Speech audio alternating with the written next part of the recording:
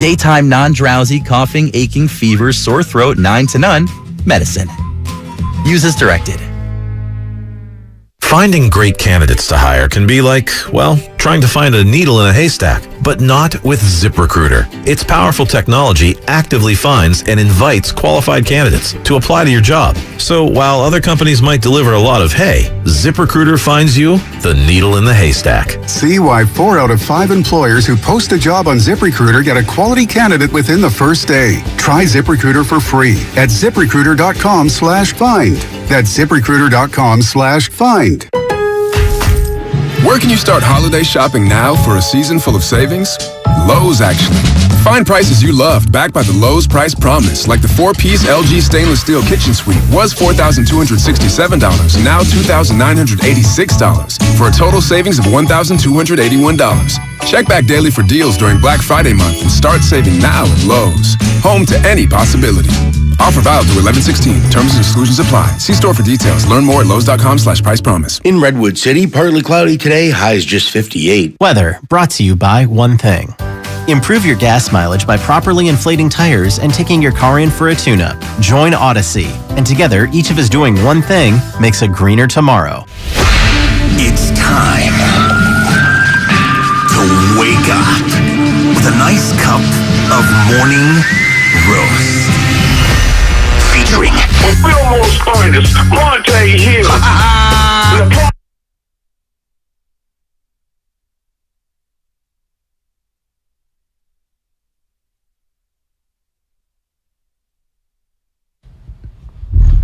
Oh, baby. Oh, baby. You know, I didn't realize it was Veterans Day. Yes. I didn't realize that until late last night when Anna said, "Oh, do you have the day off tomorrow?" Well, you asked me about money. Yeah. Yeah, that's right. And then you were asking about why is our check come in, on a Wednesday night. Yeah, and I said, well, it's Veterans Day. It's a federal holiday on Friday. Except for sports radio, right? Well, and also all the people that have served this great country over the years. Doubt. Respect to them because no doubt. My friend, I have a bunch of friends, but Marty Hagney and Eric Bellato, Kevin Murphy, just to name a few, they served this great country as United States Marines, and it's a day that means more to people like that than I would ever even begin to comprehend. No doubt. I just didn't know it was a holiday. I was like, man, people get the day off. A lot of people are taking the day off anyway. Happy Veterans Day to all the veterans out there. Hopefully you have a special time. And look, we're going to have a special show. We got a great guest list today. I usually don't come out and talk about the guest list. I usually just say, hey, good morning to everybody out there. Get off their graveyard shift to teachers, students, garbage men, garbage women, firefighters, policemen, cops, you name it. But man, the guest list today is loaded. John Bosa, father of Nick and Joey. He's going to join us at 7:20. Love him. Unfortunately, we're not going to get the Bosa Bowl because Joey is still nursing a groin injury. Yeah. But then we get Mike Tirico, the voice of Sunday Night Football, 8 o'clock. And I know you're going to get a golf question in because he's a big golfer. Yeah, golfed with the president many times. I got a story about him in the 98 U.S. Open. And then Brad Graham, our boy, at 8:30. Oh, nice. Brad Graham, SF Niners will break down Chargers Niners. So this is a big weekend. Look, we're going to start with the Warriors. Of course, they host the Cavaliers tonight, and we're going to give away some tickets. We're giving away some tickets. I'm not starting there. I'm not starting the Warriors. No, I'm not. Yeah. I know where I'm starting. Where are you starting? I'm starting with, we started this season, football season. Oh. Dubbing it the year Shanahan. Oh, I was going to bring up a story. What story? Well, yesterday I ran into a guy at the San Ramon City Center, which is just a beautiful complex, who was wearing the shiniest of shiny Gucci shoes. That's my type of guy. Yeah, and he walks over to me and he goes, "Where the hell's Bonte Hill?" And I go, "What?" And he goes, "I knew you were going to be here, and I wore my favorite Gucci shoes, and I'm going to show them to you right now." There they are, the shiny blacks. Oh, yeah, those are hard. Yeah. Those are hardcore. Yes. That's next level. That screams, I'm a boss. You're not. Yeah, well, here's my man right here in our selfie. Boom, you and me. Oh, wow. Yeah, as I show you the picture. Wow, swaggy. Yeah. Was he Italian? I don't even know, but the guy's got major swag, and he was oozing confidence. And basically, I want to give a shout-out to Romeburger because this place just fed your boy like crazy, and they want to host you, B. You got to come on down there. I didn't get an invite yesterday. You see how that works? San Ramon City Center wants you to move to San Ramon. You see how this works, Spinotti? And love it. Your boy yesterday asked Pilo to get in the video. Said not the Morning Roast, said me. And then he goes to Roadburger. Guys wearing Gucci's for me. And the invite got lost in the mail. Well, time out. If I would have said to you, Bonte, I'm shooting a video for work in San Ramon at 2:30 in the afternoon. Yeah, thank you. Yeah. Thank you. Probably would have came. You won't even come to the O Club for a workout and a little meal with me. Well, I got the workout clubhouse at the gym, and I've been to the O Club. I'll be at the O Club soon. Don't worry about it. I'll be there. Got things to do. People to see. Time is limited. All right? Your boy's pulling double duty out here. So those Gucci's, those black, shiny Gucci's. Yeah, those are hard. Are those baller status? Yeah, that's baller status. Okay. That's baller status. I looked at them. They were so shiny. I mean, they were sweet, right? And I was like, damn, look at those. I didn't know who he was. I don't even think those are in the stores right now. Oh, is that how new those are? Yeah, I mean, no, that's just how presidential they are. Can we make a field trip as a show out to the San Ramon City Center at some point? Yeah, no doubt. I now understand why people live in the suburbs. San Ramon is beautiful. It's beautiful. Walnut Creek, Pleasant Hill, Concord is beautiful. And I thought about moving out there. Unfortunately, our work is on this side of the bridge. I know. And the commute is just not for me. I'm not a big traffic guy. Yeah. Traffic kind of gives me the heebie-jeebies. Who is a big traffic person? I know. Some people enjoy traffic. I'm a traffic guy. Yeah, some people enjoy it. They listen to the music, podcasts, whatnot. They can get through it. I can't because people drive crazier in traffic. Yeah, traffic backed up, middle finger stuck. Yeah. Shout out E40. Shout out E40. These Gucci shoes, I'm looking on the website right now, are not on the site. Oh, so he has unreleased Gucci material. Or limited edition Gucci material. All right, so we're going to do a field trip out to San Ramon City Center, all right? And what's this guy's name? Ryan Crawford got it. I forgot his name. I pull in a Bonte. I met somebody. They know me. I forgot their names. Like, how does that go? I don't even know how that goes. I know they know me. I forgot their names, but they know me. That's Wes and Nanette. Shout out to Wes and Nanette. Listen to that. Hopefully, I see you at Chase Center later tonight. Look, I just want to give a special thank you to Josh and Lynn over at Rome Burger. Yeah. They fed me. I waited all day. I got a great workout in the morning. Okay, I went out there. The Tejano Burger. Bonte. They take tortilla chips and they put it in between. There's avocado, pepper jack. Oh my okay? God. Yes. There's like this relish thingy that they got put to on work out it. Oh, your boy put down the Tejano burger, went to the fried chicken burger. My God. They brought me a mint chocolate chip milkshake, which I drank. Gosh. 3 different kinds of fries. So they had the regular white potato. I'm Irish, so I got to have my fries. Right. Oh, also, the Brussels sprouts, before I forget. I'm not a Brussels sprout. You loaded up. Your boy probably put in 5,000 calories. Oh my God! They had the white French fries. They had the white flesh. Then they had the sweet potato French fries. Then they had this it was like cucumber zucchini things that were like shaved and fried. Unbelievable. Dude, knocked me on my butt. Man, you know what? I just went Rome Burger. Thank you. I need some Rome Burger in my life. They're in the South Bay. It may be worth the trip. Look, and let me just say this: they're in the South Bay. They're in the city. They're in San Jose. They're in San Mateo. They're in Chestnut. They're out in San Ramon. Oh, they're in the city. Oh yeah, they got 2 locations in the city. The flagship, the first one, was on Union Street. I've been there many times. Oh wow, I haven't been there. I didn't know about it. So I always build my own burger, right? Because I'm like, I'll just build my own burger. Right. The Tejano. I'm gonna the Tejano. And my boy Josh, me and him, we're like kindred spirits. We're gonna go golfing. I got the whole thing set up. Yeah, I need that in my life. By the way, I searched all over for these Gucci shoes while you were talking. Yeah. He's got limited edition Gucci's. Well, homie, City Center in San Ramon, homie. Call in. Direct to the bat line, 888-957-957. This guy, so this guy, he looked kind of like George Clooney in a way. Oh, dude. He's got that bravado. He's got that aura. Yeah. He's flossy. Yeah, but Peacoat, sweater. Listens to the station all day, knows everybody, ripped Steiny, was ripping Willard. Oh, he's ripping them. Like in a cute, playful way. Yeah. He loves everybody. He wants us to do a broadcast there all day. And I'm like, I'm down. That means we get to eat every break. They got boba. They got udon noodles. They got everything out there. Got so this is just not a burger spot. It is a place where your daughter can run around on the AstroTurf and stuff, and you can just chill out, and it's beautiful. They've got the heat lamps. I'm telling you, they got a movie theater. Sideshow Bob's is on it. I'm on a strict diet, Butch. That would have been all bad for me. Well, that would set me back. Why do you think your boy ate no breakfast, ate no dinner? I was like so damn good. And look, beach whale yesterday. And speaking of Taco Bell, speaking of Taco Bell, Sister Shark scored 4 goals last Saturday. Everybody got free Taco Bell.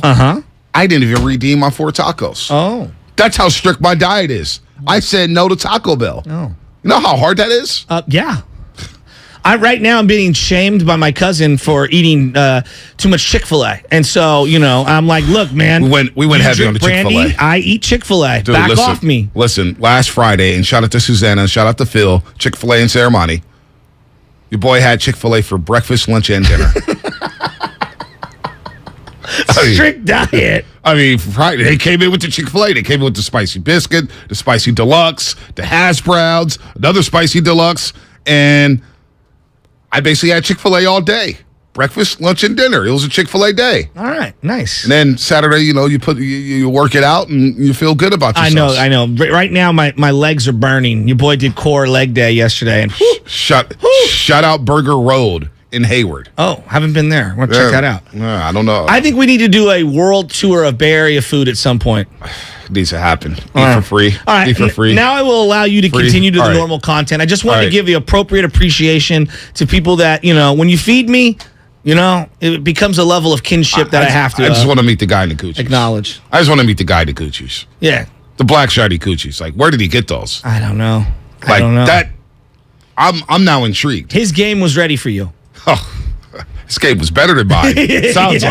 Sounds like he came in with swag. Anyway, the Gucci's. I'm going to keep the Gucci's on ice for a second as the Warriors take on the Cavaliers tonight. We got some sound from Steve Kerr about the Golden State Warriors and what's going on with the youngsters, Wiseman and Kuminga. But I did want to start here. Because I've been saying, you probably annoyed at me saying this, but I'm saying the Niners are getting ready to hum. Okay. They're getting ready to go on a run here. And when I look at the record of Shanahan in the month of November, the month of December, the month of January, I get excited. I get excited about Kyle Shanahan, thinking about what is this guy going to cook up. And there was a turning point for me because I know a lot of people think I hate Kyle Shanahan. Oh, Bonte, you hate Kyle Shanahan. I'm going to ask you, Butch, what coach would you take over Kyle Shanahan in the NFC going forward? As a game? For this year. For a game. What coach are you taking over Kyle Shanahan as we get ready for this playoff run? I think the only one, you're talking about the NFC specifically. In the NFC. Yeah, I look at it here. I don't know what Sirianni's bringing to the table in a playoff game. I haven't seen it. So I think I have to move him to the side. Like, until I see it, I kind of got to move him to the side. They lost their playoff game last year, right? It was their one and only playoff game. In Tampa. Yeah. Mike McCarthy. I don't think I have enough of a sample size. Do you get what I'm saying? Yeah, for Sirianni. Yes. So let's put him to the side because he gets a lot of credit for what he's done. But you're going to take Shanahan over him right now. Of course. Okay, so that's the question. I'm going through the NFC. Right. Mike McCarthy. I think Mike McCarthy's a loser. Like, that's what I think he is. But I take a step back and I go, he has been in a lot of high-level playoff games. Now, you could say, Joe, he had Aaron Rodgers for all those years. Look what happened last year when the Niners played him, and he had Dak Prescott, and they looked underwhelming, and they were fighting till the end, but underwhelming is the way I would put it in a home game. I'm taking Shanahan over McCarthy. All right, so now we got Brian Daboll. I haven't seen it, right? TBD on Brian Daboll. I'm taking Shanahan. So, Todd Bowles. Just because of Brady, you're going to give him the benefit of the doubt? I'm taking Shanahan over Todd Bowles. Yeah, I am too. Okay? It's not a question. All right? It's not a question. All right, so then we look at the NFC North. Kevin O'Connell, Minnesota. New. He's been with the Rams. He won a Super Bowl with the Rams as, being part of that offensive staff. But you know what my theory is on those things. I am a little reluctant to embrace someone whose head coach cuts their teeth on that side of the ball and then they get a job. Think Dan Quinn under Pete Carroll. Like, I just never really believed in him.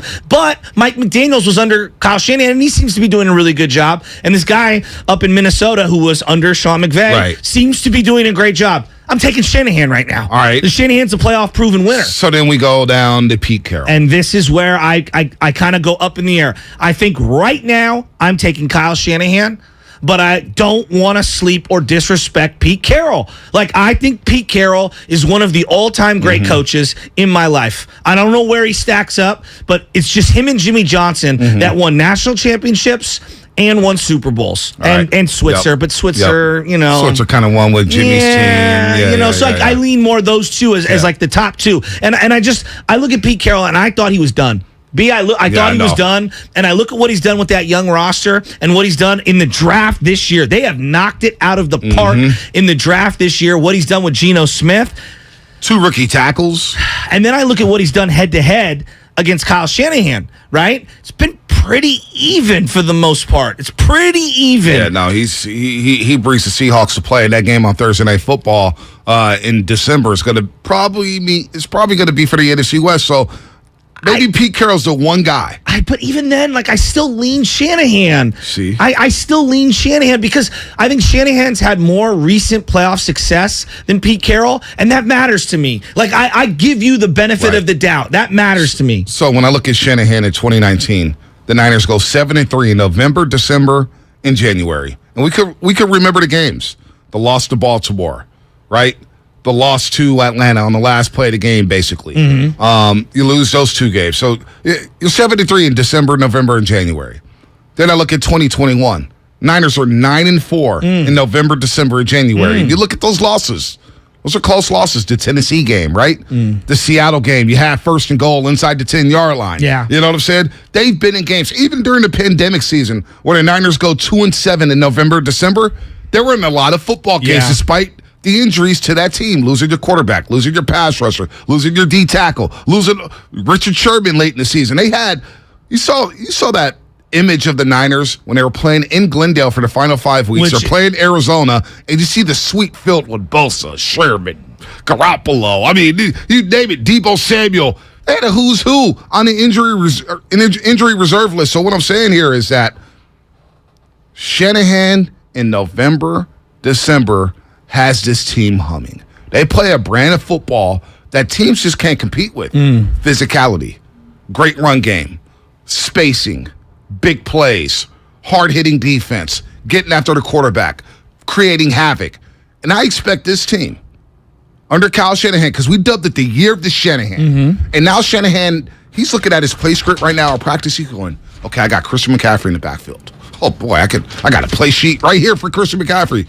Oh, wait, Debo's back with the hammy. Well, I've got a booklet right here for Deebo Samuel. And then I got Ayuk having a career year, and I got George Kittle, who all of a sudden, he runs a seam route, and I throw McCaffrey out in the flat. Kittle's wide open because people are so hell-bent on stopping Christian McCaffrey.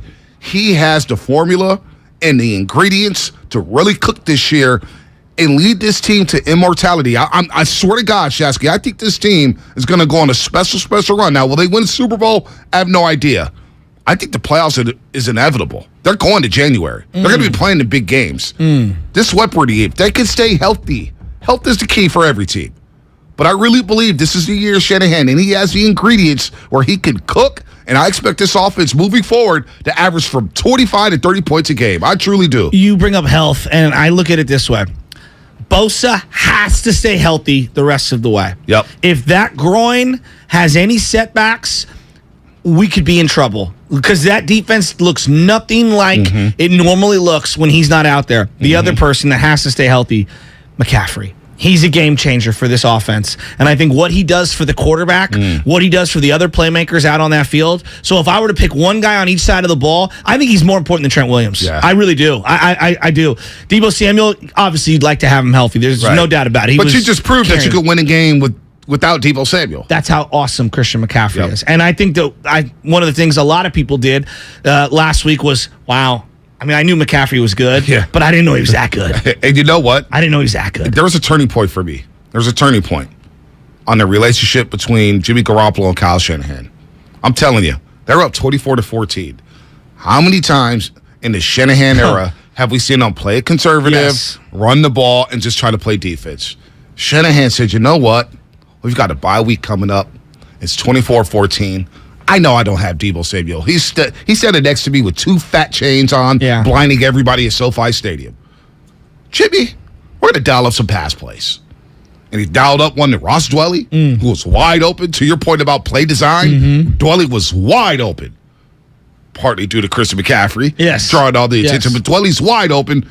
And then he allowed Jimmy Garoppolo to throw the ball down at the goal line, and he threw a dive to George Kittle. To me, Shasky, that told me a couple things. One, the relationship is getting better between Garoppolo and Shanahan because they both know this is a big year. It's up for grabs in the NFC. But two, he's confident in throwing the football to just stick a nail in the coffin of other teams. Something we haven't seen from Shanahan during the tenure of Shanahan or during these 6 years or whatever. So him going for the throat in that situation told me a lot about where Shanahan's mind is right now. No, that's really interesting. And I felt similarly, like, how many times have they won games going away in the last couple of years? Exactly. And they really won that Rams game going away. And as you kind of scan the NFC, as bad as the Rams have been, Bucks barely beat them. I know. I mean, they shouldn't have won the game. That's what I'm saying.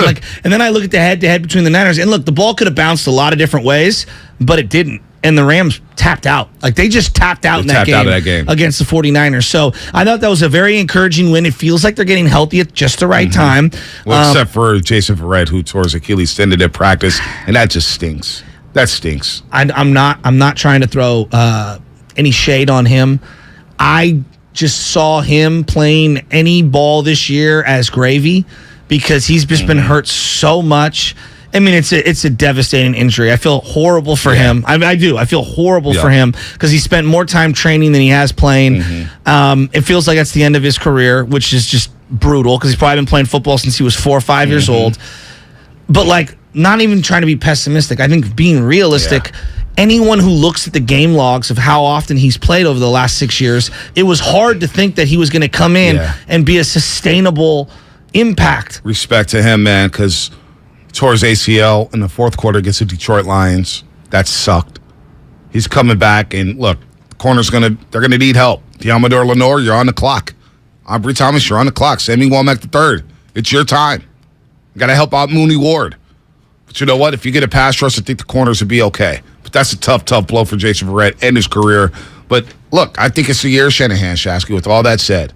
And I'm looking at Debo being back, and I think this team is about to cook. So we're going to talk about it. We got John Bosa coming up at 7:20. 7:20, John Bosa, the father of Joey and Nick. Mike Tirico, 8 o'clock. The voice of Sunday Night Football. And Brad Graham of SF Niners, 8:30. It's going to be a heavy football Friday. We will get to the Golden State Warriors, though, because they got a big game tonight against the Cleveland Cavaliers, coming in on a 2-game losing streak, losing to Sacramento and the LA Clippers, which should be a fun game at Chase Center tonight, as I believe they're going to wear the new City Edition jerseys tonight. You see the court flipped. You had the black court, the black logo, mid-court, so we'll get to the jerseys or whatnot. That's all coming up.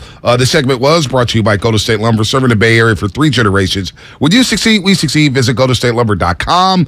Don't forget, we're giving out Warrior tickets. We'll let you know on the other side. That's what's coming up. Sponsored by Fremont Bank, full-service banking, no compromises. America's favorite car show makes its final Bay Area stop of the year with a jam-packed weekend of hot rod and fun the whole family will love. It's the Good Guys 32nd Autumn Get-Together, and it's all going down this weekend at the Alameda County Fairgrounds in Pleasanton. See over 2,500 of the West Coast's coolest hot rods, muscle cars, and trick trucks of all years. Plus, shop the huge swap meet and vendor exhibit. Check out the Smash for Cash Demolition Derby. Experience a tire smoke and burnout competition, Nitro Thunderfest, and so much more. It's all this weekend at the Alameda County Fairgrounds. Get details at good-guys.com.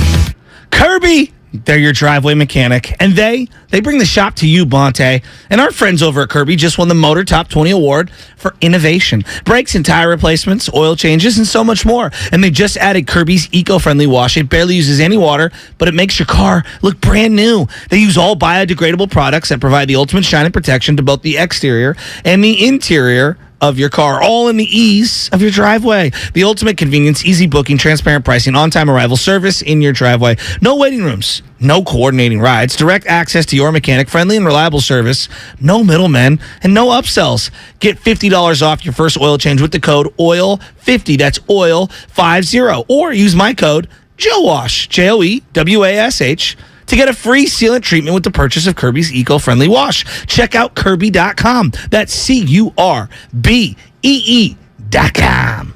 America's favorite car show makes its final Bay Area stop of the year with a jam-packed weekend of hot rod and fun the whole family will love. It's the Good Guys 32nd Autumn Get-Together, and it's all going down this weekend at the Alameda County Fairgrounds in Pleasanton. See over 2,500 of the West Coast's coolest hot rods, muscle cars, and trick trucks of all years. Plus, shop the huge swap meet and vendor exhibit. Check out the Smash for Cash Demolition Derby. Experience a tire smoke and burnout competition, Nitro Thunderfest, and so much more. It's all this weekend at the Alameda County Fairgrounds. Get details at good-guys.com. With energy bills as high as they are, proper weatherproofing is essential. If you're working with a client to upgrade or build a new home, be sure to visit Golden State.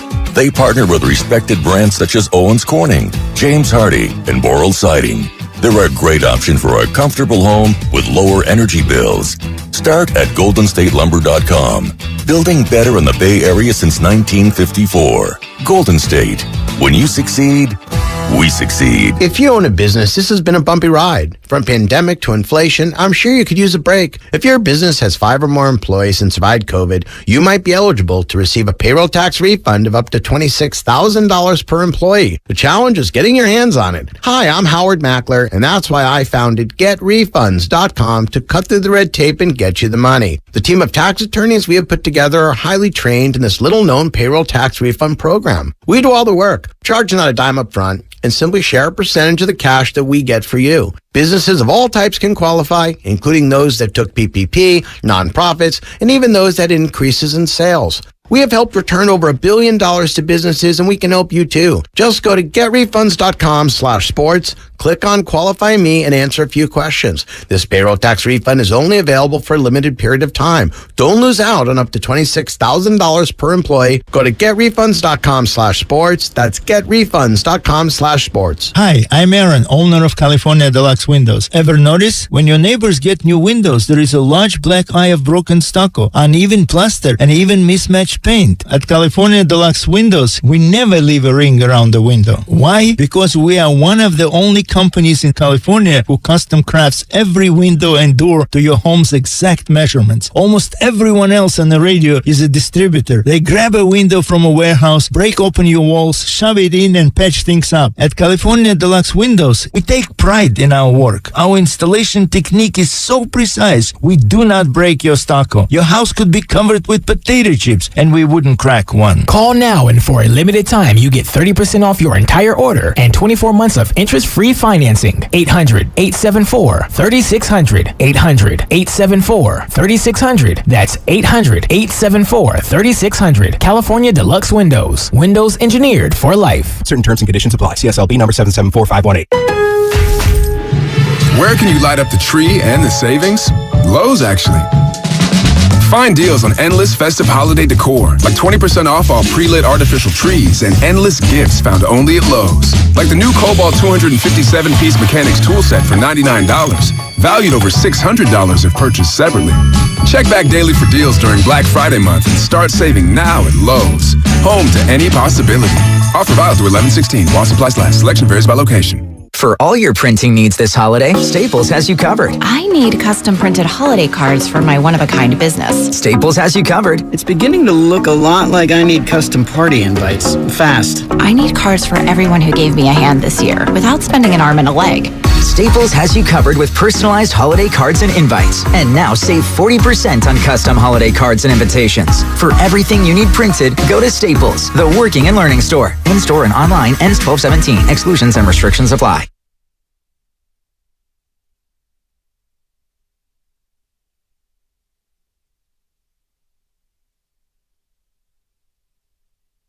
This is Steve Kerr, and you're listening to the Morning Roast on 95.7 The Game. All right, Steve Kerr, the Golden State Warriors getting ready to host the Cleveland Cavaliers, and I'll let you know in the 7 o'clock hour how you can win tickets.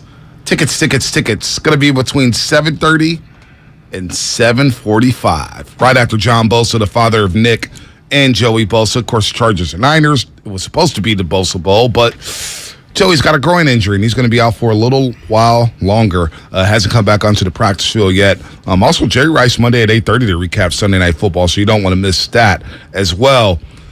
It feels like it's the year of Kyle Shanahan. What about Steve Kerr? Let's talk about him for a second. Steve Kerr to Golden State Warriors, because Steve Kerr took the podium yesterday. He also talked to Damon Ratto right here on 95.7 The Game, and he was talking about the rotation, Shask. I want to play this cut here about the rotations. And just about where he's at with them and whether or not it should be winning games regardless of the rotation. No matter what happens, we know the areas we have to improve in, and that's what we're looking for from every group. Our starting group has been great. I think they're still the number one five-man combination in the league, but we just haven't been able to sustain the effort. We've had a lot of different combinations. We haven't really found a consistent pattern, and that's been the issue. But in order to find that pattern, you got to look at the details. Are we going to continue to be last in the league in fouls and sending teams to the line? Are we going to give up transition hoops? Are we going to turn it over? But we always talk about taking away the easy points from the other team, and we just haven't done that at all. So regardless of the combinations, we got to button up. We got to tighten up our game. tighten up their game, button up, shot selection, turnovers, getting back on defense, not getting blown by in a half-court set, not going through lulls where you just take bad shots and don't play defense and you give up 12-0 runs. The Warriors do have to button up. It's go time. I mean, I know we're only 11 games in, but you want to start seeing them practice good habits here moving forward. I mean, the search for combinations, lineups, minute allocations, it's an ever-moving target, and you're never going to nail it just right. But it feels like they are behind the 8 ball of where they would like to have been. And I heard him alluding to, this week being more like a training camp because they finally got some opportunity to sit down and practice. It's all, it's a work in progress right now. And I don't know how you solve it. The fouling problem, to me, is probably the toughest thing because last year they also were like bottom 10 in the league in terms of fouls. I thought they were like one of the 4 worst, but I could be wrong. And they're the only team in the last 40 years to be in the bottom 10 in terms of fouls and win a championship, which is kind of a crazy sentence to say out loud. But I would also say that the team that you see during the regular season probably is the least like the team you see in the playoffs because of how they shorten things and they don't go 8, 9, 10, 11 deep. They go 7 deep, really. Maybe they pick another guy to come out there and contribute based on the matchup. So, I don't know. It's just, I'm really worried about where they're at defensively right now. Here's what he also had to say about Clay and Poole making everybody's life easier. Of course, this was with Damon Ratto yesterday on 95.7 The Game. The thing that's going to happen here soon is that Jordan and Clay are going to kick it into gear. Neither guy has gotten off to a good start. So that's the main thing is that, as those guys who we know are great players, champions, guys who have done it at the highest level, when they get going, it changes everything. It changes the combinations. It changes, how guys need to play around them. The game gets easier for everyone when your best players are playing well. So I think that's what's going to happen is, the game will start to smooth out for the whole group, as Jordan and Clay in particular, those two really get things rolling. Getting Poole and Clay on track. Does it mean playing both of them together? Does it mean starting Poole? Does it mean, I don't know what it means, but it's obvious those two guys need to get going. Jordan Poole the other night was just invisible. I don't get took what 4 happened. shots, 3 turnovers, 2 points. That's not Jordan Poole like. What is it like? I know the over dribbling is obvious. Over dribbling is problem number one. What do you think it is mentally on the court? Is it teams are gearing on him? Because I think when you go through a playoff run like they did, and teams are at home sitting on their couch and they're watching what the impact of a player is off the bench like that, don't you think you become more of a brand name? Well, yeah. That teams want to slow down. Well, take the Pelicans for example. Herb Jones and Trey Murphy III are guarding Jordan Poole. Think about the Denver Nuggets. Bones Highland is hounding Jordan Poole. The scouting report now says, hey, JP, get up in we need to be on him. Yeah. Get physical with them, and let's get our yes. number 1 defender on him. So he's seeing the defenses. He's seeing the number 1, 2 defender on that opposing team. So he's got to get 1, 2, 3 dribble. And he's got to play at a slower pace. As Saintly said, and I couldn't agree more with Saintly, he said he's just playing too fast, which means he's overthinking about everything. Yeah. So just slow it down, play a little more composed, and let the game come to you. But he's got to take more than 4 shots. What about this aspect? And I'm just spitballing here. What about him getting better shots when he plays with Steph Curry and Wiggins out there on the court? Because he's really like the second or third defensive assignment in terms of focal points out there. And I feel like when he's leading his own unit, it feels he's the number 1. Now, look, he's going to have to get used to this. I mean, this is, if you want to be a star player, I don't think he's there yet, but if you want to be a star player in the league, you have to be able to overcome every single night you being the focus of a team trying to slow you down. But for the time being, can we overlap some of his minutes with some of those other guys and let him kind of move around? With a little more freedom? I think we see that, too. I think we're seeing that, and I think we're going to see more of that moving forward with him playing alongside Steph or Wiggins and getting better shots. But he's got to take the shot that's presented. Sometimes he'll get a wide-open shot, and he dribbles into a bad shot. Just pull it up. Pull it up and stop over-dribbling. So I think he'll get better. And then, of course, Klay Thompson. He's got to nail open threes. But you know what? With that said, it's time for a little Kerr's Corner here on the Morning Roast. It's time for Kerr's Corner, presented by Xfinity. Supercharge your home with supersonic Wi-Fi. Unbeatable internet, only from Xfinity. Here's Bonte Hill. All right, Steve Kerr also touched on the question that everybody's been wanting to ask. Is it worth starting Poole over Klay Thompson to get him going?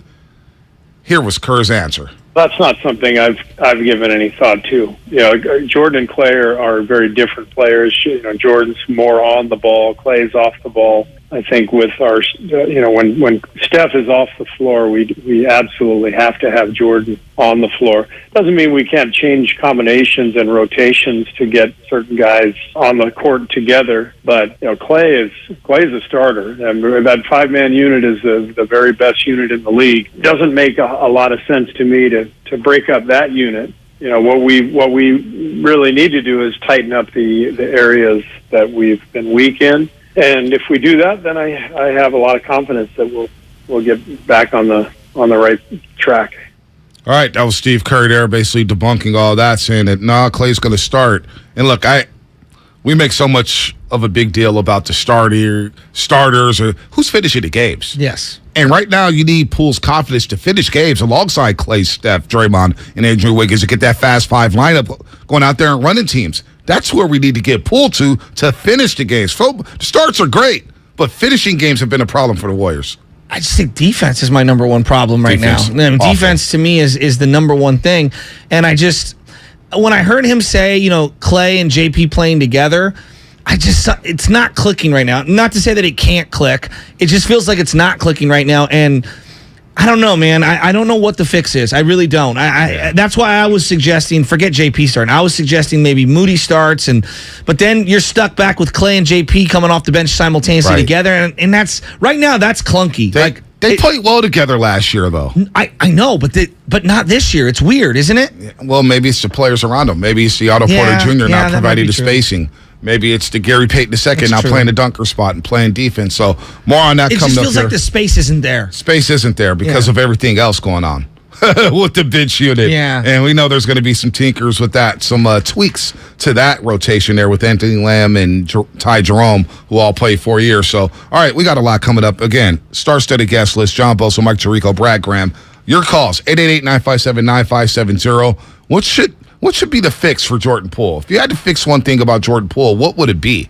What would it be as the Warriors host the Cleveland Cavaliers tonight at Chase Center? Should be a fun Friday night before they head up I-80 to go play the Sacramento Kings on Sunday for the second time in 6 games. That's all brought to you by Golden State Lumber, serving the Bay Area for 3 generations. When you succeed, we succeed. Visit GoldenStateLumber.com. If you run a small business, you need the most from every investment. That's why Comcast Business gives you more, like our new gig speed Wi-Fi, plus unlimited data, all on the largest, fastest, reliable network for small businesses. Comcast Business, powering possibilities. Get started with fast speeds and advanced security for just $49.99 a month for 12 months with no annual contract. Plus, ask how to get up to a $750 prepaid card with a qualifying bundle. Ends 12/5/2022. Restrictions apply. Eco bill and autopay required. New 50 megabits per second internet and security edge customers only. Equipment, taxes, and fees extra. Finding the right Medicare plan? Oof, no easy feat. Kind of like those dances my granddaughter loves making me do. But then I found Walgreens FindRx coverage. Lets you compare plans online, over the phone, or in person. Made Medicare shopping so easy. Plus, I found plans with low-cost copays. I can get down with that. Medicare annual enrollment ends December 7th. Find a plan that's right for you at walgreens.com/Medicare. Someday, you might be with friends in the Bay Area, telling the story of how you navigated these complex times. The market was all over the place, so you reached out to a Merrill advisor, and with their help, charged ahead. And unlike your fishing stories, you won't have to go overboard. Find an advisor at ml.com/bullish. Merrill, a Bank of America company. What would you like the power to do? Investing involves risk. Merrill Lynch, Pierce, Fenner & Smith Incorporated, registered broker-dealer, registered investment advisor, member SIPC, a wholly owned subsidiary of Bank of America Corp. Attention! Did you or a loved one live at or near Marine Base Camp Lejeune in North Carolina between 1953 and 1987? If so, listen closely for this important legal announcement. From 1953 to 1987, Marines and their family members at Camp Lejeune drank water that was contaminated with hazardous toxins. The toxins found in the water water at Camp Lejeune may cause health issues, especially later in life. Types of health issues associated with water at Camp Lejeune are numerous. If you or a loved one lived near Camp Lejeune between 1953 and 1987, you may be entitled to substantial financial compensation without going to court. Even if you were turned down in the past, a new law can allow you to file a claim today. If you or a loved one spent time near Camp Lejeune, call the Negligence Network to find out if you're eligible for financial compensation. There's no fee unless we win your case. Call 1-800-700-4333. That's 1-800-700-4333. 1-800-700-4333. Are you interested in new career opportunities in the Bay Area and want to make a difference in your community? The SF Sheriff's Office is looking for people considering a job in law enforcement right now. If you're at least 20 years or older with a high school diploma or equivalent, the SF Sheriff's Office wants to hear from you. Enjoy full benefits, flexible schedules, and opportunities for growth and promotion. For employment announcements and more information, visit sfsheriff.com. That's sfsheriff.com to apply today. November is a great time to get a new TV. Now that the top-rated brands like Samsung, LG, and Sony are at the lowest prices of the year. With Black Friday deals available, what more could you want? How about better than Black Friday? Before you click, you should call Video Only to see how you can go lower than Black Friday. That's right, the best TVs at better prices. Check out Video Only before you buy, or you'll be sorry. Hi, this is Ron Johnson from Utah. After 10 weeks of taking Andro 400, I lost 13 pounds and my waist went from 36 to 33. That was 8 years ago. I continue to take Andro 400 and I've maintained my weight at 172. Gained muscle and energy. I'm 63 now and feel better than I have in 30 years. Hi, this is Sherry. My husband started taking Andro 400 a few months ago, and wow, has he ever changed. He's no longer a couch potato, and he actually likes to go out and do things again. Best of all, he lost his gut, and is he looking good. All I have to say about that is... Andro 400, the natural way to increase your testosterone. Guys, if you'd like to lose your belly fat, gain energy and muscle, and feel like you did years ago, try Andro 400, the safe, effective, and inexpensive way to boost your testosterone. Andro400.com. Homeowners are choosing the beauty of Milgard Trinsic Vinyl featured at Dolan's. Narrow frames, the contemporary look, the color choices, perfect white and tan, and an array of custom exterior colors. And that's only the beginning. The innovative Smart Touch window locks exceed California's rigorous forced entry codes, plus energy efficiency for comfort. Discover Milgard's vinyl benefits in the Ideas section at dolanlumber.com. Hey, I'm Andy. If you don't know me, it's probably because I'm not famous. But I did start a men's grooming company called Harry's. The idea for Harry's came out of a frustrating experience I had buying razor blades. Most brands were overpriced, overdesigned, and out of touch. At Harry's, our approach is simple. Here's our secret.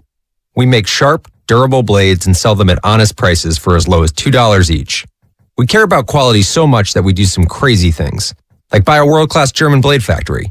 Obsessing over every detail means we're confident in offering a 100% quality guarantee. Millions of guys have already made the switch to Harry's.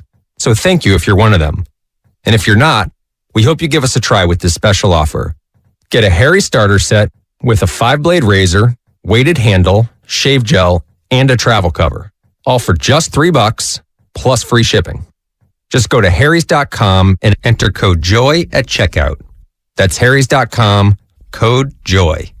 Enjoy. Hey, it's Boomer Esiason, and we all know the game isn't over till it's over. So next time you need parts for your car, don't call it quits. Go to eBay Motors. They have 122 million parts to take your car into overtime. Get the right parts at the right prices. ebaymotors.com. Let's ride. Get a cash offer for your car, truck, or SUV today at your local Bay Area Chevy dealers. Selling has never been easier. Just bring it into a Bay Area Chevy dealer, get a free appraisal, and we'll make you a cash offer on the spot with no obligation to buy. We buy any make or model, paid off or not. Find your local Chevy dealer at Bay Area Chevrolet Dealers.com.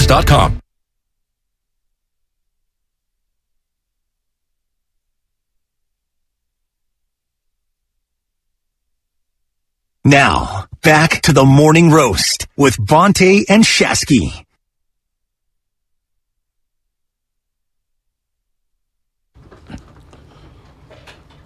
All right, we're giving away Warrior tickets between 7:30 and 7:45. We're going to play a little game of Know Your Show. Know Your Show. And you'll need to be listening because we'll give you a little more details as we get closer to giving out those tickets. Don't forget, download us on the Odyssey app. And shout out to YouTube, Twitch, and the Xfinity mobile text line. We love you guys on YouTube. The stream is back, and they're all happy. We see the regulars, Mentality, My Family, Tyler, MDK1, all these guys. They're back. Dante Wiley. What up, Dante? You asked me a question about Jordan Poole before the break, but before we get there, did you see the Mad Dog Russo, Willie Mays stuff? Unfortunately. Okay. Now, let's take people behind the scenes here. I've had a beef with Mad Dog Russo for quite some time. Now, there's two things. I separate the two, all right? Mad Dog Russo, the Giants fan, who I think is a fraud. Okay, that's number one. Then number two, the man who's the pioneer in sports radio. All right? They're two different people to me. Yeah. The man who's a pioneer in sports radio paved the way for people like you and me to have jobs like this. Mm-hmm. He created the genre. Mm-hmm. I have tremendous respect for the road that he paved so that a guy like me could come on here and wake up the city that I love every single day. Like, it means something to me. And I look at someone like him as a founding father of the genre. People don't like the style, whatever. That's fine. He's a founding father of sports talk radio. All right? That doesn't mean that he's infallible, and that doesn't mean that you can't criticize. Well, it's also, he's part of the reason why people look at sports talk radio a different way these days. What do you mean? They look at a lot of sports talk radio cats as just hot take artists and guys who scream into a microphone and don't really know anything because they haven't played a game. He's part of that. He's become part of that. I think like he's alongside evolved, Cullen. Yeah, I think he's evolved into that. I'm going more to Mike and the Mad Dog and what they created in New York. Okay. That's more what I'm getting at. Has he devolved into that? Mm-hmm. I would agree. But to not have respect for what he did is foolish from someone like me, because I look up to guys like that in terms of the road that they paved. Now, Gary Radich had more of an impact on me as a sports broadcaster than, him and the Razor. Like, those are my two guys. And there's plenty others, you know what I'm saying? Damon's one of them as well, Then there's the Giants fan, Chris Russo, the Mad Dog, who everybody would bring on around Giants time, and they'd have him on. And my whole thing was this, and this is very simple, okay? This is my thought on all this. Been a Giants fan my whole life. I grew up a stone's throw away from Candlestick, all right? You know how much I love baseball.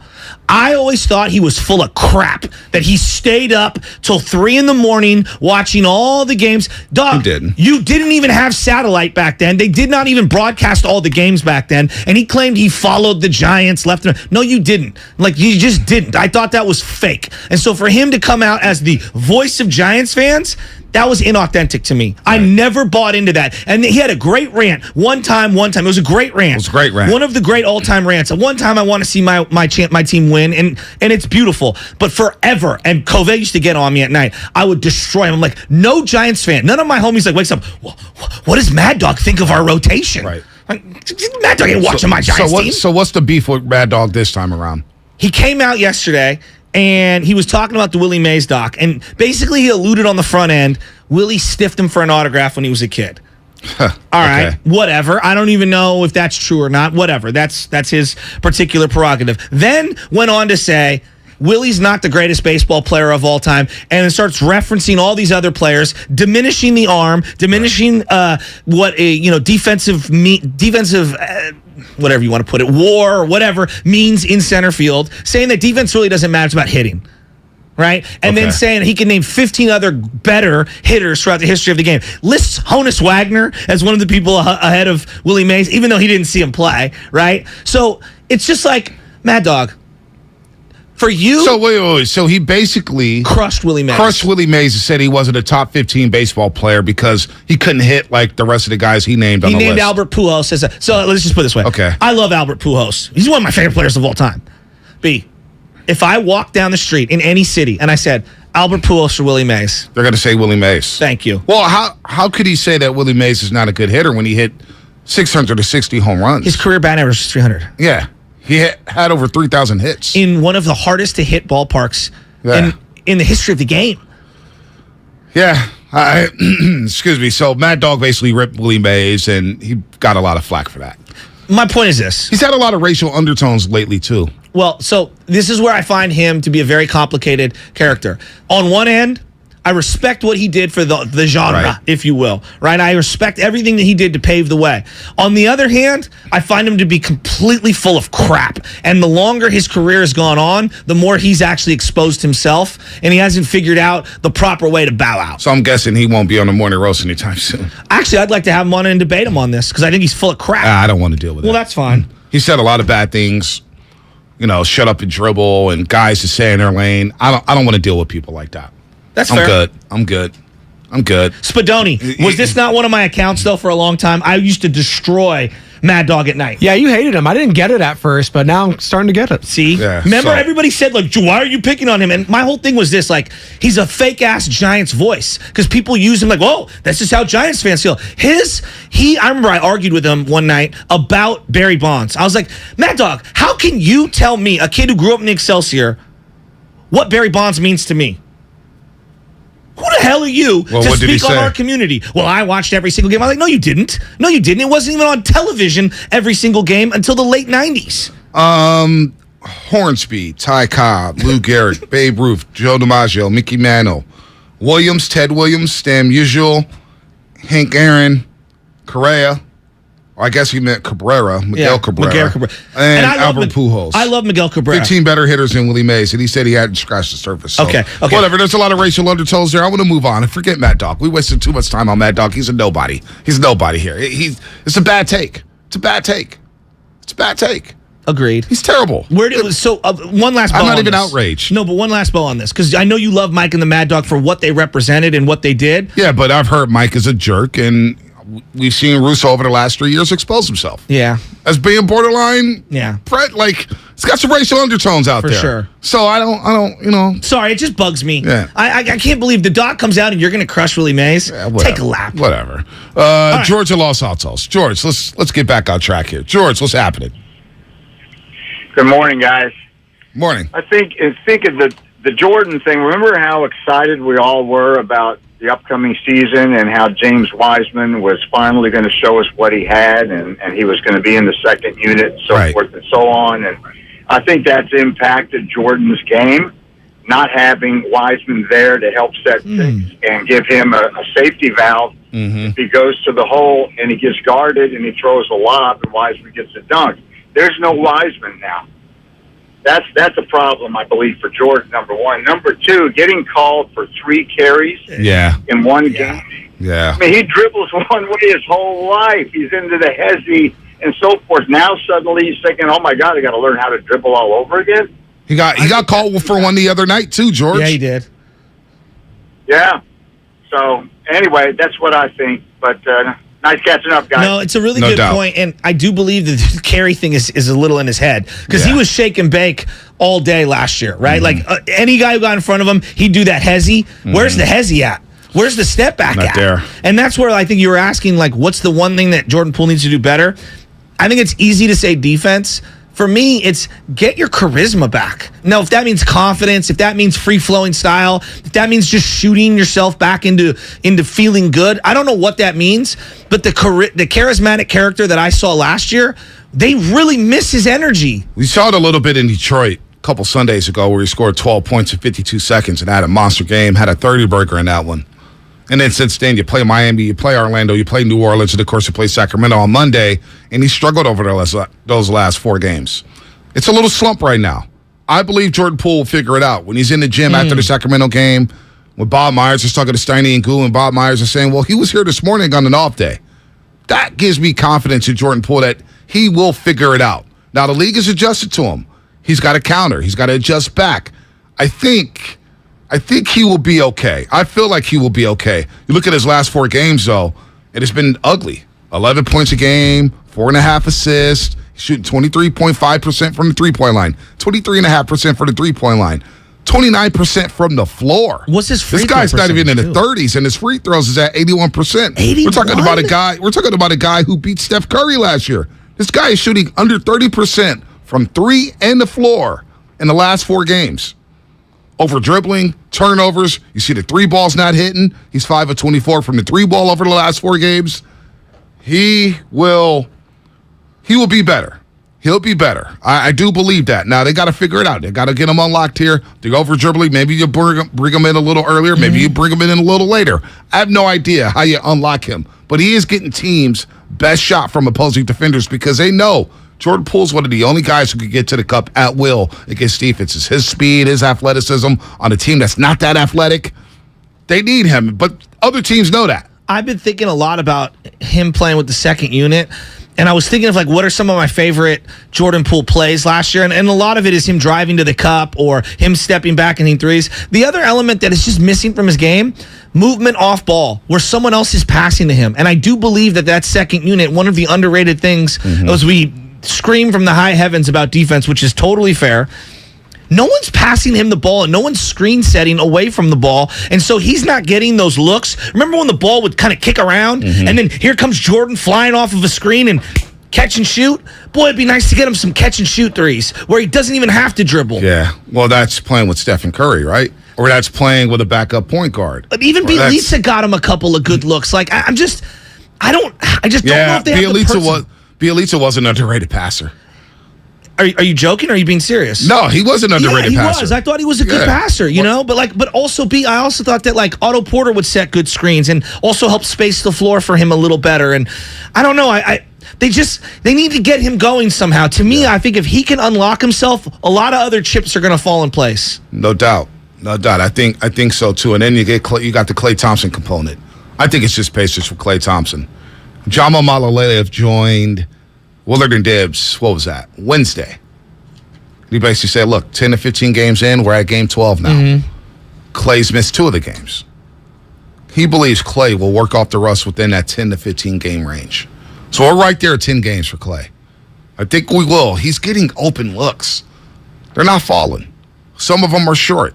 Maybe he needs to take more mid-range games or mid-range shots. Yeah, one dribble in. Pull up, dribble, pull up, boom. 20 feet, 18 feet. 15 feet, and he'll get going. I'm not worried too much about Klay. Defensively, we know at this point, he's not guarding Donovan Mitchell. He's not guarding Damian Lillard. He's not guarding James Harden. He's not guarding the quick guards, the Kyrie Irvings.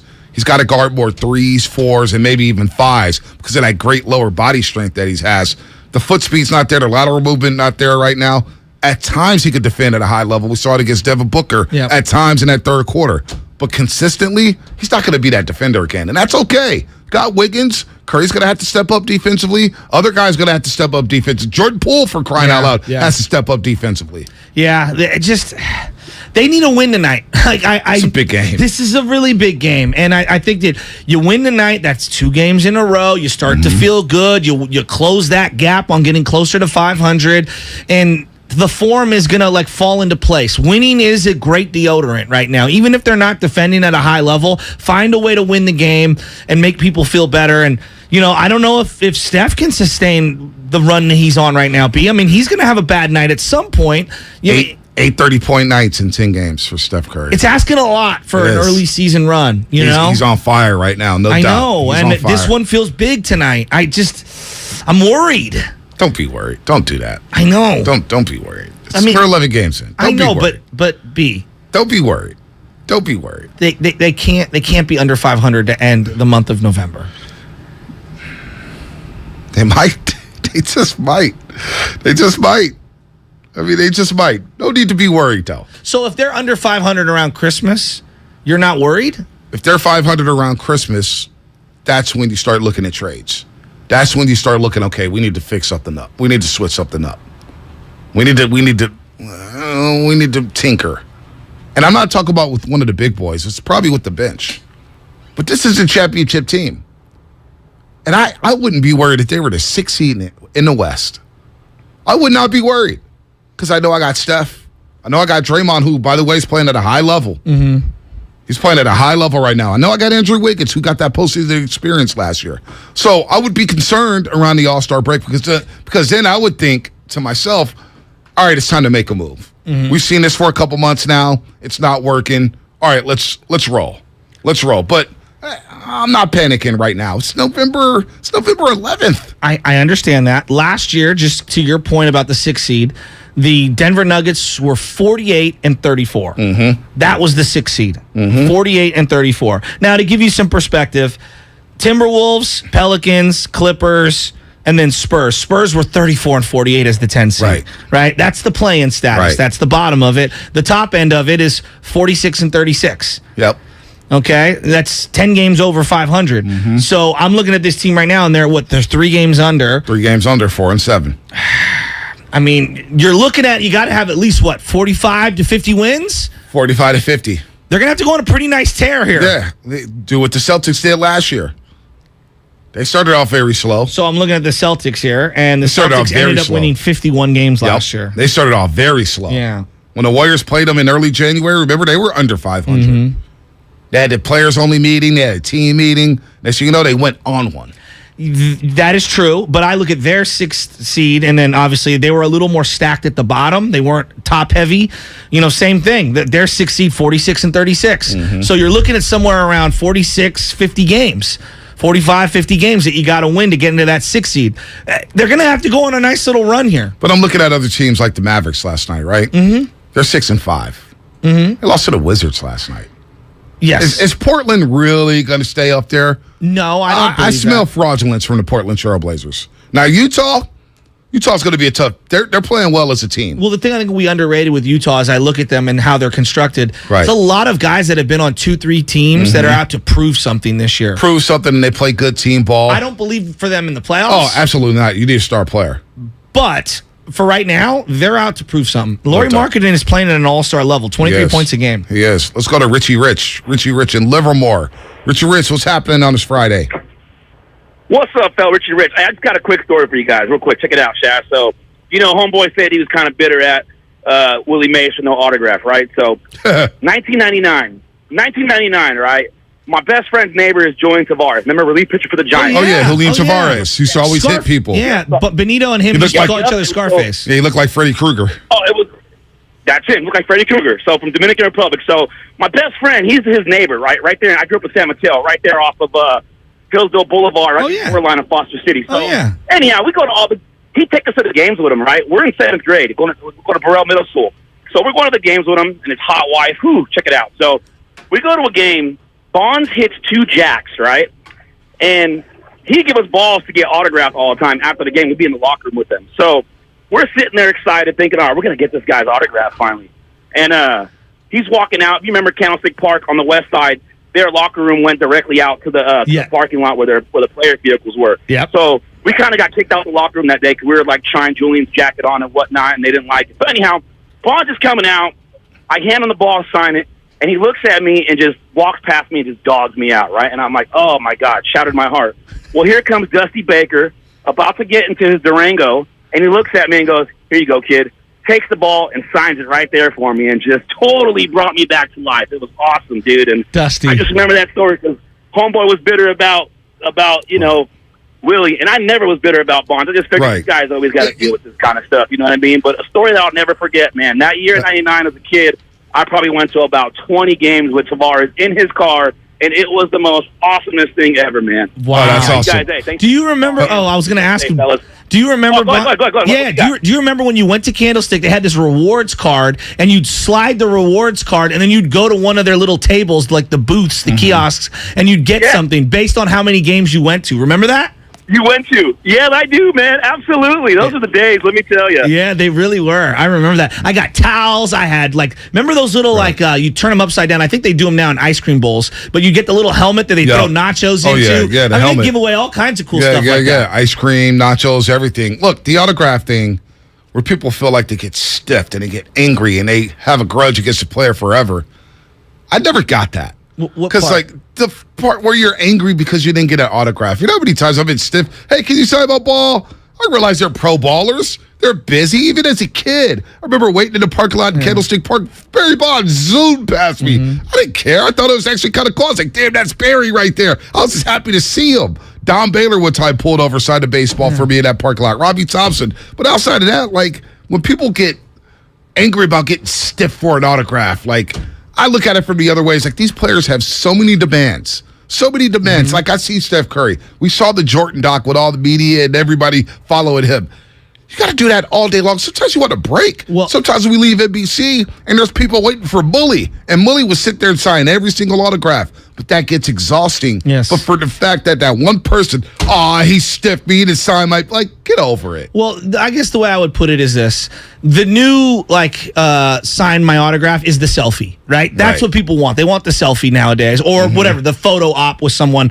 I've always been a big believer in, I don't really like the autograph thing. I like the moment. Shake someone's hand. Yeah. Hey, you meant a lot to me for X, Y, and Z reasons. Thank you for the memories. You know what I mean? Yep. And the moment. That's the way I was kind of brought up. The autograph was I don't really get it. You got a name on a piece of paper. Yeah, I don't. Or and you're mad if he doesn't sign it. That's kind of weak. Here's the other part of that is that 9 times out of 10, they'll send the little kid there, and it's really for the dad, so the dad could sell it on eBay or whatever. That's the part that I think is really weak. That is weak. But I know there are people out there that are they like to collect and they like to get certain things with people's autographs on them or whatever. Oh my God, you just saw my ball. I hope you go 5 for 25 the next game. Well, that's ridiculous. That to me is weak. And that's where Mad Dog's saying, well, I am mad he stiffed me for the autograph.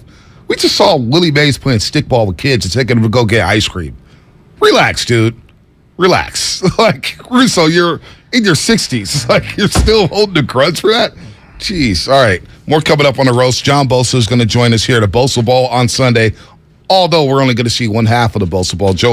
Nick Bosa right now with 8.5 sacks. 8.5 sacks. Niners have 9 games left. Can he get to 20? Is it possible he gets to 20? That was my suggestion earlier this year. I know it was. That's why I threw it out there. You still believe he could get to 20? 9 games left. He's got to stay healthy. 8.5. That would be 11.5. 11.5 sacks the rest of the way in 9 games. I love when we do math on this show. Yeah, no, I'm not even a math major, but boom, nailed that one.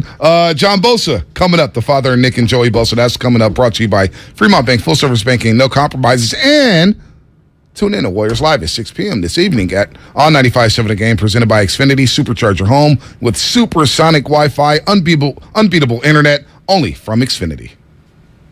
Black Friday is coming, and that's the smart time to shop for a top-rated TV from Samsung, LG, or Sony. But why wait? You can get those Black Friday TV deals right now at Video Only, and then enjoy Thanksgiving with your new TV. Still want to wait? Then how about better than Black Friday deals? The top-rated TVs at stupid low prices. Check out Video Only now before the rush, or you'll be sorry. Salute our veterans and wrap up the Bay Area hot rodding season in style at America's favorite car show. It's the Good Guys 32nd Autumn Get-Together, and it's all happening this weekend at the Alameda County Fairgrounds in Pleasanton. See over 2,500 of the Bay Area's baddest hot rods, muscle cars, and trucks of all years on display. Plus, don't miss Good Guys CPP Autocross Series racing action featuring the Fall Shootout. Our Veterans Day weekend celebrations include our Vets for Vets Parade and so much more. It's all going down this weekend at the Alameda County Fairgrounds. Get details at good-guys.com. Without the ones like you, who work tirelessly to keep things running, everything would suddenly stop. Hospitals, factories, schools, and power plants, they all depend on you. No matter the weather, emergency, or time of day, you're the ones who get it done. At Grainger, we're here for you 24/7, with supplies and solutions for every industry, and access to product specialists ready to help. Call, click Grainger.com, or just stop by. Grainger, for the ones who get it done. When you can't stop, there's Vicks VapoRub. Vicks VapoRub sends powerful medicated Vicks vapors right to the source of your... so you can experience cough relief and breathe easier.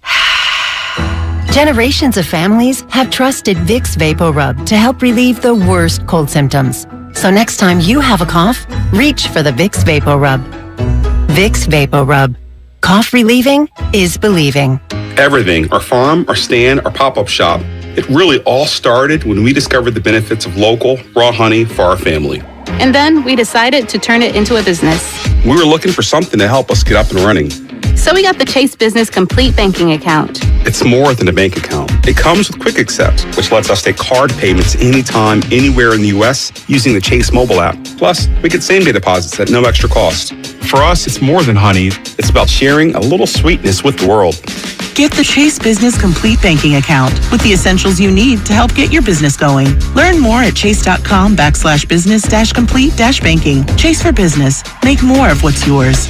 Quick Accept is not available in U.S. territories. Enrollment required. Usage subject to approval. Same-day deposits available for payments before 8 p.m. Eastern Time, Sunday to Friday. Fees and rates apply for checking and processing. Limitations and restrictions apply. Participants compensated. Merchant services provided by Payment Tech LLC and WePay Inc. Subsidiaries of J.P. Morgan Chase Bank and a member FDIC.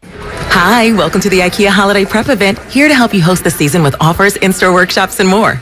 Oh, great. I may have invited the whole neighborhood for the holidays. Don't worry, you can do this. To start, IKEA family members save 20% on Venturefint Christmas tree decor and gift wrap.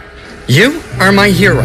Visit us in-store or at IKEA-USA.com/holiday prep to get ready and save. Offer valid 11/9 to 11/23/22. U.S. only while supplies last. Selection may vary by store and online. Restrictions apply. Universal Studios Hollywood is where the holidays come together. We've tested it. Festive food with refreshing Coca-Cola. Family, friends, and fa la la. Dazzling lights cranked up to maximum merriment. The Grinch and his dog Max stealing your tree. All the science adds up. It's the awesomest celebration of the season. Save $20 on a Coca-Cola 2-day general admission ticket. Offer ends 12/14/22. Restrictions apply.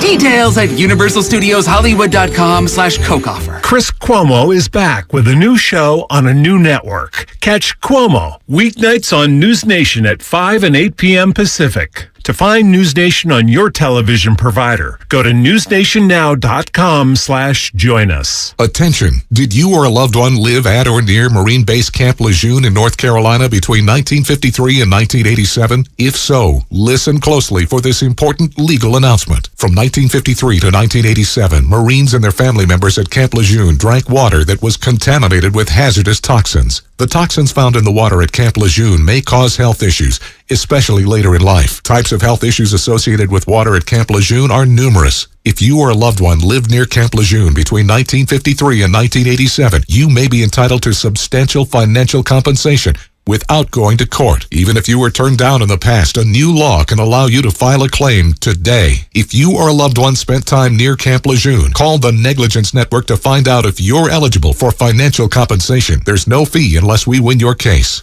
Call 1-800-700-4333. That's 1-800-700-4333. 1-800-700-4333.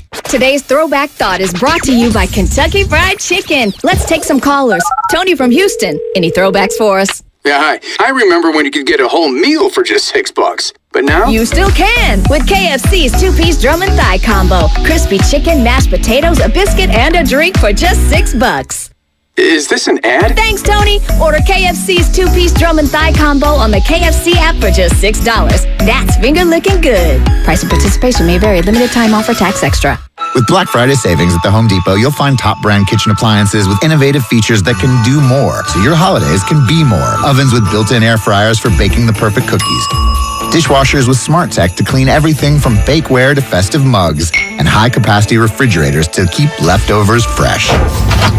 Shop Black Friday savings and get up to 30% off, plus instantly save up to $750 on select GE kitchen packages at the Home Depot. How doers get more done. Offer valid November 2nd through November 30th. U.S. only. See store or online for details.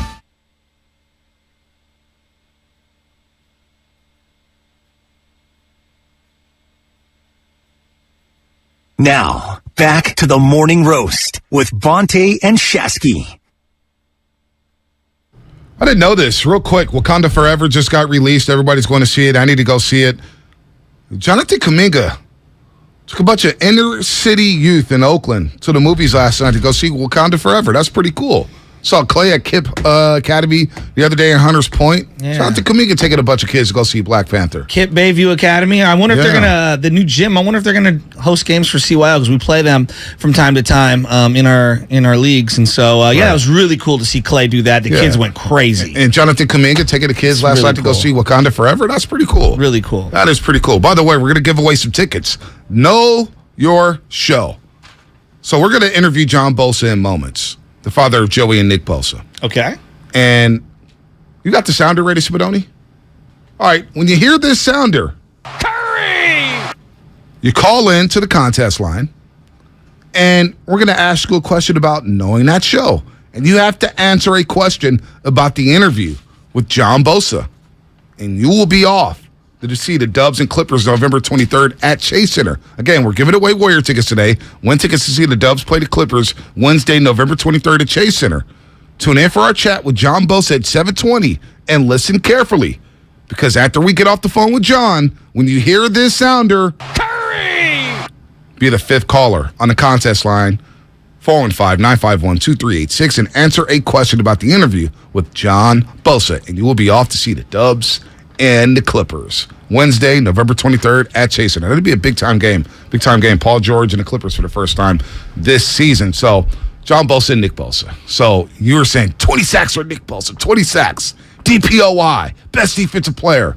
Now, he got hurt with Darrell this season a little bit, but we saw some of that pass rush against the LA Reds, and I think he's getting healthier and healthier. Micah Parsons is up there. Probably that's the only other guy I could think of defensively. Well, heck, Hufanga maybe. Sauce Gardner's been really good. Sauce Gardner's getting a lot of love right now. Quentin Williams. Yeah, Quinnen Williams, absolutely. I mean, that entire New York Jets defense. But I want to ask John Bosa about the weightlifting program for the kids. Maybe help your boy over here get a little more ripped. I don't think you can roll with the Bosas, man. No, I do not think so. Let's bring in Papa Bosa. Think so. Let's bring in Papa Bosa, the father of Nick and Joey, and a former NFL player himself down in Miami for the Dolphins, playing alongside Dan Marino, and they are in the business of sacking quarterbacks. John, it's good to have you back on the Morning Roast again. Joe Shasky, the Butcher, Bonte Hill, as we get ready for the Bosa Bowl, although Joey is still dealing with that groin injury. First of all, good morning to you, John, and how's Joey doing as we get ready for Chargers and Niners? Good morning. Thanks for having me. It's always a pleasure. Joey is actually doing fantastic. He's in, I think, week 6 now of an 8 to 10 week rehab, so no setbacks. He's feeling great, and it's actually...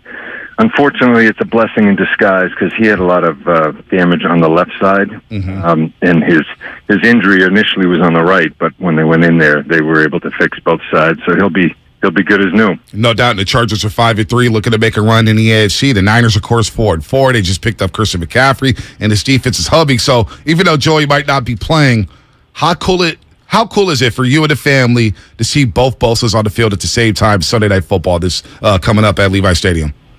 Well, it's certainly special. It would have been a lot more special for me to root, on the defensive side of the ball the whole game, and that's it. But I'm gonna stay neutral and wear white and all white or all black and just root for the defenses. But it's a really important game for both teams. Yeah, it absolutely is. And, we found an interesting nugget. One of our producers here, he says, the Bosa family is a half sack away from reaching 100 sacks as a family. That would be the 6th family in NFL history. I'm just going to name a couple of them. The Watts, the Matthews, the Longs, the Randalls. I mean, that's exclusive company. I think you guys can be at the top of this list when it's all said and done. Yeah, I mean, obviously, I had no idea those numbers, but I know that will be probably a goal for Joe alone. Nick's right on his heels, and it's obviously I'm super proud of what they've accomplished. And unfortunate, injuries happen, and unfortunately, Joe won't be out there, but certainly a proud moment. How are the two boys different in terms of their pass rushing skills or what they bring to a football field between the two of them? Because it feels like Nick, more set the edge guy. It feels like Joey's a little more upright. Both explosive, just beasts. But how would you describe their games being different? Well, I think, obviously Nick has benefited from being behind Joe and getting some incredible coaching as a young player. He sat in on Larry Johnson meetings when he was in high school, and Joey was at Ohio State. So he obviously got a lot of extra coaching that Joey didn't get. But the difference, I think, is Joey is a little bit more technical, and not by much, but Joey definitely has the hand technique down to a science, and Nick is a little more powerful. I think being two inches shorter is actually, I think, a little bit of a advantage for Nick because he can get under guys, and he's always played with incredible leverage. So I think Nick has a little bit more power, and Joey is a little bit more of a technician. We're talking to John Bosa, the father of Nick and Joey Bosa. Of course, the Bosa Bowl, one half of the Bosa Bowl will be out there. Nick's going to play. Of course, he had a groin injury earlier this season. Joey's out with the groin injury, so he'll be back later in the year for the Chargers, but the family will be out here in neutral colors. No jerseys, just neutral colors at Levi Stadium for Sunday Night Football. You talked about how important this game is, and Nick Bosa, I thought, was starting off this campaign as a Defensive Player of the Year candidate. Now, I know recently, I think it was you that said, he's not worried about that. He's worried about winning.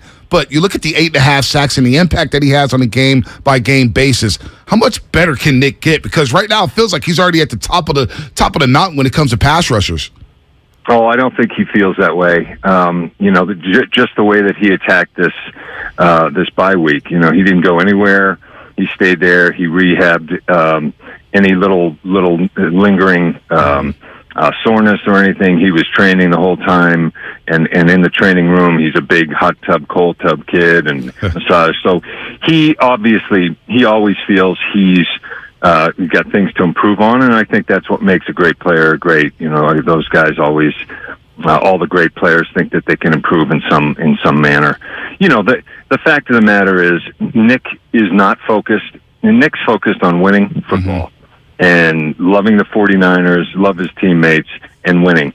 I, as a dad, take the disrespect a little bit more personal because, if obviously the guys with stars on their helmets get a lot more recognition, I guess. But I think Nick's Defensive Player of the Year, and that's for me to worry about. And what's great about Nick is he doesn't care. He wants to play. And win. We're hoping to get a holding call this Sunday, for crying out loud, right? I mean, Nick seems to never get a holding call. Start with me on that. Look, can they find a father? I don't know. No, I think you're good. I think you're good, John. I think you're good. Don't dip into that NFL pitching, all right? I got to ask you about the personalities because Joey we saw on Hard Knocks a couple years ago, and I was like, he's kind of a fun dude. Yeah. He's got a personality, even though they look so quiet. And then Nick, we've gotten to know Nick a little bit since he's been here in San Francisco. And every time he gets a quote, I get a bit of a chuckle. They've got underrated personalities. Where does that come from? Does that come from you or your lovely wife?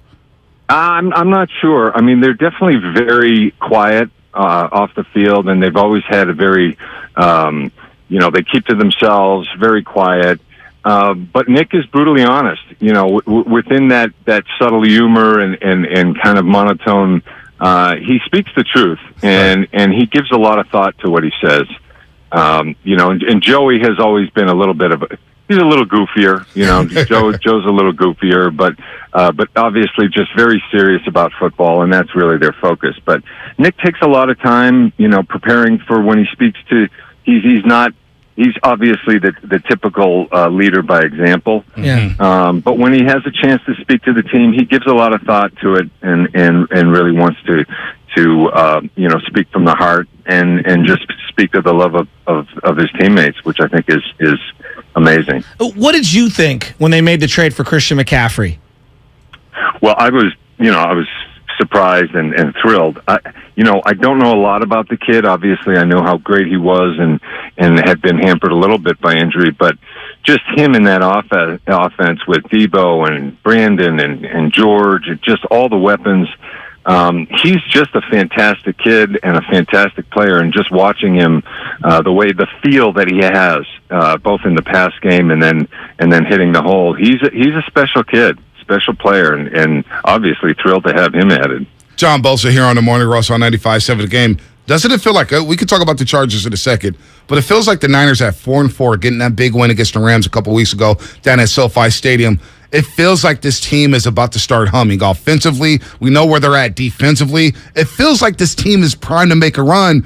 And when you look at the NFC, it's up for grabs. And who would want to play the 49ers, John? I know you're a little biased there, but they have the formula. And I agree. And really, and Nick said it last time he spoke. It's really one day at a time, and that's his philosophy. And I think the one thing that people underestimated is the amount of time that Jimmy would take to kind of get back into the swing of things. The guy really didn't do a lot in preseason, obviously, concentrating on getting his arm and shoulder right. So I think that was a little I don't think people took into consideration the time that it might take for him to get back in, to get with his receivers and get back into a slightly different game plan. But now with the weapons they have, obviously the defense, I'm just heartbroken about Verrett. I mean, it's just unbelievable. And Nick told me, and his voice was cracking. It's just such a horrible thing. Obviously he would have been a great addition in the back end, but I agree with you. I mean, the Niners have in the last few years have kind of stumbled out of the blocks a little bit for different reasons, but I do feel that they're kind of getting into the swing, and the defense is still, if they get Eric back and some guys back, it's a dangerous defense, and obviously the offense has the weapons, so it's super exciting. Yeah, and they've added some young players, it feels like, to the mix that are, obviously, Hufanga's had an unbelievable impact throughout the first 8 games of the season, and then Drake Jackson on the edge at times has been very, very productive. It feels like they're starting to really build a young unit together for the future, and your son and Fred Warner are the centerpieces of that defense. Absolutely, and Fred is, that linebacker crew, when those three are healthy, that's, to me, the best 3 linebackers in the league as a unit. And obviously, Kinlaw is having some issues. He's another potentially great young player. I think Drake is coming along. He has some things to learn, but obviously just an incredibly talented a player. So there's and it's funny now talking about Nick being a veteran, and he's still my little Nick, but with him and Fred, and then obviously the pieces they have and the young kids, and it's just it's a really on all 3 levels, they have the talent. Obviously, you have to weather the storm with losing some guys here and there, but that's what you do in the NFL. The next guy steps up, and I know that's a common saying, next man up, but sadly, that's really what it's got to be, and so the DBs have to step up. John, you've told us about their childhood, the boys growing up, all the different steps along the way, all the different sports that they've played. What does Nick do for fun on the side? Is he like a video gamer? Does he watch Star Wars? Is he into Netflix, true crime docs? Like, what does he do in his off time that's not football related? John, real quick, John, if you say he loves Star Wars, just lie about it, because then my co-host will get giddy over it. I'm not going to. No, he's a big reader. Oh, really? He reads a lot of books. He loves to read history. He hands the books to me, and the last book he handed to me was about the Donner Party, about the people going over the Sierra Nevadas and the nightmare that they ran into. He did buy a boat in the last off season, which is parked behind my house, and I have to keep it maintained for him, which is awfully convenient. So he loves the water. He is a bit of a gamer, but not, Joey's a little bit more, I think, did a little bit more gaming than Nick. But Nick really, and I know it sounds crazy, but he is just singularly focused on training and getting better. And in the off season, that's what he does. And in the season, obviously, that's what he does. But yeah, they enjoy the water. They enjoy the South Florida lifestyle in the off season. And other than that, he's got his chef cooking the proper meals, and he's reading a book. There you go. I love that. John Bosa here. We got a couple more for John Bosa, the father of Nick and Joey Bosa. One, we got a question from YouTube Danker. I wonder what Papa Bosa thinks Drake should work on. Drake Jackson. Shasky brought up Drake Jackson. What do you think he should work on, the rookie out of USC who's playing alongside your son, Nick? I wouldn't be able to say really a lot other than what Nick has said. And it's his physical, he's a physical freak. He's bendy. He's got great technique. I think playing a little bit lower and just getting the feel for what NFL offensive linemen are trying to do to you are the only things that I've heard Nick mention. But as far as having all the tools, and not to brag about my sons, but they did come into the league with a surprisingly toolbox that they were ready to go at the NFL level. And some of these guys who may take a tiny bit longer to develop, he has all the tools, and I think he just has to get the feel for what O-linemen are doing to him maybe work a little bit more on technique. But Nick's excited and really loves it. You know, it's interesting. You've referenced his body so many times, and when we went to practice, I'm standing there. I mean, no, I'm serious. This is a field of Adonises, and your son is head and shoulders just chiseled, and it's impossible to not get this image out of my head. When did you start to dedicate, or when did the boys start to dedicate themselves to weightlifting and nutrition and just keeping their body intact? Because it clearly is not something that they just started doing in their teens. Like it feels like they've been doing it their entire life. Yeah, well, no, they haven't actually. And I mean, they were always weightlifting in high school, and then in college they really didn't get. They were training hard, but the jump when Joe went to the Chargers and now got his trainer Todd Rice.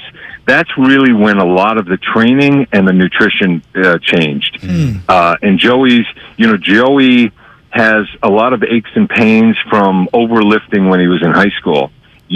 They were still a little bit more into the powerlifting type workouts. Whereas if you watched my sons work out on the field in the off season, and I didn't tell you what sport they were playing, they train like sprinters. So it's all about speed, and for about 80% of the session, it's stretching, and then it's sprinting. It's get off, it's agility, it's all speed related. So, other than the fact that they're, 260, they literally look like they're training for sprinting. And then Nick, with the nutrition, has really changed when he saw the changes when Joey got a chef, and when they got into the league and were able to really concentrate on nutrition. That's what's kind of pushed Nick over as far as body fat and strength and speed. So it was really, for Joe, it was about 7 years ago, and Nick is really over the last 4 years taking it to that next level. All right, John Bosa, last one before we get out here. We have a producer named Evan Giddings on our midday shows, and he's a diehard Charger fan. I got to ask you, because I watch Charger games from afar. We all do. They seem like they're in games that comes down to the final play every single week. How does your heart handle watching Charger games, for crying out loud, John? Well, it's been, and if you go back to when Joey was with the previous coaches, they lost all those close games. I mean, there were years where they lost 6 or 7 one-score games, and they were losing in the last field goal. They'd miss a field goal. I mean, it was painful. And it was hard because I knew how much Joey loves winning and loved his teammates, and it just wasn't happening. And so it's a little easier now because they are able to pull those games out at the end. But now with such a special talent at quarterback and a really a loaded roster, they're making it a tad bit easier for me to watch. Not that much, but a little bit better. All right, WWE style tag team match: TJ and his brother JJ Watt versus Nick and Joey Bosa. Who's winning and why? Oh, come on. I mean, seriously. Yes. I mean, JJ, I mean, if you're talking about right now, JJ's past his prime, but Joey's got JJ, and no one's handling Nick. No one's handling Nick. Are you taking on their dad? What's that? Are you taking on their dad? No competition. Absolutely. I've talked to him before. I'll take him on. Yeah, come on. You see, John is still ripped. We got your photo up on YouTube right now, and your jawline is still perfect. Hey, John. Hey, this is always a lot of fun when we get to talk to you, man. We hope they meet up in bigger stakes, hopefully later this season. Yes. Chargers 5-3, Niners 4-4. Look, it's a big time game, but hopefully you have a lot of fun back in the Bay Area coming out to this game, man. We hope to see you Sunday. Hey, it's always great to speak to you guys, and thank you so much for having me. Oh, come Anytime. on. We love watching your son play. You're a good man. Awesome. Thank Good you. talking to you guys. Yep. John Bosa, That the was father great. of Nick and Joey Bosa. He's funny. He's great. hilarious. He knows his football, too. Oh, I mean, my he played God. it. I mean, Of course. The technical stuff, the speed, the workouts. Were you surprised about the nutrition and the weightlifting and stuff? No, I mean, we walked on the field together 2 training camps ago, and the guy didn't have a shred of body fat. I was like, hey, Big Bear, what's up? Hey, bro. And he's working out by himself, Yes. and it's like, all right, the team's on the other field. Nick's just doing sprints by himself. You know what, Nick? You do what you do. All right, I'll just see you on Sundays with number 97, and you do what you do. You go hunt quarterbacks. You go stop the run. The guy is Shredded. And so then, you don't just eat Taco Bell being that shredded. No, that's not my point. But like he said, they were into powerlifting, which is interesting, right? And then you hear him talking about Joey has some aches and pains from powerlifting too early back in the day, and now they're into more. You would think they're training like sprinters. Right. When you see Nick's legs up close and personal, they are tree trunks. Like his thighs and his it's unbelievable the size of this guy's legs. And then you watch the get off at practice when he's in the position on the sleds. He doesn't take a bad rep. No, he doesn't. He hates getting beat. He goes back into the drill to make sure he wins the drill. Were you shocked at him reading books? Oh, that surprised me. Yeah, why is that surprising? Well, I was thinking like Dr. Seuss books, quite honestly. Come on, man. The guy went to Ohio State, man. Come on, you can't be no dummy going there. I don't read any books. I mean, I'm not here to pretend. I'm audio booked out. Loveman, when we stood up next to him, what was the first thing that you noticed from Nick Bosa? Oh, if you're the minute you get within 20 feet of Nick Bosa, if you're not noticing the quads, you're doing it wrong. Those things are bigger than my head. Huge. I'm telling you, Sam says to me, Sam, what was that drop? Sam says to me, "Oh my God, look at his legs." And I was like, "Yes, it's unbelievable." And we're standing behind all the players. He's the only one with full ripped muscles coming out of the sides of his abs. I mean, at the start of training camp. He's unbelievable. And then you get around Tim Ryan because he's pretend he stands next to the players. You think he's one of the players? He goes, "He's never taken a bad rep in the 5 years that I've been here." Yeah, no, he hasn't. He really hasn't. Every rep I've seen him take, it's like his rookie year when he hit the practice field and they're scrimmaging. He almost wrecked a scrimmage. Jimmy couldn't get a pass off. Wow. I mean, the guy was in the backfield. This is before Trent Williams came. Yeah. It was Joe Staley. Wow. Joe Staley was having his hands full. It was like, I can't block this guy. We need a double. He was wrecking the scrimmage. So that's who Nick Bosa is. And you heard the subtle shot that John Bosa took at Michael Parsons, just because you got a star to help you get a little attention. Come on. You get a little more attention. I love that. Was pretty good. I think we're on a collision course for some Niners-Cowboys playoff games. I'm here for it. How fun was that last year? It was amazing. Are you going to fly out to Jerry's World with me? Absolutely. Come on. Don't punk out on me, man. Absolutely. Don't punk out on me. Absolutely. All right. Help me. All right. We're giving away some tickets here. Tickets to see the Dubs play the Clippers on Wednesday, November 23rd at Chase Center. Tune in for our chat with John. Or actually, we just had our chat with John Bosa. So here's the question. Here's the question for the contest. Okay. Hit the sounder, Spinoni.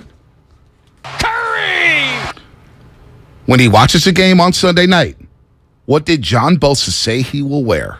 That is the question. When he watches a game on Sunday night, what did John Bosa say he would wear Sunday at Levi Stadium? That is the question. Be the fifth caller right now to call 415-951-2386. That's 415-951-2386. And you, my friend, have tickets to go see the L.A. Clippers Wednesday, November 23rd at Chase Center and get your Go to State Warriors. Again, when he watches the game on Sunday night, what did John Bosa say he would wear? Don't give the answer away, Shasky. Don't give it away. We expect the Bosa to have a big game against Herbert, and he needs to. Because Justin Herbert, a lot of people put him up in that category with Josh Allen and Patrick Mahomes. I was like, whoa. What are we doing here? He's good. But whoa. Let's relax a little bit. Let's call it what it is. We have crowned him way too soon to be in the upper echelon of quarterbacks. He throws a beautiful ball. He looks the part. He plays the part. I don't think they win enough. To me, if that's boils down to it, and you can blame coaching, and I'm here for that because it's not all on the quarterback. I don't even think the majority of it's on the quarterback. They've been injured like crazy, but to put him anywhere near the even Joe Burrow category at this point right now, Joe Burrow has done things in this league off that one run last year that Herbert has yet to do. Now he has opportunities to continue to get into the playoffs and try to have moments like that, but he hasn't hit the level of some of these other quarterbacks. Mahomes is at the top. Even Josh Allen is way below Patrick Mahomes in terms of accomplishments. And I love Josh Allen, but Bonte, Mahomes is the gold standard for quarterbacks right now. No doubt. But we're going to see Herbert on Sunday. And I know the Chargers have a slew of injuries. We don't know if Keenan Allen's playing, Mike Williams is out, Joey Bosa's out. The Keenan Allen thing's interesting because he says he was going to come back, then he said he got hurt. And then hamstring. Yeah. Seeing when it happened. Did it happen against the Raiders? He did first week of the season, which is why if you play fantasy football, you stay away from Keenan Allen because of those nicks and those aches and bruises and all that stuff. He pulls hamstring, it feels like every single year. But so Justin doesn't have that, but he does have Austin Eckler. And I think Austin Eckler is the best running back nobody talks about. You heard Baldy talk about him earlier this year since the start of 2021. He's got 30 touchdowns. So what? Well, 30 touchdowns. He's a great player. If you play fantasy, you know how good he is. 3 down back. Yeah. But I think a lot of people that watch football, he's kind of understated. You never see interviews with Austin Eckler. He's a small guy. But this guy, he's like, dare I say, Brian Westbrook? That's a good call. I like that. That's like a really good call. Screen game, catching passes out the backfield. He almost made a great play last week, but his elbow was down where he spinned off a defender from Atlanta. I thought it was a 50-yard touchdown. He got rolled over, essentially. I think he falls into this category where we assume he's like Darren Sproles, right? When he's much, much better than that, right? I think Darren Sproles, when we think of like Charger scatbacks throwing up tons of yardage in fantasy, and are they really that good? He's so much thicker and so much more of a bowling ball than that guy is. I think he's tougher. He's a weapon. Why we don't talk about him like Alvin Kamara is beyond me. Yeah, he's legit. This guy is special. And Fred Warner Jr. is going to have his handful. Do we know if Drake Greenlaw is going to be back at all? Drake Greenlaw, he's out with a calf injury. He was back at practice. I saw some of the beat writers saying that he was back at practice earlier in the week, but I don't have an update for you. Could use him this week in his speed against Austin Eckler. Because Austin Eckler's a TD machine. He's a TD. He's got a magnet for the end zone, a nose for the end zone. This guy's a 3-down back, and he is Justin Herbert's favorite target, especially right now. Now, you also have Gerald Everett at tight end. They've got a slew of tight ends. Parham's a big dude. They got big dudes who are like 6'5", 6'6". DeAndre Carter, not a bad receiver coming over from the CFL. Not bad. 5 big catches last week. So this game, the Chargers. What we know about the Chargers, they're always in these entertaining, thrilling, heartbreaking games. They never get blown out, but they never blow anybody out. You know what I'm saying? No. And they will go for it on 4th down. We do know that. Brandon Staley, 40-yard line, we're going for it. 50-yard line, we're going for it. It should be a beautiful uniform game as well. I think of all the retro new Do we know the uniforms? I think the Chargers have probably my favorite set of them, whether it's their dark blues, their royal blues, the baby blue, powder blue, the yellow pants. Yeah, they have so many cool jerseys. I'm so glad they went back to the lightning bolt with the numbers and the helmets. What uniforms are they wearing this week? Oh, Khalil Mack. How about that? How about Khalil Mack? You a little worried about him lining up over Mike McGlinchey? Yeah, and then Derwin James. How about Mike McGlinchey earlier this week talking about how everyone wanted to take Derwin James? Did he listen to my draft show with Chris Townsend that night? I think I was screaming to the high heavens to take Derwin James. You know, I had a draft show earlier that day too, at around noon. Oh, that was the Peacock Hour. That was you. At Schrader's. That was you, a man who's at another station now. Fortenbaugh. There were so many Peacocks. I'm talking about before that. About 12 o'clock, somebody brought up McGlinchey. I'm like, well, Derwin James or Roquan Smith might be there. Exactly. Or Roquan Smith got selected number 8 overall by the Chicago Bears. Yes. And, I'm a big Florida State fan. Although Derwin James, that last year at Florida State, he was not right because he was coming off an ACL injury. So you could tell he wasn't quite right that season. Damn, he's a speciel player. He's a Pro Bowler when he's healthy. He's a special There's like no player. question about it. Special If I were to ask you right now, and it's not an either or, but, could McGlinchey ever make a Pro Bowl? No. Why'd you chuckle? No. Come on, man. Mike McGlinchey, God bless his soul. The Niners need him. I guess he's a good run blocker. We're going to hear from Brad Graham at 8:30 about Mike McGlinchey. This matchup worried because Khalil Mack can wreck the game. The play he made last week against the Falcons flipped that football game. Drake London's at the 5-yard line about to go in to score. They held him up, and Khalil Mack just snatched the ball out of his hands. Kept the Chargers in the game. They ended up winning the football game to improve to 5-3. I think we forgot how good Khalil Mack is. So we know Mack lined it up over Trent Williams. Probably not going to happen. Lined it up over Mike McGlinchey. Probably going to happen a lot. Get me a tight end over there. Get me a running back over there. Double him, chip him, double team him, chop block him. Do whatever you got to do to help out Mike McGlinchey this week because that's the one matchup where if you get Khalil Mack over Mike McGlinchey and you get Derwin James Jr. blitzing on that same side, that could cause havoc for the 49ers. That could go from, hey, They're playing a clean football game, too. Oh, boy, they had 3 turnovers tonight. Well, I think the guy we haven't talked a lot about this year, Banks, looks like he's developing quite nicely on that offensive line. I'm flipping it over to the other side, B. I'm looking over at like the DBs and what they have out there, the Niners right now. This is a good matchup for them in terms of DBs. Like, they should be able to be okay against this Charger wide receiver core if they're all hurt the way we're assuming that they're going to be like right now. So, I mean, it stinks that Verrett went down. I mean, I just didn't think he would have a healthy season. And I'm not trying to hate on him. It's just you can't rely on people who miss the amount of time that he's missed. Anything that he gave you would have been gravy. Like, gravy. Emmanuel Mosley is a loss for all. Huge. That's the loss. Yes. Because now you were talking about having the best corner tandem. And the Chargers both the same thing. They just lost J.C. Jackson against the Seattle Seahawks. Yeah. And J.C. Jackson is one of the better corners in all of football. Yeah. J.C. Jackson and Asante Samuel Jr. had an argument to be the best duo in football at the cornerback spot. Now, we're still going to see Asante Samuel Jr. He's a special player, special cornerback. We all kind of talked about him, right? Man, he's in that draft, and be nice to have him. He's special. But they also lost J.C. Jackson. But losing Emmanuel Mosley, what is it going to loom large for the 49ers? Will it be a factor? Will it be a factor at all? I mean, you're rolling out Diamador Lenore, Ambry Thomas, Sammy Womack third. Well, I'm looking at their schedule moving forward for the next month or so. I don't think it's going to hit them until playoff time. Because I'm looking at teams that can really exploit them via the pass and spread you out. Philadelphia. Exactly. You took the words right out. Devontae and AJ, that's probably the tandem that I fear the most in a matchup against these corners right now. I think they can get away with it. And the other part of that is when you look at Philadelphia, no one talks about the strength of that team is in the trenches, offensive and defensive line. And so that's going to neutralize your pass rush, which is going to put more pressure on your DBs.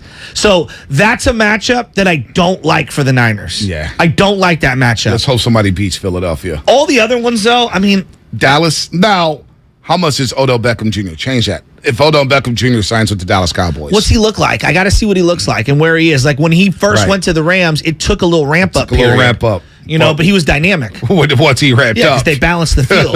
I mean, I fear CD alone because CD's a great player. CD's a great player. So now you get CD and you get Odell Beckham Jr. and you get Schultz and you get Tony Pollard and you got Gallup as your third receiver. That could become a problem. I so like the Emmanuel Gallup. Mosley, Jason Verrett, I'm kind of with you there. Where I didn't have high hopes for him. I don't want to diminish the injury. No. It's a terrible injury. Meant, was I prepared for him to play? Let's say he comes in now. He's going to play the rest of the year. No, I didn't. I was not prepared for that. Yeah. No, but you saw when he did play with the Niners. He was great.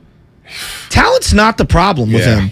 It's not the problem. And when you saw him at practice, he's got very skinny legs. And his on-ball skills during games that year he was healthy in 2021, or was it 2020, excuse me. I think it was the COVID year. Yeah. Undeniable. I mean, he was a very, very well-balanced corner. It's going to be a good game, man. This team, the Chargers have a lot of talent.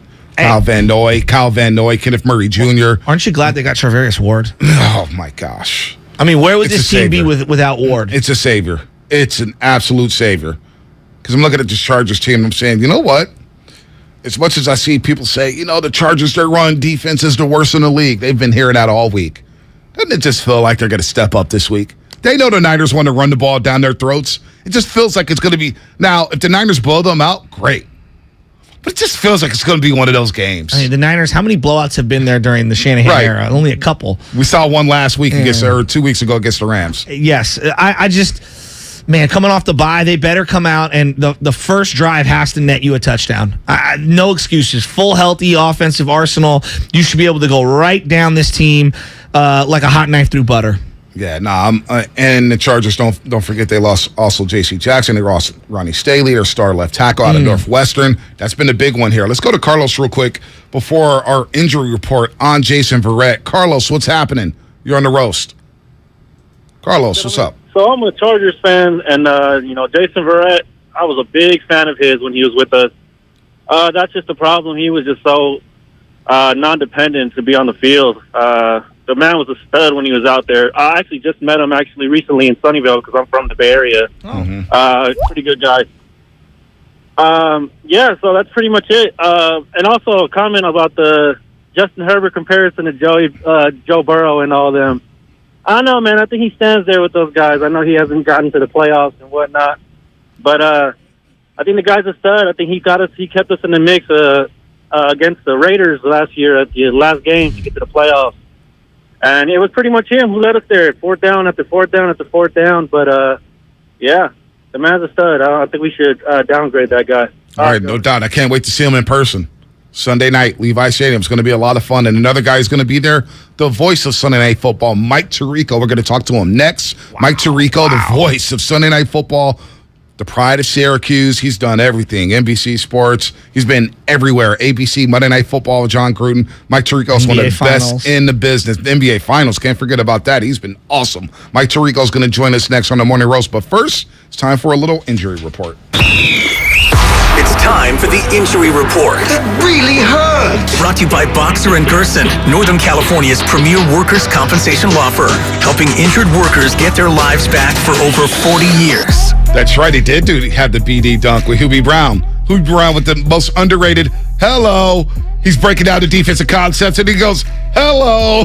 That's the best part of that clip. Mike Tirico is awesome. Was it, oh my... Did he go, oh my goodness? Did he go?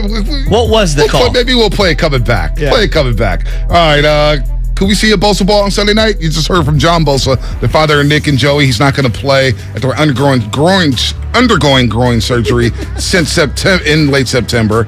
Chargers head coach Brandon Staley said that while he is not practicing yet, he should be at practice soon. As of right now, it does not look likely.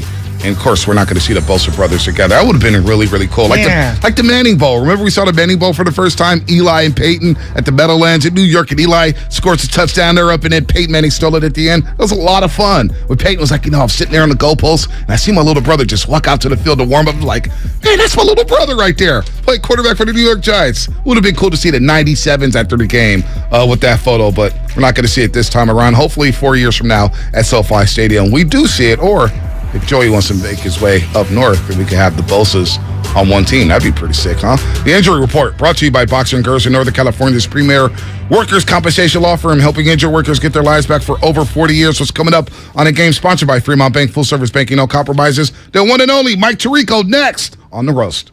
This year's ratings of the best TVs just got published, and Samsung, LG, and Sony scored the highest. Also, they warned about the poor performance of the bargain brands promoted at some stores. So where can you get the best deal on the top-rated TVs? At the club? Online? Nope. At Video Only. They've got their better than Black Friday deals on right now.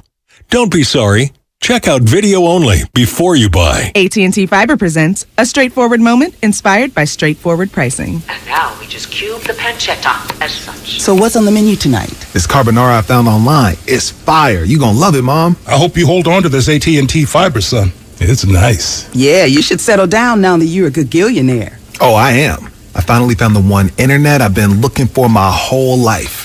So, no more one-year stands? No, I'm done with all that. With AT&T Fiber, there's no price increase at 12 months. What about equipment fees? Nope. Those were never any good for you. Exactly. But now, everything's completely straightforward. Well, in the spirit of being straightforward, I never liked any of your old ones. Me neither. Blah. Y'all never told me that. But we're being straightforward now, which feels good, yeah? Yeah. Now let's get straightforward about that girl he's been seeing. Straightforward is better. No equipment fees, no data caps, no price increase at 12 months. Live like a gagillionaire with AT&T Fiber. Limited availability in select areas. Visit att.com/hypergig for details. No one knows where this market will go. Things could change tomorrow, next week, or next month. At Merrill, we've been here before, and history shows this is the time to stay focused on your future. Because through every market, the bull will always have your back.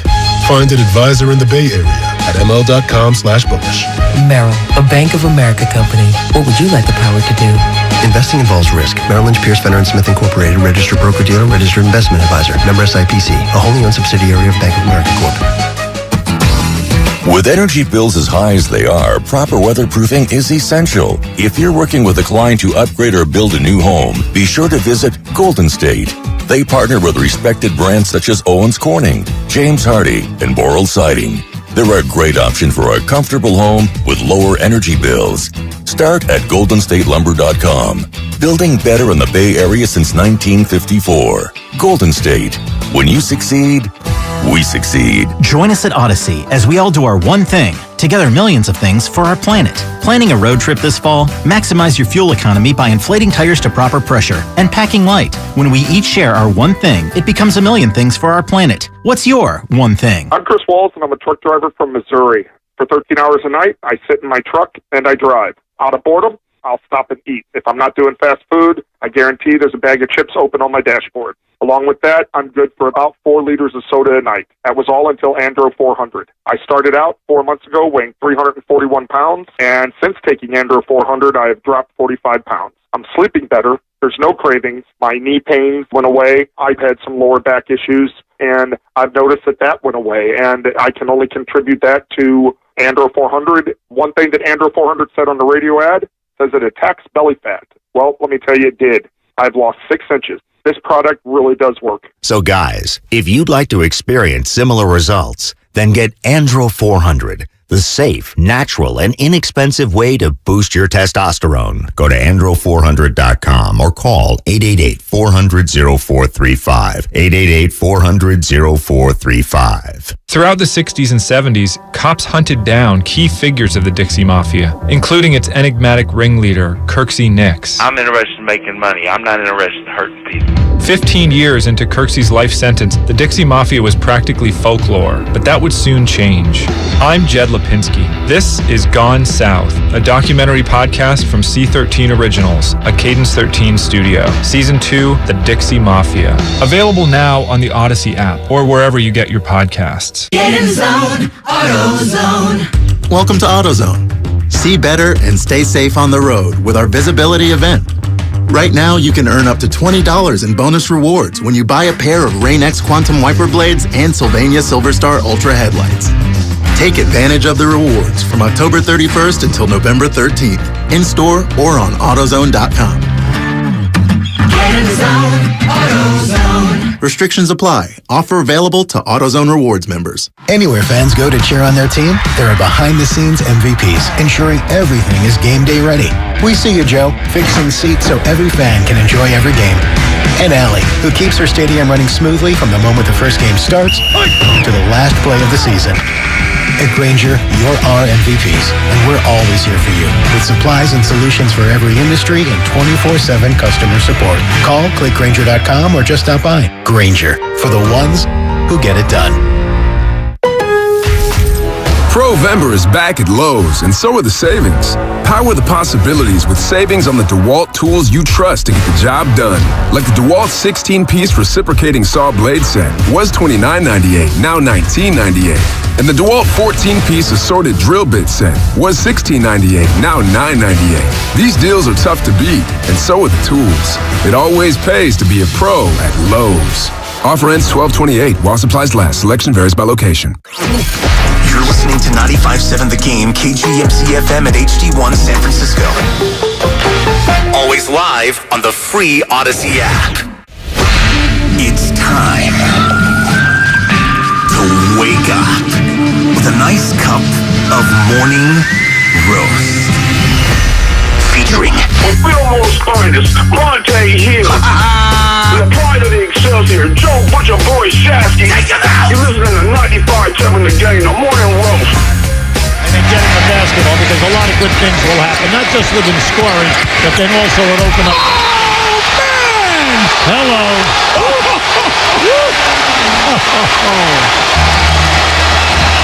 Timeout in Barron's house. Oh, man, that's one of our favorite Mike Tirico calls. Also, the pick at the stick when Navarro Bowman shut down Kennedy Stick Park with that pick against the Falcons on Monday Night Football. Mike Tirico joins the morning roast, the voice of Sunday Night Football, who joins Chris Collinsworth on the call of Chargers-Niners this Sunday at 5:20 p.m. on NBC and Peacock, the #1 rated primetime show for 11 straight years. He was also the voice of Monday Night Football. He's done the NBA Finals. He's done the NHL, golf, tennis, you name it. World Cup soccer. Mike Tirico, welcome to the morning roast with Bonte Hill and Joe Shasky the Butcher. How you doing this morning? Good morning. It's good to be out here. Good to wake up with that good memory. Sitting next to Hubie Brown calling games there in the Baron Davis days with the Warriors. Man, that was fun. That was quite a night. I love that building, because that building and Sacramento when the Kings were good, which was right when I was starting with the NBA in the early 2000s. Those were the two loudest buildings in the league. And the atmosphere there for late season, big West Coast games or playoff games were just fabulous. And that hello by Hubie Brown is so underrated. We love that. It complimented your call so well when Baron Davis dunked over Andre Kirilenko with the We Believe team back in 07-08. But, Mike, we got a big game on Sunday, and the last time you saw the 49ers was in Denver, week 3. Jimmy Garoppolo was making his first start of the season, and it was a dreadful game, no lie. Unless you want to say it was a defensive slugfest. 11-10, the Broncos won, and the Niners' offense did not look good at all. But now they add Christian McCaffrey. You're seeing a whole new offense now, Mike, this Sunday against the Chargers. I'm trying to forget that game. I hope you are too. the second 11-10 game in the history of the NFL, 100-something years, and we stumbled on 11-10 with two teams that I think are very different, and obviously the Niners are so different. To think about for the first time to line up Christian McCaffrey, Deebo Samuel, Brandon Ayuk, George Kittle, Trent Williams. You're talking about 5 players, the 5 of your 11 offensive players who are all pro caliber players. So that adds such difficulty to me for opposing defenses. And given the bye week, I'm really excited to see what Kyle and the staff have put together offensively with Deebo and McCaffrey and the conflict that you cause for the opposing defense with those 2 players, because their versatility, they get the ball in their hands and they go. So I think it's one of those defenses you absolutely have to play safe. You can't let them have a big play, but the problem is a little screen pass to either guy can turn into a 40, 50-yard play just like that. So I love what this team has a chance to do in the second half of the season. Might be underrated in terms of the teams that can get all the way there out of the NFC. You know, Mike, you obviously referenced one of the games that you were at earlier this year with Jimmy Garoppolo stepping out of bounds, almost threw a pick 6, or Jambonte called it a pick 8 on that play because of the safety and the interception simultaneously. But, like, Jimmy Garoppolo, we're in the bubble, and I call him Jimmy Grab Bag because I have no idea whether it's going to be good, bad, ugly, somewhere in between. We just have no idea week to week. What's your assessment of Jimmy Garoppolo? Guys, there are a lot of quarterbacks who don't have the ability to get a team to the Super Bowl, and I know he did. Now, is he going to get the team all the way there in the same way that Josh Allen or Patrick Mahomes will this year if they get their teams, or the way we've watched Brady and Rodgers do it? Not necessarily. But I trust him more than I trust a lot of the guys who I watch in the league. His ability to throw on time, the catch and run, all the yak we talk about with this team, a lot of it is because the ball is delivered on time and in the right place. Does he miss some of the big stuff? Yes. Is he a Hall of Fame quarterback? Not at this moment. It would have to be a drastic change in the next 6 years, 7 years to have that conversation. But given what this team is right now and what John Lynch has built with great acquisitions, I think, and Kyle Shanahan's offense, Jimmy can absolutely get the job done. It's been close enough here the last couple of years and getting all the way there as well. So why not this time around? Instead of lamenting that, okay, I don't have one of the 4 or 5 guys who are in the VIP, the inside the velvet rope group of quarterbacks in the league, I think look at the fit to this team and where can this team go in this year. Philadelphia is unbeaten. Minnesota has 1 loss, only to Philadelphia. Other than that, Dallas has a couple. The Niners can play with any of those teams. If any of those teams draw the Niners tomorrow for a playoff game at their place, with the San Francisco defense, if it's healthy, and this offense, the Niners would be an uncomfortable fit for everybody, and that's with Jimmy G as quarterback. So I get what you're saying. I know why they were looking for Trey Lance or that other element to this offense, but given where you are right now, a lot of teams are in far poorer, tougher positions than the Niners are. All right, we're talking to Mike Tirico, the voice of Sunday Night Football, the #1 primetime show for 11 straight years. Joins Chris Collinsworth on the call of Chargers-Niners this Sunday, 5:20 on NBC and Peacock. And I know you just called your 200th NFL game. We'll get to that in just a second. I know that's a great milestone for you. But when the trade was made for Christian McCaffrey, what was your initial thoughts when you saw that trade hit the timeline? Okay, good for Lynch. Okay, good for John. Go get a Stanford guy back out here and put the band together. With Christian in this offense, you think about what's it worth. Okay, so you trade a 2, a 3, and a 4. And so a couple of those players may become starters, but to win right now, given what you have and the way Kyle Shanahan designs offense, there's no better fit. There is no better fit. And, now you start to get Elijah Mitchell back in the mix here. All of a sudden, this team looks a little bit different in the backfield. And McCaffrey, and when I was running through the All-Pros, I should have mentioned Juszczyk too. Yeah. When you think about that, because he's been a Pro Bowler for like the last 6 years in a row. There are so many options, and this is a perfect fit. Christian's issue the last couple of years has been his health. But if we go back to 2019, he had a 1,000 season, which we've only seen a couple of in the history of the league. So if that kind of ability, and we see it in spurts in Carolina, but let's be honest, the Panthers are not on the national stage as often as the Niners are. People will start to appreciate what a great player he is. I love this opposite side of the field situation we have Sunday night, because you've got Christian McCaffrey, and if he's the best all-purpose back in terms of receiving and rushing, maybe the second best or equal with him is Austin Eckler from the Chargers. You get two guys who are the definition of what the running back position looks like in today's NFL, to be that, not just high fantasy point guy for the people who are listening, who are fantasy owners, but also the guys who make it difficult on defense. So I love this pickup for San Francisco. It's a fun matchup, I think, on Sunday night. I'm looking forward to it. I'll be there, and I'm seeing, like, obviously you reference Eckler and CMC, Herbert, Garoppolo, even though they're not going to be against each other per se. And then I look at Khalil Mack and Nick Bosa. I mean, one of the best defensive ends, outside linebackers in the game, versus one of the best up-and-coming defensive ends in this game. What's the matchup outside of those that you're looking at? Yeah, it's all trade-offs, right, guys? And, the bummer here is with some of those matchups, we don't get Bosa against Bosa. Yeah. We were all looking forward to see those guys on a field at the same, obviously not at the same time, but in the same game. Would have been so cool to celebrate what those brothers have been, both defensive rookies of the year when they came into the league out of Ohio State. The matchup I'm looking forward to the most probably will be watching the Chargers try to stop the variety that we've been discussing with 23 in McCaffrey and 19 in Debo and 11 in Ayuk on the field. Because they've got some people on their side of the ball. Derwin James, a hell of a safety. Alohi Gilman has come in a role that's allowed James to be a third safety on the field sometimes. Asante Samuel Jr. is doing a really good job as a corner. They're going to need versatile players to do things against the versatility of San Francisco. And the problem is right now for the Chargers, not having Bosa on the field for them limits their edge pass rushing, and people have run on them. Right. They looked really bad against the run in the first quarter against Atlanta, and then they changed their defense. The Falcons couldn't take the next move in the chessboard to beat them. San Francisco can do that. So that's the matchup I'm excited to watch. Can the Chargers defense stay with San Francisco as Kyle goes through that script and starts flipping formation, sides of the ball, and compromising the people on defense? Before the season, Mike, we dubbed it the year of Shanahan, the year of Kyle Shanahan, because of having a new quarterback in Trey Lance, who's going to make, his third start in the season opener against Chicago. We know he had 2 starts last year against Houston and Arizona, and we thought this is going to be the year Shanahan really is going to have to coach this team up.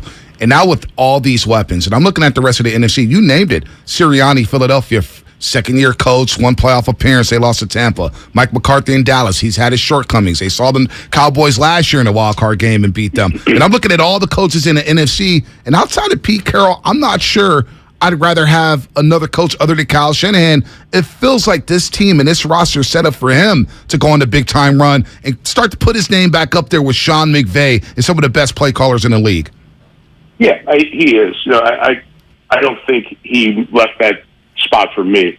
I thought this was going to be an interesting year to see Trey Lance in this offense, but let's take a bigger step back. You plan all off season and all year to have a quarterback and a style, and now you've got to pivot in the middle of week 2 and make this run for the rest of the season back to Jimmy Garoppolo. I know plays stay the same, all the terminology, it's a guy who's been in the system, but you were going down one road, now you're turning and pivoting here.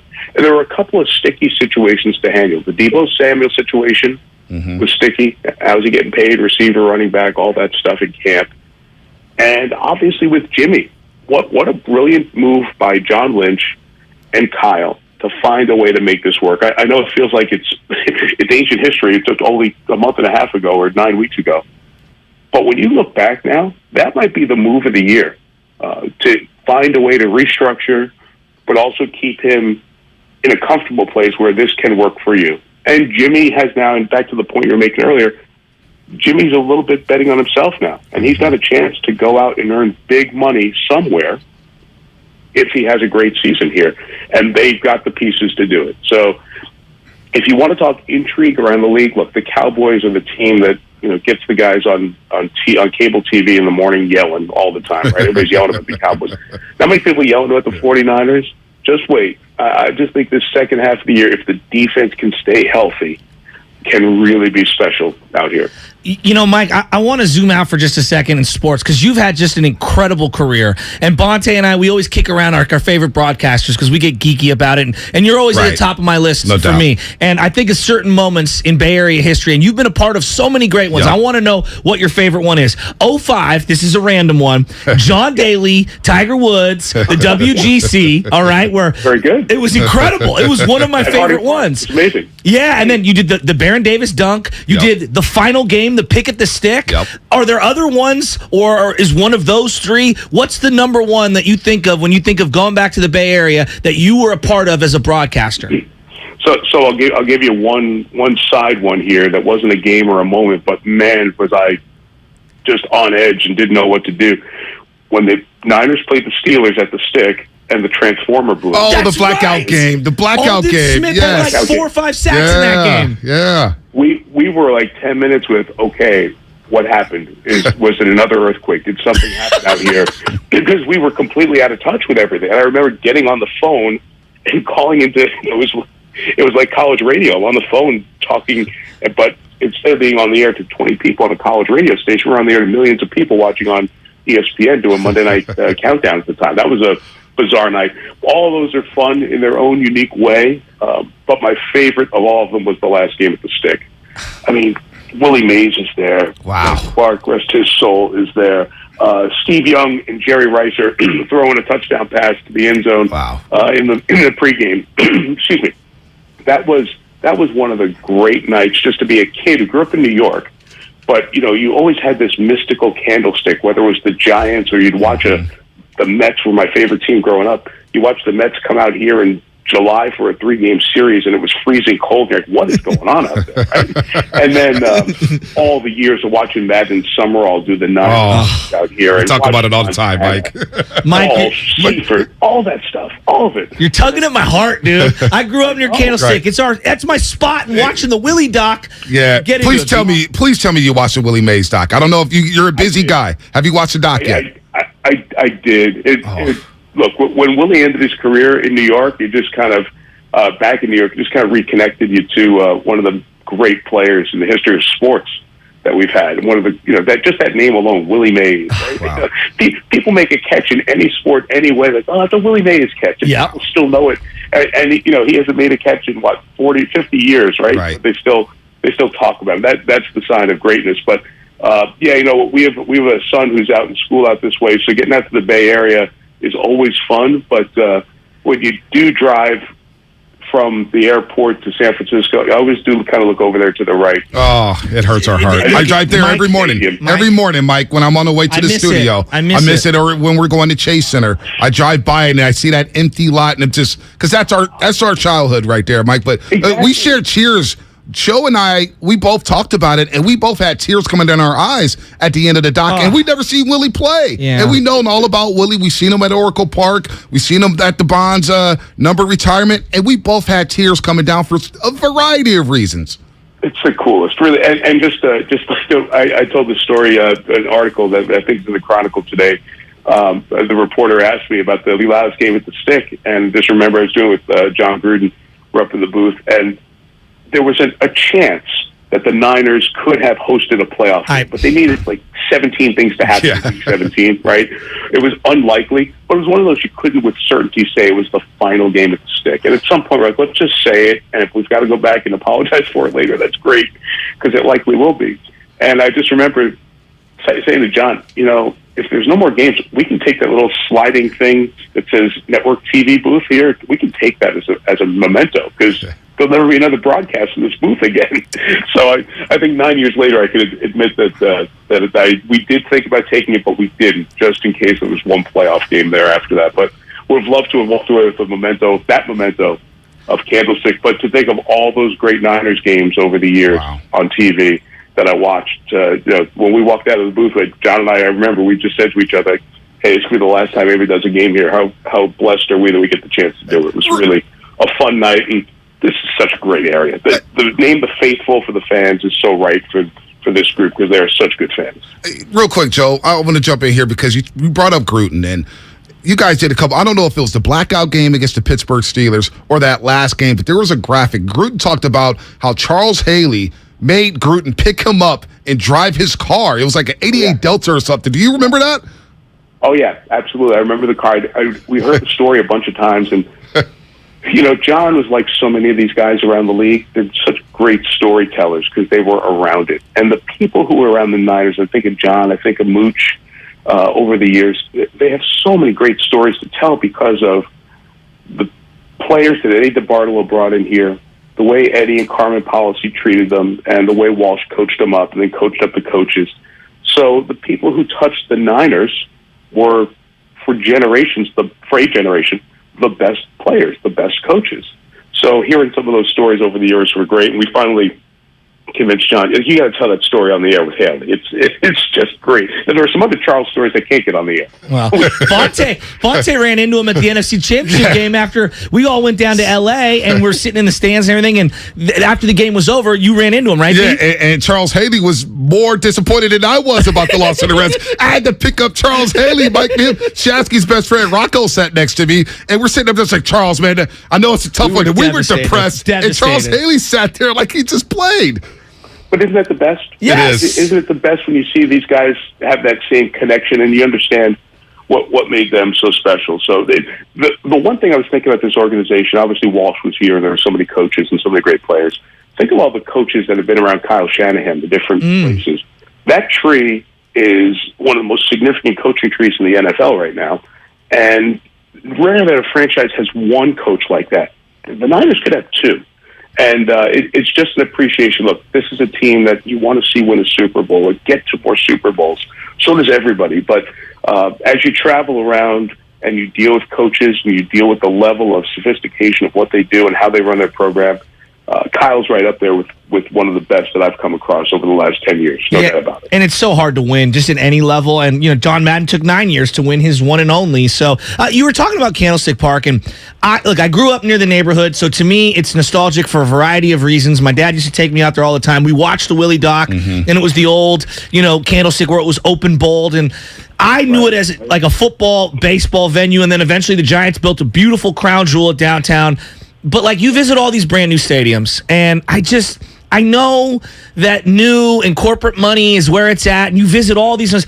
But aren't we missing something? Are we missing the nostalgia and the soul of some of these franchises, like the Yankees, for example? Bonte says he's been to Yankee Stadium. The new Yankee Stadium. And the new one just doesn't hit the same. Candlestick was its own entity, and I know why they built Levi's, but isn't there a part of you that kind of wishes we had a couple of these crown jewels like Candlestick that we could just stay in, even though I know it's old and cold, but it was, I don't know, it just had a soul to it, Mike. So I told you I grew up a Mets fan, and my favorite T-shirt that I saw when the Mets ended their run at Shea Stadium, like Candlestick, built in that era, baseball and football combo place, right? The stands would move, accommodate. The T-shirt I saw was, Shea was a dump, but it was our dump. Yep. Right? We loved it. We had that emotional connection. It's a different time in sports. When you just look at the volume of, think of the romantic connection of listening to games on the radio, and obviously down in Southern California, people listening to Vin, or up here listening to John Miller call the Giants games, or Hank Greenwald, fellow Syracuse alum. Love Hank. Over the years, right? There was a connection that was different. It's just a very different time, and it just is not feasible to have that. So what replicates that? Fans. Yeah. Fans. Like, you go to SoFi, and you guys know when the Niners play at SoFi, it's the Rams have to think about having a silent count. Right? It's at home. So the fans replicate the place. So there will be times when you'll come into Levi's where, okay, it doesn't rock like the stick, or it doesn't have those silly wind aesthetics that the wind's blowing everywhere. Yet the place can rock if the team gets really good. And that, at the end of the day, has more of an impact. So, that's true. Of course, we're nostalgic for for the arena where the Warriors played, all the 18 different names it had. We're nostalgic for the Oakland Alameda County Coliseum, Candlestick. But time moves on. Here, we're lucky to have those memories of those places. Yep. And I think that's what defines long-term sports fans, in my opinion. Couple more for you, Mike, real quick. Derwin James Samuel Jr., our text line, is into this interview, Xfinity Mobile text line. Talk about those Florida State guys. They're saying, hey, they're going to beat up on your Syracuse Orange tomorrow. I happen to be a big-time Florida State fan. I had my producer, Sam Lubman, who you talked to on the phone, wear a Charlie Ward jersey on Monday because Florida State beat up on Miami. So I know Syracuse has slumped a little bit after nearly beating Clemson, but also you called your 200th NFL football game at the Link, Philadelphia and Dallas. What does that mean to you? Because you've done a little bit of everything. 200 football games, and I feel like you've been on our airways forever. I was not the one counting. I can promise. When the guys told me, like, oh, that's cool. I've been lucky enough to do them all in prime time. I think that's the difference. Doing the Monday nights and then some Thursdays along the way, and now Sunday night. And I found that just getting back to this rhythm of doing an NFL game every week is so much fun. I did enjoy doing the studio show again. Monday night, the Monday Night Countdown was the precursor to Monday Night Football for me. And then Football Night in America has been the precursor of my NBC days to doing this. But just the camaraderie of a group to go out every week and go NFL city to NFL city and have the broadcast build. It certainly has very little to do with me or Chris or Melissa Stark. It's our production team and that group. And just watch it come together. My athletic career was non-existent. And to be a part of a team and know that camaraderie of the team and build it together, that's what I love the most. So the chance to start to do this again has been the biggest joy out of doing all these games over the years. And Mike, I got to share this story. Shasky here is a big-time golf fan. He loves golf. He lives for it. My first memory of golf, I didn't even know what a par was or birdie was until the 98 U.S. Open. And I had to work there as part of the football team at Washington High School. We were cleaning up the trash. We're selling hot dogs and everything. And I remember on the last day, I'll never forget this. You were in the cart, and we were blocking you guys. And we all moved out the way for you. And you said, hey, guys, thanks so much, man. You guys have a great weekend. Where you guys go? You asked us about what high school you went to, and you drove off. And I've never forgotten about that. And as we grow into business, Shasky and I, we kind of take that similar approach to all our fans, all our audience, saying, hey, how you doing? What's your name? Where you from? And that memory has never left me. And I'll never forget it when you said, all right, guys, have a good one. And you just rolled off in the U.S. Open when Lee Jansen beat Payne Stewart III. That was our first golf memory, and you were part of it.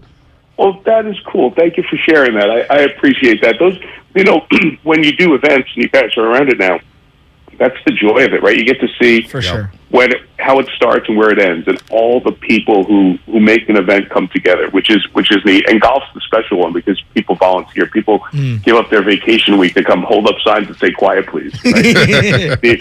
just to be around it. But we were doing the shows for ESPN early and late around those U.S. Opens. What a fun experience that was. And golf has taken me to 5 different continents to call sports, right? Wow. And, you just have such an appreciation for how good they are, but the people who make it happen. So thanks for volunteering 24 years later, man. Thank you. No doubt. It's never left me, man. I was like, Mike Tirico's always good in my book, man. And, coming on the morning roast this morning with us, we appreciate the time. 26 minutes. You, I know you're a busy guy. You got to meet with the coaches, the Chargers, the Niners, but we'll be listening. We'll be there, and then we'll watch the replay when we get home and get ready for the morning show. So have a good call on Sunday, man. We appreciate the time. We appreciate you guys. Thanks for having me on. I enjoyed the visit. We look forward to doing it again soon here. Absolutely. Mike Tirico, the voice of Sunday Night Football, joining Chris Collinsworth on the call for Chargers and Niners this Sunday at 5:20 p.m. on NBC and Peacock. What an interview. We go from him to Brad Graham as SF Niners to break down the Chargers and Niners even more. We gave out some tickets. I want to get the name of the guy we gave out tickets to. And don't forget, Jerry Rice joining the show Monday at 8:30 via Zoom. That'll be a lot of fun to recap Niners and Chargers. Mike Tirico, what a great get. Good job, Loveman, on that one. Brad Graham coming up, brought to you by Outdoor Supply Hardware, Fremont Bank, full-service banking, no compromises. This Veterans Day, Osh is giving 20% off to all retired and active military service members. Visit any Osh location November 11th through 13th and receive 20% off with ID. Visit 14 convenient Bay Area and Central Coast locations. Osh, neighbors helping neighbors. November is a great time to get a new TV. Now that the top-rated brands like Samsung, LG, and Sony are at the lowest prices of the year. With Black Friday deals available, what more could you want? How about better than Black Friday? Before you click, you should call video only to see how you can go lower than Black Friday. That's right, the best TVs at better prices.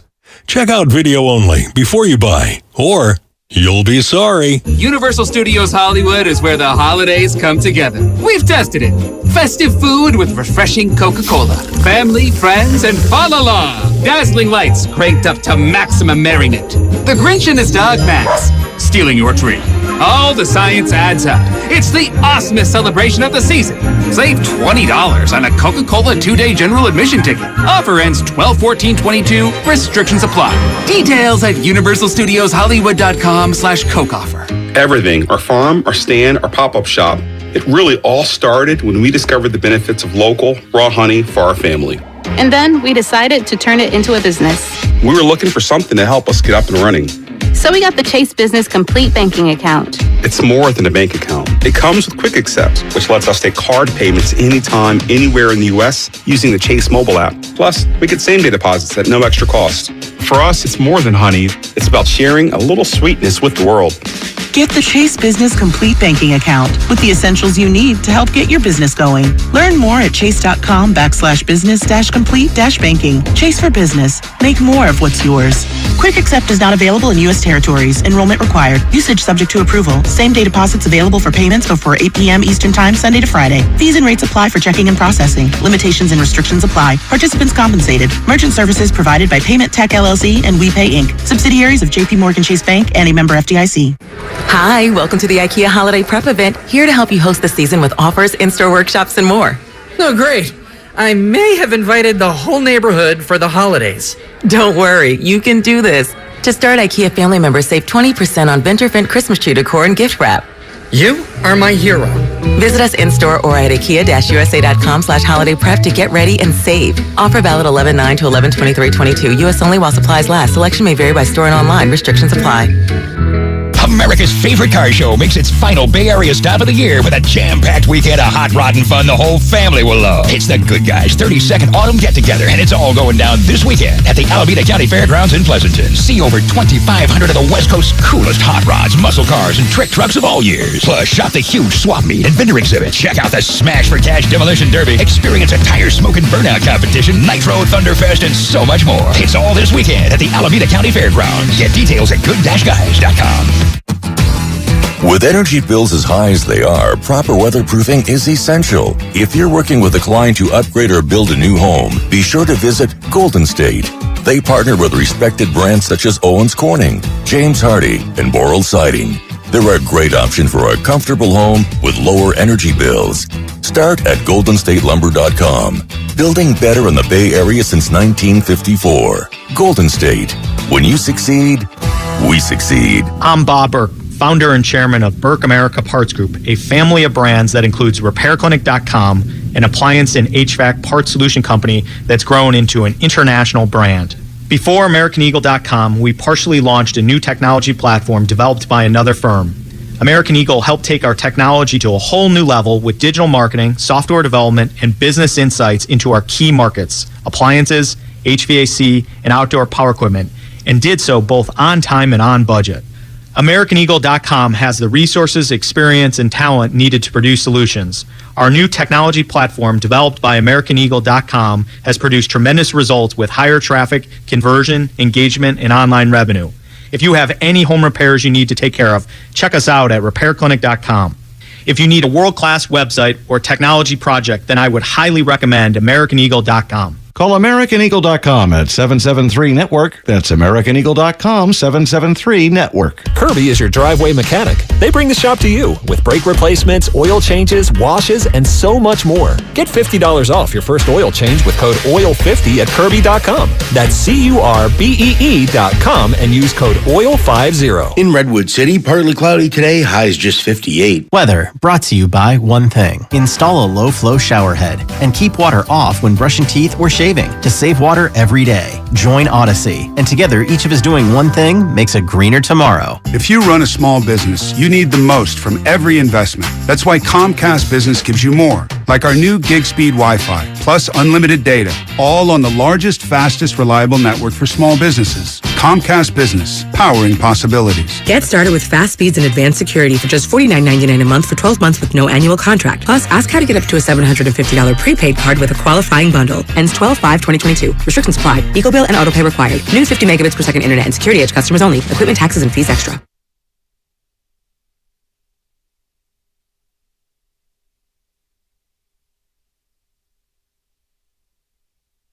Oh, my God. Now, back to the morning roast with Bonte and Shasky. Shout out to Curtis Jenkins. Curtis Jenkins. You go to see the Dubs and the Clippers November 23rd at Chase Center. Nice. How about that? He got the question right. He was listening to the interview. Nice. John Bosa will be at Levi's. Wait. Not wearing a jersey.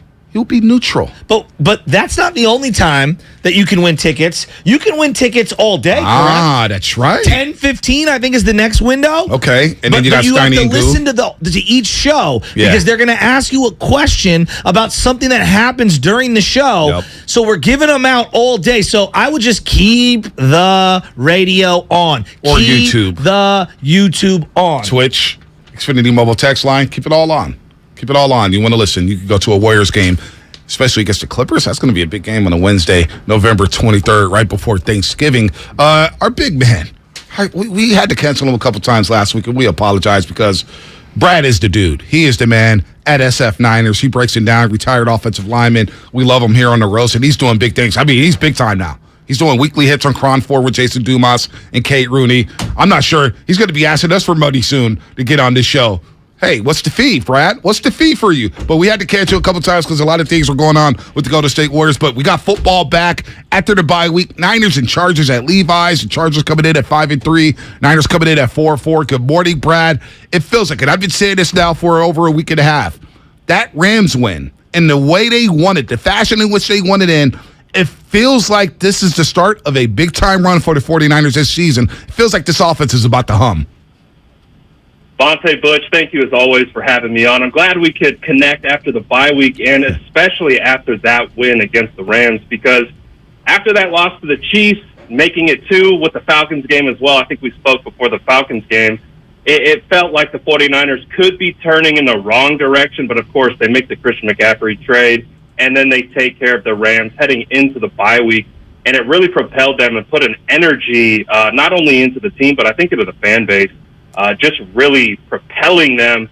And you look at the schedule, it looks like an awesome opportunity for the San Francisco 49ers to go on a pretty legendary second-half run here. When they added Christian McCaffrey, I think a lot of 49er fans were like, oh, okay, know him in fantasy. I've seen him a few times. He's a really good player. And then we watched him play, and it's like, oh, boy. He is a fantastic player. Didn't know he was that tough. Didn't know he was that versatile. I feel like he might be the best player on the 49er offense right now. What do you think, Brad? I wouldn't disagree with you. I mean, the San Francisco 49ers have Trent Williams, Deebo Samuel, George Kittle, Brandon Ayuk. They're getting Elijah Mitchell back. The weapons are endless, right, on that 49ers offense. But when you plug Christian McCaffrey into it, I mean, I don't know. You guys tell me. I know you guys do a lot of Warriors coverage, and I'm a Warriors fan myself. And I think of Christian McCaffrey in a slight sense of Stephen Curry in the way that he creates gravity. Defense has to pay attention to where Christian McCaffrey is on the field at all times. So if they put him in the slot, it changes the relationship of the defense, linebacker, safeties, and how they're playing this offense. And then we know Kyle Shanahan. He's going to go the opposite direction, or he's going to attack the weak spots in the offense that or defenses that they show. So Christian McCaffrey is just an electric player. And of course, we're in the Bay Area, so we've watched him since he's been at Stanford. And it's been phenomenal to see his career up until this point, but to see him in a Kyle Shanahan offense right now, I mean, it's electrifying. Brad, and we're talking to Brad Graham. SF Niners does a great job covering the 49ers. Check him out on YouTube, Instagram, and, of course, Twitter. He brings out the best 49ers content out there. You bring up Christian McCaffrey and the gravity, and there's one play that sticks out to me, which leads me to believe this offense is about to explode. Second quarter, you know what I'm talking about. McCaffrey goes out to the flat. George Kittle goes down the seam. And the linebacker, Ernest Jones, number 53, is like, oh, my gosh, number 23 is in the flat. I got to run. And Kittle's wide open down the seam for a 20-plus yard gain. Now it's like, when's the last time George Kittle was that wide open? So to speak of the gravity, That's what happens here. That's why when you insert Deebo Samuel, what is he going to do with the extra space with Christian McCaffrey on the field at the same time as him? Oh, my goodness. I can't imagine what Kyle's going to be cooking up with Deebo Samuel and Christian McCaffrey. Basically, both positionless players. You could put them out in the slot. You could put them out wide. You put them in the backfield.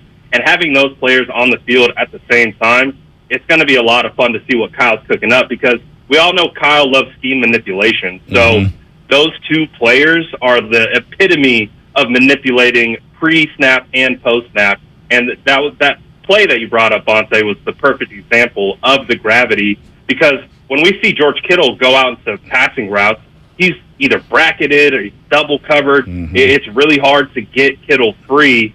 And with Christian McCaffrey and now Deebo Samuel coming back, Elijah Mitchell's going to be back, I'm really excited to see what this offense looks like. And we've seen it's been kind of up and down throughout the first half of the year, but I think they're really going to kick it into gear in the second half. Brad, who's the guy who's playing at the highest level but isn't getting the proper, praise for how well he's playing? I am a big offensive line guy, and I study the offensive tape every single week when it comes out, and I really watch the O-line. I don't think, I'm giving Aaron Banks a lot of respect, but I don't think he's talked about enough. I think Aaron Banks is having a phenomenal season. He's playing with Trent Williams to the left of him, arguably the best offensive lineman in the world. I think Aaron Banks arguably is putting up better tape this year in his first full season as a starter. He is proving to be phenomenal in pass protection. The way he reads stunts, reads blitzes, passes them off. He's always on his keys. I'm really, really excited with the play of Aaron Banks with a lot of questions that we had. And we were at training camp and he didn't have the most stellar training camp. And like, oh, no, are they going to put Poe in at guard? Like, we had those conversations. And to see Aaron Banks come on the way he has and just really, he hasn't given up a sack this year. And he's played some elite interior defensive linemen, Chris Jones, Aaron Donald, Grady Jarrett, Derek Brown. The list goes on. And he's done a phenomenal job. So I think Aaron Banks deserves a lot of credit. Brad Graham here on the Morning Roast on 95.7. The Game does a great job covering the 49ers. Follow him at SF Niners, YouTube, Instagram, you name it. He's got all the follows there. He has all the great content. You heard him breaking down Aaron Banks there at left guard. Looking at the Chargers here, they've got some injuries. But the one matchup I'm looking for on the flip side is Austin Eckler versus Fred Warner Jr. Now, I don't know the status of Drake Greenlaw. I don't know if he's in and out. Maybe you could touch on that. But Fred Warner Jr. shadowing Austin Eckler is the matchup to watch for me when it comes to the Niners defense against the Chargers offense. Well, we've made a lot about Christian McCaffrey, right? And you look at the Chargers' Austin Eckler, he's their version of Christian McCaffrey. He can be used in a multitude of different ways, whether it's pass catcher or as a runner. He's just a slippery running back. And the 49ers sounds like they're going to be getting Drake Greenlaw and Azeez Al-Shaair back. So that's going to be huge for them and that defensive linebacking core and just getting those three studs back on the field. When you look at that offense that's led by Justin Herbert, Herbert can put the ball wherever he wants. He has an amazingly talented arm, and he can really fit the ball into tight windows. And I think, but we also understand Keenan Allen, Mike Williams most likely won't play in this game.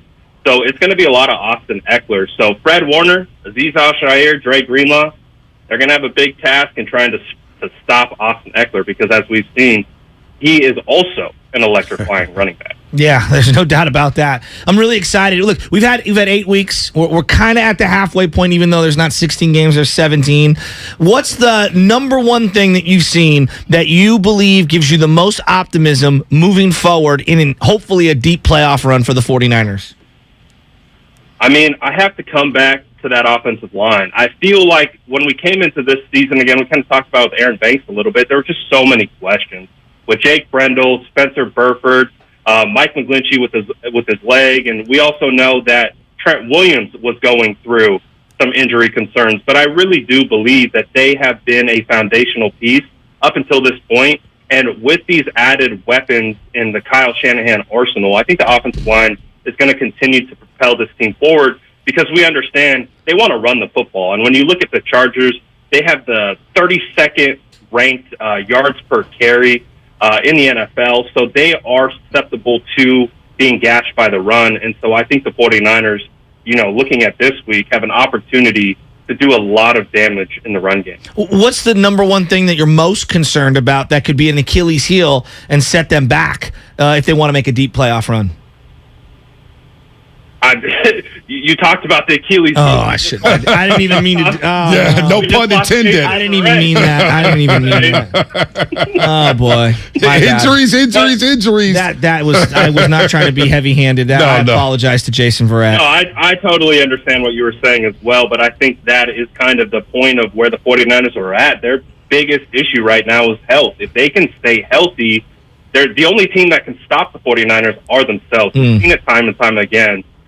When they're playing their brand of football, they're executing and doing what they need to do. It's really hard to stop them on both sides of the football, but we've also seen when injuries have occurred and they have to reach into their depth, they can stumble at times. So just staying healthy, honestly, is really going to be the biggest thing, I think, for the 49ers moving forward.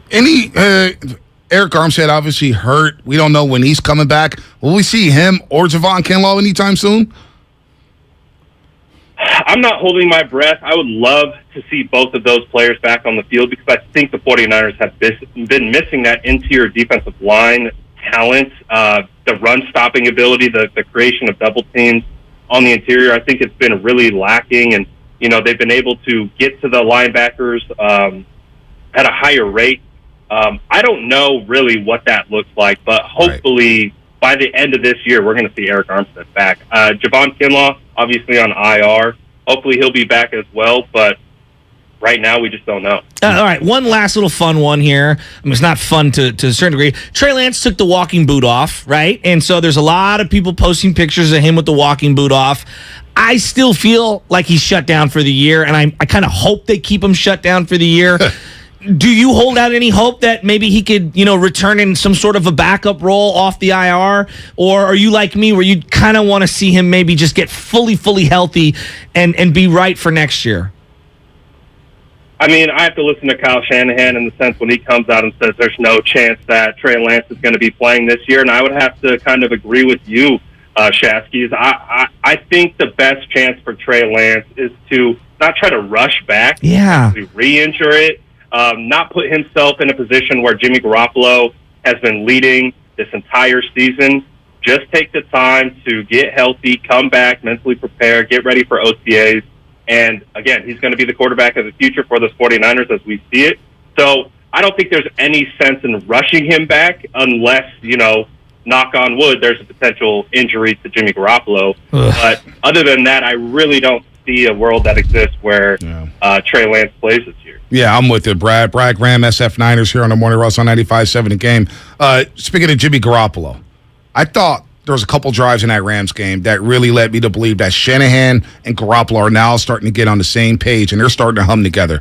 The drive when they took the lead, Jimmy Garoppolo was 7 for 7 on that drive to make it 17-14 Niners. And then when they were up 24-14, Shasky and I were talking about this earlier, there's so many games we've seen under Shanahan where they're up 10 in the fourth. They'll try to take the air out the football. Instead, Shanahan said, go ahead and throw that ball, number 10. He threw a dime to Ross Dwelly and then the dime to George Kittle. It feels like for the first time in a long time, those two are on the same page. So when I see Derwin James and I see Khalil Mack lurking around the line of scrimmage, it feels like Shanahan and Garoppolo had the plan. And with all these weapons, it feels like that relationship is at its best since, 2019 maybe? That's what it feels like. I mean, Vontae Bush, we saw Jimmy Garoppolo consistently check down to the running back. I mean, when have we really ever seen that throughout their time together? And it really opened up a lot of things, I think, for the offense. Again, we talked about gravity at the beginning. But Jimmy Garoppolo, Kyle Shanahan, it feels like they understand that they got to make this work. There's really no other opportunity because both of their success relies on each other. So being at each other's necks or whatever it may be, I think you're seeing the benefits of them really coming together and maybe Shanahan building some confidence into Jimmy Garoppolo, and we're seeing it kind of manifest on the field because Jimmy played a really good game against the Rams. I mean, you had those two kind of 0-0 throws that he was able to get away with, but other than that, he was phenomenal. I mean, hitting Christian McCaffrey on his fifth read, sitting in the pocket for, 5 seconds, stepping up into the pocket, resetting, stepping up, resetting, and then finding Christian McCaffrey. If we can see that Jimmy Garoppolo consistently for a a large portion of this year, the San Francisco 49ers are going to be really hard to beat, man. Brad, Sunday night, under the lights, because obviously the daylight savings and everything, and it's going to be cold. It's beanie and parka wear. Is it going to be cold? Oh, yeah. It's looking like 50s, low 50s. It's going to be chilly. Baby Chaz, bundle up, baby. Yeah, you better wrap up. Like, isn't this the best time of the year, guys? The fall is turning into winter. What did Baldy say? He said there's frost on the pumpkin, and you really can't talk about championships and playoff runs until there's frost on the pumpkin. And we got frost on the pumpkin, Brad. It's go time, baby. I know that it's playoff time because of my pictures from yesteryear. I've got a beanie on, and I got the hoodie. Come on, let's go. Brad's ready. Oh, I'm pumped, man. I can't wait to get out there. It's just football weather, man. You know, with the first portion of the season, it's almost like an extended preseason at this point for the starters. And now the 49ers couldn't have had a bye in a more perfect place in the schedule. And with the additions and the pieces and the health that they're getting back, man, I'm super pumped. This game against the Chargers on prime time. It's gonna. You guys had Mike Tirico on before. I know. This. Absolutely legendary interview, by the way, guys. How great is he? Dude, he's so good. He's one of my favorite broadcasters. Me too. He really is. He's just so good. But this game against the Chargers is going to be phenomenal, and I'm really pumped, man. Again, it all hinges on the 49ers. What team is going to show up? Are they going to execute, have energy? And if they do that, I think they should be able to beat the Chargers. The Chargers are good. Yep. They are good.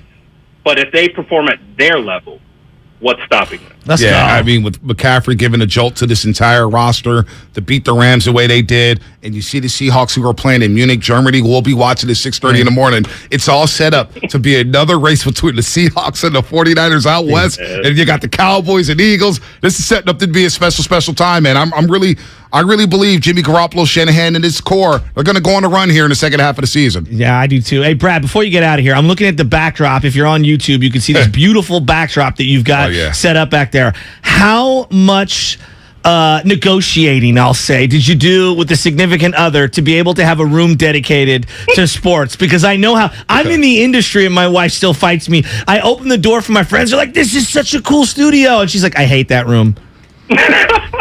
Okay, so I'll peel back the curtain a little bit. It wasn't as much negotiating with my wife. It was more negotiating with my daughter.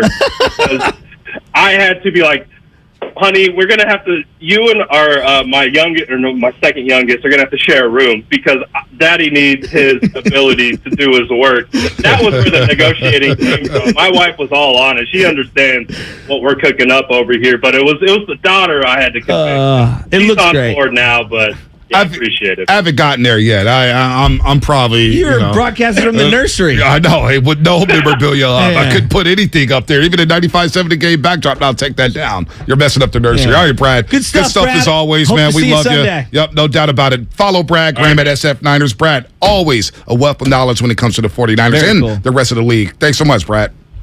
I appreciate you guys as always. Thanks. Anytime. Brad Graham, one of the best. Oh, Cron 4 too, every Sunday, man. This guy's doing work out there, man. Weeklies with Cron 4. I feel like, we helped him get there. No, I'm kidding. Brad does great work. Are you on his now own, doing man. the rad niche I made you? Nah, I would never do that. I could. That would be some flex. I got a list. Spadone, I got a list. That'd be a flex moment of the show. Time out. Now I want this list. No. Who did you think that you knighted? No, I'm not going to go there. I'm not that guy. I'm not that guy, pal. I love Ratnitz, but I'm not that guy. Well, no, but who do you think that you've had a hand in helping them? I'm not going there. Like Flash kicking kicking Wonder Woman's sword back to her. I'd rather talk about the Warriors, Cavaliers. Pinky push. I mean, he does do a lot of. He came to our class at SF State, Bonte. What? My radio Spadoni? class, yeah. So, not have a hand in the pregame show. Spadoni sat in the front row next to John Wilson. No way. John Wilson, who, by the way, I know you're listening out there. Maybe he's not, but he's the one who told me I needed to go to Bakersfield to make a career out of this, and I cursed him out that day. I was like, I'm not going anywhere. I'm rolling with the big dogs here in the number 4 market in the city. If I can't roll the big dogs, I ain't going anywhere. He said Bakersfield, Eureka, something like that. Damn. Yeah, I mean, we went at it. Whoa. We went at it. Now he's working with Ronnie 2K and the 2K folks. Shout out John Wilson. Had just a baby boy just not too long ago. Shout out to the Wilsons. After you Congratulations. crushed him. Yeah. He knows it's all out of love. Yeah. So who else is under this Bonte sports tree? We got a flex moment of the show coming up here, and we got Cavs, Warriors, Warriors and Kings. Warriors and Kings coming up. Come on now. Double dip with 2 basketball games this weekend. Do you get credit for Loveman? No, I don't get credit for that. Lubman did it. Even though Lubman, so, true story with Lubman. During the pandemic. Okay. I thought it was a guy named Sam Houston who works at another radio station texted me. He's like, yo, I want to get a Zoom together to talk about, the race relations and everything going on and yada, yada, yada. And I was like, yeah, I'm good with that. Okay. There was never a follow-up. Okay. I realized that was Sam Lubman that was and Sam Lubman, who I met at the old studio, he was working at Coit. Uh-huh. And he used to cover all the Sharks games and stuff and doing that. I was like, man, who's this redhead kid just running around with his head cut off? It was Sam Lubman. So, no, I didn't get Sam Lubman in the building. I don't think I can't take credit for that. I'm not going to take credit for that. He did it on his own, man. He worked hard. But that was Sam Lubman. You remember that, Lubman? I do remember that. Yeah, no, that was, right at the end of May. Things were kind of dour at that time. And, I remember hitting you up and we chatted for a little bit. And, I kind of got distracted by some other stuff. That's why there was no follow-up. But I do remember that. But that was Lubman that was trying to set that up. I had no idea. I was like, who the hell is this? Oh, I thought it was Sam. Just assumed it was Sam Houston. So, okay, now that you're playing the role of Master P, adding to the No Limit label. I'm not that guy. Am I under your label? No, I wouldn't put you under my label. Everybody claims you already. Dibley claims you. Damon Bruce claims. I'm not touching that. I'm not touching that. I didn't make anybody. You know what I'm saying? I may open the door for certain people, but you got to go ahead and knock the door down. You know what I'm saying? You got to go down, man. I may lay it out for you. I got to lay it out for you, but you got to play it out. Like Snoop said to Starsky and Husky, I lay it out for you to play it out. Remember that? That was a great line. It was a great line. Starsky and Husky. Very underrated movie, Starsky and Hutch. Very underrated. I can't get Anna to watch that with me. I'll be trying to watch it. Like, yo, let's watch Starsky. No, I don't want to watch it. Maybe I'll just watch it on my own this weekend. Niners, Chargers, Warriors, Kings, Bonte Hills, Warriors, Cavs, Sports Radio Tree. No, I don't have a tree. Spinoni, was that a great class, by the way? Did I come in there and handle it? Did I handle business? Yeah, it was good. I remember one kid was like, hey, I want to work smarter and not harder. And he's like, yeah, that's not going to cut it. That's what you said. Yeah, you're like, yeah, I said that? No, yeah, because some kid was like, I forget who it was, but he was basically asking, like, yeah, I don't want to work hard, but I just want to work smarter. Oh, and I was like, yeah, that's not how it works. That's not how I roll. That's not how this business works. Yeah, I'll give you a quick summation. Work your ass off, expect nothing. Exactly. But also be smart. That usually helps. Yeah. Answer that phone. Work smarter and harder. Just work hard. I love you, Sammy. Christmas gifts on the way. Oh, man. Yeah, no, my list is small. Can't wait to get to Chase, though. Cavs, Warriors tonight. If you're by the gatehouse, say what's up. I'd love to say what's up to you. It's going to be a big night. Larry June, I believe, is joining the post-game show. Is he? Okay. Oh, is he going to bring an orange? He might bring an orange T-shirt. Nice. So we'll talk about his new album, Spaceships on the Blade. Why don't you get it on some sort of a video so we can use for the show? Maybe like on the side, like, yo, what's up? This is Larry June. You're listening to Morning Roast. Blah blah blah blah. That's a great idea. Yeah, it's the best idea you've ever come up with. I would be out there sourcing stuff for us when I'm out in the field. No, you would be sourcing things for yourself. Well, hey, Larry, can I get your music video? Hey, Pilo, can I? I was actually shocked you didn't ask Mike Tirico to go play golf with him this weekend. Well, I'm sure he already has some time. That was the biggest upset of the decade. I'm sure he's already going from Cal Club to San Francisco Golf Club to the O Club. Oh, he's going all over. Lake Merced's newly renovated property. That's a great idea with Larry June, though. Maybe I'll do that. I think you should be doing it more often, quite honestly. Wow. Damn. I'm already working 2 jobs. Where's the care? You want me to do more? Can we get Lubman out there? Let's flex. Get Lubman out there to do that. That's what you're here for, Lubman. Let's flex.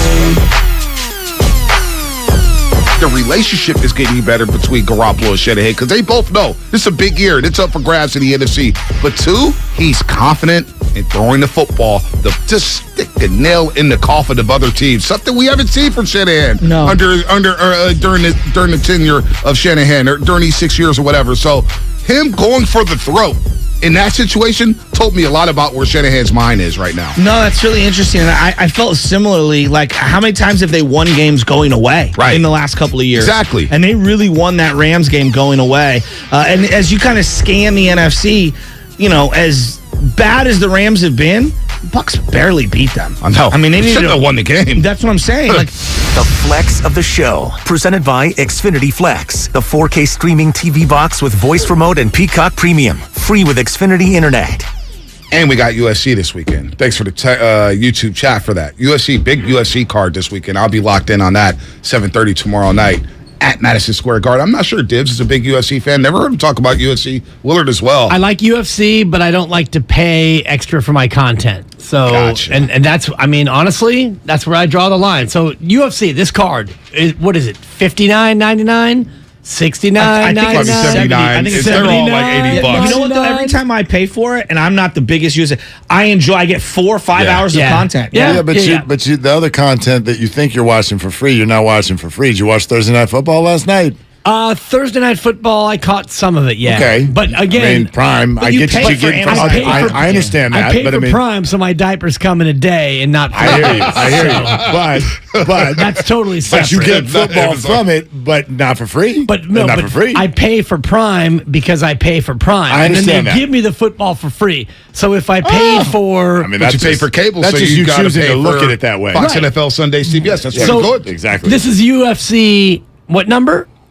Probably 285. See, we don't know. 280? We don't know. It doesn't matter. I mean, they're great cards. I know, but what does matter to me is you've got UFC's, how many, you probably have 2 a month, right? Uh-huh. So if I really want to invest in UFC, I'm looking at $79.99 twice a month. That's $160 a month times 12. That's about $2,500 just to watch unmitigated violence. And by the way, I love it because it's violent chess, and I love violent chess, but I can see the highlights or the replays for free a day later. It's not the same. Yeah, it's not the same. Exactly Because the same. watching it live, watching the ring intro, the ring walks and everything, and this is the way I look at it.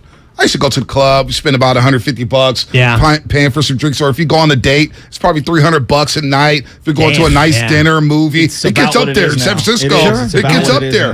My thing is like, you know what? $80 a month for something that entertains me. This is fun money. The budget for that. Plus ESPN Plus, if you pay, because I already pay for ESPN Plus because I have the Hulu Disney package, you get whatever, $20 off or whatever when you order it. Right. For me, it's the communal thing. So my cousin has these big parties, and there's a bunch of guys go over there, and we're watching it all together.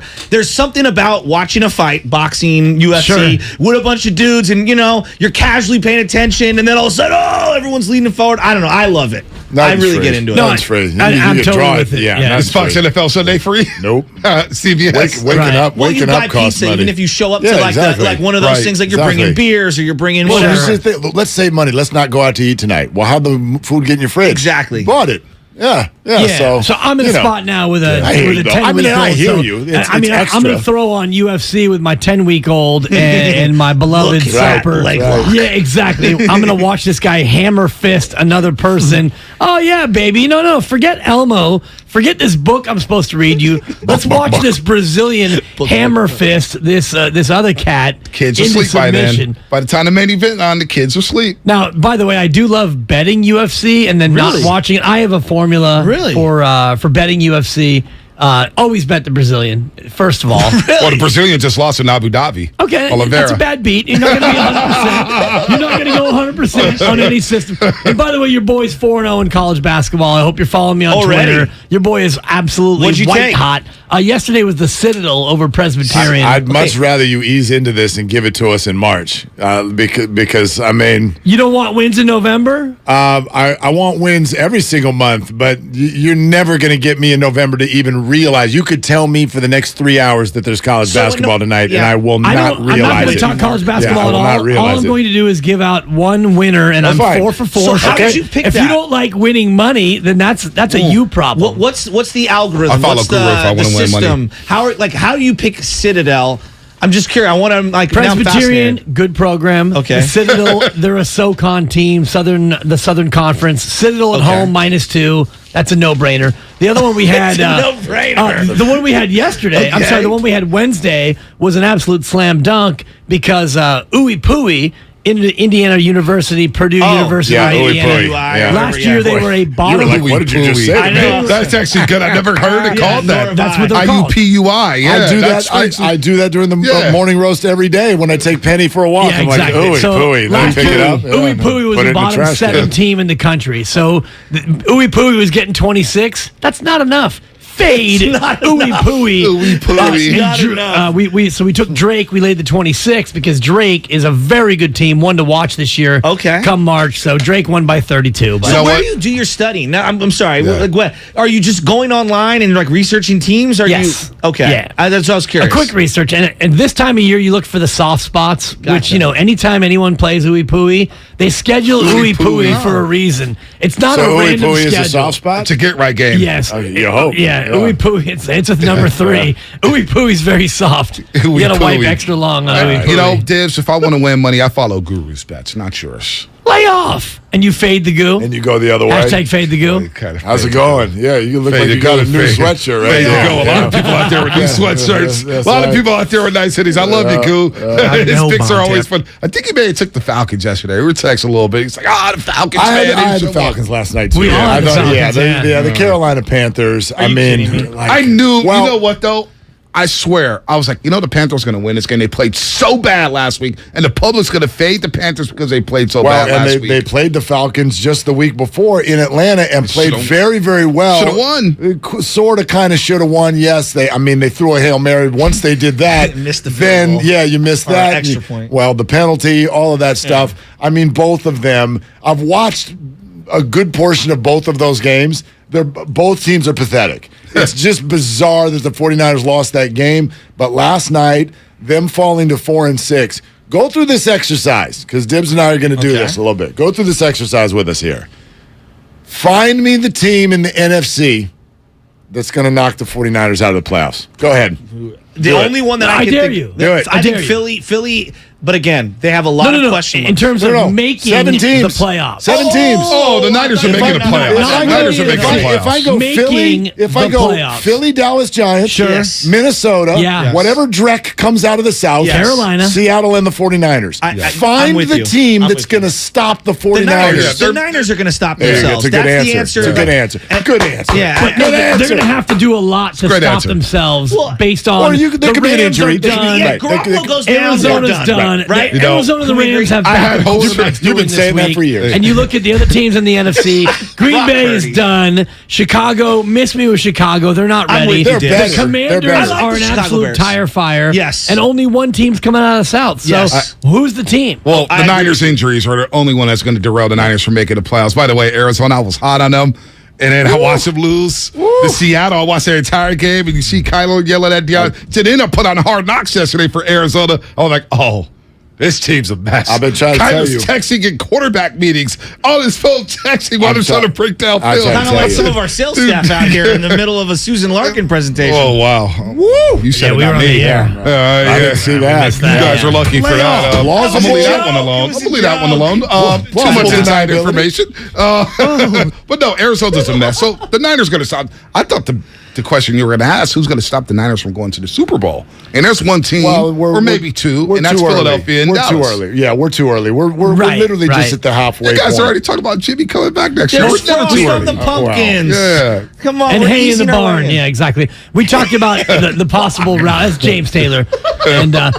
And the walking man. So good. We talked about the route Such for the a good 49ers, and we want them to avoid the 4 seed. That way, they don't have to face Philly theoretically in the divisional round. Yes. If you're the 2 or the 3, more likely the 3. You can go to Minnesota and win, and then take your chances in a 60-minute spot in Philadelphia. Although whoever that 4 seed is gets a free trip to the next round because they will be on the road in round 1. I'm sorry, if the 5 seed, whoever the 5 seed is, automatically is going to be on the road against Tampa or Atlanta or Carolina or whatever junk. Do you realize if Seattle? That's the 2 seed. Will be on the road at the fill in the blank trash. No. Oh no, you're right. I'm talking about game 1. They're going to host the 5 seed, which is, by the way, is a joke. Yeah, which they need to fix. But I mean, right now, most people would think that it's going to be Dallas, Dallas at Carolina.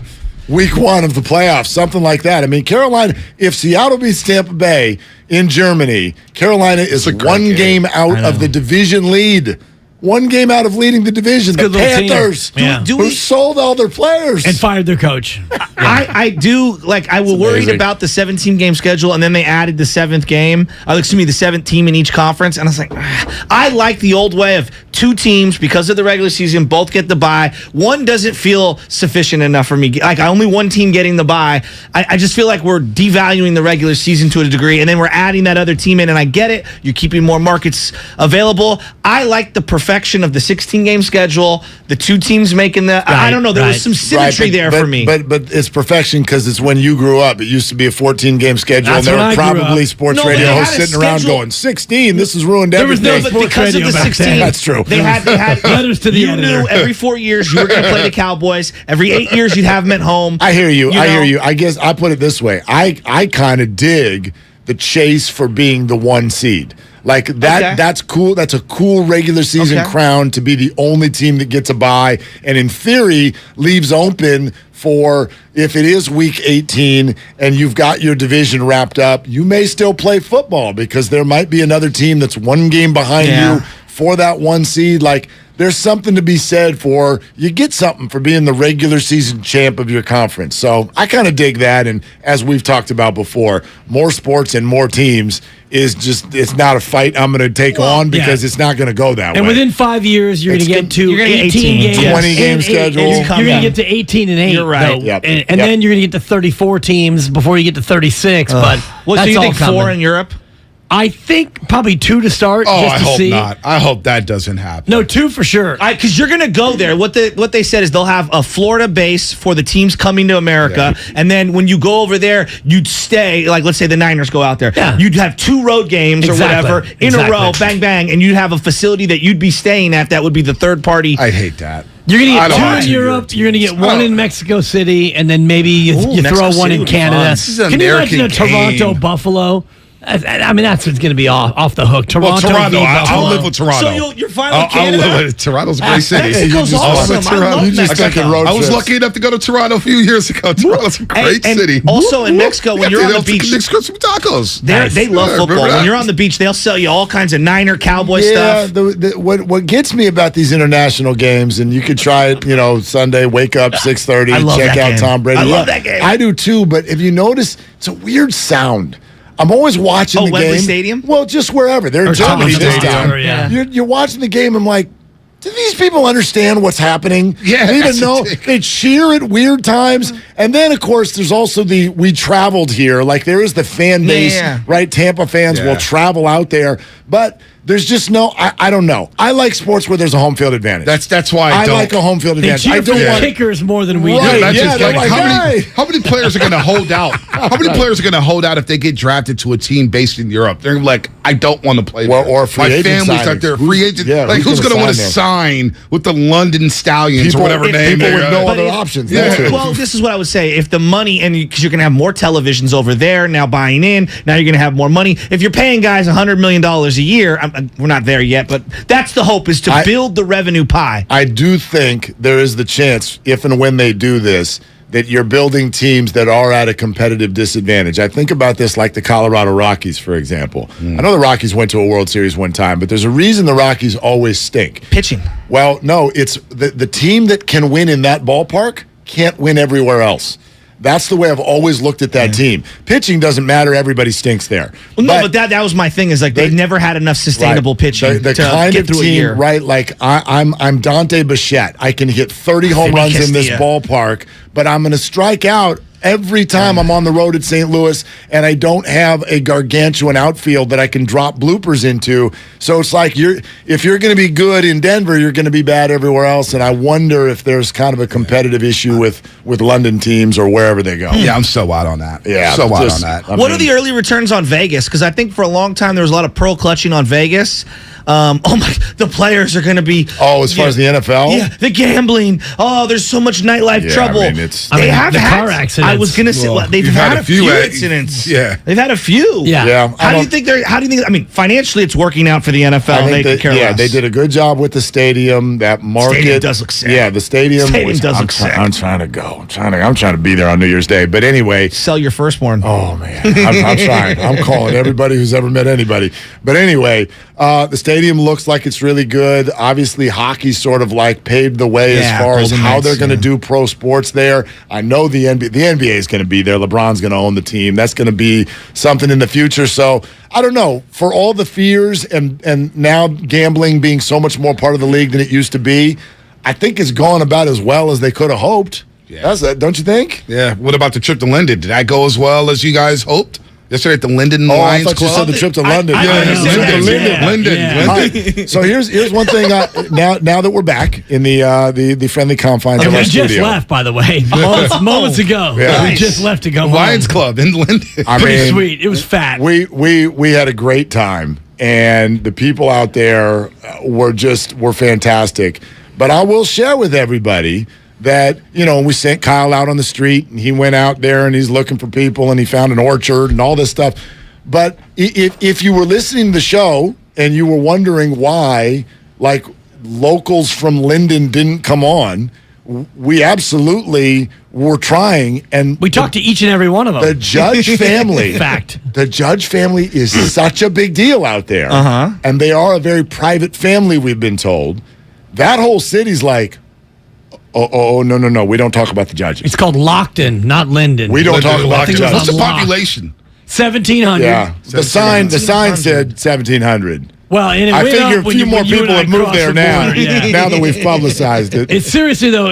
We talked to Mark and I individually or collectively. We talked to probably 100 different Lindonians, or Lindenites, or I'm not sure what they even were. Back in the days of the Boulevard. And there was a Linden. lot. Yeah, thank you. That was on my Twitter. People were shouting out Steve Biko and the great Tribe Called Quest song. Nice. But every person, to a man, to a woman, to a non-binary resident. We don't want to talk about Aaron Judge. We're very private. We don't want to, like Mark is saying, we don't want to cross, the Judge family, which I totally get. I respect it. Yeah.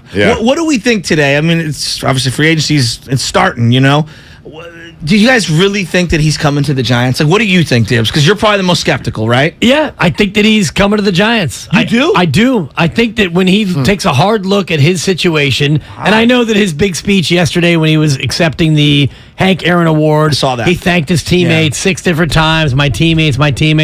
I think when he steps away from the limelight, the accolades, the awards, and talks to his family. His wife is from there. He's from Linden.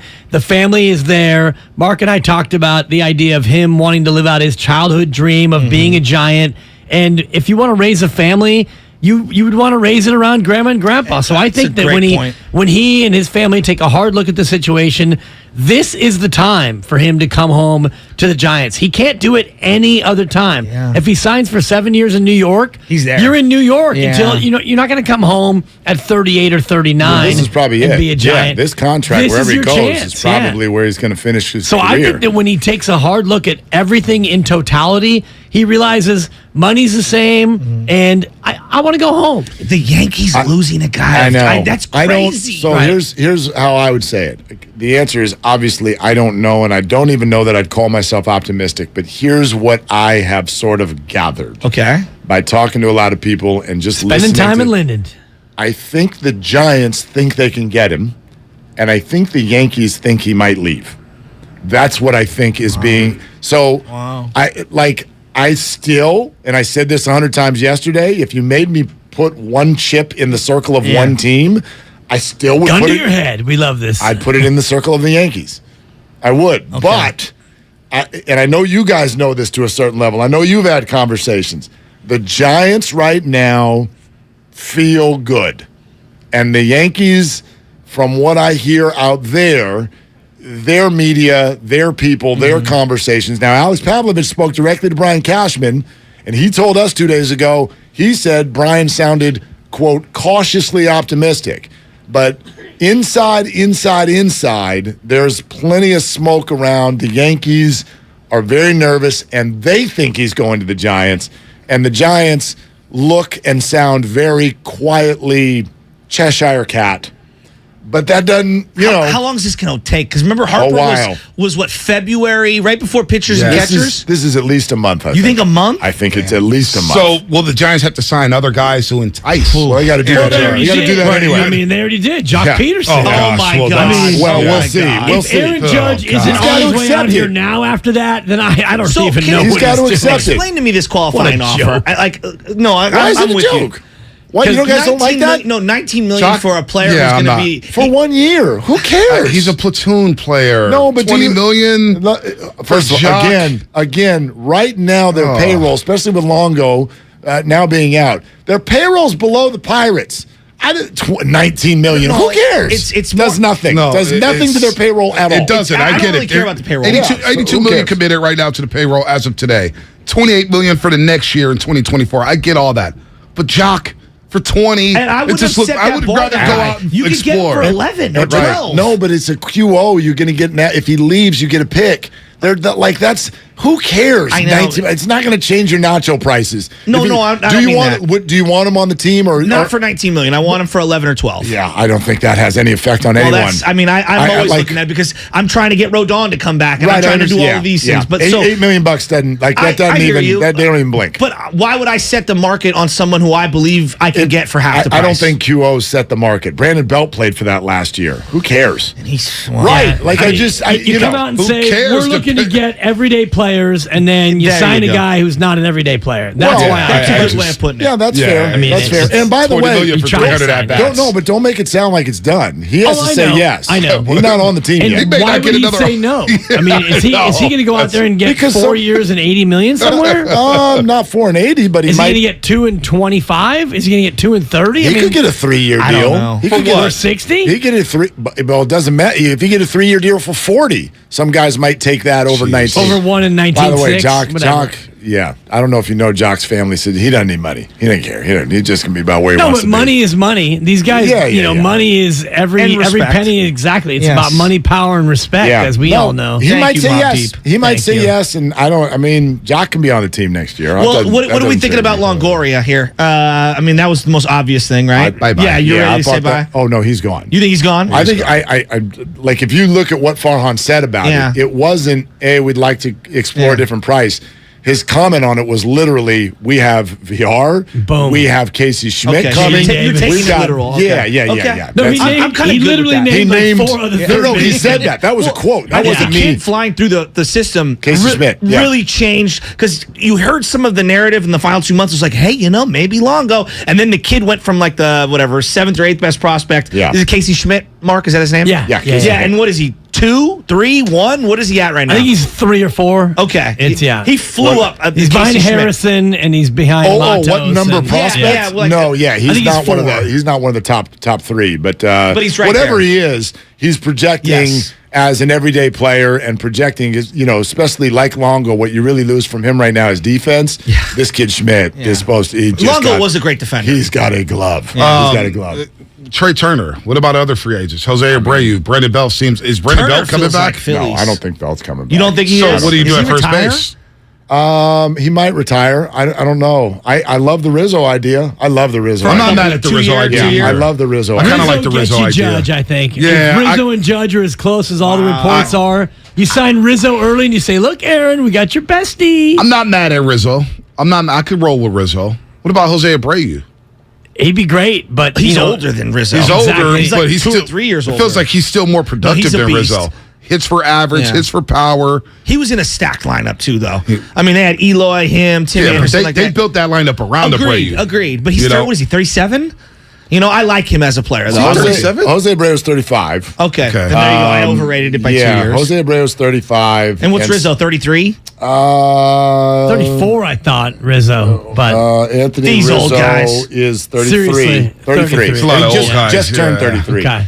Yeah. I love the young people. I'd rather do Rizzo for a couple reasons. Anybody who says that the clubhouse missed Buster Posey, you need a Rizzo type. That's a really good point. They don't have that clubhouse leader.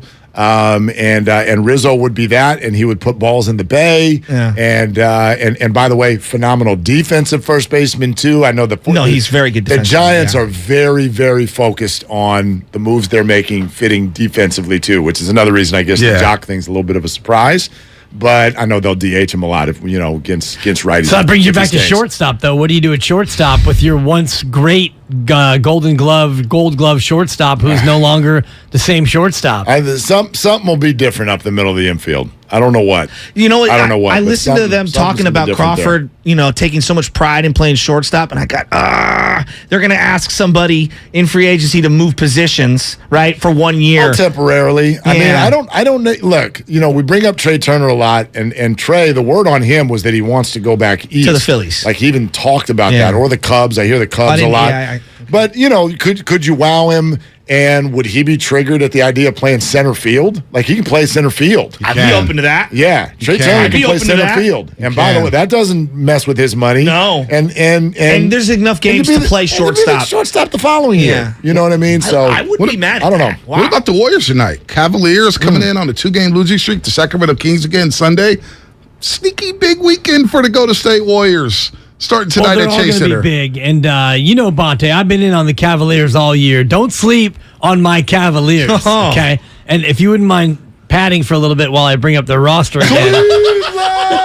There's Evan Mobley, Jared Allen, Cedi Osman, Dean Wade, Donovan Mitchell, Garland, JB Bickerstaff, Luke Walton, assistant coach. No bigger fan of the Cavs. Austin Carr on the broadcast. When Donovan Mitchell's the fourth guy you name, that's a league pass person right there. My roster came up alphabetically. It's just flexing. League pass is great, man. They called me out on Monday because I did my whole thing on the Cavs, and after like 2 or 3 minutes, he looked at me. He's like, "You trolling me, Dibs? Are you trolling me?" I had to apologize after the changeover because he's right. I was trolling him, but I was running I've hot. done my homework. I'm talking about League Pass. I've League done Pass my is homework lit now, and the Cavs are legit. And you know what? I'll make Guru come down your road because he's a big League Pass guy too. Yeah. I saw a thread yesterday saying, "Is Antonio Daniels the best color analyst?" And I was like, "League Pass, baby." How else is he going to watch his Lakers? Wow. Yeah. I think he'll be at the game Sunday and Golden One when the Warriors take on the Kings Sunday and Golden One, and they're going to be looking for revenge because they feel like they got shafted by the referees Monday night.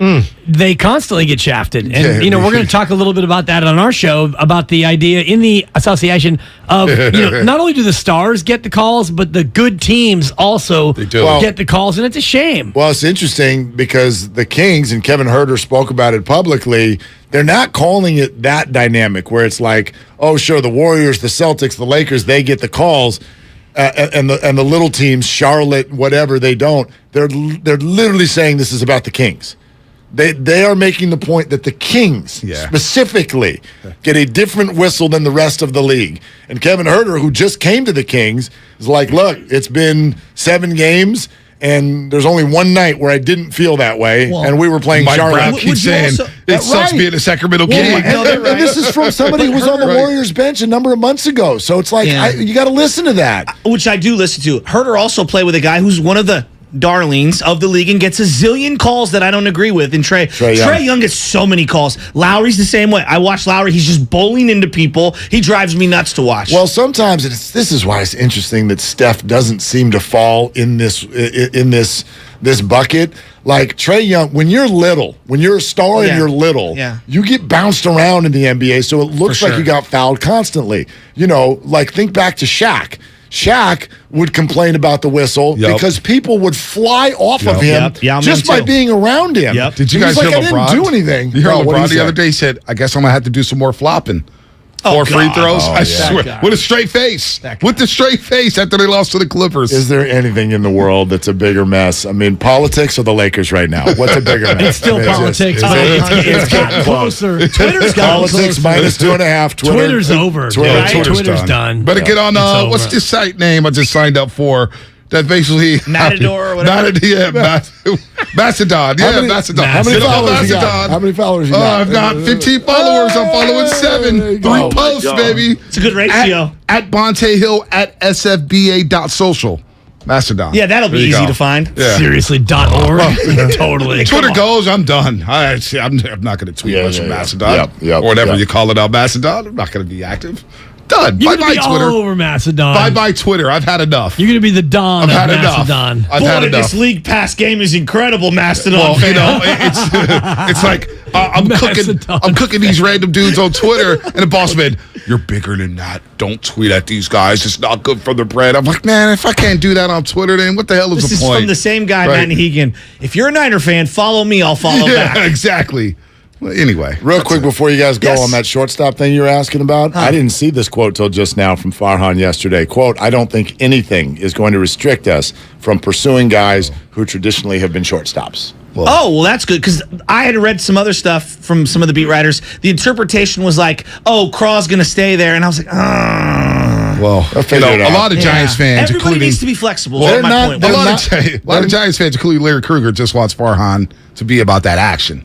Well, and they have to be. About that action, boss. They have to be. Yeah. Crawford's played a grand total of 0 innings anywhere other than shortstop in his career. I get the pride. I get it, but come on, man. It's time. It's time. All right, Willard Dibs coming up. Brought to you by Fremont Bank. Full service banking, no compromises. 1-877 Cars for Kids. KARS Cars for Kids. 1-877 Cars for Kids. Donate your car today. 1-877 Cars for Kids. KARS Cars for Kids. 1-877 Cars for Kids. Donate your car today. With car prices at an all-time high, our donors are now getting highest receipts ever. Donate at carsforkids.org, and your car can be picked up tomorrow.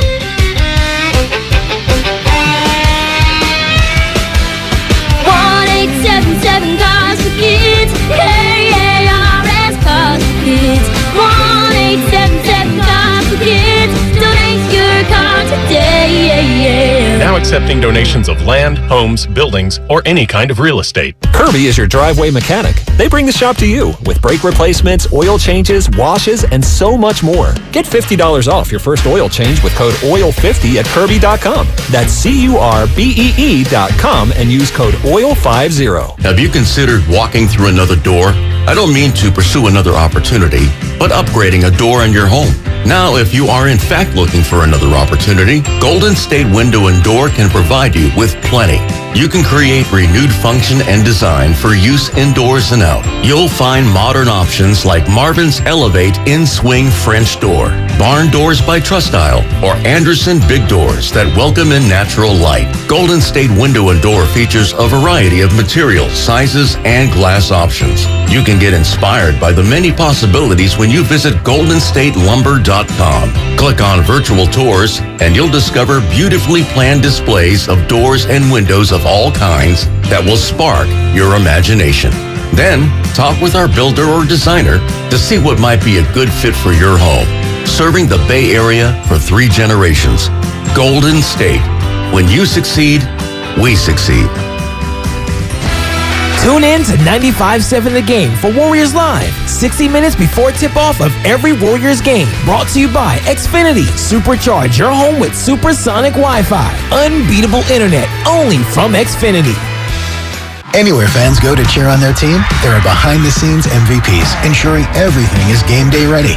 We see you, Joe, fixing seats so every fan can enjoy every game. And Allie, who keeps her stadium running smoothly from the moment the first game starts to the last play of the season. At Grainger, you're our MVPs, and we're always here for you with supplies and solutions for every industry and 24/7 customer support. Call, click Grainger.com, or just stop by. Grainger, for the ones who get it done.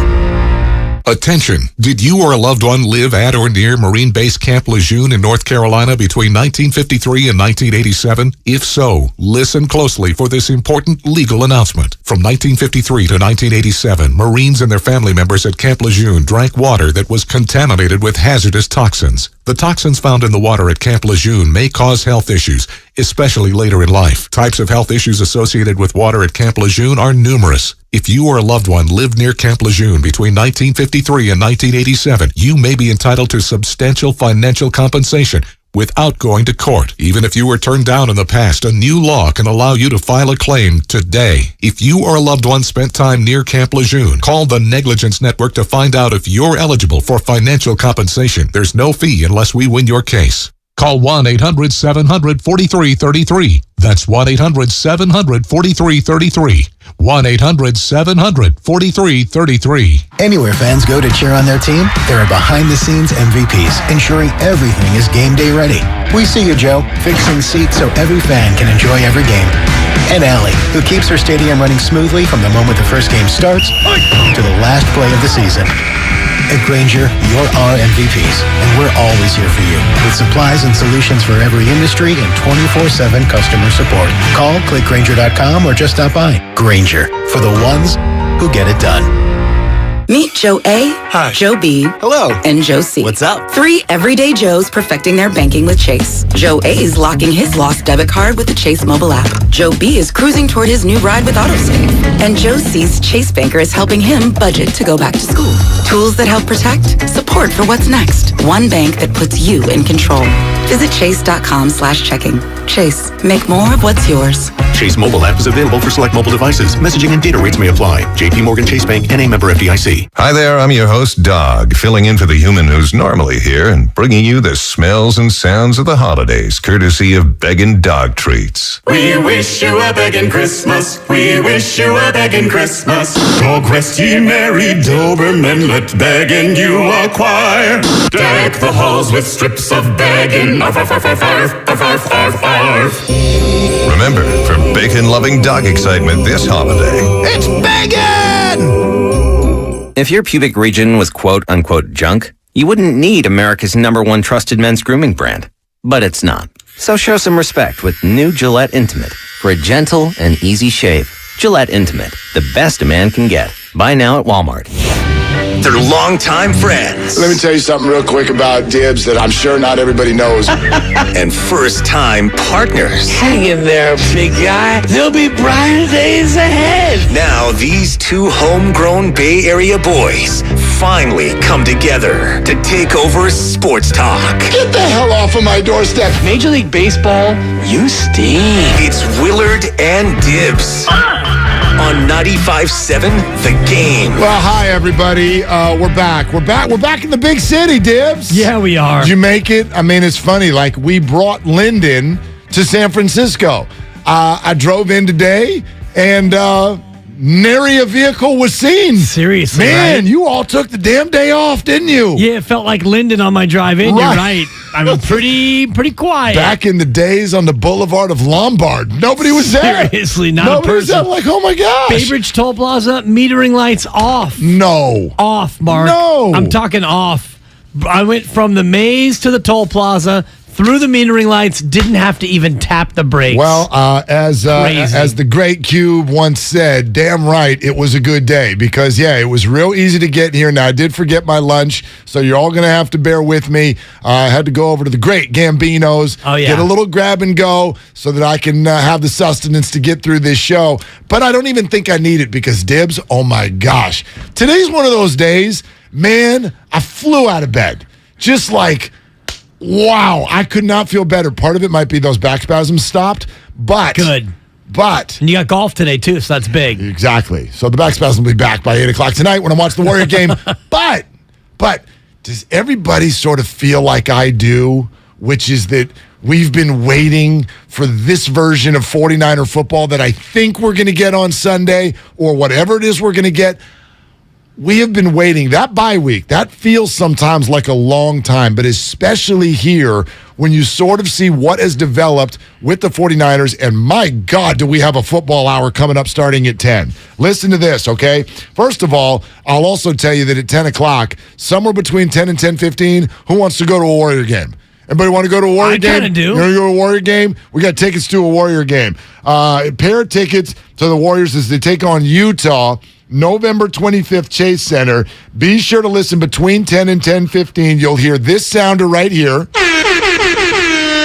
As soon as you hear that the next time, don't do it now, please. Don't do it now, please. Don't do it. Put your phone down, I said. Please, between 10 and 10:15, the next time you hear that sounder, be caller 5. and you'll win a pair of tickets. We'll give you the number then. I'm not going to give it to you now because you're going to call it now. You won't win anything. Okay, so caller 5 at the time, and you'll get a pair of tickets to Warriors Jazz, November 25 at Chase Center. But outside of that, listen to the football hour that we're throwing at you at 10 o'clock. 10 o'clock, Brian Baldinger. Big. Baldy's Breakdowns. 10:30, our very good friend, the great Rich Ornberger. First of all, we'll ask him about his cheat days because today's a holiday. Wait till you hear what this former offensive lineman used to put down on what he called a cheat day. Okay. But he's also a former Charger and radio host in San Diego where they do still talk a lot about the Chargers even though they turned their back on them. And then Sean Salisbury at 11. That's big. So we're It's a trifecta right there. It's really good, right? So I can't wait to talk to all of them about where this team sits because they left us with a nice win, a good taste in the mouth, but also a disappointing first 8 games. They should be better than 4-4. Should be 6-2. But there's the feeling with McCaffrey in and health on the way and a landscape in the NFC that could not be more inviting.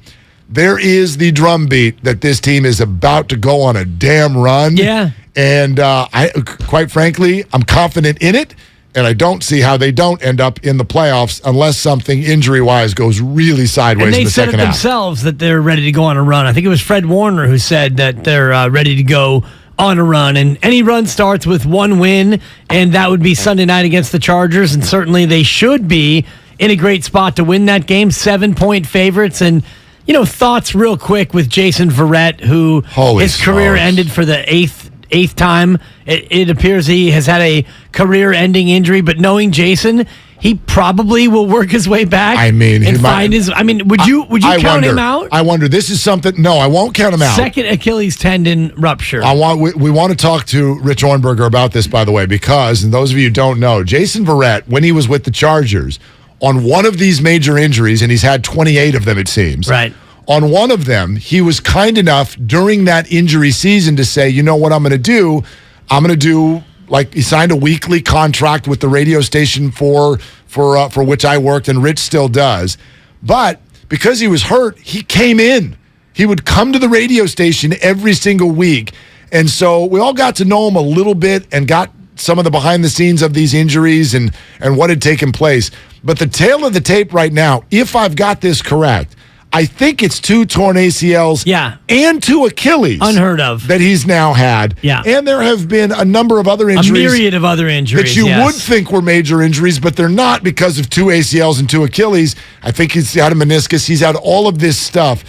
And I think he's contemplated retirement now at least 3 times. Right. And each time he's decided to give it another go. And here we are again, and it being another Achilles, it's got to be like, this has to be it. And if you watched or listened to any of his teammates talk about the feeling at practice 2 days ago when this happened, because it's one of those injuries where you know right away. Yeah. And George Kittle said he's never seen a field that quiet. Exactly. In his entire career. Like, this really got the Adam's apple of this football team. And you know, as a football player, what you all go through just to make it through from one day to the next. And to see a player like Jason Verrett, who's been through 2 ACLs and an Achilles already and a myriad of other injuries, so many games lost, and yet he continues to fight his way back. And here he is with his practice window open, and it looks like he might actually be cleared to go and get back on the field and complete that rehab yet again and be able to play football again, and to have it be cut short in a practice. It'd be one thing if it happened during a game. At least you could say, hey, kid, you made it back. You made it all the way back. But for him to be this close to coming back, it reminds you of Klay Thompson, but it's Klay Thompson times 10. Sure. Yeah, because at least Klay, I mean, knock on wood, Klay has now had essentially a full year. I know he didn't play till January, but he was with the team and working out. They were building toward it. Won another championship. Look, Jay Fiva had one elite year with the 49ers. Like, he had one with all of his time here now. It's been 4 years, but he had one full season where he was elite. You call him Jay Fever? That's his Twitter, Jay Fiva. Yeah, okay. Jay Fiva. No, right? you slipped that in so. Yeah, sorry. I was like a Jama Malalela. You slipped that in so seamlessly. Malalela. I was like, I like your confidence is growing on Malalela. Yeah, I'm coming around. You dropped the J Fever, and I wasn't sure if you were still talking about Jason Verrett. No, I got the fever for the flavor of the Jason, okay? I got the fever. Yeah, the J Fever, he had one really elite season, followed by a season where now they were like relying on him. They're like, okay, you're back. You're our number one corner, and boom, he goes down again, torn ACL, works his way all the way back to this, setback, works his way all the way back to this, tears the Achilles literally the week where he might have ended up being activated. So it's just... It's devastating on a personal level, and I know for fans, that's not the way most of us look at it. It's like, oh gosh, too bad, we move on to the next. Who's going to play for us this weekend? And there's nothing wrong with that, but it could end up, and I want to make sure I say this the right way, it could end up that this was the only way that Jason could have actually helped the 49ers this year. Because he will be totally on their minds and in their hearts, and they do need to go out and have a final 9-game stretch where they play really well. Like I would be so disappointed if they don't win 6 of these remaining 9. I don't think they have to make the playoffs with the way it is. 5 of the 9 would be fine. 5 is fine, but I would be very disappointed if they don't get to 10 wins because flat out they should.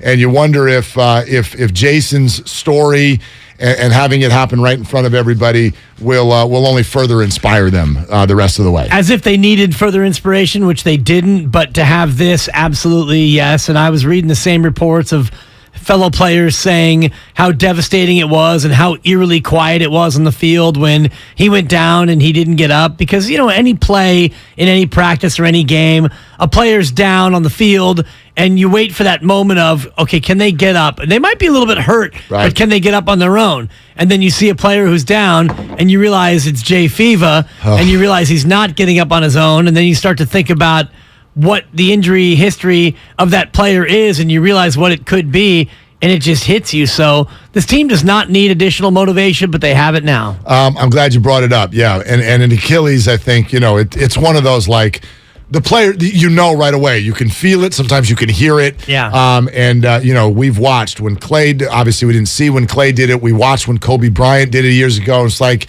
he went out and shot free throws and then limped off. But you just know, you know when it feels like someone kicked you in the Achilles. And so I'm sure the whole team and the doctors and everyone knew right away. And it's just emotionally devastating. But off they go to carry that into these final 9 games.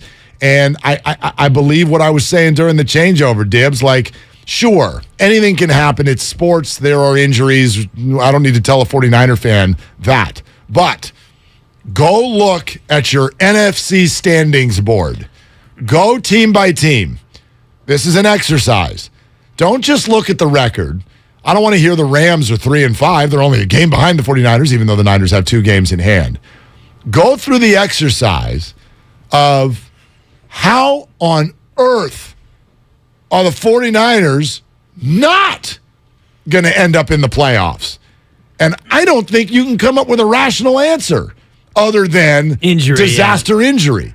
You can't come up with a rational answer because these teams that are supposedly chasing them are not only bad, they're last year's first-place clubs. You know what that means? They've got the hardest schedules. Don't give me Rams. Don't give me Packers. Look at what they've got. I think the Packers, their next 3 weeks, Dallas, Tennessee, Philadelphia. Dude, night. You're done. And you're already behind the 49ers. So it's so amazing in the NFL how you can go from sky is falling to we got this in one game. In one game, the Niners went to play the Rams. In one non-game. And one non-game. Think about the non-game that they had this week, and you see all of the teams around them fall.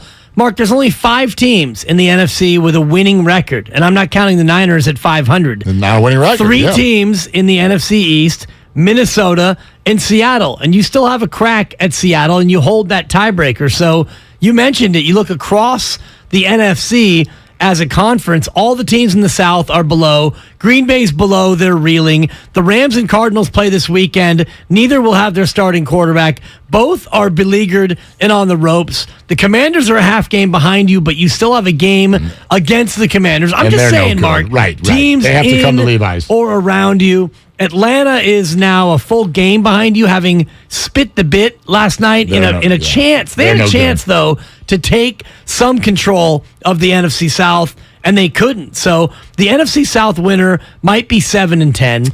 You still have a shot at Tampa Bay and New Orleans. Those games should be victories. You've got Washington, which should be a win, and a home game this Sunday off a bye. You're in a great spot as the Niners. I'm going to do it.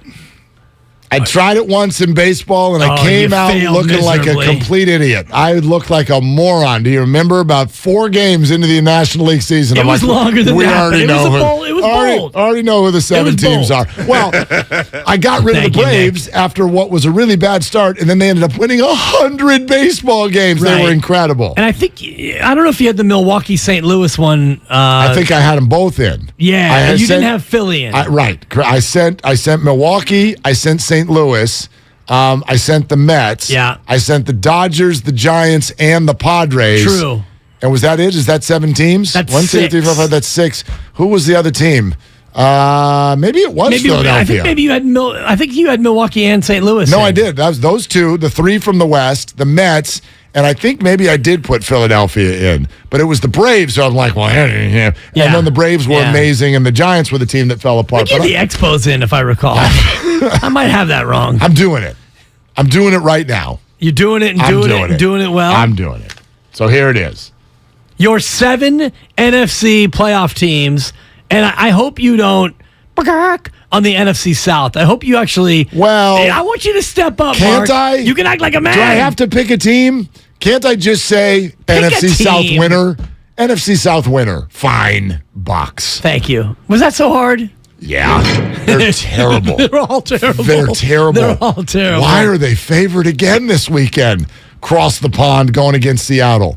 It's classically the 2 teams that Vegas and us collectively, we won't believe it. We won't believe Seattle's good, and we won't believe that Tom Brady's bad. Right. And so Seattle is +3 in Germany. They are way better. They are way better. Now, it's the NFL. Watch, Tampa's going to go out and win this game by 4 points. I like Tampa in that spot. Maybe, but that's a tough travel spot for Seattle, even though they're going over the North Pole. Way better football team, period.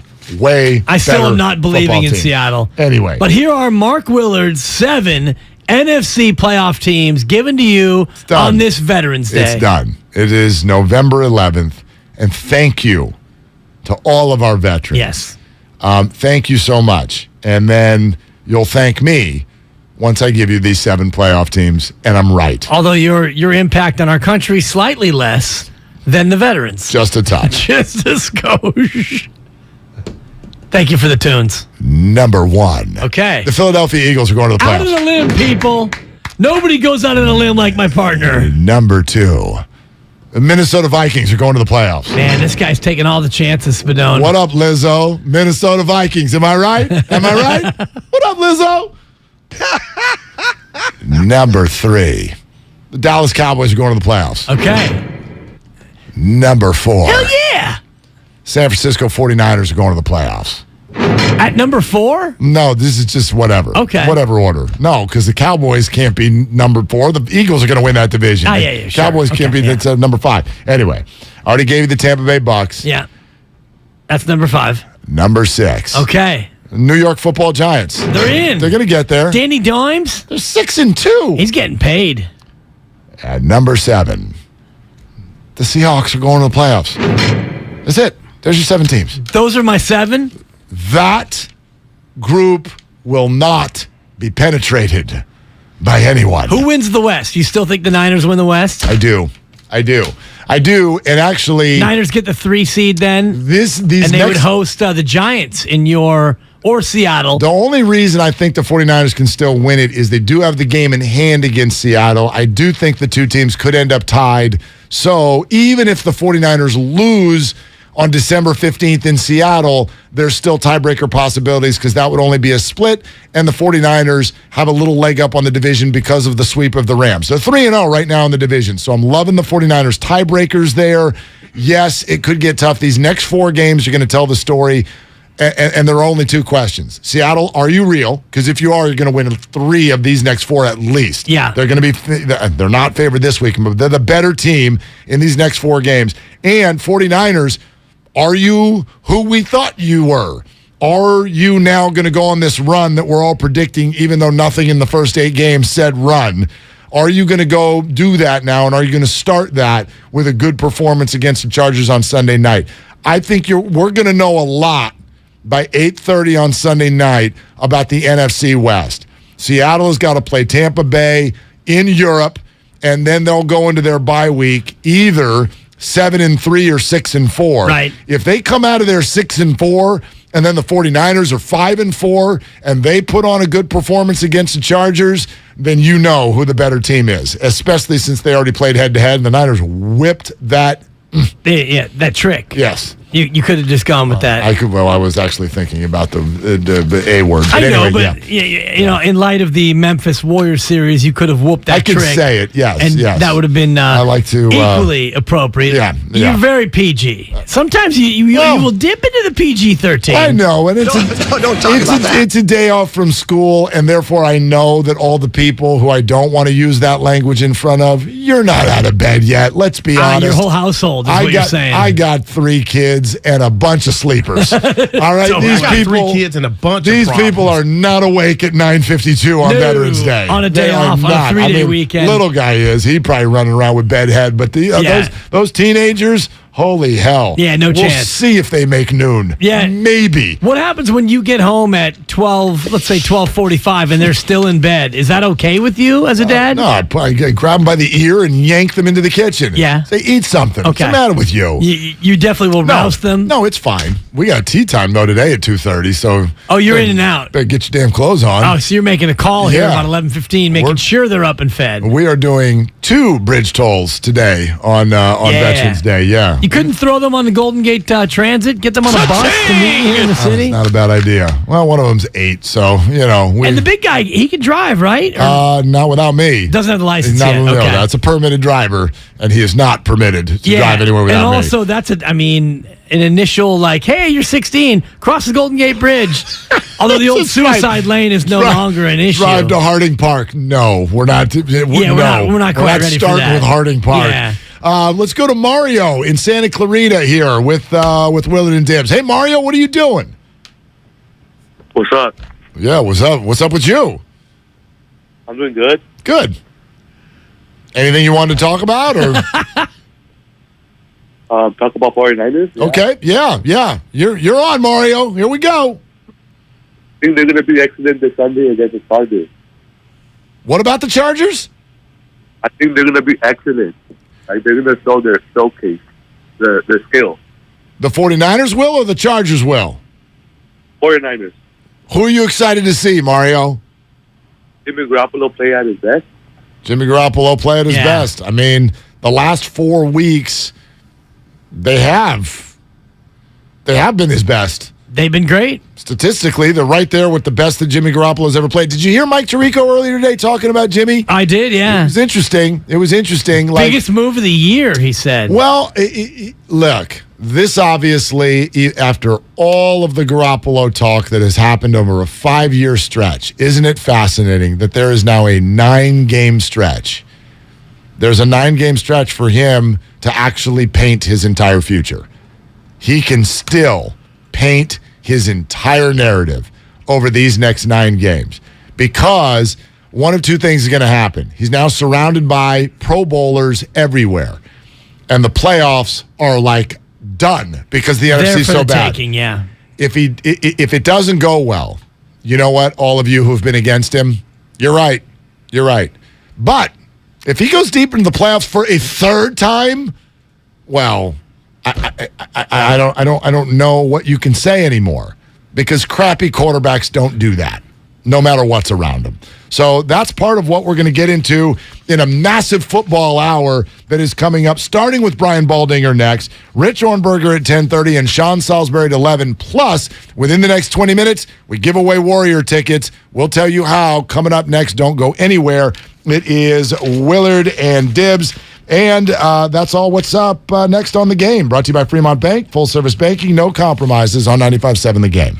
Salute our veterans and wrap up the Bay Area hot rodding season in style at America's favorite car show. It's the Good Guys 32nd Autumn Get-Together, and it's all happening this weekend at the Alameda County Fairgrounds in Pleasanton. See over 2,500 of the Bay Area's baddest hot rods, muscle cars, and trucks of all years on display. Plus, don't miss Good Guys CPP Autocross Series racing action featuring the Fall Shootout. Our Veterans Day weekend celebrations include our Vets for Vets Parade and so much more. It's all going down this weekend at the Alameda County Fairgrounds. Get details at good-guys.com. Hi, welcome to the IKEA Holiday Prep event, here to help you host the season with offers, in-store workshops, and more. Oh, great. I may have invited the whole neighborhood for the holidays. Don't worry, you can do this. To start, IKEA family members save 20% on Venturfent Christmas tree decor and gift wrap. You are my hero. Visit us in-store or at IKEA-USA.com/holiday prep to get ready and save. Offer valid 11/9 to 11/23/22. U.S. only while supplies last. Selection may vary by store and online. Restrictions apply. Cache Creek Casino Resort is the place for the biggest names and the very best in live entertainment. On November 5th, catch multi-Grammy Award winners Train. Then on November 12th and 13th, experience America's Game in person when Wheel of Fortune Live takes the stage. This is your time to cash in at Cache Creek Casino Resort. Find tickets and see our full lineup at cashcreek.com. Everything, our farm, our stand, our pop-up shop, it really all started when we discovered the benefits of local, raw honey for our family. And then we decided to turn it into a business. We were looking for something to help us get up and running. So we got the Chase Business Complete Banking Account. It's more than a bank account. It comes with Quick Accept, which lets us take card payments anytime, anywhere in the U.S. using the Chase mobile app. Plus, we get same-day deposits at no extra cost. For us, it's more than honey. It's about sharing a little sweetness with the world. Get the Chase Business Complete Banking Account with the essentials you need to help get your business going. Learn more at chase.com/business-complete-banking. Chase for business. Make more of what's yours. Quick Accept is not available in U.S. territories. Enrollment required. Usage subject to approval. Same-day deposits available for payments before 8 p.m. Eastern Time, Sunday to Friday. Fees and rates apply for checking and processing. Limitations and restrictions apply. Participants compensated. Merchant services provided by Payment Tech LLC and WePay Inc. Subsidiaries of J.P. Morgan Chase Bank and a member FDIC. Universal Studios Hollywood is where the holidays come together. We've tested it.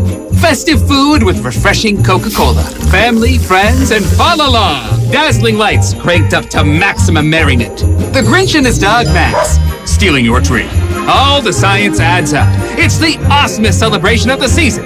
Save $20 on a Coca-Cola 2-day general admission ticket. Offer ends 12/14/22. Restrictions apply. Details at universalstudioshollywood.com/Coke offer. Does your heart long to wander? To encounter colorful creatures from the deep blue sea? And amazing animals from the Amazon and beyond? Feed your wild heart. Travel the world right here in San Francisco. Make your reservation to the California Academy of Sciences at calacademy.org. See rare specimens, ancient fossils, and more at our new exhibit, Hidden Wonders. Football season is here. The new Odyssey app lets you stay connected to your NFL team, your station, your shows. Follow your favorite stations and come back again and again. Get real-time updates on everything you care about. Miss your show? Jump back to their awesome rewind feature. The Odyssey app is NFL football. Live and on demand. Wherever you are, whenever you want. And did we mention it's all free? Download the Odyssey app today.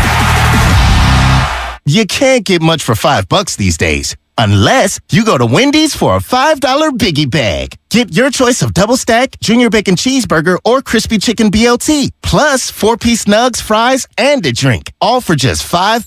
You got that bag. You got that Biggie Bag. You got that bag. That was smooth, wasn't it? That's how you're gonna feel when you get that Biggie Bag at Wendy's. U.S. price and participation may vary. Includes 4-piece nuggets, small soft drink, and small fry. Prices may be higher in Alaska and Hawaii. Hey everybody, it's Boomer Esiason here. When a part of your offense isn't firing on all cylinders, it shows. And sometimes the only solution is to replace that part with something new. It's true on a championship team, and it's also true with cars. That's why I love eBay Motors. They have all the right parts at the right prices. 122 million of them, by the way. And that way you can get the parts that you need to make your car a winner. ebaymotors.com.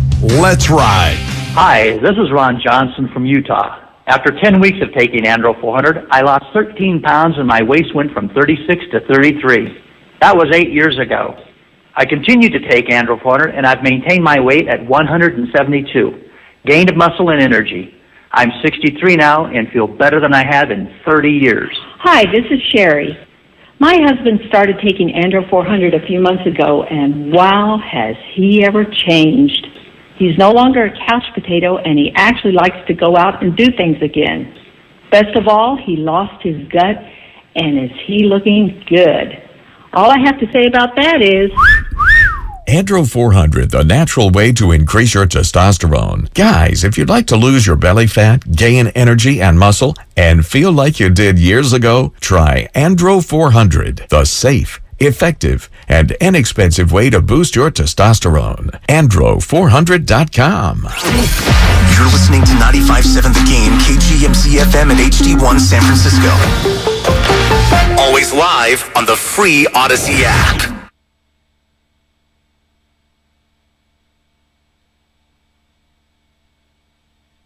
Now, back to Willard and Dibs on 95.7 The Game. Oh, gosh. Just injected into my veins. Pump the nads. Oh, man. Like once... Does everybody get this feeling when football starts? Because I know this happened. When the 49ers hit the bye, it had been 8 games already.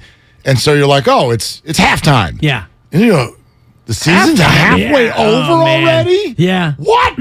Like, there's not a lot in life that moves that fast. You know what I mean? Like, you love it so much where 2 months later, you're like, slow down. We're having way too much fun. 272 games in the regular season of the National Football League, and I believe we are about at the halfway point. The halfway point. Oh, before we have more fun with Brian Baldinger, football related, how about some basketball fun? You know what that sounder means. Be caller 5 right now for a pair of tickets to see the Jazz and the Warriors November 25 at Chase Center. Here's the number to call. Please do not call our caller line. It won't work and you won't win. Don't do it. 415-951-2386.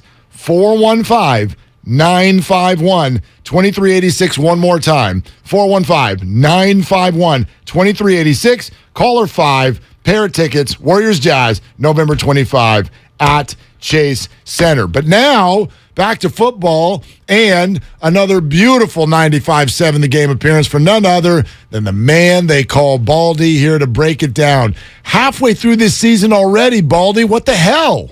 I know. It's cruising. Like the bus, the train left the depot. Like either you're on the train or you're not, man. But, it's going to be Thanksgiving. It's going to be the holidays. It's going to be, playoff season before you know it. And,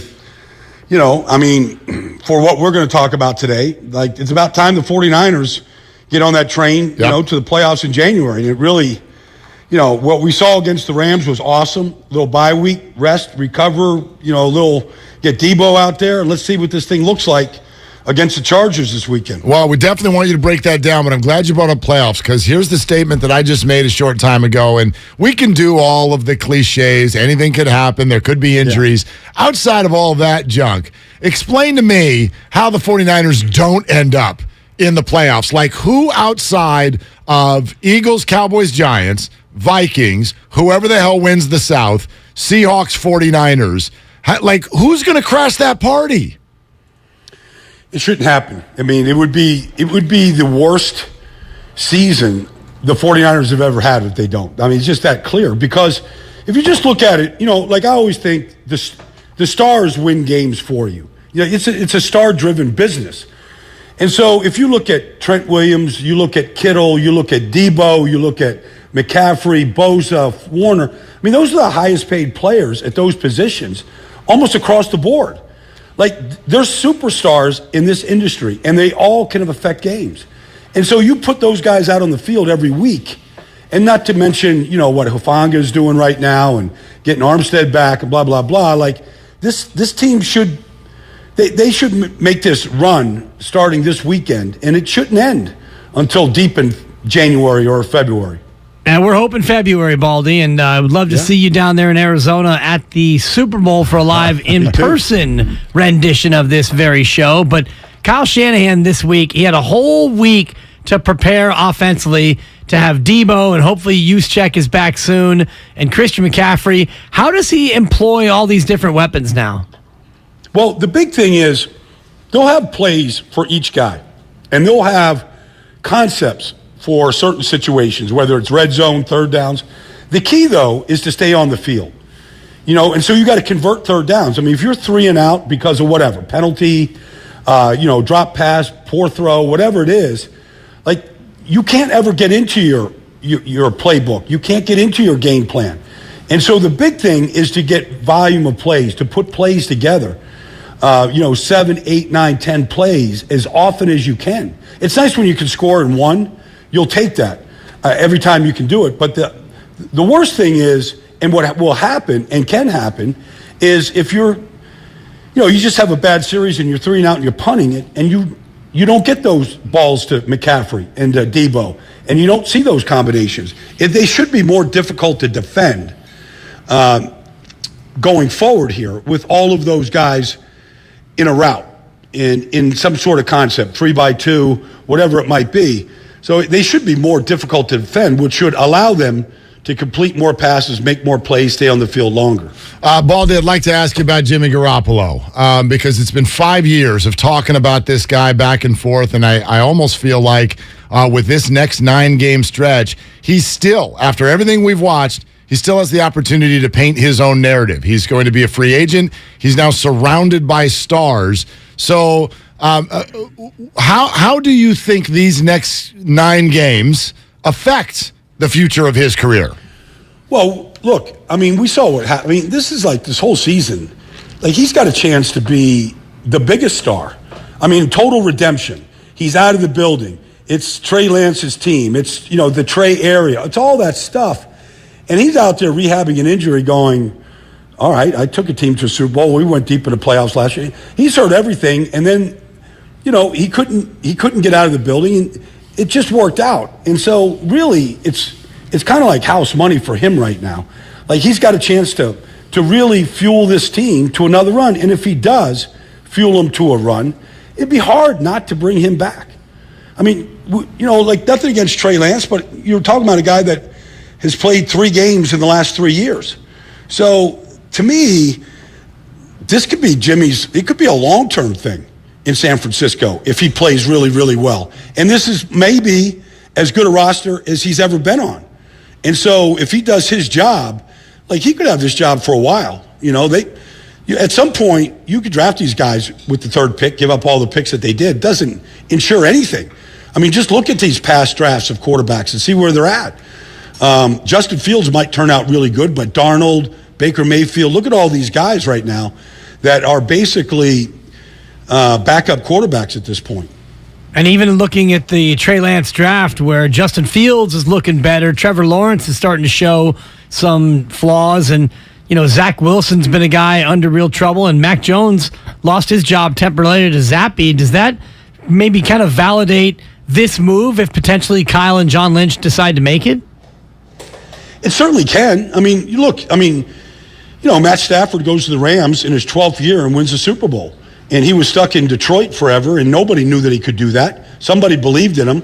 They put a great team around him, and he did his job, and they're Super Bowl champions. So I'm not saying, I don't know if Jimmy has got the same talent that Matt Stafford does. I mean, he was the first pick of the draft. Nobody thinks that he has that kind of arm, but, he does lead in other kind of ways. The players do believe in him, and he's having a good season statistically right now. And so, and he had to come from shoulder surgery and no off season and kind of just on the outside, and then all of a sudden being thrown back in.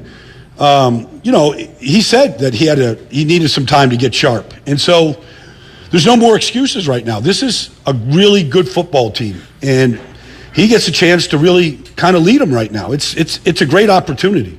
Baldy is with us here on Willard and Dibs, 95.7 The Game. Okay, Baldy, I think if we boil it down, what everyone's excited to see, it's Debo and C-Mac on the field at the same time, maybe even in the backfield together.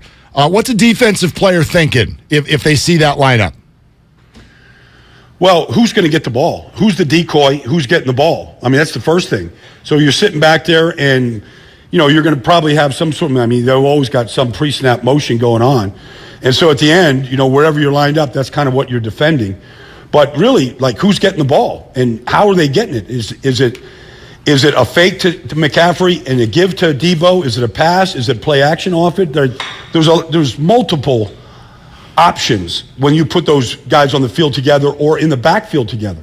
And I could see situations where Juice, when he comes back from this, this hand injury, I could see where Juice is on the field with Debo and McCaffrey and some sort of full house backfield. And maybe some things that we haven't seen yet before. I'm anxious to see the creativity that they have by formation, by motions, by just personnel groupings. I'm anxious to see what we get to see the second half of the season right now. Yeah, we saw a lot of 13 personnel with Juice out in the last game, and now with a full week, I wonder if we don't see that full house backfield, Baldy. Little old school triple option. I guess it's not a triple option if Jimmy G is the QB. There's not much of a threat for him to run. On the other side, this Sunday night, the Chargers, what do you make of where they are offensively with all their injuries, but with a still elite quarterback?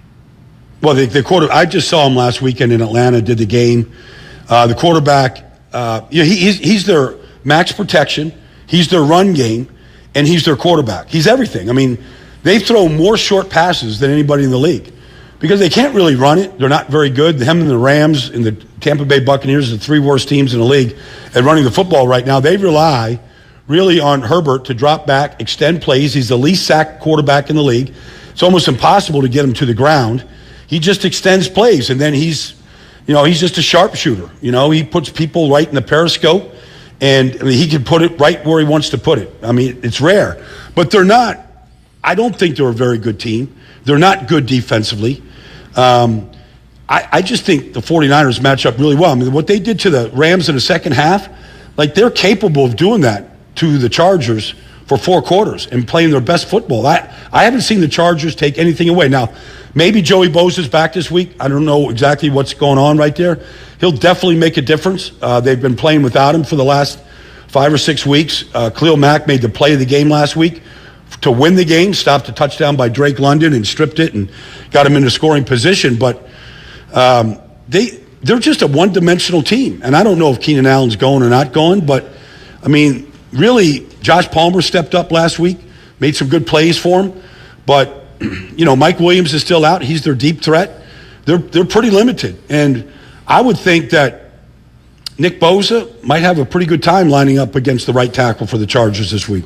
Baldy, you talk about Herbert, and I know at the beginning of the year it was kind of like Allen, Mahomes, and Herbert, and then it sort of became just Allen and Mahomes. And even though, as you said, he's fantastic, yes, they're 5-3, but the Browns have scored more points than them this year. Yeah. So he's great, but why aren't they better? Well, they lost their all-pro left tackle, Rashawn Slater. They've had injuries at center. They've had injuries at right tackle. They got a rookie right guard. Their tight ends are not good blockers, none of them. So they have a hard time just running any kind of a strong side run. They really don't have a backup running back to Austin Eckler. The guy has scored 30 touchdowns now since the start of last year. Right. Nobody's even close to him. Cooper Kupp is the next closest guy with 22. He's got 8 more touchdowns than anybody else in the league since the start of last year. He kind of does everything for him, but he can't do it all. He's not the biggest guy, but he is, one hell of a football player. So they just have flaws. They're just like everybody, basically. They're just a flawed team. And Herbert kind of rescues a lot of those flaws. Baldy, great stuff. We're really looking forward to this one. We always look forward to our conversations with you. Thank you so much. Have a great day, guys. Enjoy it this weekend. It's going to be fun. Yeah, absolutely. There it is. The great Brian Baldinger, of course, every single week right here on 95.7 The Game. Rich Ornberger is 15 minutes away, and Sean Salisbury's 45 minutes away as we keep diving into this. Now, just one thing Baldy said that I really want to highlight. This was interesting. When we were talking and he was talking about Jimmy Garoppolo, and he says, Jimmy's kind of playing with house money. I get that, except for one aspect of it. There's one thing here why, and this is why these next 9 games are so interesting to me if you're Jimmy. I know everyone always, boy, if this doesn't go well, then on to Trey Lance. If it does go well, do we have a controversy? All of that. If you've got this around you and it doesn't go well, that's not house money. Doesn't the league look at Jimmy and go, if you can't get Trent Williams, Christian McCaffrey, Deebo Samuel, George Kittle, Brandon Ayuk, and Kyle Juszczyk, if you can't get that group to the playoffs, why the hell would we want you on our team? Yeah, I get that. Because we don't have that.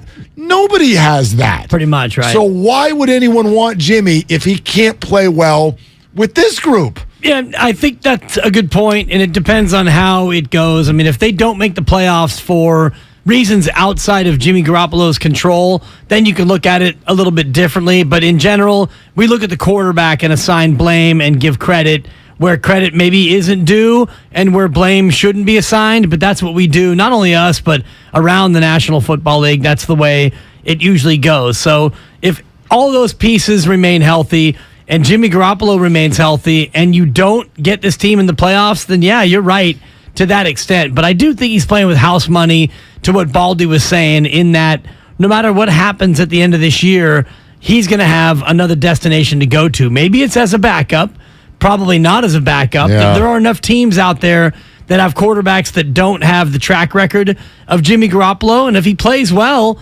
he might have a chance to stay with the Niners. Oh my gosh.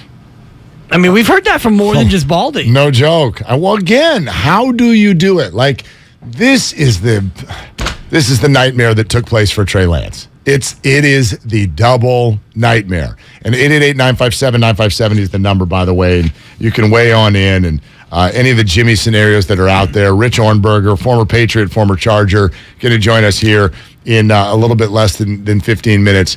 To get drafted, to be handed the job, and then to have Jimmy stay was already a nightmare enough. Then to break your ankle in the second game sets up a scenario where you're in real trouble, because as we just detailed, the NFC is screaming at the 49ers right now. Hey! We're open. Come on over to our playoff We're party. open for business. Here's your invitation. Here's the red carpet. Hell, we'll even get a little buggy and put you in the back, and we'll just drive you there. You might even get a home game. There's no traffic. Nah. Wide open. Metering lights are off. Right? It's Veterans Day for the 49ers and their trip to the playoffs. Totally. Lombard is wide open. Just drive straight. Don't hit anything along the way.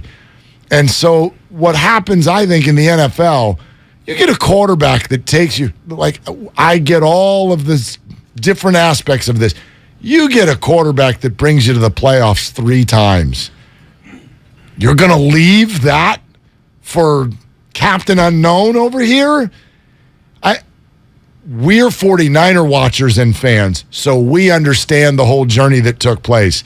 But can you imagine if you removed all the names and the jerseys and just said, here's the scenario. You got person A, and he's brought you to the playoffs 3 times out of the last 4 years, okay, and went all the way to a Super Bowl, and who knows, maybe another one this year. That's person A. Person B over here has barely played any football for 3 years.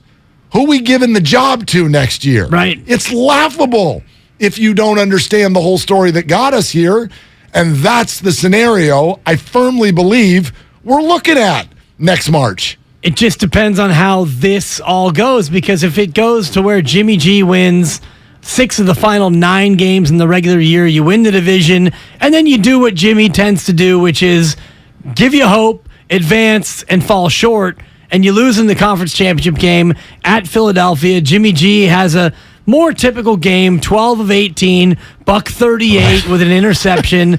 At that point, you'd be hard-pressed not to turn the keys over to Trey Lance. Would you? I think so. Really? And if I'm Kyle Shanahan, the reason why they drafted Trey Lance was because they thought that Trey Lance could do more things for this team than Jimmy Garoppolo could, and they still don't know that. And if I'm Kyle Shanahan, I'm not going to give up on Trey Lance, which is what you'd be doing if you brought back Jimmy Garoppolo for another year. You'd basically be saying to Trey Lance, essentially, we're giving up on you. We used all those picks to make you a glorified long-term backup, and basically you're Taysom Hill. We used 3 first-round picks to make you our Taysom Hill. We're going to run you in certain packages, but other than that, you are the backup. And I don't think that Kyle Shanahan sees Trey Lance in that way. And I still think that he looks at Jimmy Garoppolo and sees a quarterback that doesn't do everything that he wants a quarterback to do. No, it's true. I get it. I get it. I get why they moved on. I get why it's going to tick everybody off if he's the quarterback beyond this year. But I want to highlight that point again because it's a massive one. You understand now. You got somebody that takes you deep in the playoffs 3 out of 4 years. You're going to leave that for Captain Unknown and understand how awful of a scenario that is for Trey. Because then Trey starts next year for his 5th NFL start. And we're like, dude, go be great. I mean, you have got to be good right now or we're all going to lose our minds and scream at the organization for letting a good thing go out the door. Because even the scenario you painted a scenario where he has a very underwhelming game in the playoffs, but the scenario you painted had him going 6-3 down the stretch and winning a couple playoff games before that happens. So you're going to move on because one interception against the Eagles in January made you think, bah, yeah, let's go get the guy who's had 4 starts. Well, they already did that. I know. One overthrow of Emmanuel Sanders and one failed game against the LA Rams. They've already done that. But they did that when he had 1 playoff run. This would be 2 more playoff runs later. Yeah, right. Right? They drafted Trey before these 2. Like, if this goes where we think it's going, you had 1 playoff run when you made that move. Now you'd have 3. 3 in 4 years. That's very different. Playoff runs that fell short. Well, we don't know about this one. But in this scenario, we don't know this one. In this scenario, it would have fallen short with a loss against Philadelphia in the conference championship game. I get 3 it. conference championship games, 1 win, 2 losses, no Super Bowls, and a guy who you used all this draft capital to go out and get. I think anything short of a Super Bowl run, Jimmy Garoppolo is gone. I think that you think that, and I think a lot of us think that, and I don't think they think that. Well, it's not they, it's he. I think it all comes down to the he. Well, now, Jimmy Garoppolo, make no mistake, there is a Draymond Green thing going on there. Jimmy Garoppolo doesn't want to leave Christian McCaffrey, Trent Williams, George Kittle, and Deebo Samuel so that he can do what? Go play for Washington and throw to Curtis Samuel? Go make 5 times the money that they're going to pay him here? Well, money's money, sure, and that's always going to resonate. I have no idea what the open market is going to hold for Garoppolo. We were way off on that this year. Shoulder injury, probably the number 1 reason why. But because of that, he's very hard to assess financially, just like Draymond is. We've had thousands of conversations about, like, what would someone offer Draymond? If he opts out next year, what would someone be like, yep, we need Draymond. We need some of that. We need a heartbeat. We need a screamer and a guy who can't shoot, but man, he knows how to yell at our teammates and he's smart. Like, I don't know what that costs. There's no comp.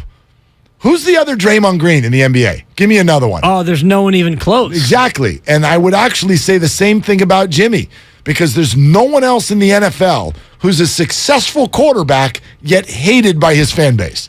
There isn't another one of those. I don't know if the fan base hates him. Okay, what's There's the word? There's a portion of the fan base that... Eye rolls. Yeah. Right? Is that more fair? I think the more fair way to assess it is a quarterback who gets this many victories while not being that good. Well, in the eyes of... And this isn't just the local fan base. If you go to Mike Sando's quarterback tiers, if you go to any of the metrics, go to QBR on ESPN. You're right. He's a bottom half guy, yet his winning percentage is among the top 3 since he's been a starting quarterback. So it's more than just The fan base hates him, yet he wins. It's the metrics. It's the Some experts. of them. Now, you just referenced the adjusted QBR.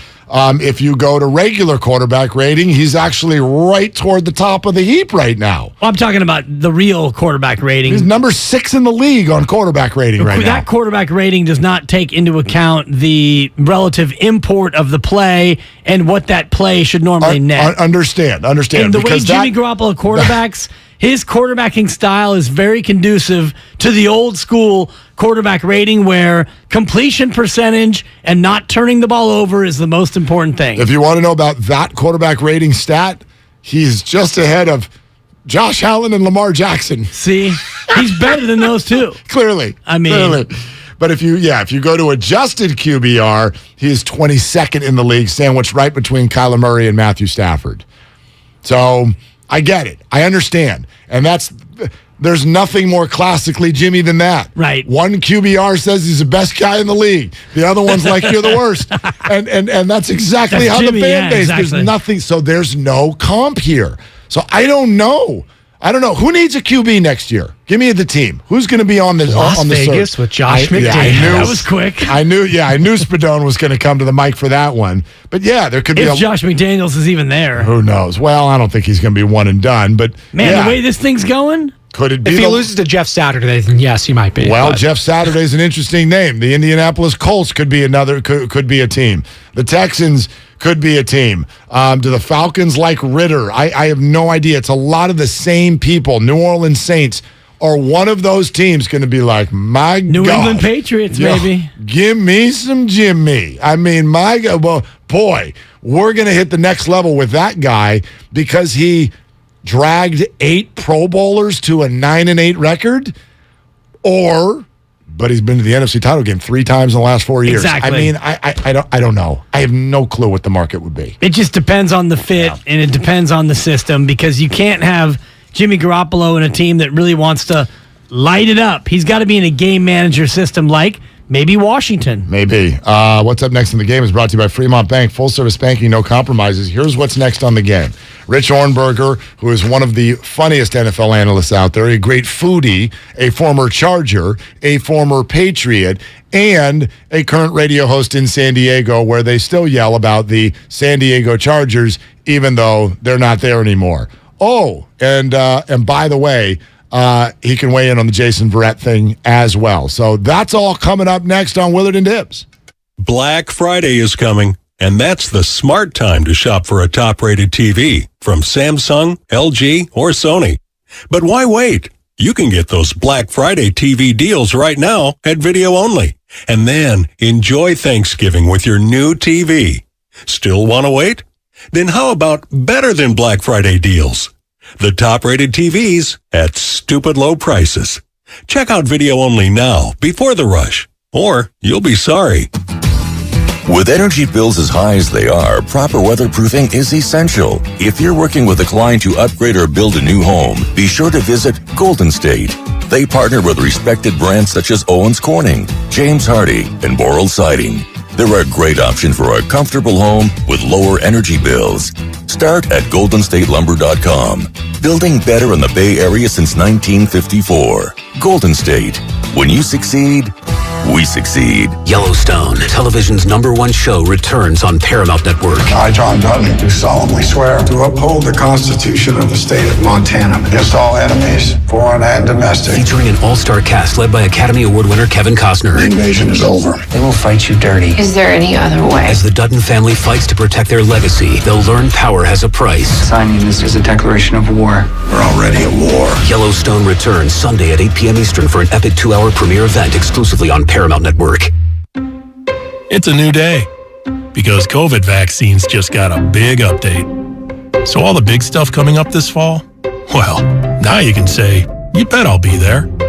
Because updated COVID vaccines protect against both the original COVID virus and Omicron. And everyone 5 and older can get one. So this is a moment we've all been waiting for. Find updated COVID vaccines at vaccines.gov. We can do this.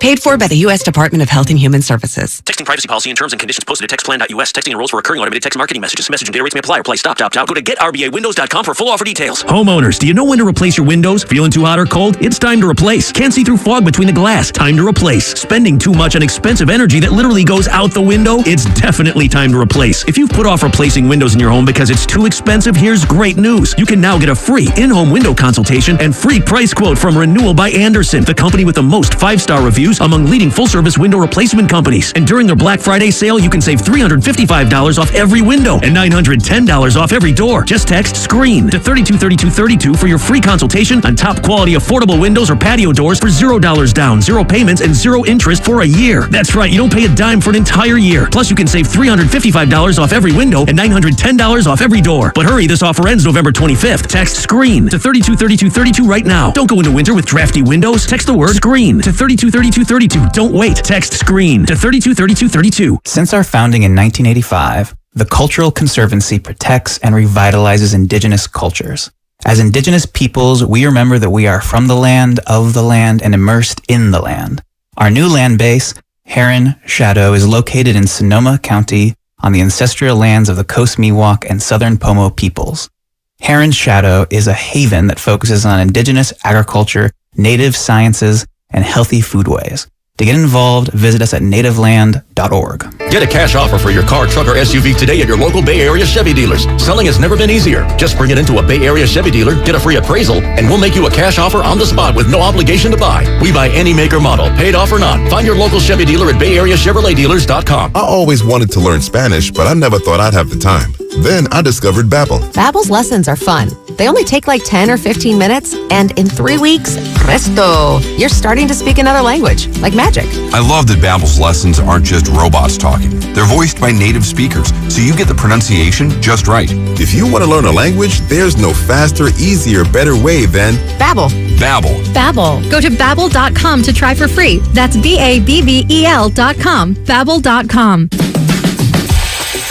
Kelley Blue Book is the one-stop shop for pricing, fixing, selling, and instant cash offering. Instant cash offer is exactly what it sounds like. An official offer to buy or trade your car. Just enter your VIN or license plate, answer a few questions about your car's history, and what kind of condition it's in. In minutes, you'll receive an offer to sell or trade your car that you can be sure is fair. Then choose a dealer to purchase your car and schedule a time to meet. For all of the its, KBB.com. You're the one who protects the flock, and that requires an eye for detail. Because when safety and well-being are on the line, it's the details that can save lives. Even when no one else is watching, you see everything. Grainger gets you, and we're here for you, and all the ones who get it done with a wide range of safety products and solutions, plus board-certified safety consultants here to answer your questions. Call, click Grainger.com, or just stop by. Grainger, for the ones who get it done. Chris Cuomo is back with a new show on a new network. Catch Cuomo weeknights on News Nation at 5 and 8 p.m. Pacific. To find News Nation on your television provider, go to newsnationnow.com/join us.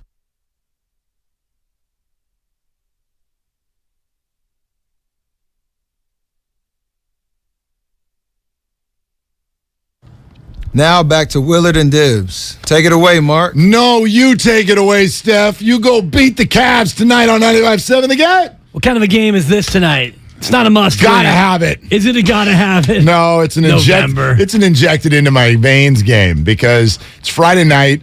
I feel like we have been woefully short on sports this week. Yeah, totally. I'm just like, wait a minute. We had that Monday night game, and then what do we get? Thursday night football last night. Exactly. Like, what have we had? We had Maction on Tuesday. Okay, keep going. College hoops. Uh-huh. I'm giving you locks. I'm 4-0. I'm on a heater. Appreciate it. Yeah. Like, no, thank you. No, for you're real. welcome. Yeah, but, like, on the real, from Monday night till now, what on earth? No Warrior games.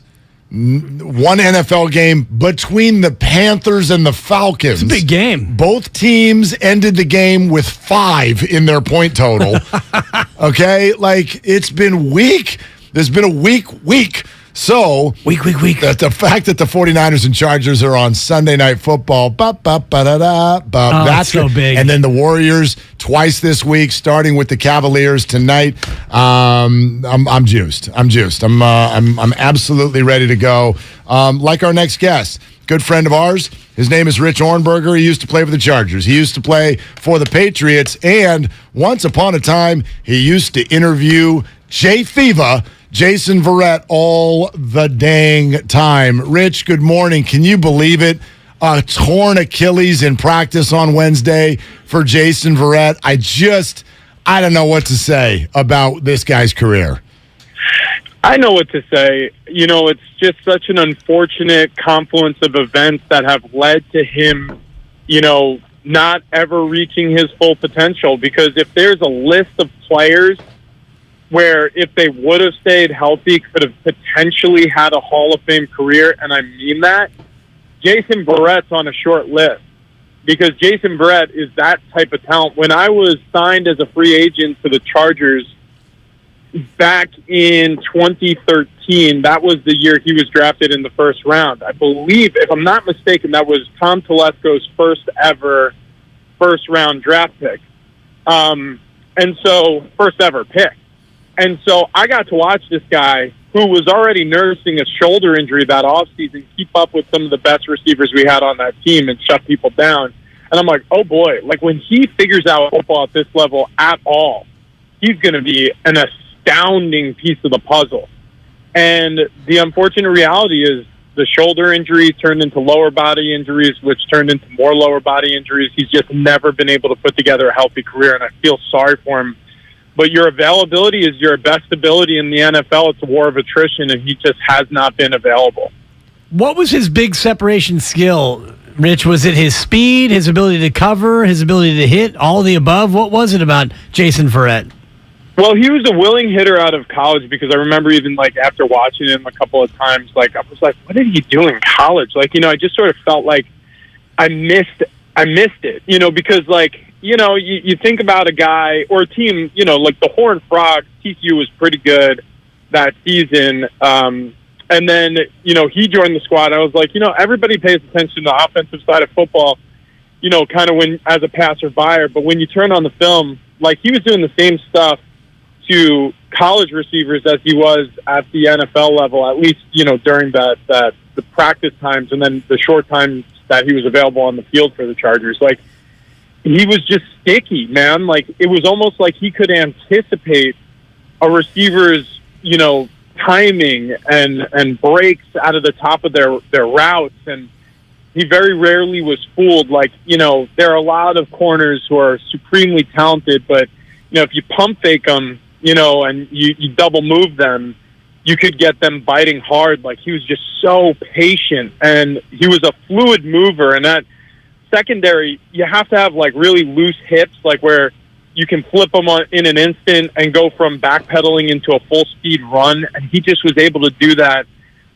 Really no one I'd really seen play the position outside of the few elite. He's that good. He is that good, gentlemen. And he just, unfortunately, has never been able to stay healthy. Rich Ornberger with us in San Diego, handling radio things down there. Also former Charger, former Patriot. Rich, when the Chargers left San Diego, look, we still call them San Diego Chargers up here because that's just it. I'm not switching, but you and I were together doing a show literally when they left, and so I know what it used to be like. How has San Diego's relationship with the Chargers evolved since then? Well, there are some people who still, the candle burns bright for the Chargers, and so they'll never quit on them. And then there's a lot of people who jumped off the bandwagon, okay, as soon as they moved, I was done. And then there's a lot of people who were in, they're still watching, they're still a part of it because, Phillip Rivers is still there, and a lot of the same faces that played down here in San Diego were there.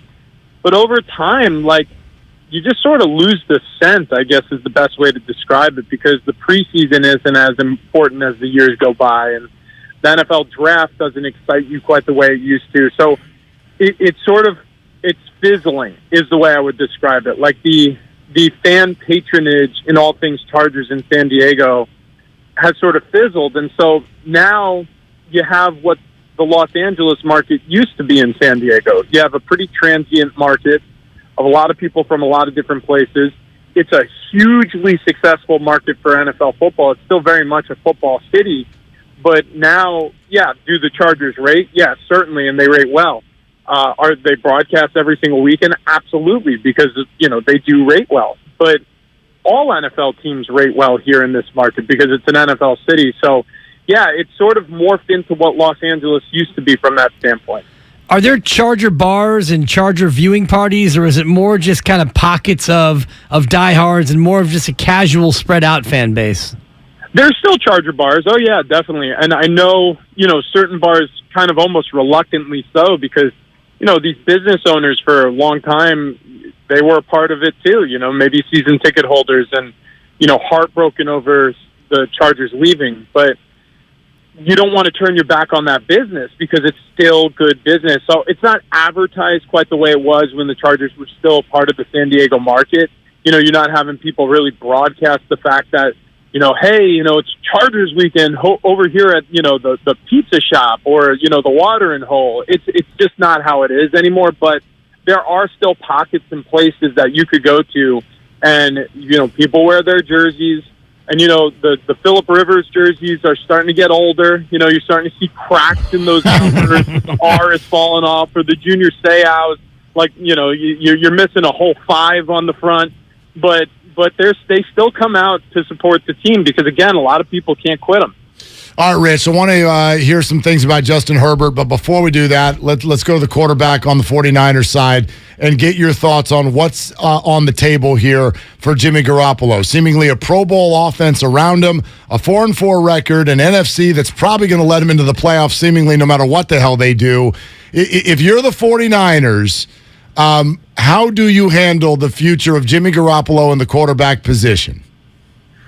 Man, if I had that answer, right, I would be I'd be calling the shots in there at the office with John Lynch. I'll say this. I mean, they may have missed on Trey Lance, right? And so that puts you into a very similar situation as the Green Bay Packers, except maybe worse off because the quarterback who's, there in incumbency isn't as talented as Aaron Rodgers. He may have a better attitude than Aaron Rodgers, but he isn't Aaron Rodgers. So it makes that situation for the 49ers pretty tricky. Trey Lance took a while to incubate, and then, within the first couple of snaps being a starter, injures himself so completely that who knows how he's going to look coming back from that injury, and who knows if he was really ready to take over the squad in the first place. So you're punting on that one. But then in the interim, do you try to do what, say, the Denver Broncos did this offseason and you try to leverage your future for an aging superstar at the position? Are you going to go into this draft, which is heavy with quarterbacks, and maybe do the same thing you did to get Trey Lance and trade some future draft capital to get one of these highly touted quarterbacks coming out this year? The answer is I really don't know what the future holds for the 49ers, but in the short term, I can tell you this, Jimmy G's a winner. He just seems to know how to stabilize a franchise, and he's shown that with the 49ers over his tenure. So could I see the 49ers make another deep postseason run with Jimmy G at the helm? Absolutely, because that's a real defense, and that is a devastatingly loaded offense. Yeah, and it would be fun to see what Trey Lance could do with this offense, but we won't have that opportunity this year. And next year will be fascinating to see just what they do. Justin Herbert was supposed to be the thing this year, and then he got hurt, and the offense has been hurt around him. What do you make of what he's been able to do this year with the bum ribs and a dilapidated offense? I think Justin Herbert has saved Brandon Staley's job. When you really think about some of the close calls they've had with some of the bad decision-making that Brandon Staley has been responsible for, I think the fact that you have an elite-level quarterback like Justin Herbert handling things offensively for you and getting you wins in tight games, because, if you just look at some of his fourth-quarter throws, like his ability to be clutch, he's an astounding talent. And if they don't make it to the postseason this year, especially with – I mean, really, honestly, they're winning in spite of the injuries. You could make the argument, well, this isn't a very good football team, and they have a lot of injuries, but they're finding ways to win close games. So you give them that notch in their belt. But, it's possible that they miss the postseason because those chickens come home to roost. And if they do, people are going to go ahead and rehash on some of the decisions that Brandon Staley has made throughout the season so far. And, honestly, it's a trend now, so you figure that's going to continue. And then also, you look at them being, consequentially slow starters. It hasn't bit them yet, but I saw this incredible stat. Through the past 4 consecutive games, they've trailed by 10 or more points and found ways to win 3 of those. It is crazy that they've been able to lead comebacks and take the lead in all 4 of those games. Now, they lost one, like I said, but it's slow starting teams, bad finishing teams, or teams with a head coach who makes poor decisions in clutch spots. They get flagged as a team that may be shopping a head coach. So Justin Herbert, in my mind, is an otherworldly talent, and it's potential here that, as we saw last year with the failed playoff run, that Brandon Staley is actually holding him back from being as great of a quarterback as he potentially could be. Hey, Rich, great stuff as always. Hey, listen, does your partner still hate the Warriors as much as he used to? Yeah, I think so. Okay. Okay, yeah. Steve Hartman is Rich's partner, and Steve thinks that Steve Kerr is smug. He thinks that Steph Curry is overrated and that the Warriors as a whole are nauseating. Is that about accurate? No, you pretty much nailed it. Okay. Yeah, so Steve and our relationship, I mean, when it comes to many talking points, we disagree, and that would be one of them. Yeah, okay. So tell him we said hey. Will do.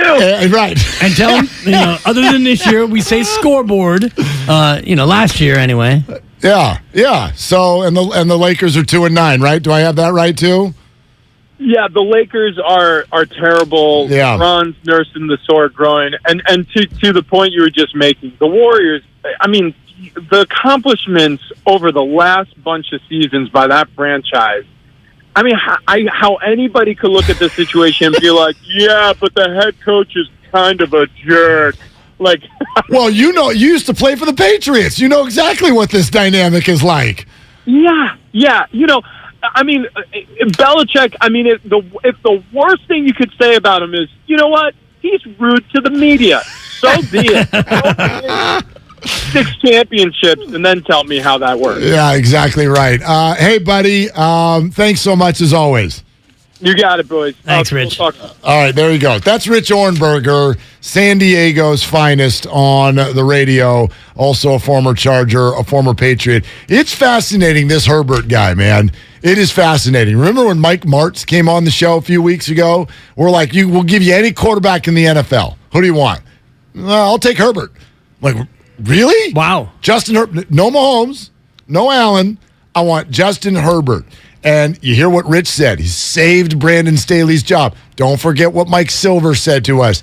I mean, this guy, I'm just trying to, I can't wait to really see every play this weekend against one of the best defenses the NFL has to offer, because this guy, they're 5-3, but he is so good. And if you ask guys on the inside, he's even better than we think he is, but it just hasn't materialized into a team looking like we all think they should look. They don't have the weapons. They've had injuries, and he, by the way, has also had injuries. The poor guy is barely holding on for dear life with the broken ribs, and you lose your 2 top wide receivers. You have a bad offensive line. You can't run the football, and it's, hey, go ahead and go out there, Justin, and do everything for us, and he's done great, but they should be better than 5-4, but then they also should be worse than 5-4. We talked about this earlier in the week. They're a classic team of, I can't believe you won that game. I can't believe you lost that game,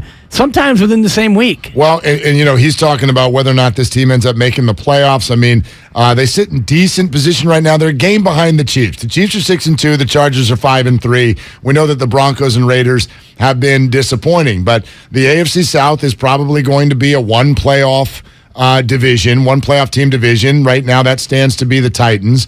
But then you've got the AFC East where everyone's got a winning record, and you got two teams in the North. So the wild card race in the AFC, way more competitive. Yeah.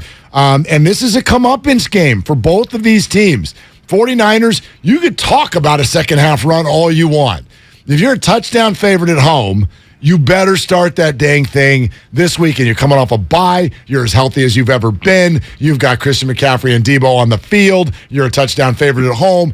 There is no wiggling out of this one this weekend. And then for the Chargers, it's like you got a negative point differential, but somehow you're 5-3. Right. So now let's see you do it against a really good defense. If they do, then it's like, okay, you're validated. But this is the type of game that could make the Chargers look really bad, where it's like, your record is fake. Look what happened when you went against a real team. But right now, if the playoffs were to start this weekend, the Chargers are in. They're in. the 7th seed right now at Yep. 5-3. And the 49ers, I believe, are the 49ers out? No, the Niners are 49ers in. would be 7th the 7th seed. They would as also well be the 7th seed. at 4-4. So it's an interesting one come Monday about the narrative coming out of this game. It's either, I can't believe the 49ers gave that one up at home. Forget talk about a run. This team is a disaster. Or for the Niners, it's, okay, good win at home. This team is humming. You got a lot of offensive weapons, and you handled your business. And on the other side, like you said, the Chargers win. It's like, man, look at this Charger team. Right. Negative point differential, and they found a way to get it done. But even if the Chargers lose, I think that's the least damning of the narratives come Monday, because they're not supposed to win this game. And with a loss, they're still very much in the thick of it in the AFC. No, they definitely are. But I want to know how this Justin Herbert-led offense, I know Keenan Allen and Mike Williams aren't healthy. Right. I get it. But we're not doing that for quarterbacks. We've never done that for quarterbacks who are supposedly top 5, top 6 players. Tom Brady spent his whole career without great receivers. Aaron Rodgers had Devontae Adams, but there were a number of years in his career where it's like, you watch the Donald Drivers and the Greg Jennings of the world go to different places, and it's like, oh, they don't look the same anymore. Great quarterbacks make great receivers. So I know Keenan Allen and Mike Williams are out, but if you're Justin Herbert, make it work. And so some of the wins that they have had, I think, are a little bit of a red flag. When you go to play the Atlanta Falcons and you just get to 20 with a buzzer-beating field goal, okay, when you take on the Denver Broncos and you only get to 19 in overtime. I know the 49ers only scored 10. Lost 11-10, Mark. I get it, but we all agree, different 49er team now than what they were going through at that time. There are a number of games, and what really stands out, and maybe they could claim they were a different team at this time, but this is a team that hosted Jacksonville and lost by 28 points. This Los Angeles Chargers team. They got beat by 4 touchdowns against the Jacksonville Jaguars. So I can't really figure it out. You look at the teams they've beaten. They've beaten the Raiders. They've beaten the Texans. They've beaten the Browns. They've beaten the Broncos. And they've beaten the Falcons. So go ahead and line it up. Have they beat a good team? No.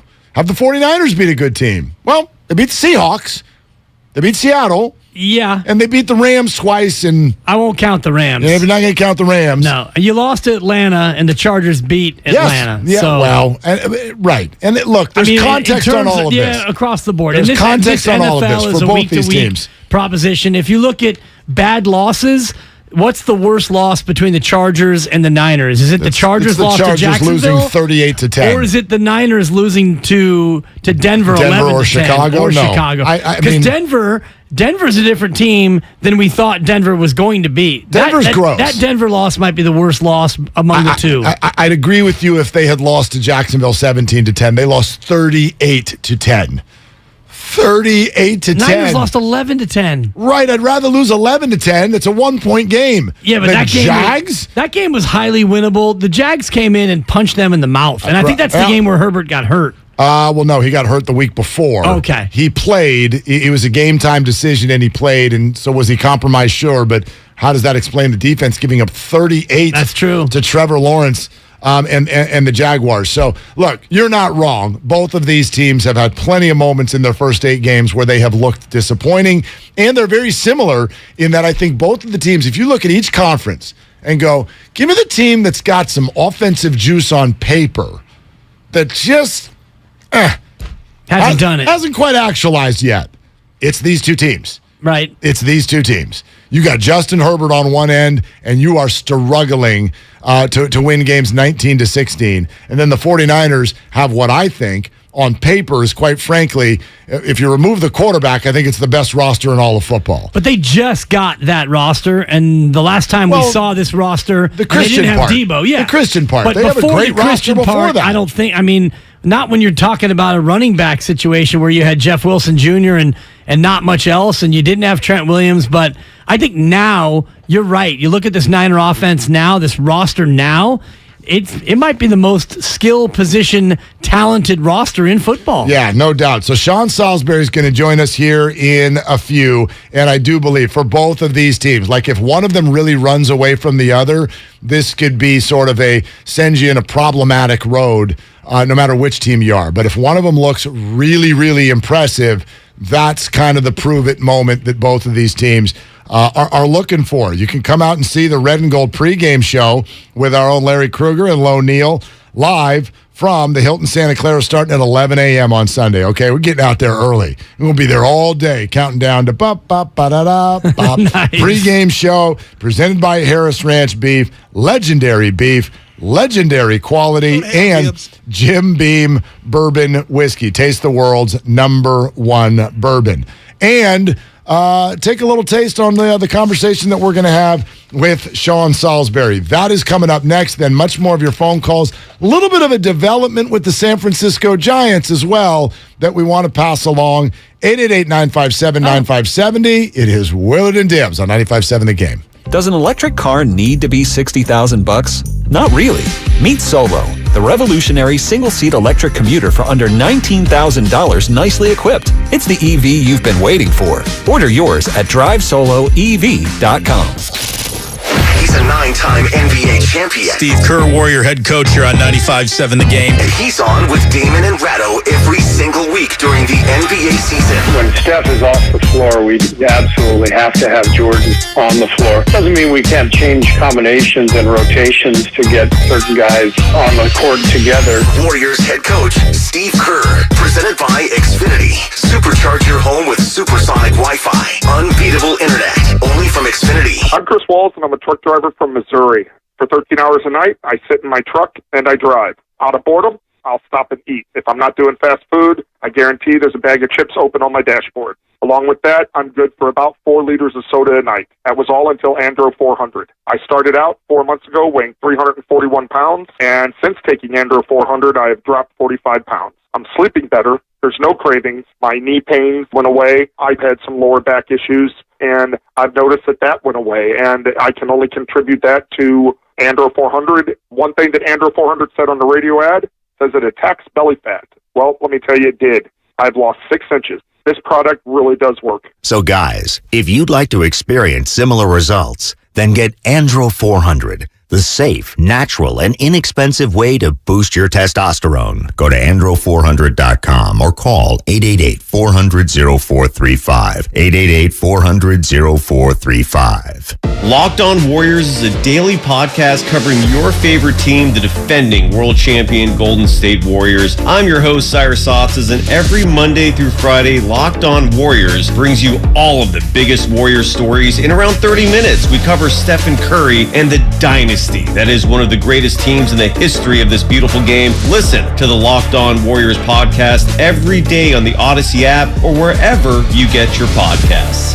When people have a craving to explore new and traditional Asian cuisines, they head to P.F. Chang's, where scratch-made dishes come from the 2,000-year-old tradition of wok cooking. P.F. Chang's wanted to explore new possibilities for their website. They turned to AmericanEagle.com. AmericanEagle.com re-architected P.F. Chang's website, integrating multiple third-party systems to create a unified digital experience. The results? Improved page speed and performance, personalized content based on users' location, intuitive online ordering, an increase in organic search visibility, and a 40% increase in new users. For scratch-made Asian cuisine, Visit your local P.F. Chang's or go to pfchangs.com for website design, development, digital marketing, and hosting that produce efficiency, revenue, and results. Visit AmericanEagle.com. P.F. Chang's and AmericanEagle.com. Another example of the best businesses in the world, turning to the best in the business for websites. Go to AmericanEagle.com or call 877-WEB-NOW1. That's 877-WEB-NOW1. Hi, I'm Aaron, owner of California Deluxe Windows. Ever notice? When your neighbors get new windows, there is a large black eye of broken stucco, uneven plaster, and even mismatched paint. At California Deluxe Windows, we never leave a ring around the window. Why? Because we are one of the only companies in California who custom crafts every window and door to your home's exact measurements. Almost everyone else on the radio is a distributor. They grab a window from a warehouse, break open your walls, shove it in, and patch things up. At California Deluxe Windows, we take pride in our work. Our installation technique is so precise, we do not break your stucco. Your house could be covered with potato chips, and we wouldn't crack one. Call now, and for a limited time, you get 30% off your entire order and 24 months of interest-free financing. 800-874-3600. 800-874-3600. That's 800-874-3600. California Deluxe Windows. Windows engineered for life. Certain terms and conditions apply. CSLB number 774518. Attention! Did you or a loved one live at or near Marine Base Camp Lejeune in North Carolina between 1953 and 1987? If so, listen closely for this important legal announcement. From 1953 to 1987, Marines and their family members at Camp Lejeune drank water that was contaminated with hazardous toxins. The toxins found in the water at Camp Lejeune may cause health issues, especially later in life. Types of health issues associated with water at Camp Lejeune are numerous. If you or a loved one lived near Camp Lejeune between 1953 and 1987, you may be entitled to substantial financial compensation without going to court. Even if you were turned down in the past, a new law can allow you to file a claim today. If you or a loved one spent time near Camp Lejeune, call the Negligence Network to find out if you're eligible for financial compensation. There's no fee unless we win your case. Call 1-800-700-4333. That's 1-800-700-4333. 1-800-700-4333.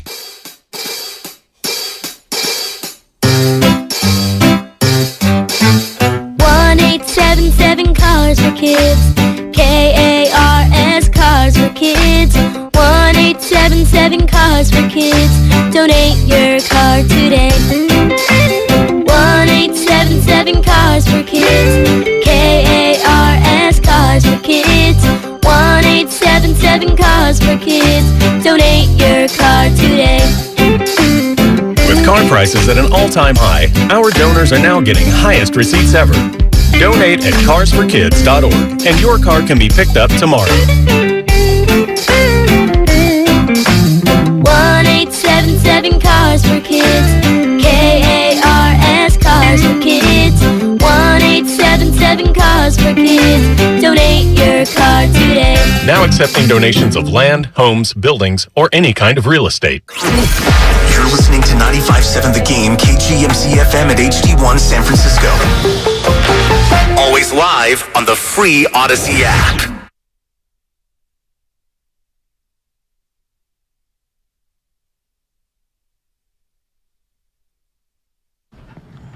Now, back to Willard Dibs on 95.7 The Game. Running with the Chargers. That's right. That's what the 49ers are going to be doing Sunday night. We already told you about the Red and Gold pregame show. Kruger and Lone Neal out next to Levi Stadium starting at 11 a.m. at the Hilton Santa Clara, but we're already getting ready for this thing. Feels like it's been 100 years since there's been a 49er football game. So keep on talking about it, getting you ready for the Warrior game tonight as well against Cleveland, and welcome in the third leg of our football hour. You had Brian Baldinger, you had Rich Ornberger. Here comes Sean Salisbury to chat it out as well. Hey, Sean, what's cooking today? I'm doing good, guys. Good to be on with you. Thank you. It does. I feel like the 49ers played like September 4th. Okay? Seriously, man. Since. Yeah. Crazy. I can't wait. This ought to be a fun one. No doubt. And I think it's sort of a springboard to what the second half of this season is going to be. And I know what we all expect it to be. We'll see if they can actualize it. Let's focus on the quarterback position on both sides in this game. And in your opinion, Sean, with everything that you know about this organization and Jimmy and the state of the NFC, What's on the line for him in these next 9 games? Oh, well, if he's there, guys, I'm sitting here I've gone over this 1,000 times in my mind, just kind of like we did last year. But, he was banged up a little bit. If he is able to go through this, and with the landscape of the NFC, which is, I don't want to say weak, but because the Vikings are playing better, but we're not sure who they are. They beat like 4 backup quarterbacks. But they're 7-1, the Cowboys. I don't need to go through all that. I think the NFC is winnable. But for Jimmy himself, he's just wants to win a ring and prove that he can get over the January, February miss an open guy throw. So people say, because they always say, he's not elite, but he's good. Because every time I hear 49er fans, not all of them, not a blanket statement, but a lot of them that don't, the Jimmy naysayers is, yeah, but he's hit his ceiling. They get there in spite of Jimmy. Well, he's going to have to make a bunch of plays going down the stretch, as all quarterbacks do, to get him where they want to go. So it's a chance for him to prove to the world that he's a clutch performer in those moments, and he has been at times, but not in the biggest ones that people want at the biggest stage at the right time. So I think that he's building a resume too. He's building a resume, whether it's here and they put pressure on, say, your guy went to the Super Bowl, they won the NFC West, and he had a good season. Are you still going to replace him? There's that conversation that we're inevitably, if they play well, going to have. And then as he continues to build a resume, if you're still going to move on from him, you're going to have people out there that are going to say, after the crappy quarterback play I saw for a lot of teams, I'll give you a number 2 and a number 4 for Jimmy next year. So all that in mind, but his number 1 priority is obviously to go help his team win and get rid of some of his demons. And the 49ers are capable because their offense, obviously, we know now, when they're healthy, gets to expand with the great addition of McCaffrey. And what sort of expansion do you look for from this offense with McCaffrey, who can run it and he can catch it? Jeff Wilson Jr. no longer there, but Mitchell should be coming back, and you get Debo back in the fold. How would you, if you had the laminated play sheet, how would you capitalize on all these weapons? I wouldn't need many on that laminated play sheet. It wouldn't have to be Andy Reid's play sheet size, because I do what they do. I'd mix with a lot of formations. I'm a big formation guy, and I've been studying a lot of. And fortunately, I get to study a lot of the all 22 tape now and get some access NFL film. I would do a lot what the 49ers used to do back in the day at Cowboys. People think when you have great weapons that you have to run 400 plays. The truth of the matter is you got to run about 15 passes and about 5 runs that make it look like it's 400 plays. So what they get to be exotic, and Kyle knows this because Kyle's done this in the past without having McCaffrey and Debo in the same huddle or on the same backfield or at the line of scrimmage in an empty set, however you want to use it.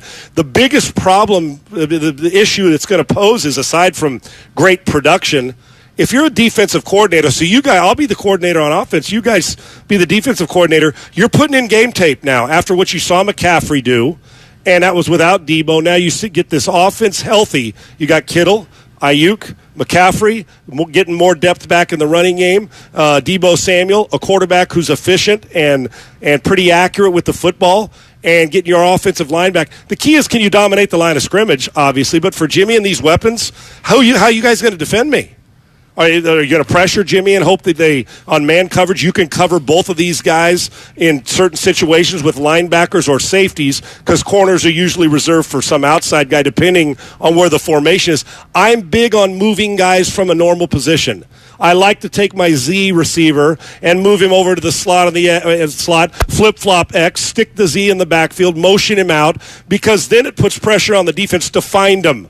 And then you got to double somebody, and you can't double them all. So just the simple fact that preparing for the 49ers, the way you can deploy the players, is the first nightmare you'll give. Because even if you run one of those exotic formations or put them both in the backfield or motion one out and shift one, you know what coordinators do that are down the line 2 and 3 weeks? They look at it and say, they ran it twice. And you're like, dude, you're going to use up an hour and a half of your practice time over 2 plays? And they do. It's their obsessive, compulsive, neurotic. All of us football people are. So the way you can deploy and put pressure on defensive coordinators, it's a good thing to do. I would expect Kyle to continue to expand what he does pre-snap, not just what he does post-snap. Sean Salisbury with us here, Willard Dibs at 95.7 The Game. I think we can all see the talent, the raw talent especially, that Justin Herbert has.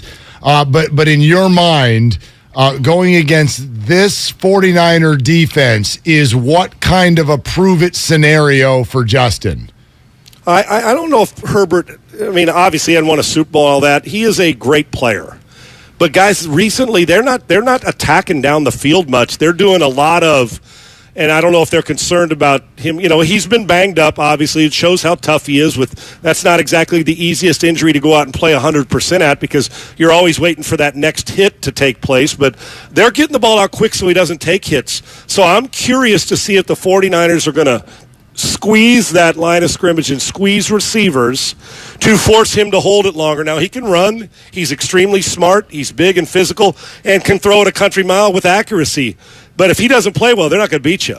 They're not. Now, the question is the coach also, meaning Brandon Staley, going to be 4th and 3 with a 6-point lead, and instead of kicking a field goal to go up 9, go for it and get stunned, and then the 49ers go and win. So you got to overcome some of him sometimes too, which is quite baffling to me. Listen, Herbert's a hell of a talent, and if DeMeco Ryans preparing for this, you got to know that the guy can take over a game. He has got the ability to do what Allen and Mahomes and Lamar Jackson, what those cats do. He's got it. Now, the question is how they deploy it. I'm actually disappointed. I thought they'd win. I had them win in the division. I'm disappointed, but this is the Charger way. This is what they do. Yep. They tease you, and then all of a sudden a guy gets hurt here, a guy gets hurt there, coach makes a stupid decision, quarterback makes a mistake, they don't run it or commit. You say, well, why aren't they committed to this? And they're not throwing it down the field. And before you know it, the Chargers are battling to try and be a wild card. So dangerous game because Herbert's so good. If you play defense and they protect the football, the 49ers will win this football game. But Herbert is a dangerous player, but the Chargers are who they are. They're going to screw it up at some point for you and give you an opportunity to capitalize on it because that's who they are. But if Herbert's hot and going good and feels it, he will keep them in the game, and he can overcome any defense when he's feeling it. For DeMeco Ryans, is it just as easy as not letting Justin Herbert beat you to the extent that maybe you don't sell out as hard on the run because you know that Austin Eckler and company haven't run the ball very well this year? Yeah, I think and they've been inconsistent, right, guys? Have you noticed that sometimes in a game they'll look like, okay, we're pretty good, and then you're like for 2 weeks, like, are they still playing? Is Eckler hurt? And I see a lot of them. So, to me, it can't be Michael Jordan or let's go Steph Curry getting 50 on you, right? And then all of a sudden let a couple other guys get 30 and 32 on you. We're like, oh man, this receiver caught 9 balls. Eckler did explode and rush for a $110. Then you'd be in trouble. But yeah, to a point, because Herbert will get some of his, but I don't think you need to put 8 in the box. I don't. I think that they're stout enough to put, depending on formations, if it's 5-man line, to put 5 down there or 6 and defend them, and to put pressure on to try and disrupt a little rhythm. And the danger if you're a pressure man team the whole time and change it up a little bit is that you get one-on-one routes, which home runs can happen. To me, to be honest with you, if you don't give up the chunk plays this week, the 49ers, and just catch and tackle, I don't think they're going to be able to sustain that throughout a game, meaning the Chargers. And so just limit what other teams have recently and giving up home run after home run. When they're going good, they're hitting big posts, run after the catch, meaning the Chargers. Yeah, to me, stop Herbert, you win the game, even if Eckler rushes for a $105. Sean, I said it last hour, and I know it's way too early to do this, but I'm looking at scenarios, and I dove into schedules in the second half in the NFC. Eagles, Cowboys, Giants, Minnesota Vikings, Seahawks, 49ers, and whoever wins the Drek in the South, let's call it the Bucs. Who on earth is going to crash that party? I'm putting those 7 in the playoffs now and saying that's it. Let's go. Let me make sure I'm on the same one because I did it on my show this week. Let me just check it out real quick. Here, I got Philadelphia, Dallas, the Giants. Yep. I got San Francisco and Seattle. I got Minnesota and Tampa. Yep. That's the 7. So Tampa's going to emerge from the swamp in the South? Yeah, well, Well, you saw Atlanta last night. They showed that they're still Atlanta. Carolina's not winning the division. The New Orleans Saints are. What does Dickie V call him? Oh, he's a Dow Joneser, baby. Up in there. So you got them, and I don't know. And their defense isn't as remember the beginning of the year, guys. We thought, oh, New Orleans is a Super Bowl defense. They're not real sure if their quarterback's coming or going. They don't know what they want to accomplish. And if Brady gets into the playoffs, guys, we know this. If Tom sniffs January, it's like, oh, please tell me he won. Here we go. And they're not good enough right now. Matter of fact, of the 7 teams we just named, even though their records they're the worst of the 7 yet. I always know that Brady scares me if you're an opponent. Oh, Tom's in January. All of a sudden, crap happened. And you know what really got me last week? The Rams had a chance to put it away and screwed the pooch, right? Yep. And then Brady goes down and gets another chance, and I'm thinking, Is this the moment that they reel off 7 in a row, right? Hey, they're back, and Tom's happy, and they're winning. But, yeah, I got those 7 teams, and I would bet on them all the same way you are, that they would all make the playoffs. But, yeah, that's it. And Tampa's going to win the division by default, but just don't take them for granted because we know how they are when they get on a roll. And that guy knows what the postseason look like, number 12 does. But that's my 7 teams as well. And quite frankly, I'm not backing off it. I don't see any way an 8th team's going to sneak in there. Green Bay, no shot. Arizona's not making it. Yeah. The Rams the Rams blow.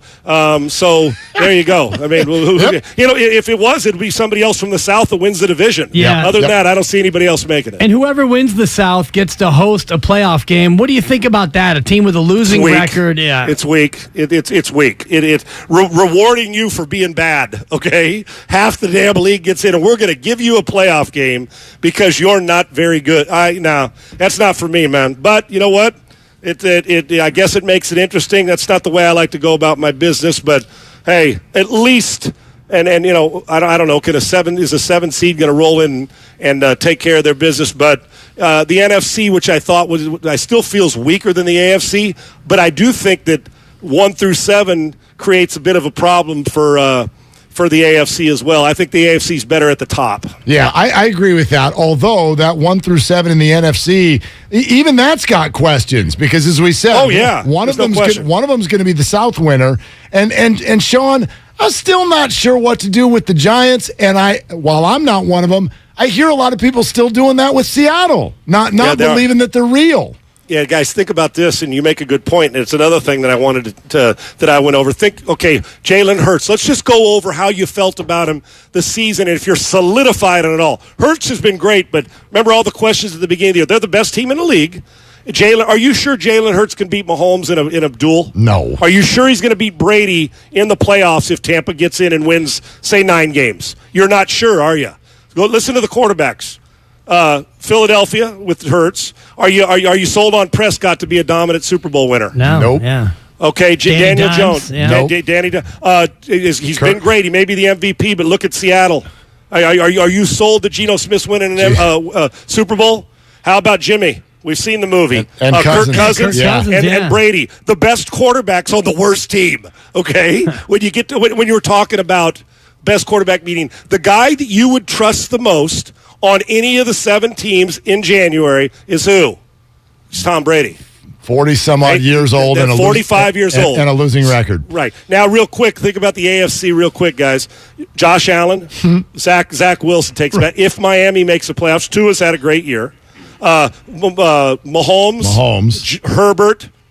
Lamar Jackson, Burrow. If Burrow gets in, and then you move down to there's the weak link in that conference. So there's some really good ones at the top, but think about if you were going to win a Super Bowl and you thought, man, who are the quarterbacks I'm going to face? Gosh. This ain't a bad time to do it right now when you consider history of the position of the guys starting on the 7 teams in the NFC. I hadn't thought of it that way. If Brady doesn't make the Super Bowl, whoever does from the NFC is going to be question marks, potentially someone who's never been there before. Well, none of them have ever been there based on the 7 teams that you two are putting in there. Jimmy. I was trying to forget that. Think about it, guys. The team that we would consider the worst right now of the 7 has the quarterback that we would consider the guy that you think is going to be the best pressure guy in the playoffs on the worst team. It's a weird year, fellas. It is a weird year, so stay tuned. I like the 49ers this week, though. Us too. Sean, great stuff as always. Thank you so much. Look at us. We're digging so deep, man. We're ready to be capologists and all that stuff. I like it. Look at it. Like I'll see you guys in the draft room when the season's over. I can't wait. Like I've never been in a war room. I can't wait. My 7-round mock done, Sean. We can compare our mocks. Let's. I don't want any part of that. You're the king there. I'm staying away from that. I talk about where they go after. You can tell me where they're going before. I don't want any part of you guys' brilliant minds. No thanks. Hey, Sean. Too good for me. Sean, give a high five to Dusty Baker for us, okay? Yeah, man. Well, I'm so proud of him. I sure will, guys. I appreciate it. Have a good one. All right, you too. There goes Sean Salisbury. I hadn't thought of that. You got 5 teams in the NFC right now with a winning record. 5. Yeah. Their quarterbacks are Jalen Hurts, Dak Prescott, Daniel Jones, Kirk Cousins, and Geno Smith. That's your winning quarterback formula. Kirk Cousins is your OG in that group. Oh, my gosh. He or Dak, right? I do kind of like that, actually. Yeah. I do. I do like that. So, only Jimmy Garoppolo and Tom Brady are competing right now. I mean, I guess Aaron Rodgers is competing. I don't know. They're 3-6 for crying out loud. And are they dogs again this weekend? Who do they got? Yeah, they are. They got Dallas, right? Minus 4.5. I'm pretty sure for Dallas. Yeah, they got Dallas at Lambeau. Interesting game, by the way. Packers might win that. But anyway, put that aside for a sec. Like, wow, you're either going to get a welcome to the Super Bowl moment or you're getting Tom or Jimmy. That's the NFC this year. Pretty much. I mean, is it Daniel Jones? If you were to look at Jalen Hurts or Geno Smith, which would be the more unlikely journey to the Super Bowl? Oh, Geno Smith. Forget the team, just the individual. Geno is the most unlikely in the entire league. I mean, I guess we could talk Zach Wilson. We could talk Daniel Jones. Comeback Player of the Year and MVP, Geno Smith. Is it possible to win both? Yeah. I mean, because Geno's comeback he's got to be the favorite or one of the favorites for Comeback Player of the Year. No doubt. There was that one race. Remember that one year where it was Adrian Peterson for like 2,000 yards and then Peyton Manning had like 55 touchdowns or whatever. And it was which one's winning comeback and which one's winning MVP? I mean, might be that. Geno Smith, compare him to those guys. You love your adjusted QBR, right? Much more than the regular QB rating. Geno Smith's number 4. He's been remarkable. Okay, like this is the top 5 in that adjusted QBR that knocks Jimmy all the way down to 22nd. Here's your, by the way, why don't we do a little game show music, if you please? I mean, I gave you number 4. Can you give me the other top 5 adjusted QBR in the National Football League to date? Wow. Well, you'd have to go with Josh Allen. It's always a safe bet. Number 3. Okay. Patrick Mahomes is a safe bet. Number 2. And the other one ahead of Geno Smith, it's got to be Jalen Hurts. Number 6. Jalen Hurts, number 6. Number 6. So you're missing number 1 and number 5. No, number 1 and number 5. Okay. Geno is number 4. I think Tua's up there. I'll say Tua. Number 1. He's number 1. Number 1. Tua Tagovailoa. And by the way, it ain't close. He's 5 points ahead of Patrick Mahomes. Wow. On adjusted QBR. He is number 1 by far. What up, Mike McDaniel? We see you. Okay? I see you. I see you. Number 5. Want to venture a guess? I'd say it can't be Joe Burrow. He started so badly. How about Lamar Jackson? That's correct, yes. Lamar Jackson, number the contract 5. Year. Good for him. Yeah, good job. And again, Jimmy Garoppolo, number 22. Man. Number 22. So, it gets a little wonky after that. Justin Herbert, who the Niners will see this weekend, is number 11. Daniel Jones is number 12. Burrow is 13. Cousins is down at 18. I mean, that's the thing. Geno Smith and Jalen Hurts have been the 2 dudes in the NFC. That's it. They've been the guys who've played really good football out of that position for the NFC. Now, you can dot around with some other guys, Daniel Jones, and Cousins and Garoppolo. By the way, Brady is just like, I mean, is Brady even on the, yeah. Okay, there's Brady. Brady's at number 16. Oh, geez. So way down So's Jimmy. So's Kyler. So's Stafford. Like all the guys that you thought maybe you could rely on. And again, Garoppolo, he's not there for the first 2 games. He had that game in Denver. Since then, the adjusted QBR has been much higher, but still, Justin Fields is rising fast in this whole thing. But I had not thought about the way the NFC quarterback structure is working right now. Unless Jimmy or Tom gets there somehow, then you're going to have what's probably going to be like the story of that 2-week run up to the Super Bowl, is one of these guys is going to be making his first trip. Yeah, and if you think about NFC quarterbacks, Tom Brady, obviously the most gravitas, the most experience, he may still not make it. Matthew Stafford's got double-digit years. His team's a mess. Aaron Rodgers, Hall of Famer, his team's a mess. And so normally the figures we're used to seeing, the quarterbacks we're used to seeing in these prime spots, they're not getting in there. And also, Mark, it reminds you that the AFC quarterback depth chart is far and away better this year than the NFC quarterback list. When you got Joe Burrow hanging out in like the 5 seed in terms of just your AFC quarterback rankings, and he went to the Super Bowl last year, then you know. And then, the only other NFC guy who's been to a Super Bowl who definitely will not be going this year would be... Hang in there, big guy. It'll be brighter days ahead. Big game for Detroit now. Yeah, Jared Goff. It is a big game this weekend. Aren't they going to Soldier Field this weekend? Yeah. All right, speaking of the games coming up this weekend, how about some picks coming up around the corner? We'll do that. Plus, the NBA player who got done with an experience at Chase Center and then has been on a whine about it media tour ever since. That is all coming up around the corner. And what's up next on the game is brought to you by Fremont Bank, full service banking, no compromises. And Willard Dibs is also sponsored by Solo. 95.7 The Game.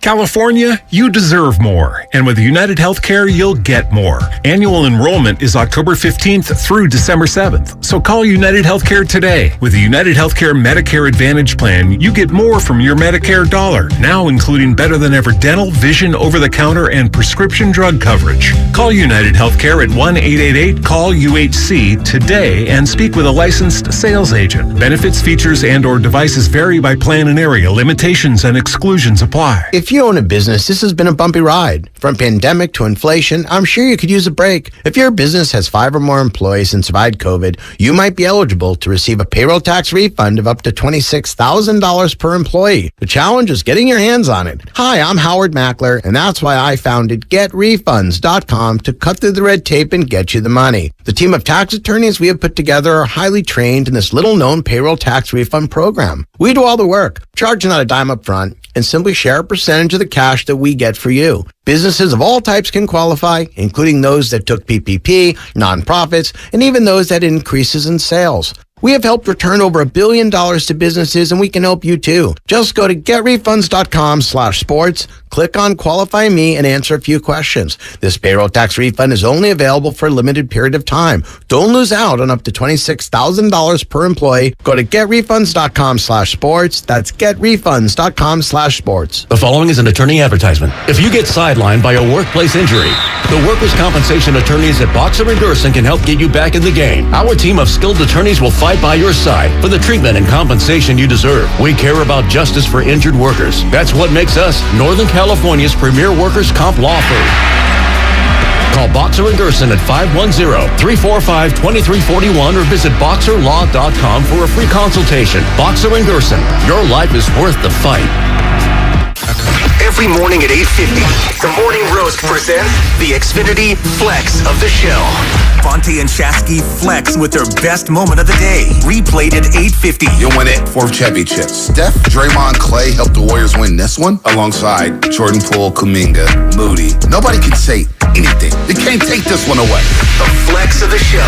Presented by Xfinity Flex, the 4K streaming TV box with voice remote and Peacock Premium. Free with Xfinity Internet. Join us at Odyssey as we all do our one thing, together millions of things for our planet. If having turkey for the holidays, buy from a local farm, get one labeled USDA organic or certified humane. When we each share our one thing, it becomes a million things for our planet. What's your one thing? Texting privacy policy and terms and conditions posted at textplan.us. Texting enrolls for recurring automated text marketing messages. Message and data rates may apply. Reply stop, opt out. Go to getrbaWindows.com for full offer details. Homeowners, do you know when to replace your windows? Feeling too hot or cold? It's time to replace. Can't see through fog between the glass? Time to replace. Spending too much on expensive energy that literally goes out the window? It's definitely time to replace. If you've put off replacing windows in your home because it's too expensive, here's great news. You can now get a free in-home window consultation and free price quote from Renewal by Andersen, the company with the most 5-star reviews among leading full-service window replacement companies. And during their Black Friday sale, you can save $355 off every window and $910 off every door. Just text SCREEN to 323232 for your free consultation on top quality affordable windows or patio doors for $0 down, 0 payments, and 0 interest for a year. That's right, you don't pay a dime for an entire year. Plus, you can save $355 off every window and $910 off every door. But hurry, this offer ends November 25th. Text SCREEN to 323232 right now. Don't go into winter with drafty windows. Text the word SCREEN to 323232. Don't wait. Text SCREEN to 323232. Diabetes, high blood pressure, anxiety meds, everyone's on them. If you're a 50-year-old male, maybe a bit porky, and you may even have type 2 diabetes, $1 million of term insurance may only cost you about $200 a month. Call Term Provider. Speak with Big Lou at 800-230-2777. Big Lou will find a term life policy for you even if you have type 2 diabetes, are overweight, or have high blood pressure. Term Provider has helped thousands of people like you who think they can't afford term life insurance. To buy $1 million of affordable term life for you, all you need to do is call Big Lou at 800-230-2777. Lou will make sure the scales are tipped in your favor. Call 800-230-2777. Big Lou will answer your call and work to fit you into a term life policy that you can afford. Remember, Big Lou's like you. He's on meds too. Call 800-230-2777. 800-230-2777. Ad paid for by the Sentinel Group. Attention Marines, military personnel, families, and contractors who were stationed at Camp Lejeune. Were you present at Camp Lejeune between August 1953 and December of 1987? You may be entitled to significant compensation. For nearly 34 years, those in the Marine Corps' base Camp Lejeune were exposed to contaminated drinking water, resulting in devastating injuries, including several forms of cancer, adverse birth outcomes, Parkinson's disease, and more. North Carolina's procedural laws have prevented victims from getting the justice they deserve, but passage of the Camp Lejeune Justice Act of 2022 would allow you or a loved one to file lawsuits seeking compensation for illnesses and injuries linked to the toxic water. Call today for your free consultation. 800-610-9256. Let our experienced attorneys fight to get you the compensation you deserve, and you pay nothing unless there's a recovery in your favor. Call 800-610-9256. That's 800-610-9256. Again, 800-610-9256.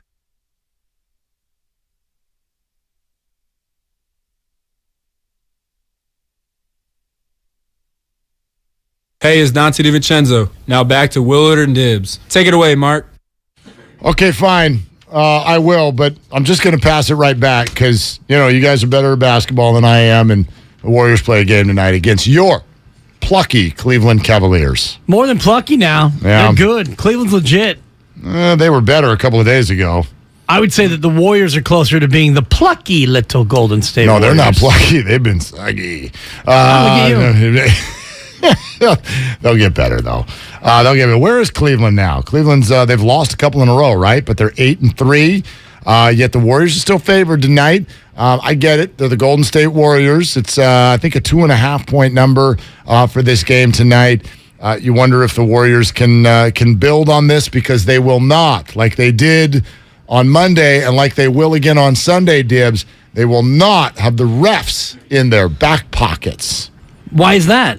Well, because they were playing both Monday and they will on Sunday against the Sacramento Kings. Oh, the team that doesn't get any calls. Sacramento Kings. I have a buddy, and if you're listening, what's up, Mike? He lives up in the Sacramento area, big Kings fan. And as soon as I forget what I wrote on Twitter right when the Warriors won, something about Steph Curry and and the greatness or whatever, and he immediately replied on Twitter. This is back when Twitter still existed 3 days ago. Right. And he immediately replied, well, yeah, that and the refs. Right. I'm like, okay, everybody who loses a game is always mad at the refs. But apparently, this is not just fans getting mad at clouds. This is actually a thing. And if you don't believe it, listen to Kevin Herter, who Sure. Was he fouled on that last three-pointer? Sure. Absolutely he was. Did Sacramento get screwed in 2002? Sure. Okay. So, but are we talking about an epidemic? Are we talking about some sort of league-wide mandate that the Sacramento Kings are not supposed to get any whistles? Because if you listen to them, that's what they're saying. Listen to Kevin Huerter talking about the beginning of his Kings career. You come from a playoff culture. You come to a place in Sacramento that hasn't made it in 16 years. Now, we as fans are used to getting screwed by refs, but as a player, it even without those two plays, is it palpable to you the difference in how Kings games are called versus games in the past? Is that something you can feel, or is it just really the big plays? It hurts me to say this, but yes, honestly, that is something within the first 6 games has been noticeable. I won't say which teammates, but a couple teammates that have been here said things are different here in Sac. We don't get many calls. You're going to realize every game things are different, and honestly, it is something I've felt so far. I think there's maybe one game. I think it was the Charlotte game. I think we got a good whistle, and other than that, I think so that's it hasn't gone in our favor a lot. Man, my bad. That false start there. Pause. Yeah. The Huerter pause is, man, that's like a great Huerter like pause. A Jim right Rome pause right there. Anyway, Sacktown Sports 1140. That's Carmichael Dave asking the question. It's funny where he's like, "There's one time we got a whistle. It was when we're playing Charlotte." There you go. Nobody cares about them either. Exactly. I mean, this is a guy who was playing for the Hawks before, so it's not like Atlanta's a big market, and Atlanta's a team that has a superstar who, by the way, gets plenty of calls, and Trae Young. So Sacramento has never had that level of earning it from the refs. You go back to 2002, as I mentioned, the NBA Western Conference Finals, where the referees basically gave that series to the Lakers on a platter. Yeah, it's interesting. I mean, it's not that we haven't heard this before. Big players, big stars, big markets. I get that, but is there something that's deeper than just that? Because that's sports. That's just, and in the NBA we know this. Is there something deeper than that for the Sacramento Kings? Does our Kings audience want to weigh in on this? Yeah, Kings audience weigh in, 888-957-9570. There's a certain chip on your shoulder that Sacramento has always had as an NBA town, as a sports town. You know, the baseball team is AAA, and Sacramento is the capital of the whole damn state, which, by the way, I think you mentioned this, they just recently surpassed Germany as the world's 4th biggest economy now. Correct. And within the 4th biggest economy, the 2nd biggest Lions club is in Linden. Exactly. Yeah, just want to throw that out there. Which is kind of equidistant between here and Sacramento, by the way, if you want to go that way. If you want to go through Stockton, about 70 miles from here, Sacramento's about the same. Yeah, pick your right time, and you can get there in less than 2 hours. Yes, absolutely. So that's where Sacramento's always kind of had a chip on its shoulder, and from an NBA standpoint, they have earned it being a non-playoff team. I think they have the longest non-playoff streak in the league right now. Listen, it's one thing for Kevin Huerter to say it a few hours after he got absolutely, he got ripped apart by Klay Thompson and he wanted to tie the game. I understand the emotions there. Do you want to know the quote that rings and resonates in my head? Doesn't come from Huerter. It comes from Mike Brown. Mike Brown, who after the game, inside Chase Center, where he was very recently employed and decorated, came to a podium and said, "It is tough being a Sacramento King." So, sure, he's the head coach there, but he's also coming from a place of love for the Warriors organization. He was just a part of it. They won a championship. And so for him to say that publicly, he's drawing a very clear line. This is somebody who's been the head coach of the Lakers before. At Cleveland. This is somebody who's coached LeBron. To go from LeBron to the Lakers to the Warriors and then clearly state to everybody, this is different. That resonates. I'm going to listen to that. It does resonate, but what's the league going to do about it? And the answer is absolutely nothing. 16 years, by the way, the longest drought by far. Charlotte at 6 years, the second longest playoff drought in the association. That's wild. It's more than just, Sacramento doesn't get calls, that's why they're not a playoff team. That's not a line that you can draw accurately or fairly, but I think there's something to the fact that Sacramento hasn't been a relevant part of the association in a very, very long time, and not getting calls is a part of it. Okay, so they didn't get calls apparently in 02, even when they were good, and they did have stars. That team had stars. Yeah. Chris Webber was on that team, right? Peja, Vlade. Jay Will, whatnot. The Lakers Hito series. Turkoglu. Well, I mean, and who's gonna blow a whistle on Hito You Turkoglu? can't. Right? But can I rebut by saying get a star?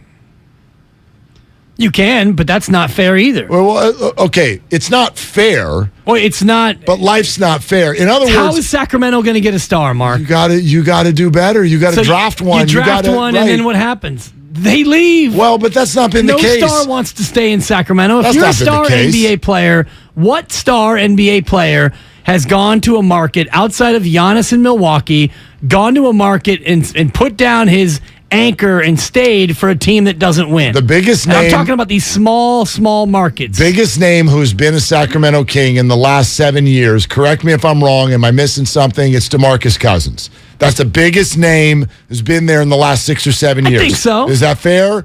Okay. And what did he do?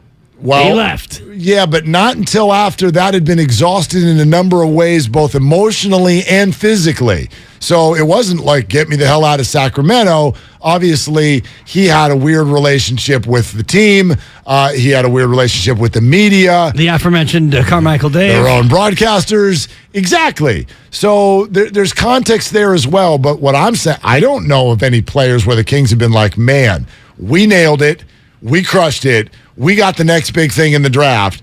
And then we ran it all the way to the end of his contract, and he up and left. That's not been the story. So they've traded a lot of guys before it's gotten to that, with the thinking being that you can't keep these guys. They've got the same problem that all of the non-big teams in the league have. That's my point. Okay, well, but so you can't keep your stars, so it's not as easy as get a star. But they haven't gotten any. I mean, Oklahoma City did this for a number of years, and they did keep their stars until they decided to move on from James Harden, and then he was a sixth man at the time, right? And so he wanted to be. And I know that was a trade, but it was a conducted trade because the Thunder wouldn't throw $5 more million at James Harden, and then the KD situation comes about, in my opinion, because you couldn't control Russell Westbrook and figure out how to help him learn that KD needed to be the center of the whole thing. But both left is the greater point. They did, but not until they stayed first. I mean, they were all there for a lengthy period of time, and they almost won a championship. Almost. But they were relevant because they nailed all of their picks. Right. I'm not excusing it. I wish this dynamic didn't exist. But if you're going to be in Sacramento, that's the deal. Well, that's the deal. Sacramento has to do a better job of drafting stars. Yeah. To your point, they've had enough lottery picks over the course of these 16 years where they haven't been a playoff team to, quote, get it right. And the Warriors got pretty fortunate that Minnesota didn't get it right in back-to-back selections, and they got Steph Curry because the Warriors used to be this team that didn't get the calls because they didn't have a star for many, many years. And so part of it's the nature of the NBA, and it's the way that the officiating goes. The star players get the star treatment, the Jordan rules, and all the rest of it. But I think the greater point that Herder was making about Sacramento is an apt one, to where, if Mike Brown's even coming out and saying it this quickly into his tenure, I get it's it. got to be frustrating. I get it. I think it's real, but I also was like, not like Kevin Herter came from the Lakers. He was on the Hawks. The league is not running around like, man, we really need to prop up the Hawks. We need to get them. They're further up the pecking order than the Kings are. Yes, certainly. they are. Yeah. What's up next on the game is brought to you by Fremont Bank, full service banking, no compromises. And Willard Dibs is all sponsored by News Nation. Coming up next, Steiny and Guru will jump in here. Plus, did you hear what Mike Tirico said on the Morning Roast about Jimmy Garoppolo? You probably should. That's next on 95.7 The Game. Chris Cuomo is back with a new show on a new network. Catch Cuomo weeknights on News Nation at 5 and 8 p.m. Pacific. To find News Nation on your television provider, go to newsnationnow.com/join us. He's a 9-time NBA champion. Steve Kerr, Warrior head coach here on 95.7 The Game. And he's on with Damon and Ratto every single week during the NBA season. When Steph is off the floor, we absolutely have to have Jordan on the floor. Doesn't mean we can't change combinations and rotations to get certain guys on the court together. Warriors head coach Steve Kerr, presented by Xfinity. Supercharge your home with supersonic Wi-Fi. Unbeatable internet, only from Xfinity. Hi, welcome to the IKEA Holiday Prep event. Here to help you host the season with offers, in-store workshops, and more. Oh, great. I may have invited the whole neighborhood for the holidays. Don't worry, you can do this. To start, IKEA family members save 20% on Venturfent Christmas tree decor and gift wrap. You are my hero. Visit us in-store or at IKEA-USA.com/holiday prep to get ready and save. Offer valid 11/9 to 11/23/22. U.S. only while supplies last. Selection may vary by store and online. Restrictions apply. Someday, you might be with friends in the Bay Area, telling the story of how you navigated these complex times. The market was all over the place, so you reached out to a Merrill advisor, and with their help, charged ahead. And unlike your fishing stories, you won't have to go overboard. Find an advisor at ml.com/bullish.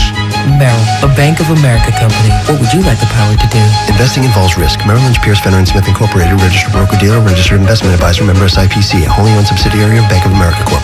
Are you interested in new career opportunities in the Bay Area and want to make a difference in your community? The San Francisco Sheriff's Office is looking for people considering a job in law enforcement right now. If you're at least 20 years or older with a high school diploma or equivalent, the San Francisco Sheriff's Office wants to hear from you. Enjoy full benefits, flexible schedules, and opportunities for growth and promotion. For employment announcements and more information, visit sfsheriff.com. That's sfsheriff.com to apply today. This year's ratings of the best TVs just got published, and Samsung, LG, and Sony scored the highest. Also, they warned about the poor performance of the bargain brands promoted at some stores. So where can you get the best deal on the top-rated TVs? At the club?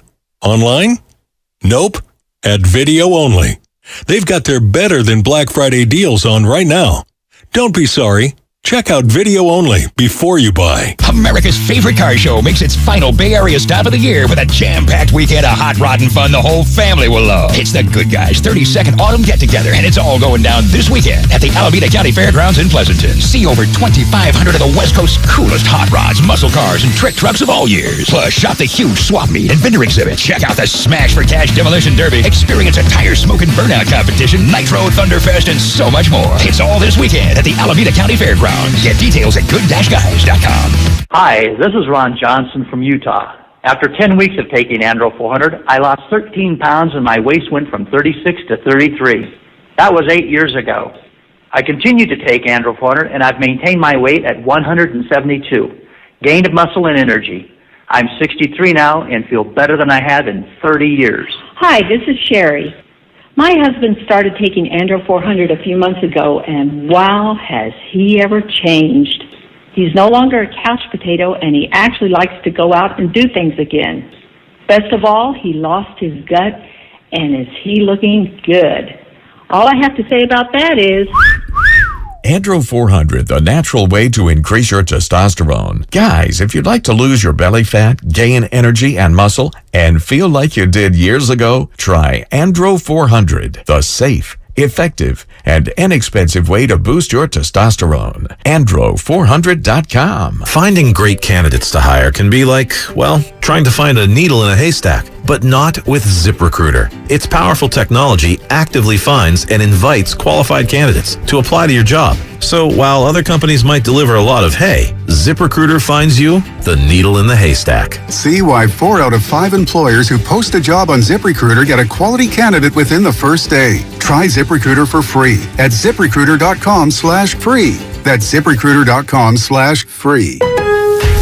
Provember is back at Lowe's. Save up to an additional $750 off now on select major appliances from Hisense and get free delivery on items $396 or more. Plus, get an industry-leading 2-year warranty and great low prices on items like a Hisense refrigerator and air fry electric range, exclusively at Lowe's. Find the right appliance for your jobs and properties today. It always pays to be a pro at Lowe's. Exclusions apply. See Lowe's.com for details. Offer ends 11/30. Doug. Hey, listener. Welcome to Limu's Karaoke Lounge, where Liberty Mutual customizes your car insurance so you only pay for what you need, and the music never stops. Hit it. There's an emu with a full-time job. His partner's Doug, but Limu's the heartthrob. Grubs and worms, that's what Limu eats. Gotta fuel up to save you money and hit the streets. Only pay for what you need at libertymutual.com. Liberty, liberty, liberty, liberty. In San Ramon, cooler today, highs near 61, partly cloudy. Weather brought to you by One Thing. Improve your gas mileage by properly inflating tires and taking your car in for a tune-up. Join Odyssey, and together, each of us doing one thing makes a greener tomorrow.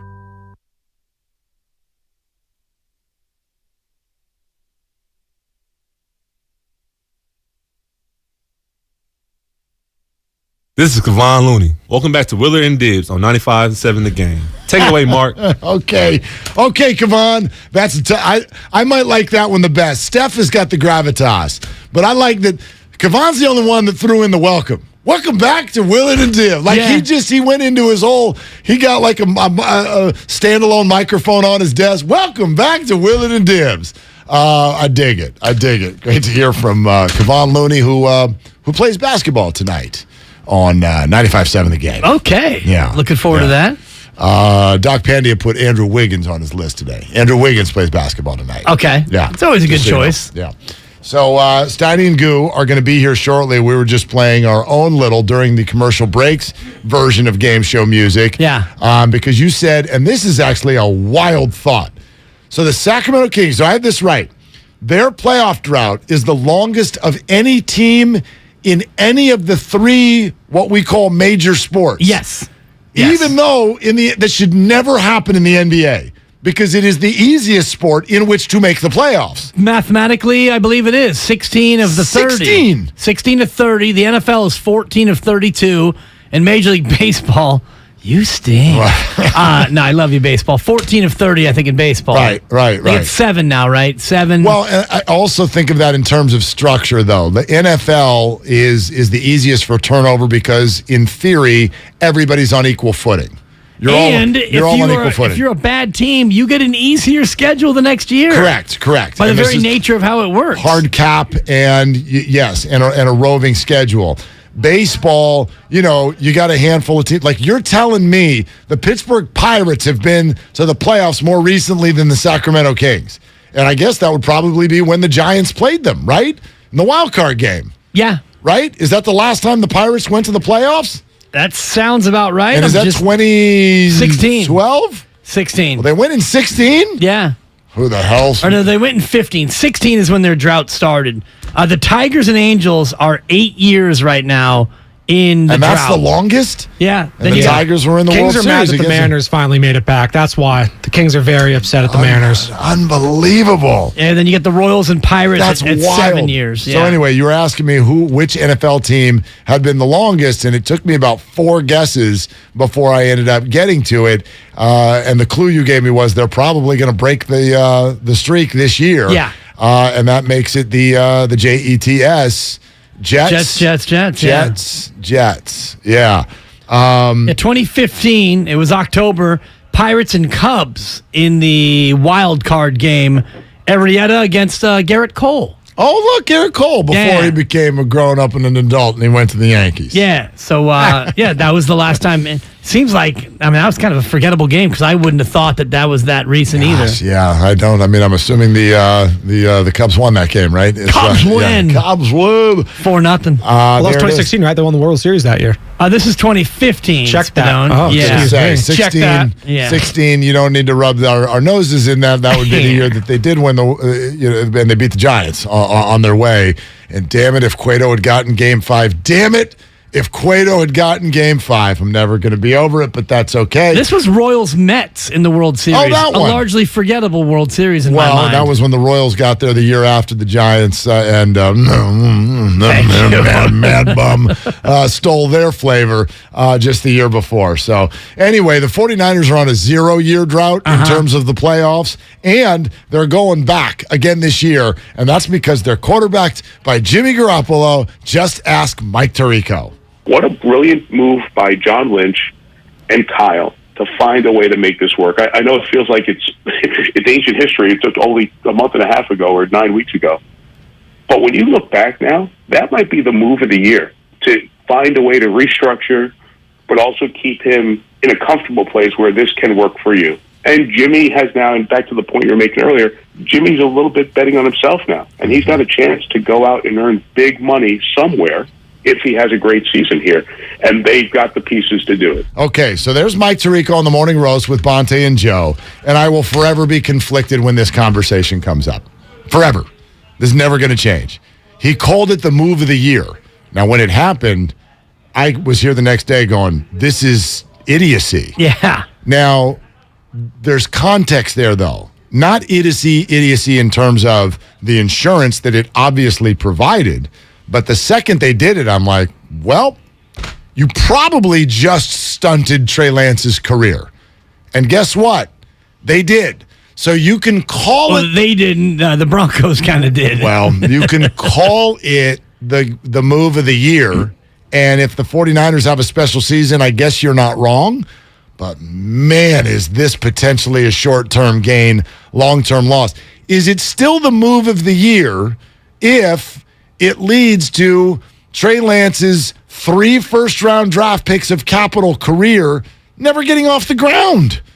Well, it is if you have a magical year this year, absolutely. Would you trade a Super Bowl this year for 3 first-round picks that you basically would have crumpled up and thrown in the garbage? Of course. Would you take a Super Bowl berth for 3 first-round picks that you basically flushed down the toilet? Yes, I would. Would you take an NFC Championship game loss for 3 picks that you basically used as toilet paper? I mean, if Trey Lance had gotten to the NFC title game this year and lost, I would have called it a great year. So we got to the point where you have to weigh it now. So if Jimmy G leads you to Philly and you lose 11-10 to the Eagles, okay? You lose 11-10. It's your favorite game of all time. Stop saying it was I bad. can't help it. Love it. Jalen Hurts, Jimmy G takes another safety. You lose 11-10. And, well, you know, Trey Lance doesn't end up being much of anything, but you brought back Jimmy, and Trey Lance comes in next year, and you don't know what you have. Is it worth it? You're up 10-9. You're in victory formation on their own 1-yard line. They snap it over his head. Jimmy forgets to take the knee and just runs out the back of the end zone in celebration. The Eagles start to celebrate. The clock hits 0. The Eagles have won 11-10. He's so eager to give his towel to a young Niner fan out of the back of the end zone. He saw Erin Andrews and wanted to tell her that it feels great, baby. Oh, and instead, so he loses 2 points. No, I guess I get your point. Here's maybe the hole in the scenario you're kind of throwing out there, which is that you're making it sound like those 3 first-round draft picks that you moved on from turned into Jimmy, but they didn't. Right. So you could have had Jimmy do this and not do the first 3-round draft picks. But you did, and that's why Mike Tirico says this is the move of the year. And I thought, I was listening out there in the green room. I got here early. Shout out No Traffic on a No Traffic Friday. But I thought he was talking about the Christian McCaffrey trade. And so my ears perked up when he actually said he was talking about Jimmy Garoppolo. Bringing him back was the move of the year. Well, if Brock Purdy had ended up being the quarterback, he's right. But again, I just want to further what he's saying. It's the move of the year for this year. It might be a completely disastrous move for all of the years after this year, depending on how this second half, which we're starting this weekend, depending on how that goes, depending on how Trey Lance's leg heals, depending on what the team. But listen, you said it a few weeks ago, and I get it. We're here. We're in the city. We're watching all the 49er games, and it's hard for us to think about, wait a minute, Trey Lance is just, like, you're going to take him number 3 overall, and he's never going to get a chance. But how many different NFL dignitaries over the last 2 weeks have told us, yeah, Jimmy for the Niners next year is totally a possibility. And in fact, what's happening in the NFC with no one in the Niners' way to get to the playoffs is not working in Trey Lance's favor right now. it's not working in their favor at all. So, all right, Willard and Dibs, great stuff. Here comes Steiny and Goo. What's Hi, up, boys. y'all? How we doing? How are you guys doing? You made it back in one piece. Yeah. The streets of Linden. I feel like y'all stole that from me, Top Conquest. Yeah. No, it was Willard great. did it great. Mark's picture, his quick video outside the city limit sign. That was dope. That thing went viral, but super viral. Yeah. The people out there were so great. The one thing that we kind of learned, though, two things. One, the Judge family, very, very private. In terms Now, what's of, that mean? That when you means say don't private? That means don't knock on my door. That means I'm not coming on your show, even though we're really proud of our son. That means we're okay with the fact that you're here, but go ahead and show yourselves out when you're done. Yeah. And the second piece of it was the town is very much pro-judge to the extent that they didn't want to step out and cross the judges by coming out and say, oh, yeah, I've been the judge's neighbor for years, and Mr. Judge doesn't really edge his lawn like he should. Kind of like Mayberry. Fascinating, actually. There's no two ways about it. We're like, so we go out there and we're acting like we're the first media people that have ever been to the city of Linden. And First ones to go live. I mean, Linden. yeah, no doubt. But let's not forget that just a few months ago, this person was chasing 60-some-odd home runs. All right. So did somebody ever call the family? Did somebody ever try to maybe descend on Linden for a story? I forgot about that. And the answer is probably yes. And did they get anywhere? Probably no. Like it was said to us before the show even started, it's not a spoken thing. There isn't a sign. There isn't a dictionary. Yep. But it is known, like nobody around here wants to talk about the judges because the judges probably wouldn't like that. And so that word got to you through the various people you dealt with, just like every person we dealt with, which, by the way, was every person in Linden. Right. I spoke to at least half of the town population. It wasn't, it's like about 1,000 people. But every single person, to a man, to a woman, to a non-gender declaring, non-binary individual, they all said the same thing. The judges are private, and we want to respect their privacy. Wow. Yeah. And so I respect it. I do too. And so, we sent Kyle. It's impressive, and here's the other fun part. How'd Kyle do? We're going to send Kyle out, man on the street. So we send Kyle across the street to Orlando's Market, Steiny, which is a part hair salon, part market, part restaurant, part bar. You can order a sandwich and sit down, and he'll pull you off a pint. You can sit there, no alcohol outside the metal area. Right. So Kyle goes over there to try to get some local flavor. He can't get a signal. Right. He can't get a signal because we're in the middle of nowhere. Man. The best laid plans of Mark and Dibs is the old expression. Yeah. We had grand ideas, and we did what we could. But I will say this: Bob Aragon, who's a walnut farmer, just fantastic guy. He opened up shop for us, and everyone in Linden, super nice, great people. Oh yeah. Up until, hey, would you join? Yeah. Get that mic out of my face. Is there anything better in life than good people? You know what I mean? Just happy, good people, man. Yeah. The stuff we search for and we take for granted is with just a good person. And we cold call this guy, Bob Aragon. We just cold call him, Lions Club. Turns out he's a listener, and he knows the station. He knows all of us, and he's like, guys, you know what? I'd be happy to open up the Lions Club for I you. feel like I know. So he opens. Of all, he opens it up Monday for Tim Jordan. Tim the man. Exactly like you'd picture it. That's my point. When I say you do know him, you know Bob, and you know the room that we were in. It is the same tables and folding chairs that are in every Lions Club in America. Perfect for a pancake breakfast for the local firemen or whatever. Like it is exactly brick facade. Wow. Very, very rarely have I ever walked into places in life where you're like, it's exactly like I pictured it. Similar or dissimilar to your common Moose Lodge? Yes, absolutely. Totally. Like Elks Lodge. You park in the parking lot. You head into it. Here's the door. You go right through the kitchen. Door opens up to the kitchen, through the kitchen, into the Lions Club, and baseball caps and hoodies. And smiling faces. A lot of jeans and boots. Yeah, and our guy Bob, I'm like, hey, so pre-show, I'm trying to get to know him. Bob, what do you do? I'm a farmer. I farm walnuts and cherries. And so I'm like, that's got to be fun. how many? He's like, yeah, we just had the walnut harvest. I said, what'd you get? Did you get a ton? And he looks at me and goes, I got about 200 tons. Oh, my gosh. There's 2,000 pounds in a ton. So he got 2,000 times 200 pounds of walnuts. Wow. It's a lot of nuts. Wow. Those shells are deceptively heavy. They are.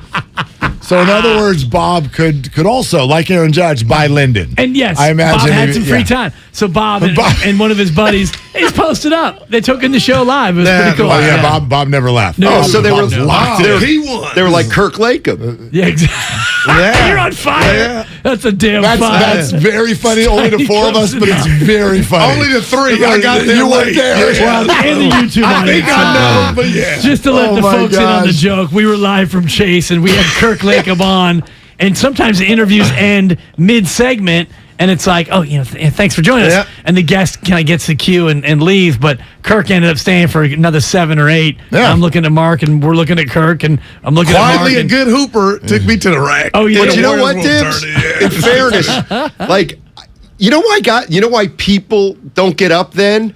Because they're thinking, well, it's still live, and I don't want to. They would be rude. Yeah. Right. Yeah. Right. But instead, you're like, man, you're getting a real front row seat for the show here. You're like, 3 feet from me. As my daughters would say, just little Aukies. Yeah. And there's a flip side of that. We had Moses Moody come in, and there was like a minute or two before he was to come on. They don't know. Higgins there, but it was like he was at a bank or some type of conference. So I had to so I go, who's your favorite rapper? But as I was saying it, the room went EF Hut, like, what's Guru about to say? I said, everybody, I didn't say it, relax. Who's your favorite rap? Tupac. But, you got to do that break stuff. the ice. Yeah. Yeah, it's called the pre-interview. Tiny look like, and of course, in order to continue with the bit, I said, who's your favorite rapper? And then we started laughing. You're listening to 95.7 The Game, KGMZ FM and HD1 San Francisco, always live on the Odyssey app. So we did not bring back Aaron Judge, but we feel good. Thank you. We feel good that we set the table. Now, go ahead, Stan. Can I bring something up? Your boy. Yeah, he's just going to the game tonight. I'm telling you what, and I mean this. I want to get through the show employed. I swear to God, something's going on. So it's kooky with the Warriors. Around is an aura today. Yeah, it's one of that's something. We've been forewarned. You do, wow. Yeah. I kind of like it on you. I'm just feeling something's going on. You got a collar. You look clean. You're smiling more than normal. normal. Tried to get a haircut this morning. Yeah, at Broken at and your Son? spot. Yeah. Tell us, Steiny. What happened? What happened? Don't give me that. Honest to goodness, I'm like, you know what? Cliff Clavin's gonna get it. I'm going to the game tonight, and I'm like, you know what? You need a haircut. Go clean up before the game. And I'm like, all right, you know what? Brogan and Sons. I'll get there early. I took Bart, because I don't want to drive tonight, so Brogan and Sons, and because I know Priscilla there. She's cut my hair the last 2 or 3 times. And so I got there at 8:45, opens at 9. But I had talked to her enough to know that they don't always get there at 9. If they don't have it, they may get there at 9:30, whatever. You know, and I was like, well, 9:30, 10, that's fine. I don't care because I could still da-da-da. So I'll go get a cup of coffee, and I'm waiting. Gets to be a little late, and I'm looking through social media. You know Joe Salvador? Of course. Yes. Our guy. Yeah. Joe Salvador. Father of triplets. The Salvatinis. Long time. Salvatini? They were small. I know, that is good. Yeah, in fact, 2 boys and a girl. I was going to make those as an appetizer for He Thanksgiving. had a picture on his social media with his father, who was a veteran. I could have stood in front of Brogan and Sons for 10 hours, and I'd still have long hair. You could go back after the show if you want. No, it's closed. Yeah, no, I know. That's what I'm saying. It would still be closed. See, you know why? That's tough. It's tough one. I only waited till 10:15, so I only lingered for an hour and a half. So you're on Bart. Serious. You're on Bart. Yeah. You're one of 3 people there. Nothing clicked. Nothing was like, your Bart ride was empty. Oh. Well, I'm imagining. Was Bart a little empty today? It was a little empty. Today. Wasn't it? Yeah. I forgot. That's kind of what I mean. Something's going on. I got to Lombard. I got to Lombard, and I'm like, wait, what the? Oh, right. Yeah. Happy Veterans Day. I didn't even need I carpool forgot. today. Yeah. Oh my gosh, there's nobody. I said, Dibs will be proud. I got to the Bay Bridge metering lights off, and I was like, "Are they broken?" I mean, I'm flowing right through. I'll defend you to this, Steiny. Yeah, Veterans Day for me belongs on the Monday. I love the fact that it's 11/11 and that's the day, but it always felt to me like Veterans Day was on the Monday, so I'll excuse your lack of awareness based on that. Well, you know what's funny is I'm texting my mom because I guess technically my dad is a veteran. I asked him. I said, I your should dad know a veteran, that. Steiny? He goes, I don't know. I don't know. I mean, he was on a boat in the Korean War. That counts. Is that a good basket? Do you have to have been in a war? I don't or know. Just in the military? No, in the military. Well, I don't know. He was there for a year and a half as like an enlistment. And but, Korea was more of a land conflict, so. Well, obviously, he never took up a bayonet or anything like that. I said you didn't have to be Charlie Sheen in Platoon. But I'm going to listen. Tell you what. It might have been the reserves. We'll call him Iguodala. He's a veteran minimum. Dude, there you go. I love it. That's a So I'm going to call him after the show because I think technically he's in.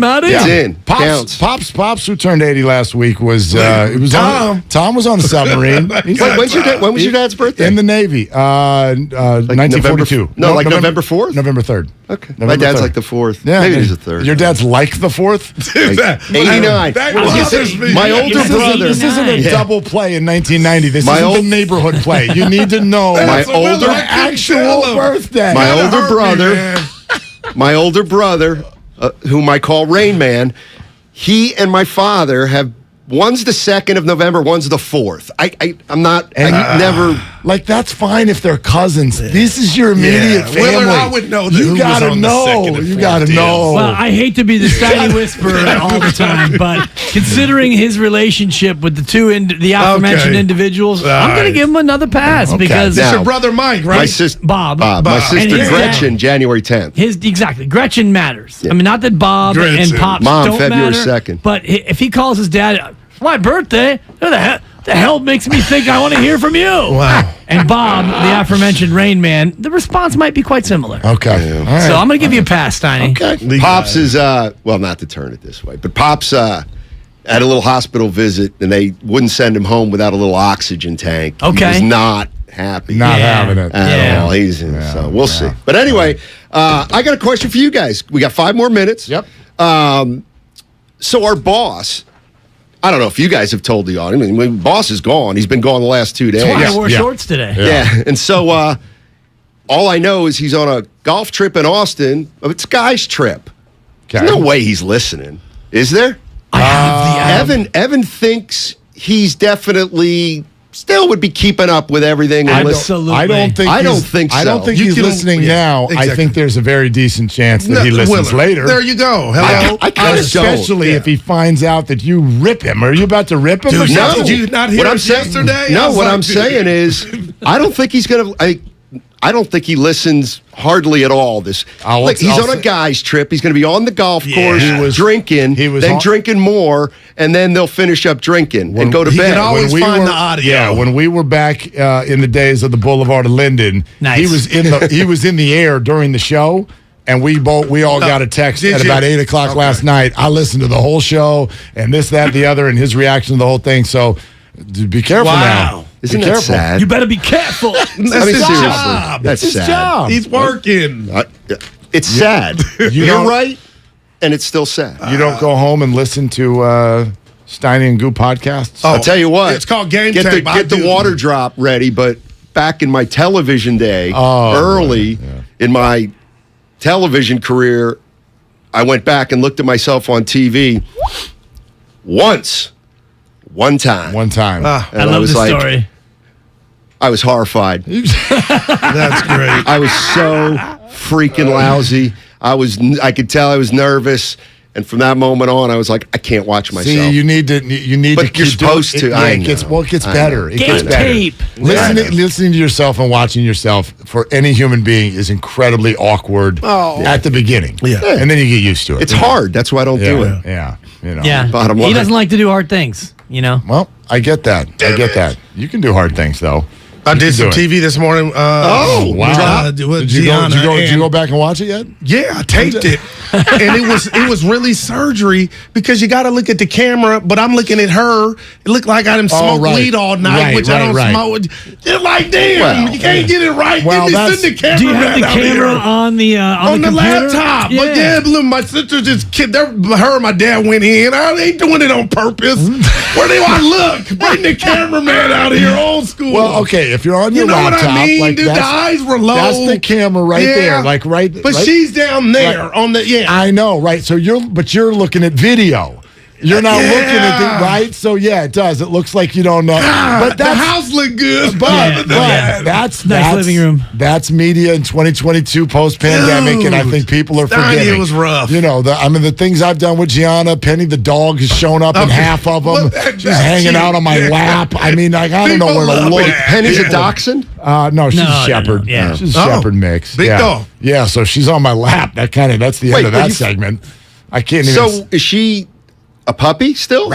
You tell me. Oh, so she was growing? She's 2, right? Like when I saw her last. She's not 2 yet. When she first made a cameo on Zoom in your home. Yeah. Shout out Word Up. Was like maybe, let's say, a year and a half ago. So she would have been. She's only, she was tiny a year and a half ago. Okay, so yes. I remember a littler dog. How long does puppy Both go? you would say she's a horse. Yeah, She's a big dog. Yeah, I would know. She's a 55-pound dog. But how long does puppy go until 2? I got a does dog it only go that's to 1? still a puppy at I like think 4. it's size, yeah. She acts like a puppy. Yeah. Like it's about puppy energy. Exactly. Like she will Big chase puppy energy. You throw something on the floor, that girl will chase that with a vengeance. Yes. So she's not 2 yet, so she still acts like a puppy. Well, if you train your dog, you can, start to eradicate. I went so far. Allegedly. Steiny's dog is. Don't you ever bounce a tennis ball in my house. Oh, God. You will be jumped upon. You will be She's attacked. still jumping. She's still a jumper. I haven't seen her in a couple years. I love Steiny's dog, and I have the deep kinship. The great Rosie. Actually. Are we on to another dog? She does not feel the same way. I told you something. What do we got? No. Honestly, when Dibs was coming over, he loves my dog, and he really energizes my dog. And over time, Dibs, okay. Wow, a little too much. And I've told him that. It's outdoor. It's like I'll be like, Dibs, you're killing me now with Rosie. You throw the ball and it's like we're playing. Rosie and I are playing. Somebody needs to pay this dog some attention. Steiny has a little jealous streak, dude. So I don't know. The dog to just bark. go away. She'll bark because she wants Dibs to throw it. And trying to have a conversation. Listen to a little Pink Floyd. Yeah, or something.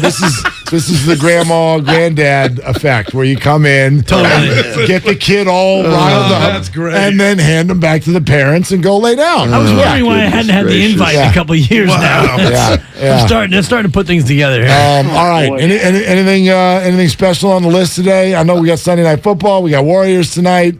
What do we got? Cam Inman. Okay.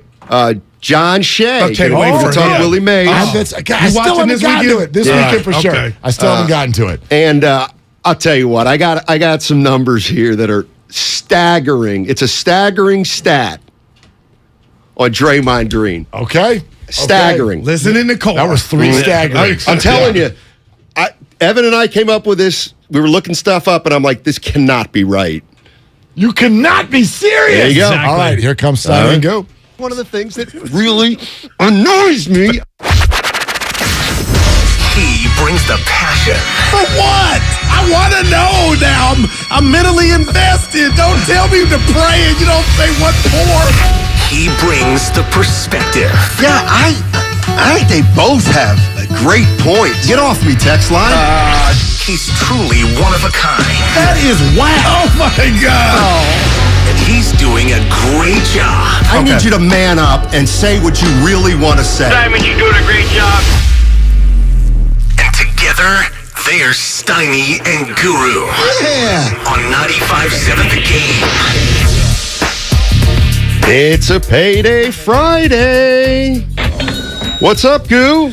What's up, baby? You got a little extra juice. I'm going to call you Omar Epps. That was a movie he was in called Juice. With the great and it was Tim's gave me a 3. And that he was doing O.J. Simpson? He was playing O.J. Simpson? Or? No, it was what was about it about? street life. Yeah. Oh. Yeah. Yeah. Well, you know I'm from Missing, Pennsylvania. I right? got you. That's actually technically I'm from Temple. Well, whatever.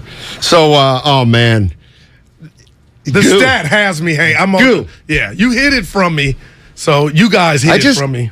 Anybody out there ever wake up and they're like something's it's gonna be it's like this is keep going. It's not like the Neil Young, I know that things are gonna change, but I can't say bad or good. This all feels on the good side. You know what I'm saying? Yeah, I like that. I like that. So I got a little pep in my step. All right, let's do it. And you're going to the game tonight. I am going to the game tonight and looking forward to that. Meyer seats? People in the streets asking. You know what? That's insulting. Yep. Those are your folks. No. Okay. Here you go. You going to really leave us hanging? About what? I asked where you were sitting. I don't know. Where does the media sit? All right. Gotcha.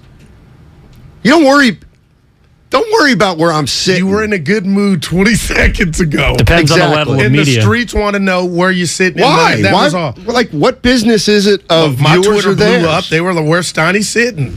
Hey, you don't got to, I got you. Elvis on line 1. I got you. All right. Okay, fine. I'm not going to tell you, but let's do a little Where's Waldo. I think you just told us when you said media. Well, it's just, God, I was so prepared to bring this up. All right. This is unbelievable. And it larger point. So, Steve Kerr.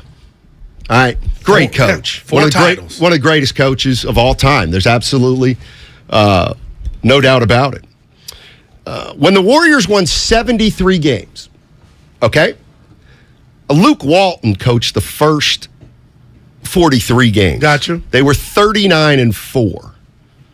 Luke Walton led him to a 39-4 season, and that's the year that obviously they lost Game 7 to the Cavaliers. But Luke Walton had that team 39-4. Luke Walton ends up becoming a head coach in Sacramento and L.A., right? And they're not great situations, but come on, not a great coach. Come on. I mean, the numbers say not a great coach. All right. So, could anybody coach the Warriors? No. Well, Luke Walton had him at 39-4 that year. I mean, but that was the basketball version of a one-night stand. You know what I mean? It's like the substitute teacher we talked about. And this is no shade at Luke. You did a great job. But Steiny, I feel like when you have the task of controlling Draymond Green on and off the court, 24/7, like Steve Kerr has done,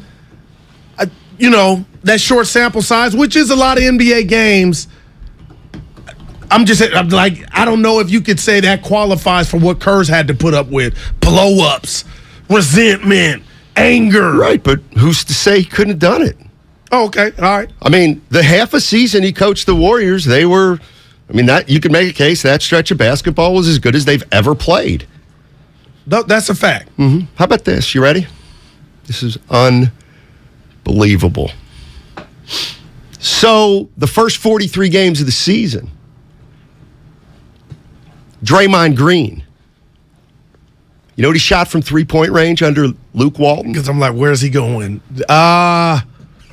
In 43 games under Luke Walton. I'm going to say 36%. Draymond Green shot 41.4% through 43 games. That's incredible. Of that season. Okay.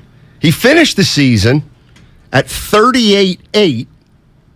Which is his career high. After dropping to 34.1% when Steve Kerr came back. Okay.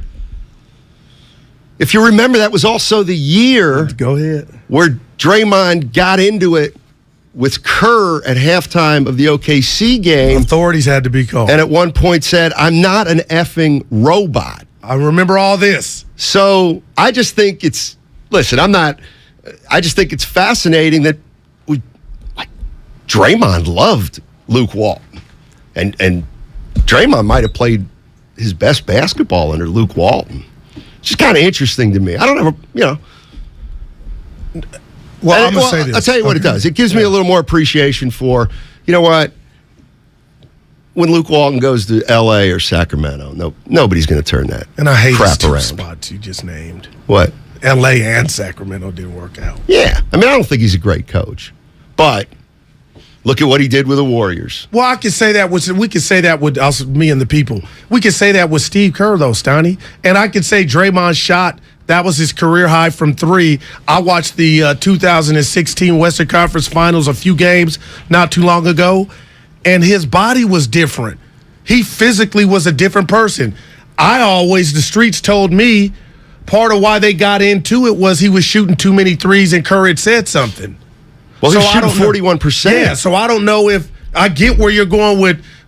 He was feeling empowered by Luke Walton, like be the best you can. Right. But have the Warriors? I guess my bigger takeaway is in this, because you got to tell me where you're ultimately going.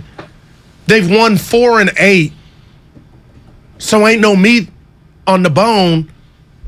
Outside, okay, Dre's shooting 30%, 28% from 3, but other than that, the team is still kind of getting it done. So, does Luke Walton never win a title with this team? Like, I'm just wondering. This is what I think of. How much was Steve Kerr? How much was the greatness of the team? And I just remembered that Luke Walton coached half a year that year, and there was barely a discernible difference. So, I don't think Luke Walton's the greatest coach in the world. So, if a guy who I don't think is the greatest coach in the world had the Warriors 43-4, then I asked the question to myself, I wonder if that's the coach of the team. Right, okay. That's what we're talking about here. Well, okay. Could anybody have sat on the end of that 73-win bench, or at the front of that 73-win bench? You or me sat there, and guess what? We're winning 65 games, and we're going. I can give you 10 names, and this is no shade. Is Steve Kerr a big reason, or does another coach not get 73 wins and a trip to the finals? All right, this is where I'm going, and I love this. I could give you 5 other coaches' names that I feel like could have won those 2 titles with Durant on the Warriors at that juncture. Well, no. I want to talk specifically about the 73-win team. Oh, there's no doubt. And then kind of subsequent to that. Steve Kerr did that, and he did it Ricky Henderson style when his first inception of him coaching his team. When he changed the offense, he knew just everything about the he was it. He had to teach it. The coaches were involved. So to me, Steiny, that was his baby, and it's why he's on that top 75 list, I believe, for the coaches. 15 coaches, and why I believe he's the best coach currently in the league. Do I agree with everything he does? No, but Steiny, that first year off the bat and that 73-win season that propelled him, to me, that's your answer. And I feel like he's the only. Just asking. What made you think of it? Like the thought. Oh, duh. I bet you didn't know this. This is why I thought of it. Okay, tell. Because Luke Walton's on the Cleveland staff. Gotcha. So we'll see him. You'll see him tonight. I should have said that first. See? I told you. Yeah. Like, you know what I did there? Kind of buried the lead of why I brought it up in the first place. Well, that's why I brought it up. Luke Walton's in town. Now, can we celebrate Luke Walton's part in this dynasty? See, Goo, that's what I'm talking about. Something's amiss today. I buried the lead. I never, that still was compelling, though. Well, no. That should have been the beginning. Because I can tell people are like, why is he talking about that? Well, I was. What does this have to do? But now you got me. I blew it. So anyway, okay, how about this? 510 from the Xfinity Mobile text line. Move on. Get to game analysis. You know what? I do want to talk about one aspect of this game. And let me tell you something. If you're a Warrior fan, it's going to be tough to swallow tonight. Hey, we're giving away a pair of tickets as they take on the Chicago Bulls. That's the Golden State Warriors on December 2nd at Chase Center. Be sure to listen between 2 and 2:15 for this sounder. Damn it. All right? Be the fifth caller at that point. 415-951-2386 to win a pair of tickets for the Warriors Bulls, November 25th at Chase Center. Warriors Bulls. Warriors fans, we are giving away Warriors tickets all day long. Thompson now dribbles on the break. Hands off. Great no-look flip by Thompson back to Wiseman for the dunk. Each show is giving away a pair of Warriors tickets. Listen to every show to find out when to call the contest line at 415-951-2386.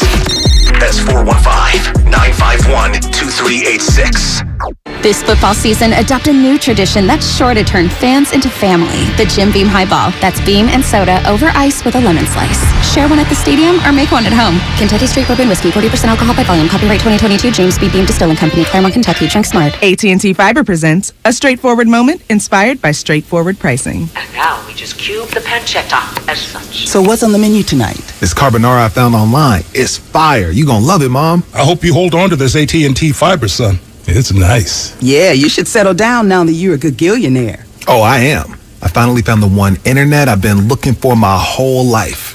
So, no more one-year stands? No, I'm done with all that. With AT&T Fiber, there's no price increase at 12 months. What about equipment fees? Nope. Those were never any good for you. Exactly. But now, everything's completely straightforward. Well, in the spirit of being straightforward, I never liked any of your old ones. Me neither. Blah. Y'all never told me that. But we're being straightforward now, which feels good, yeah? Yeah. Now let's get straightforward about that girl he's been seeing. Straightforward is better. No equipment fees, no data caps, no price increase at 12 months. Live like a gagillionaire with AT&T Fiber. Limited availability in select areas. Visit att.com/hypergig for details. Hi, I'm Aaron, owner of California Deluxe Windows. Ever notice? When your neighbors get new windows, there is a large black eye of broken stucco, uneven plaster, and even mismatched paint. At California Deluxe Windows, we never leave a ring around the window. Why? Because we are one of the only companies in California who custom crafts every window and door to your home's exact measurements. Almost everyone else on the radio is a distributor. They grab a window from a warehouse, break open your walls, shove it in, and patch things up. At California Deluxe Windows, we take pride in our work. Our installation technique is so precise, we do not break your stucco. Your house could be covered with potato chips, and we wouldn't crack one. Call now, and for a limited time, you get 30% off your entire order and 24 months of interest-free financing. 800-874-3600. 800-874-3600. That's 800-874-3600. California Deluxe Windows. Windows engineered for life. Certain terms and conditions apply. CSLB number 774518. Attention. Did you or a loved one live at or near Marine Base Camp Lejeune in North Carolina between 1953 and 1987? If so, listen closely for this important legal announcement. From 1953 to 1987, Marines and their family members at Camp Lejeune drank water that was contaminated with hazardous toxins. The toxins found in the water at Camp Lejeune may cause health issues, especially later in life. Types of health issues associated with water at Camp Lejeune are numerous. If you or a loved one lived near Camp Lejeune between 1953 and 1987, you may be entitled to substantial financial compensation without going to court. Even if you were turned down in the past, a new law can allow you to file a claim today. If you or a loved one spent time near Camp Lejeune, call the Negligence Network to find out if you're eligible for financial compensation. There's no fee unless we win your case. Call 1-800-700-4333. That's 1-800-700-4333. 1-800-700-4333. The Cultural Conservancy, since 1985, has protected and revitalized Indigenous cultures. As Indigenous people, we remember that we are from the land, of the land, and immersed in the land. Our new land base, Heron Shadow, is located in Sonoma County on the ancestral lands of the Coast Miwok and Southern Pomo peoples. Heron Shadow is a haven that focuses on Indigenous agriculture, native sciences, and healthy lifeways. To get involved, visit us at nativeland.org. 1-877 Cards for Kids. KARS Cards for Kids. 1-877 Cards for Kids. Donate your card today. 1-877 Cars for Kids. KARS Cars for Kids. 1-877 Cars for Kids. Donate your car today. With car prices at an all-time high, our donors are now getting highest receipts ever. Donate at carsforkids.org, and your car can be picked up tomorrow. 1-877 Cars for Kids. KARS Cars for Kids. 1-877 Cars for Kids. Donate your car today. Now accepting donations of land, homes, buildings, or any kind of real estate. Without the ones like you, who work tirelessly to keep things running, everything would suddenly stop. Hospitals, factories, schools, and power plants, they all depend on you. No matter the weather, emergency, or time of day, you're the ones who get it done. At Grainger, we're here for you 24/7 with supplies and solutions for every industry and access to product specialists ready to help. Call, click Grainger.com, or just stop by. Grainger, for the ones who get it done. Hey guys, this is Keenan Thompson. I have a problem with you. Yes, you. None of y'all told me that AutoTrader has millions of new and used cars that I can shop from home. I thought we were friends. I put smiles on your face, but I'm not smiling. No one told me that with AutoTrader, a dealer can deliver cars to my home or that I could shop by price on AutoTrader. No one. Consider this friendship that you just learned we had officially over. Finally, it's easy. AutoTrader.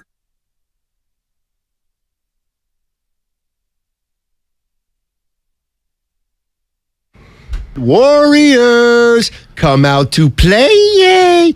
This is James Wiseman. And now back to Steiny and Guru. Thank you. Big man. Matt Steinmetz, Darryl the Guru Johnson. And it is a payday Friday, baby. I hope it's and your a play boys in a great mood, like always, I guess. Please. Yesterday, you were in a little zone. It was a good zone. I don't know if you've noticed, but you said payday. Like John Cougar Mellencamp says, you change your mind, you change your life. Mm-hmm. I heard that yesterday. When? When you said it. No, I said that a few days ago. No, it feels like yesterday. But listen, is it play day for James Wiseman, who will get to go up against another center who's balling? Okay. This is why show prep matters. This is why show prep matters. I have no sources. That was how I was going to pay off the tease.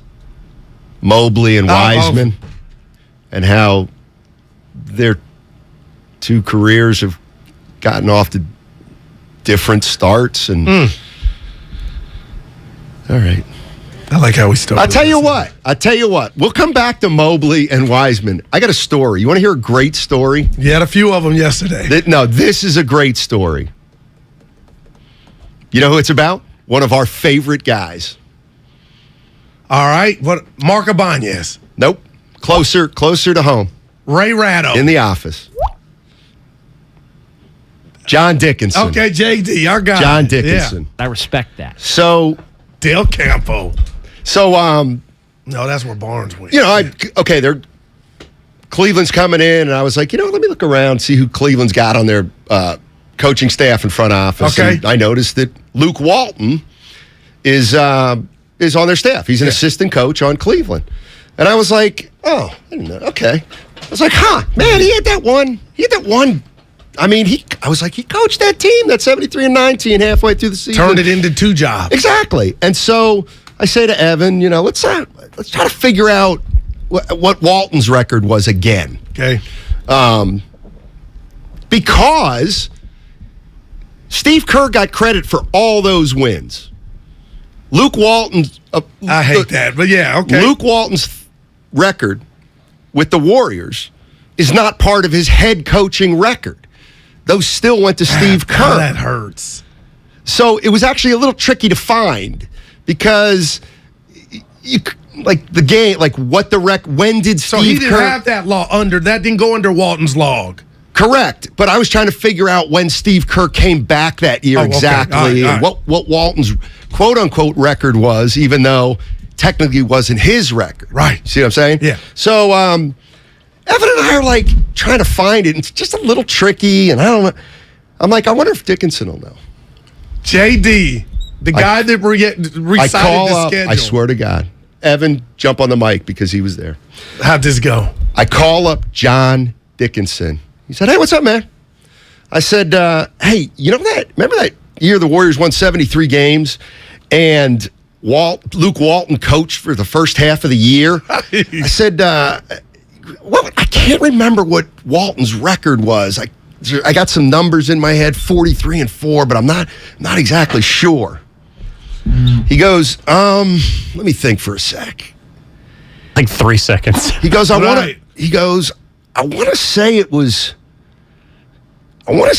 January 22nd. And Rain Man, dude. It was a home game against Indiana. Because I remember the Warriors were coming off a road trip. This is all being said on the phone. He goes, they were 39-4. I am dead serious.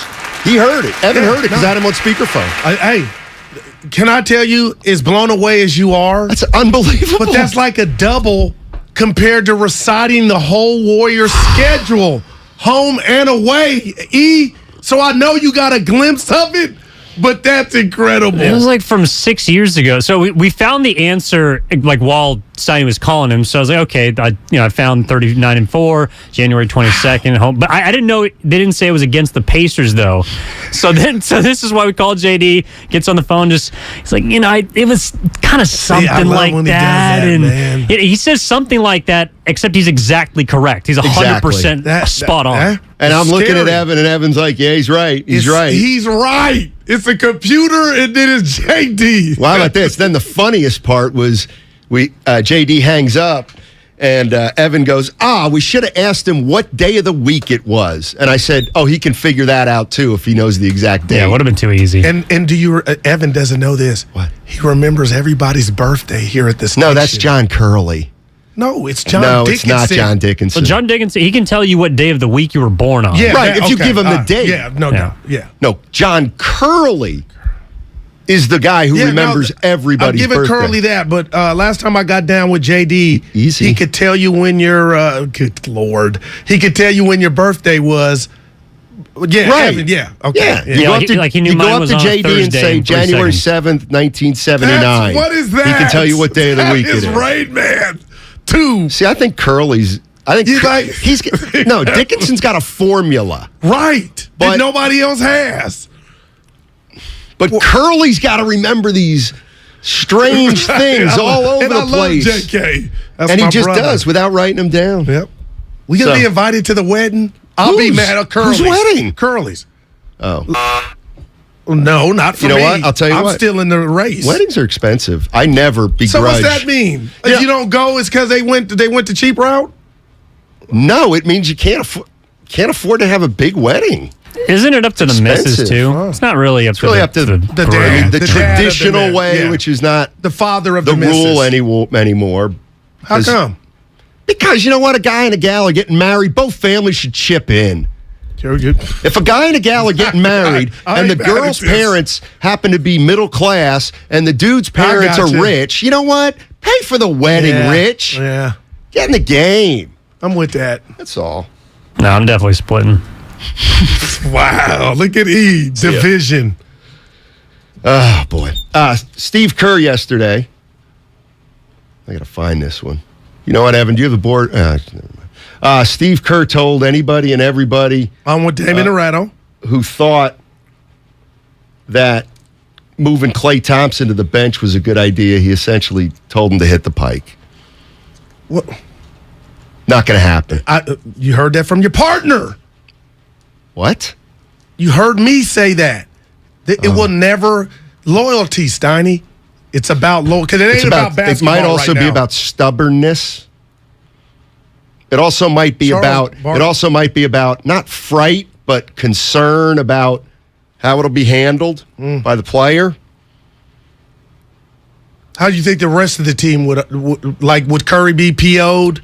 They'd get past it. To me, this is one of those things. And I'm not advocating for it. I'm just we're trying to figure out what's up with Poole. I believe this is some of it, not all of it.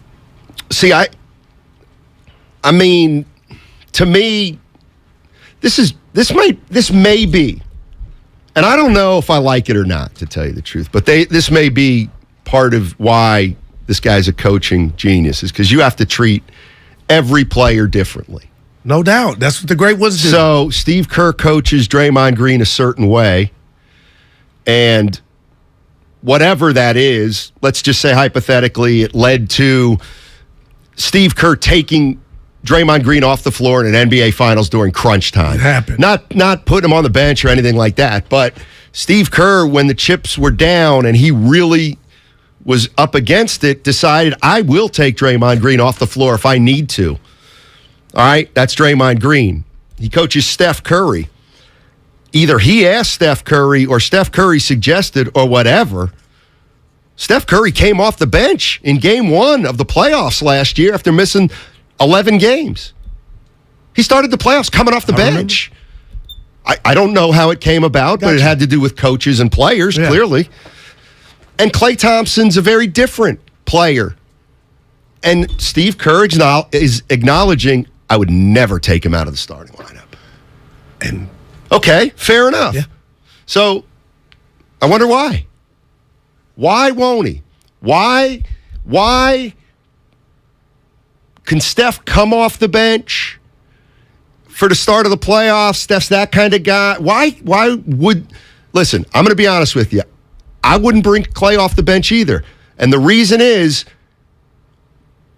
I'm a little worried about his psyche. And there you go. And everybody's wired different, Steiny. Yeah. And I could throw the Charles Barkley article or sound at you as to why Steve Kerr is a great leader. Every great leader I've come across, corporate, sports, they always say, I manage personalities, Steiny. I manage personalities.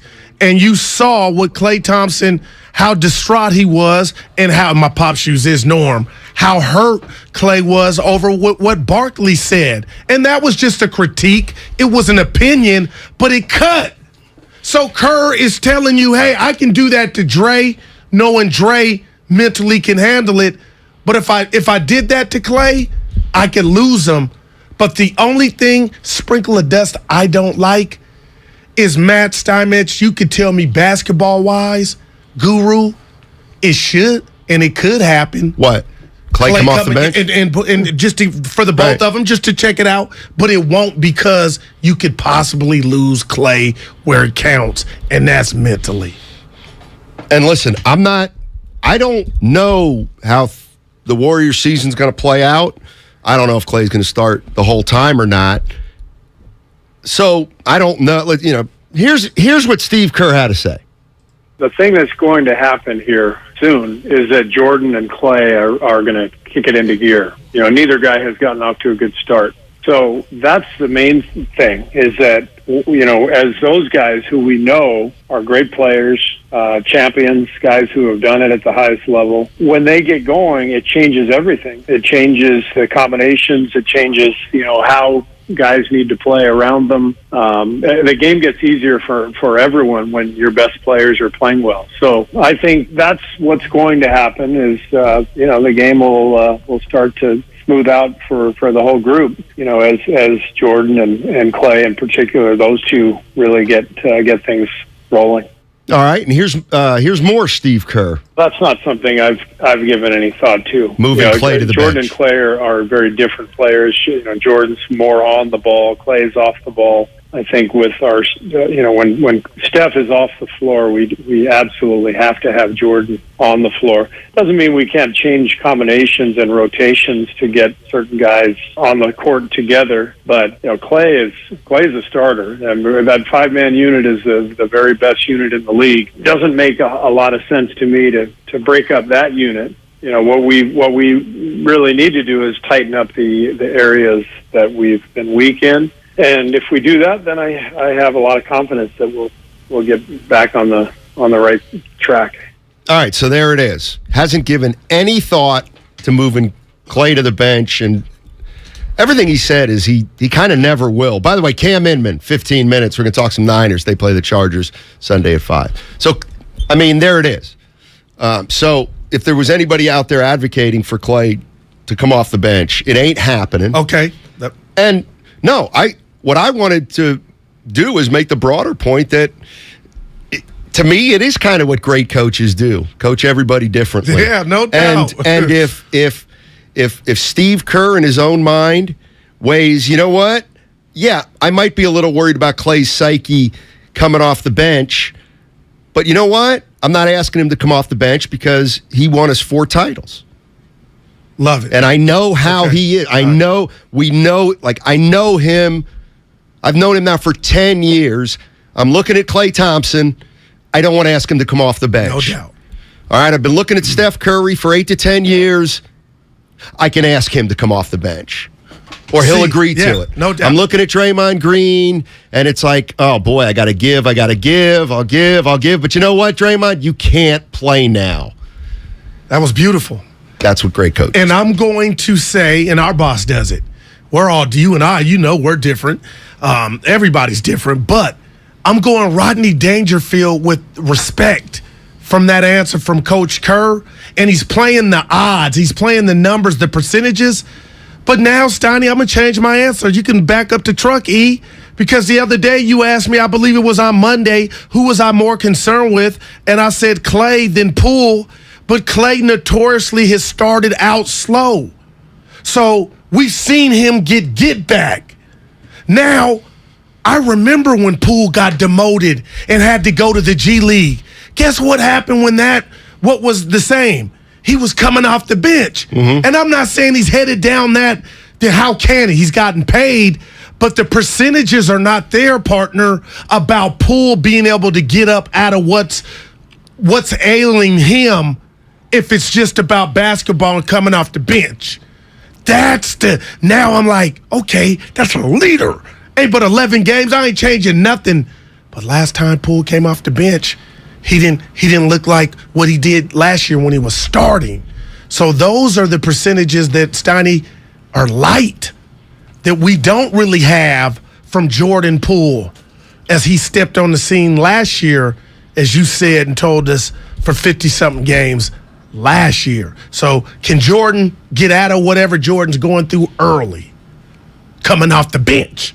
I don't know. Well, do you want... Okay, so when he first comes in the game, he's playing with Steph Curry. So, I think when people say, let Jordan Poole eat, let him feast. Well, it's like, you really want him to feast? When he's playing with Steph, those 5 or 6 minutes? So to me, it's understandable why when Poole comes in, Steph's still on the court. You got to start your first few minutes. I would think you're kind of deferring to Steph, see what he's got, what he's kind of looking for your way. Other sixth men come in and maybe they're the number one option right away. I'm asking you this, and I hear you.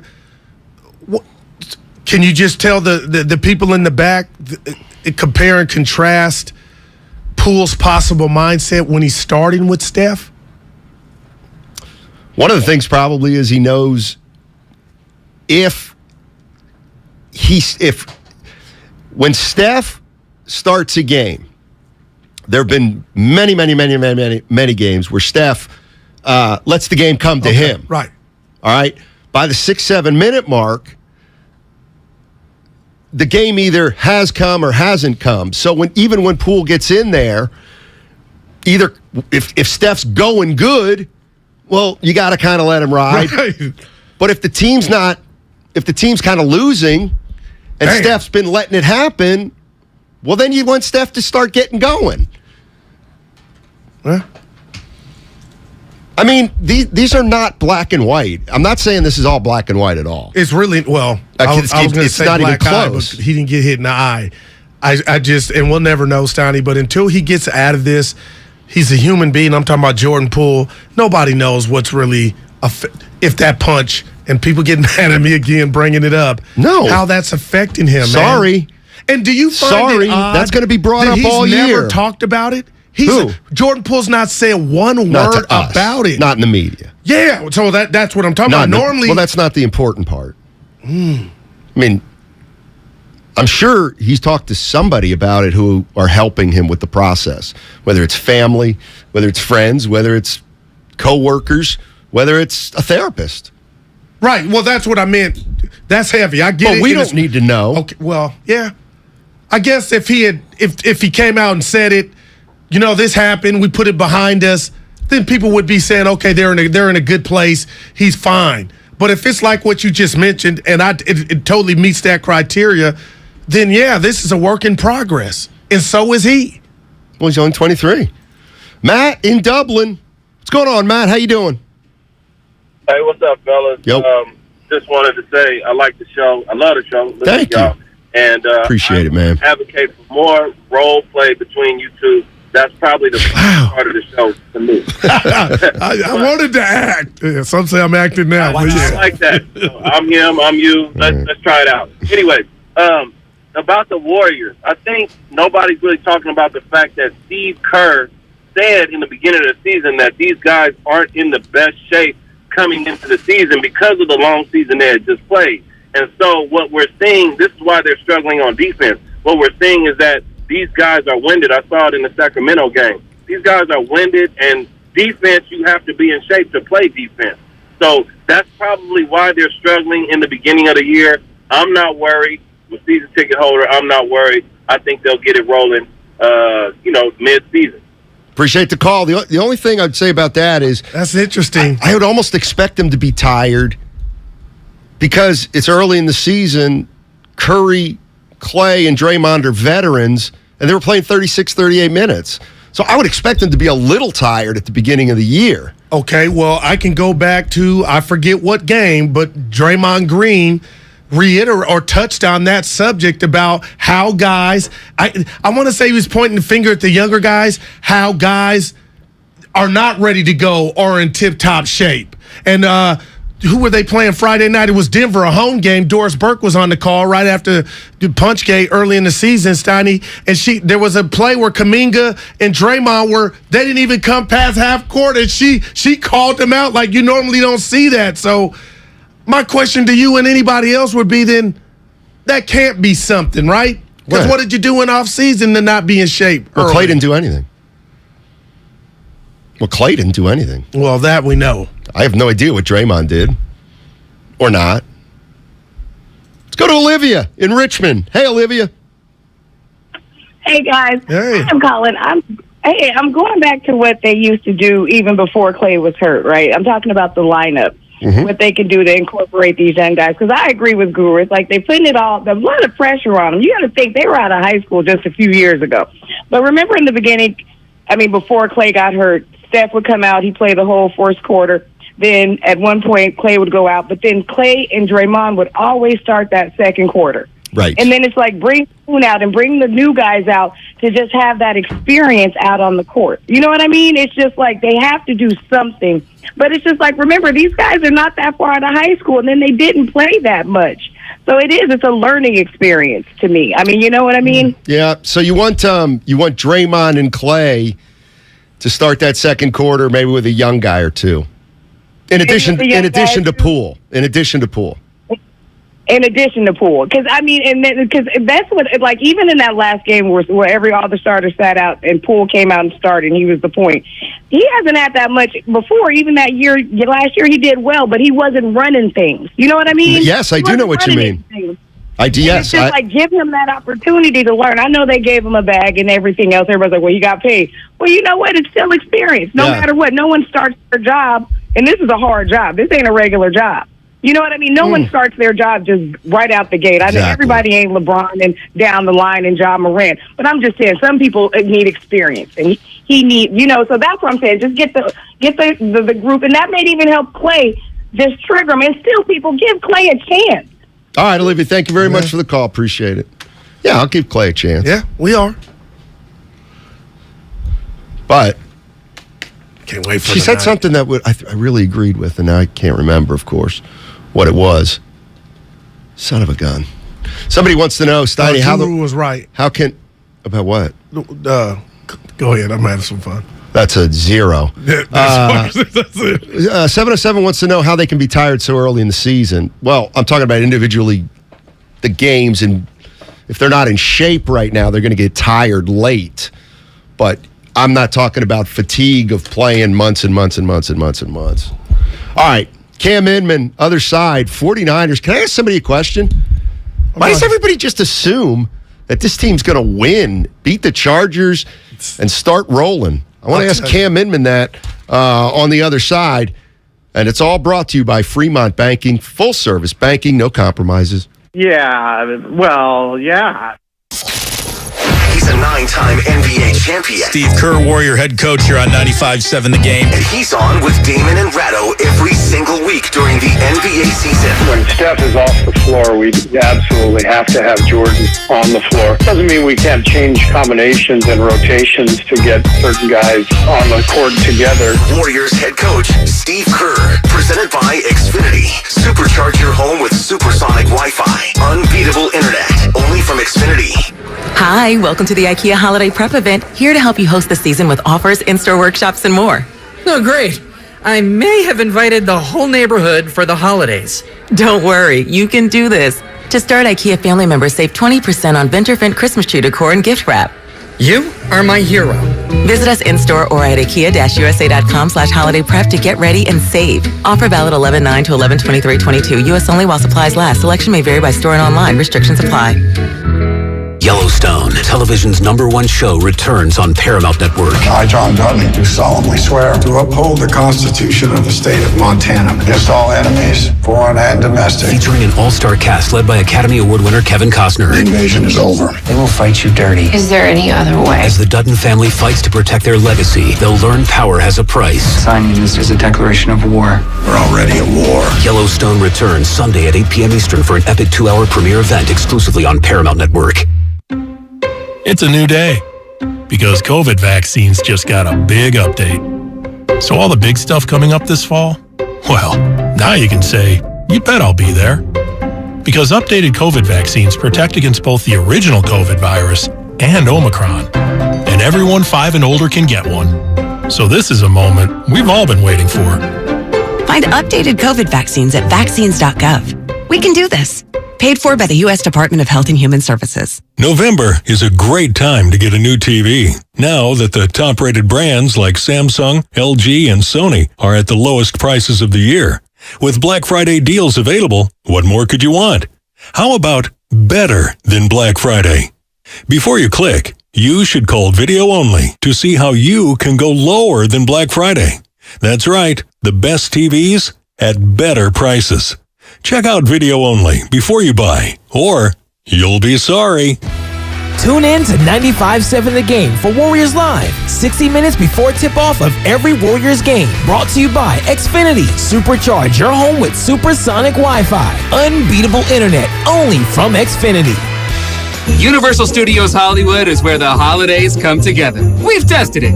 Festive food with refreshing Coca-Cola. Family, friends, and fa-la-la. Dazzling lights cranked up to maximum merriment. The Grinch and his dog Max stealing your tree. All the science adds up. It's the awesomest celebration of the season. Save $20 on a Coca-Cola 2-day general admission ticket. Offer ends 12/14/22. Restrictions apply.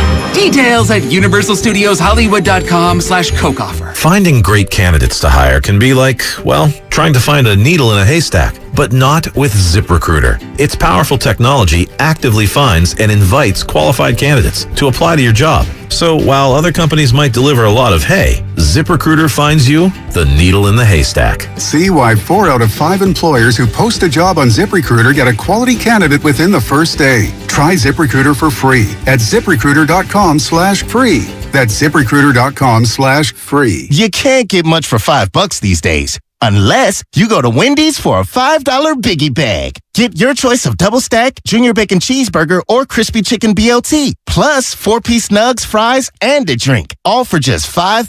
You got that bag. You got that Biggie Bag. You got that bag. That was smooth, wasn't it? That's how you're gonna feel when you get that Biggie Bag at Wendy's. U.S. price and participation may vary. Includes 4-piece nuggets, small soft drink, and small fry. Prices may be higher in Alaska and Hawaii. At Target, you can shop with confidence knowing that if you spot a better Target price, we'll match it with our holiday price match guarantee. Pick up the hottest gifts of the season, holiday hosting essentials, and so much more right now. If you spot a better Target price, we'll match it on items purchased between October 6th and December 24th. Get the gifts you you want at prices you love all season long with Target's holiday price match guarantee. Get price match policy details on Target.com. Some exclusions apply. Here's to Prilosec OTC. Just one pill each morning and no heartburn all day. My holiday hero. Prilosec OTC. One pill a day, 24 hours, zero heartburn. It's possible while taking Prilosec OTC. Use as directed for 14 days to treat frequent heartburn, not for immediate relief. Attention! Did you or a loved one live at or near Marine Base Camp Lejeune in North Carolina between 1953 and 1987? If so, listen closely for this important legal announcement. From 1953 to 1987, Marines and their family members at Camp Lejeune drank water that was contaminated with hazardous toxins. The toxins found in the water at Camp Lejeune may cause health issues, especially later in life. Types of health issues associated with water at Camp Lejeune are numerous. If you or a loved one lived near Camp Lejeune between 1953 and 1987, you may be entitled to substantial financial compensation without going to court. Even if you were turned down in the past, a new law can allow you to file a claim today. If you or a loved one spent time near Camp Lejeune, call the Negligence Network to find out if you're eligible for financial compensation. There's no fee unless we win your case. Call 1-800-700-4333. That's 1-800-700-4333. 1-800-700-4333. You're listening to 95.7 The Game, KGMZ FM at HD1 San Francisco. Always live on the free Odyssey app.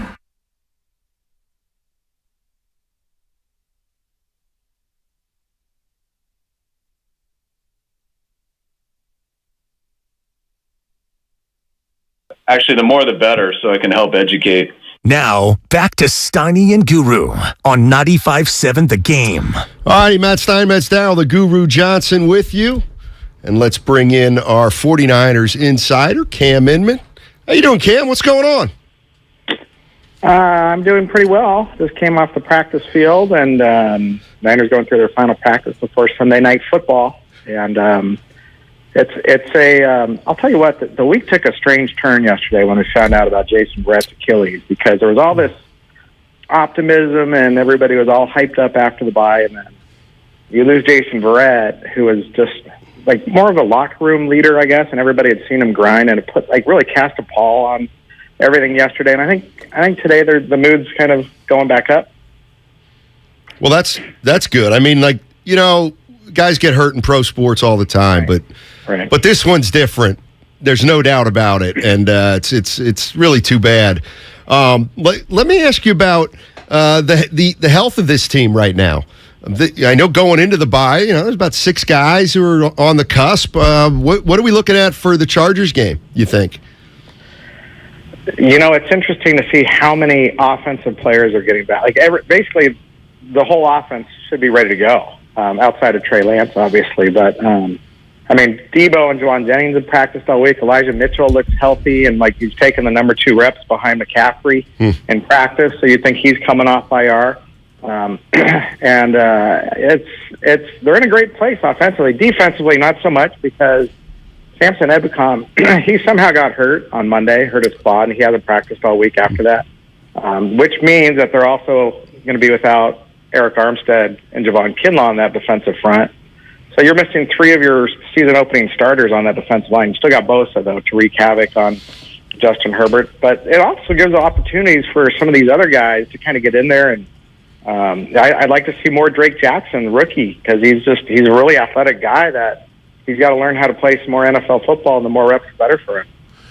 Cam, man, I need to wake up. I was telling Steiny the last couple of days, I was assuming, I don't know why, I was hearing or I thought I read that Armstead would be back. So it's for sure he's out Sunday night?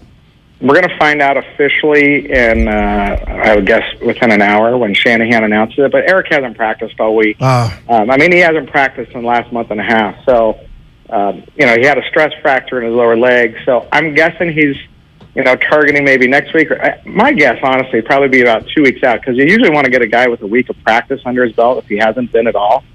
Although they're kind of rushing Elijah Mitchell through it, as well as Azeez Al-Shire this week. So who knows? But I don't think it's anything terrible with Eric, because every time I've talked to him in the locker room, it's as if he's optimistic that he's going to be coming back soon. Whereas Kinlaw's kind of pushed back a little bit more, and if they get him later in the year, that'd be a bonus. Cam, I know a couple, mainly Ward in the secondary, are playing out of position. Last thing about Verrett, how close was he to coming back? I mean, that's the question I've been asking everybody, and the coaches all the same line they've been saying for weeks is, we're giving him time to just kind of see how he feels. But the indications I got in that locker room were the DBs were ready for him to come back. Like, they thought he was probably coming back this week. And so to get so close after, rehabbing your ACL since, 13, 14 months, man, it's such a bummer. You know what? It's fascinating because I think Jason Verrett's a really beloved figure around here, and the guy's missed 85 of his last 101 games. It's amazing in pro sport that you can, one, stick around that long when you're not playing, but two, that you have such fortitude to fight through so many injuries and keep coming back. And right now he's 31 years old. So, he's torn his other Achilles before. He's torn both ACLs. The guy has had terrible luck. And he's also, though, he's been a great coach to some of these guys in that DB room. Amador Lenore, who's probably going to still be the starter next to Travarius Ward. Demo was telling me in the locker room just how much Verrett's helped him and made him look at the bigger picture of playing DB and work on certain techniques. And if Jason Verrett doesn't play again, I mean, he'd have a great future as a coach, in my opinion. Interesting. We're joined by Cam Inman on 95.7 The Game, Steiny and Guru. I want to ask you a little bit about Deebo Samuel. Do we know for a fact that he doesn't, or is sensitive to being overused as a running back, or doesn't want to be utilized as much as a running back? And if that's the case, what do you think would be the number of rushing attempts per game that would be enough to sprinkle in with McCaffrey back there to really kind of mix it up? I know. I think Debo just wants the ball in his hands. He's not afraid of how many carries he gets. As long as he gets the ball in his hands and gets to move. His problem is he's not going to get as many options now that you have McCaffrey eating away at those carries. I mean, the way I see it, Matt, is now Debo can kind of revert more into that receiver role. There's not so much pressure on the Niners to use him in the backfield to cover for guys. I mean, he really reverted to that role last year because they were down so many running backs. And then, True. They basically saw how great he was with the ball in his hands. So it's going to be a great balance where maybe, let's put it this way, I'd say McCaffrey's target would be 15 carries and 8 receptions, where Debo, maybe you do 3-4 carries and probably about 8 to 10 targets. Yeah. It sounds good. Here's the beauty. Well, hold on. One more thing is, as much as everybody worries about, there's not going to be enough, balls to spread around all these guys. Well, there is if your offense is moving the chains and you stay on the field and there's more reps to go. So that's a great point. The Niners, when they were winning Super Bowls, and everybody said they had so many weapons, right? And it's like, that wasn't a problem because they stayed on the field and everybody got a piece of the pie. Cam, help me out. I've been kind of fat-mouthed, and I was telling Steiny before the show, I'm looking at the Eagles, Dallas, Seattle, great stories, Minnesota, but the Niners, now that they got McCaffrey, but I look at their record, you know what, Cam, they are 4-4, and I watched that Ram game again to where Jimmy he could have threw it to Jalen Ramsey twice, and that could have changed the outcome of the game. When you look at this Niner 4-4 record, have they earned that 4-4 record? Do you feel like something flukes happened, if I'm making any sense? Yeah, I get you, because you're going, 4-4 is really mediocre. Right. Are you a 500 team? And right now, the fact that they're getting guys back, that makes everybody think, they're like a 10 and, whatever. Yeah. A 10 or 11 or 12 win team. And that's great. But guess what? There's going to be more injuries. You got 9 games to go. Man. So this thing can still turn on a dime. And you look around the NFC, and the NFC East has piled up a lot of these wins. I think that they're going to cannibalize each other once they get in the division play here, and they're going to kind of come back to earth. I think the Vikings, I had them before the season. I said that team's going to go really far because we saw them in training camp. I said that's a really good team. And the Niners, I think the Niners are basically the class of the NFC West, to be honest with you. Yeah. I know everybody's falling for Seattle, and they think Geno's the greatest thing because he's accurate and he knows how to run a system. under the strict command, unlike Russell Wilson. But Russell could just heave it and just make magical plays. So it's like, don't diminish his legacy there. But the Niners they have a lot going for them, right? If Jimmy Garoppolo gets injured, do they still have a lot going for them? Everybody's would be freaking out about Brock Purdy coming in as a rookie. It's the NFL. You're one play away from everybody realizing, everybody's mortal. Cam Inman, appreciate it. Should be a fun game on Sunday night at 5 o'clock. It should be a fun game. You guys have a good weekend. Thanks for having me. Take it too, easy. Cam Inman, 5:20. Yeah. Kick off at 5:20. Something that you said. Oh, give it to me. Now, one of the beautiful facets about Debo is you could just give him the ball behind the line of scrimmage, hand it off to him. But are we so sure he can? And it's no shade at him, but if he's strictly downfield, Steiny, you know what? The pass has to be on point. He has to be open. It's not just a sure thing like, here, Debo, we're going to give it to you and your tools and DNA is going to take over. If they are going to use them and depend on them downfield, well, Jimmy's involved in that. That ain't a sure thing, and I don't know if that helps the Niners. You want to play a game? Let's do it. And somebody said we need to act more. The role play. That's a fine line. It's a fine line. That would be acting. Go ahead. Go ahead. Are you just doing a streetcar named Desire? No, don't. Or is that death of a salesman? Death of a salesman. I don't think it's death of a salesman. Streetcar named Desire. Yeah. Ellen Brando. Yeah. Wow. Is that what I said? E is so thank you, E. well-rounded. No, Willie Loman is death of a salesman. Willie Beeman is Any Given Sunday, Jamie Foxx. That's what. That doesn't. That's a great poll. One of the three does not belong. Right. Okay. That's a game. Talking about two classics of great American literature. And who would you say? Willie Beeman. Yeah, don't do that. You want to play a game? Yeah. All right. How many plays do you think the 49ers average each game? Offensive plays. You know what? I'm going to say 54. 62. Damn. All right. Okay. 62 offensive plays, which is 25th in the league. Damn. All right, let's do touches. How do you divvy up 62 plays? All right, you ready? I'm going to give you the player. Okay. I love this. Let's go from, let's start with Christian McCaffrey. How many touches per game for Christian McCaffrey? 16. I love it! Passing and running and receiving. Yeah, altogether, 16 touches. All right. Let's go to Debo Samuel. I'm going to go 15. So that's 31. How many catches, how many runs? 9 catches, 7 runs. 9 catches. All right, well, good. Okay. 6 for the rest. Yeah. George Kittle. 8. Obviously, all catches. Yeah. I'm going to throw targets in there. All right. Like Kittle 8 would be 8 targets rather than 8 catches. Okay. How about we do that? Because I got you. Jennings. 3. 3 targets. Use check. 2. Use check 2. Who am I forgetting? Ayuk. Oh my, yeah. Brandon Ayuk. 9. 9 targets. Where are we at? Surprise. We're going to be low, I think. 31, 42, 52, 53. Elijah Mitchell might be back. Elijah Mitchell. Wow, damn. But still, okay.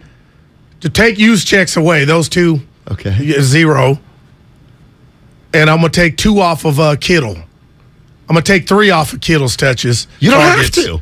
You can just throw Mitchell in there. No, you're right. I forgot I was wrong. I thought I had to write. No, you're under. They still have touches. You have extra touches for players. Yeah, how many? Let's give Mitchell 7 or 8. Okay. That's what I was thinking. Okay.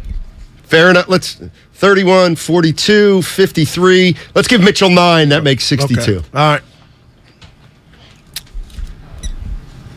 How many points is that? Well, I'm thinking more is, everybody going to be happy with that. Not necessarily happy. So McCaffrey, 16. Okay. See, I think he's going to be more. This is why I think, not it's an issue. I don't think it's an issue, but I think McCaffrey's got 22-24. But then you become one-dimensional when you got a guy, 2 All-Pros now with Debo Steiny. You got to spread it out. I don't think plus his injury history. 10 rushes.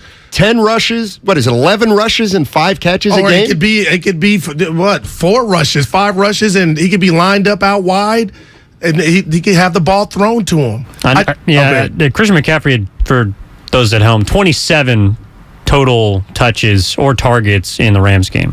And that was with no Debo. So I feel like 10 of those will come off. So I said 16. That could be 17. I could be wrong, but yeah, Steiny, they ain't going Earl Campbell with him, you know? I think McCaffrey's going to. I think if McCaffrey, I'll tell you what, if McCaffrey, we disagree.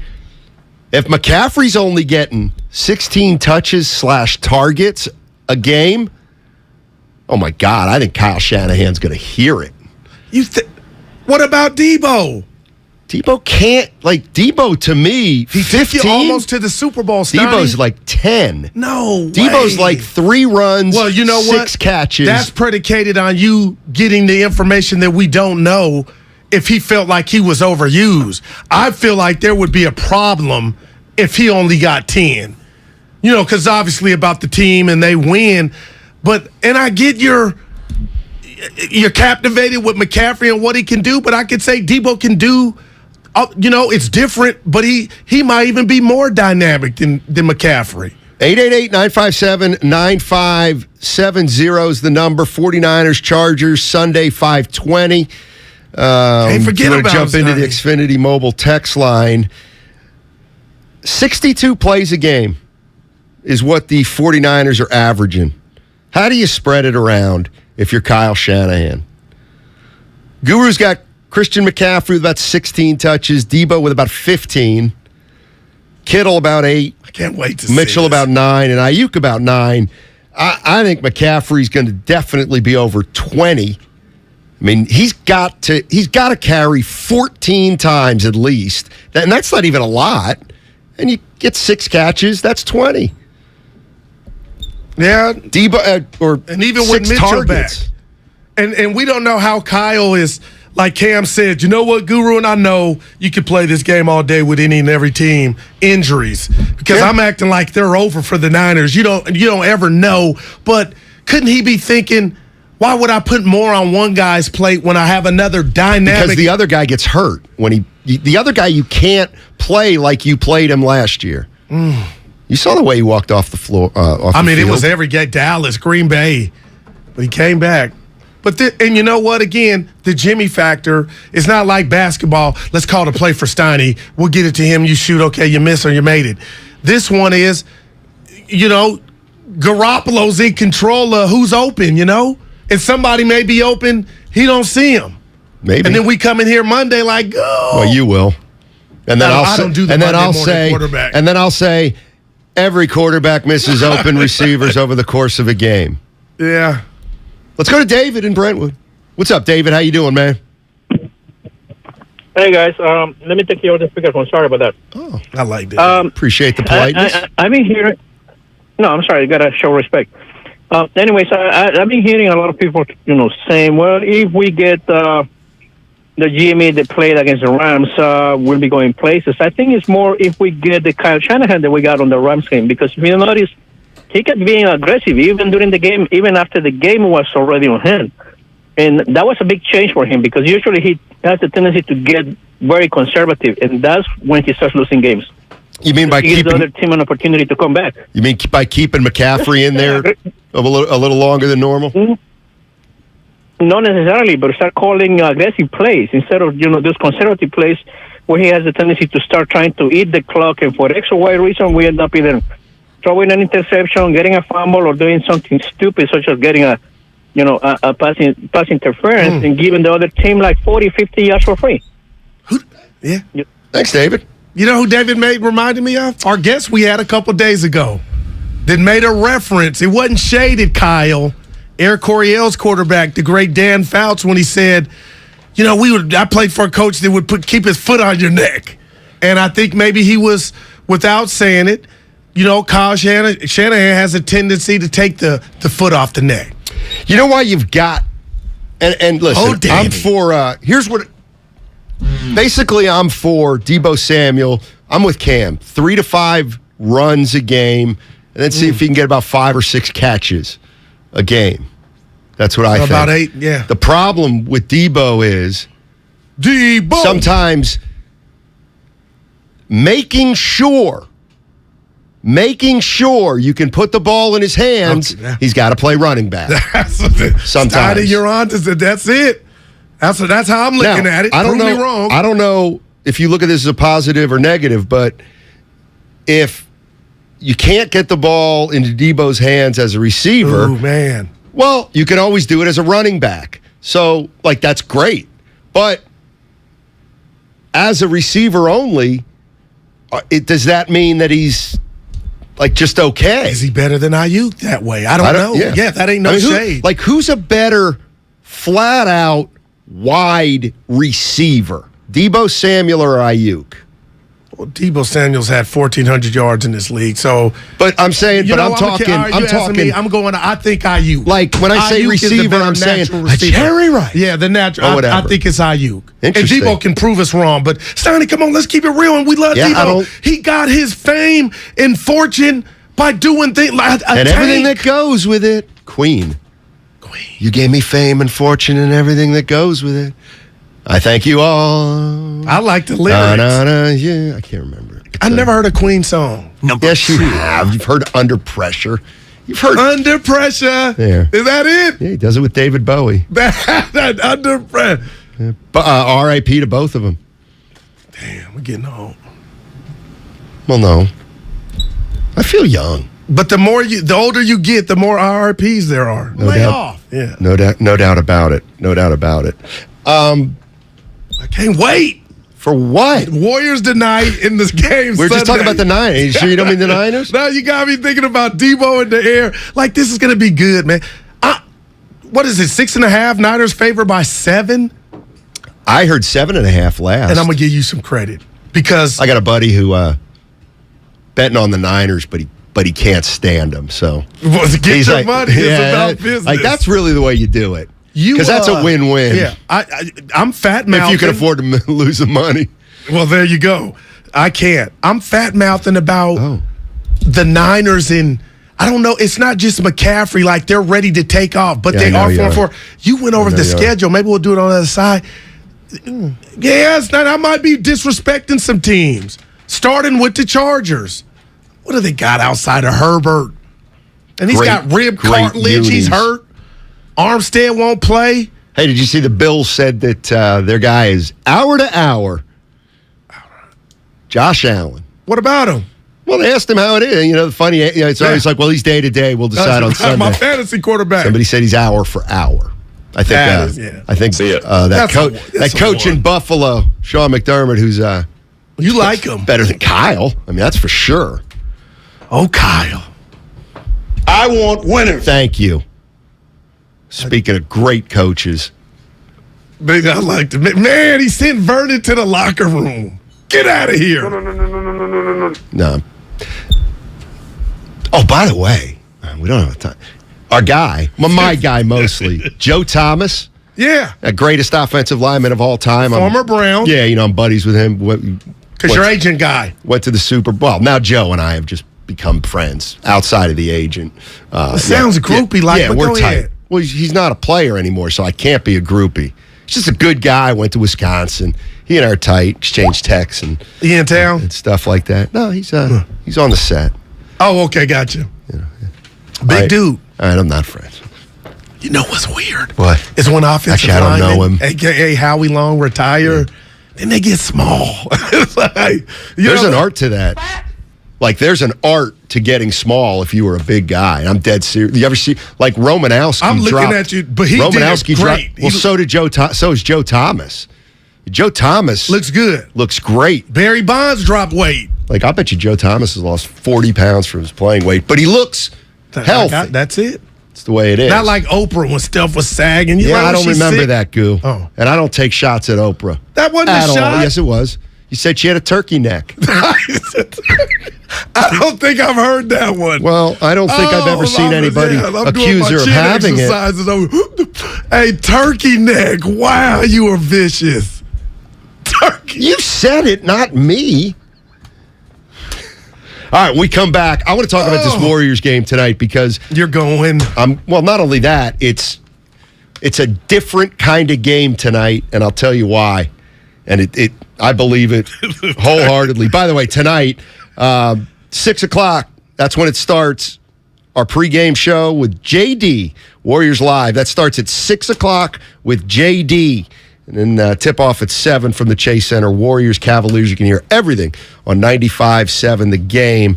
But tonight's game ain't your typical NBA game. That's for sure, and I'll tell you why on 95.7 The Game. Nothing easy. Warriors fans, we are giving away Warriors tickets all day long. Thompson now dribbles on the break. Hands off. Great no-look flip by Thompson back to Wiseman for the dunk. Each show is giving away a pair of Warriors tickets. Listen to every show to find out when to call the contest line at 415-951-2386. That's 415-951-2386. Black Friday is coming, and that's the smart time to shop for a top-rated TV from Samsung, LG, or Sony. But why wait? You can get those Black Friday TV deals right now at Video Only, and then enjoy Thanksgiving with your new TV. Still want to wait? Then how about better than Black Friday deals? The top-rated TVs at stupid low prices. Check out Video Only now before the rush, or you'll be sorry. This is Staples. So rumor has it that Staples has everything I need to ship. Mm-hmm. We have all the shipping supplies and services you need. Boxes? Yep. Mailers? Yeah, and we have UPS here in store. Huh. What will Staples think of next? Right? No, seriously, I'm asking, what will they think of next? Staples is your one-stop shipping destination. Now get 50% off shipping boxes, mailers, or tubes when you buy 5 of the same item in-store or online with 1-hour pickup. Staples, the best-kept secret in shipping. Ends 12/31. Exclusions apply. Visit staplesconnect.com/shipping for details. Anticipation is building. The holidays are just around the corner, and at the Home Depot, we can't wait. With Black Friday savings all through November, you can count down to Christmas early with a Santa Countdown Inflatable Special Buy, only $69.98. Or anticipate when friends and family come to visit with an entrance full of LED lights that will welcome them and the holidays with open arms. Get the holiday magic started early. The Home Depot, how doers get more done.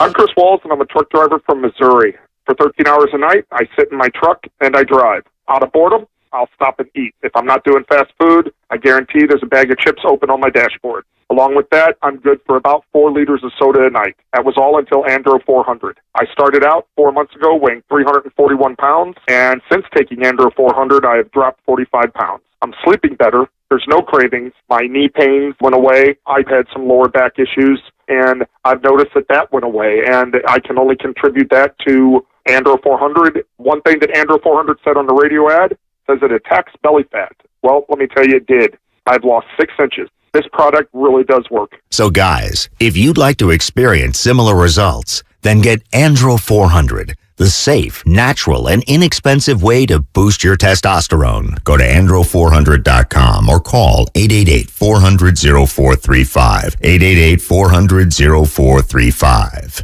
Texting privacy policy and terms and conditions posted at textplan.us. Texting enrolls for recurring automated text marketing messages. Message and data rates may apply. Reply stop, opt out. Go to getrba.windows.com for full offer details. Homeowners, do you know when to replace your windows? Feeling too hot or cold? It's time to replace. Can't see through fog between the glass? Time to replace. Spending too much on expensive energy that literally goes out the window? It's definitely time to replace. If you've put off replacing windows in your home because it's too expensive, here's great news. You can now get a free in-home window consultation and free price quote from Renewal by Andersen, the company with the most 5-star reviews among leading full-service window replacement companies. And during their Black Friday sale, you can save $355 off every window and $910 off every door. Just text SCREEN to 323232 for your free consultation on top quality affordable windows or patio doors for $0 down, 0 payments, and 0 interest for a year. That's right, you don't pay a dime for an entire year. Plus, you can save $355 off every window and $910 off every door. But hurry, this offer ends November 25th. Text SCREEN to 323232 right now. Don't go into winter with drafty windows. Text the word SCREEN to 323232. Don't wait. Text SCREEN to 323232. 3232. Flying Ace,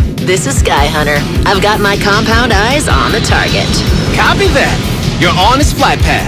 I'm going in. Got him. Nice move, my four-wing friend.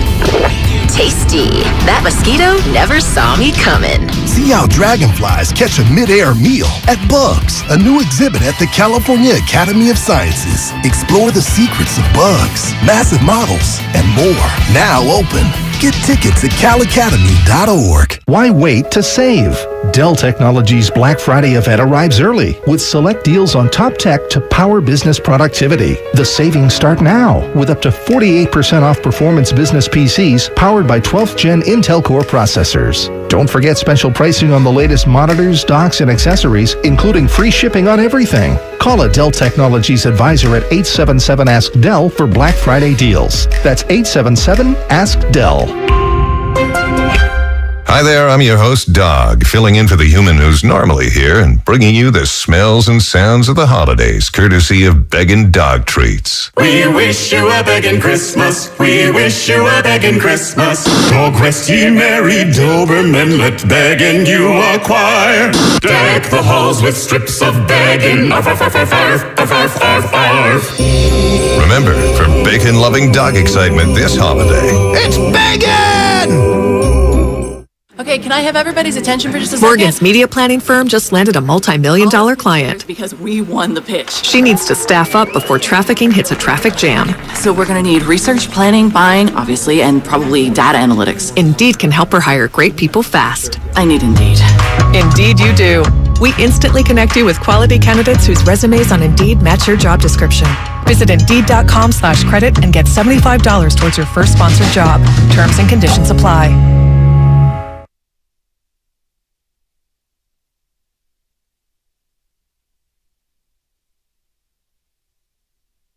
It's not easy living like a jackass all the time, Goo. I feel sorry about it sometimes. Now back to Steiny and Guru. Take it away, Steiny. Hey, don't forget, we're giving away a pair of tickets to the Warriors game against the Chicago Bulls on December 2nd at Chase Center. That's going to be right. We're going to do that right after the John Shea interview. Yeah. John Shea featured prominently in the, I should say, you know what I should say? Tell me. Willie Mays featured in the John Shea documentary. Woo, was he all over it. Man, looking good. So we will give away 2 tickets to the Warriors Bulls game at 2:15 when you hear, damn it, that. When you hear that. Who decided to use that? That was an executive decision. Oh, look at my boy. Oh. You notice executive decisions are virtually meaningless. Like, it was either going to be, damn it, or it was going to be, hit the pike, or it was going to be like. It really makes me sick. I mean, yeah, that's the best. Boy, that's worth a lot of money, being able to make that decision. Why are you coming down on our guy? He made the decision. Oh, he did, and he made it firmly. There's no way he's listening to this live. Actually, no I was way. the one who decided it. Before we get out of here, I need your advice. Oh, I'd love to give it. And I'm worried about you, too. Well, dude, first of all, I love helping you out. Okay. No, you have. I feel privileged because I am a mentor to many. I didn't say that. What's that? What? I feel like if I needed to ride, you wouldn't, like, that's where you would just fail. What do you mean a ride? Like if hey, man, my car stopped. I need you to come get me. Where are you? Yeah, I just no, but where are you? Your transportation game, Evan would come get me, I Where believe. did your car stop running? Fremont. It shouldn't matter. Am I at home or in the city? Evan, and that's what I was trying to say. I it love shouldn't. provocation. You look at the miles. Goo, I'd come get you if you were in Reno. I would. That's Listen, the true story. Listen, here's the facts. God, give me some gas. You know damn well I would come get you if my electric car had the available mileage. Yeah. How many follow-up questions would there be from Steiny when you said, "Hey, come get me"? Why? I could do. Oh man, I feel like you wouldn't. Like, yeah. Was it your fault? How'd you get yourself into this mess? Who have you called? How many times you let it ring? I get you like I get you at the old ship. Yeah, look at you. I'm gonna give you a 2. 707 says, will John Shea show up this time? It was not John Shea's fault. I didn't sleep well. You know what? Why not? I was so looking forward to hearing from him yesterday. We made it, Yeah, you know what? We can peel back the curtain. With John. Yeah, I was going to say with our listeners. John. You know, we're supposed to get either Moody or Looney after the Warrior practice, and we had John Shea for 2:30. And, I mean, see, this is what I learned from being a beat writer way back in the day. Sometimes you got to wait for guys like an hour. Yeah, right. I got they get, you know, if you're a media guy, they get done with practice. They lift, they get more shots up. They lift weights. Yeah. They take a whirlpool or sauna, shower, get dressed, then they'll meet the media. So the fact that those guys didn't get on our show short either. You're right. Exactly. So we didn't want to. I feel better now. John. Yeah. We wanted to give him time he deserves. Let me tell you why. Here's the real reason why I'm going to tonight's game. This one is one of those different kind of games. I love this. There's no must-wins. There's no hugely important. There's no statement games this early. But what was the Kings game? Nothing. They snapped their winning streak or losing streak. But the 5 losses, just can't. Here's the reason why this one, I think, is going to be a good one. You have the Warriors who lost 5 in a row. Then, what did they do? They beat the Kings, but they did not look good. All right? Yep. They didn't look good. Gotcha. You got the Cavs who started out 8-1. All right? But they've lost 2 in a row now. So Clippers and Sac. So, is Cleveland 8-1 good? Probably not. Are they 8-3 good? I mean, how if you're Cleveland, you get Donovan Mitchell, you're a new team playing together. You're 8-3. You started 8-1. You lost 2 straight, and now you're going into the defending NBA champions' house. Well, you cannot tell me Cleveland won't. I got to believe Cleveland's going to give the Warriors their best. A damn good effort, right? No a doubt. Damn good effort. So we know Cleveland's coming with 110. I mean, would you agree with that? I think Cleveland's going to come with effort tonight. Yeah. All right, so now you got the Warriors. They've snapped a 5-game losing streak with an unimpressive win against the Kings. They've had 3 days off, and now here come the Cavs, a good team. Cavs are a good team. All right? Golden State Warriors win this game, you start saying, you know what? Now, let's go. Now we got something going. Golden State Warriors lose tonight, you could say, man, they were 1 shot away from being on a 7-game losing streak. Look what happened when a good team from the East can come into their arena and beat them. So it would add to the if you're at an But so my point is, I believe the Warriors kind of know this and will give good, serious effort tonight also. Okay, that's why I think it's going to be – that's why it's a game I want to go to, because I think both teams have a motivation a little more than just like the 5 games on the Warriors that the Warriors played on their road trip. I'm not mad at that. Sign me up for that. But what concerns me about the Golden State Warriors is it's bigger than Cleveland. Can you tell me right now, look at me in the face, if Kuminga's going to get on the court? Wiseman, is he going to get on the court? Can I stop you right there? They don't know their rotation. Can I stop you right there? And not to be rude, but do you see what I mean? I'm talking about, can the Warriors win this game to start to turn it around? I'm not saying you're wrong. Yeah. Your first thing was, I want to know about Kuminga and Wiseman. Why? Because it's about the rotation. It's about the Warriors. Well, this is where I was going. Dre, Steph, and Looney are going to show up. But what's their rotation? That's what's over the Warriors more so than the wins. What's their rotation? We came away I have less answers. I'm more confused from the Sacramento game. So I know Steph's going to show up, Dre, Looney, but are we going to get more answers? When are those questions going to be revealed? Cleveland's probably know their rotation. So will San Antonio coming in here Monday. When are the Warriors going to get those answers revealed? See, man, I mean, I get it. People look for what they look for. And, I'm looking at this Cleveland game, and my overall thing is, I think Cleveland's pretty good. Definitely want to check out Mobley. So, he's the same age as Wiseman. Man. Donovan Mitchell's averaging 32 a game. Who's guarding Donovan Mitchell tonight? I got to believe it's Wiggins. No doubt. All right, they have another good guard. Yeah, who's guarding Garland? Exactly. Yeah. So I get that. In a crazy kind of way. And, obviously Clay, see what Clay's got, see what Poole's got. They're both slumping. It's like, this is where I guess you and I differ. One of the last things on my mind is whether Kuminga or Wiseman play or not tonight. In a crazy kind of way. But I'm dialed in on what you said. That's why I tell you. I'm excited about it being Cleveland and it being a task. Great. But also, too, Steiny, like they won a game, and I feel like those questions they had going into the Kings game are still relevant. Like they're still facing this team. And you got away with it, and you stopped the streak. I get it. I appreciate Dre with the Game 4 vibes. But when do we, and Steiny, it may not happen overnight, but when are we going to see Ty Jerome? How long are the two-way players, or are they just going to be a fixture moving forward? Dante's back tonight, I think. So we'll see if that can solidify the bench, but these questions are just coming at Steve Kerr like gremlins.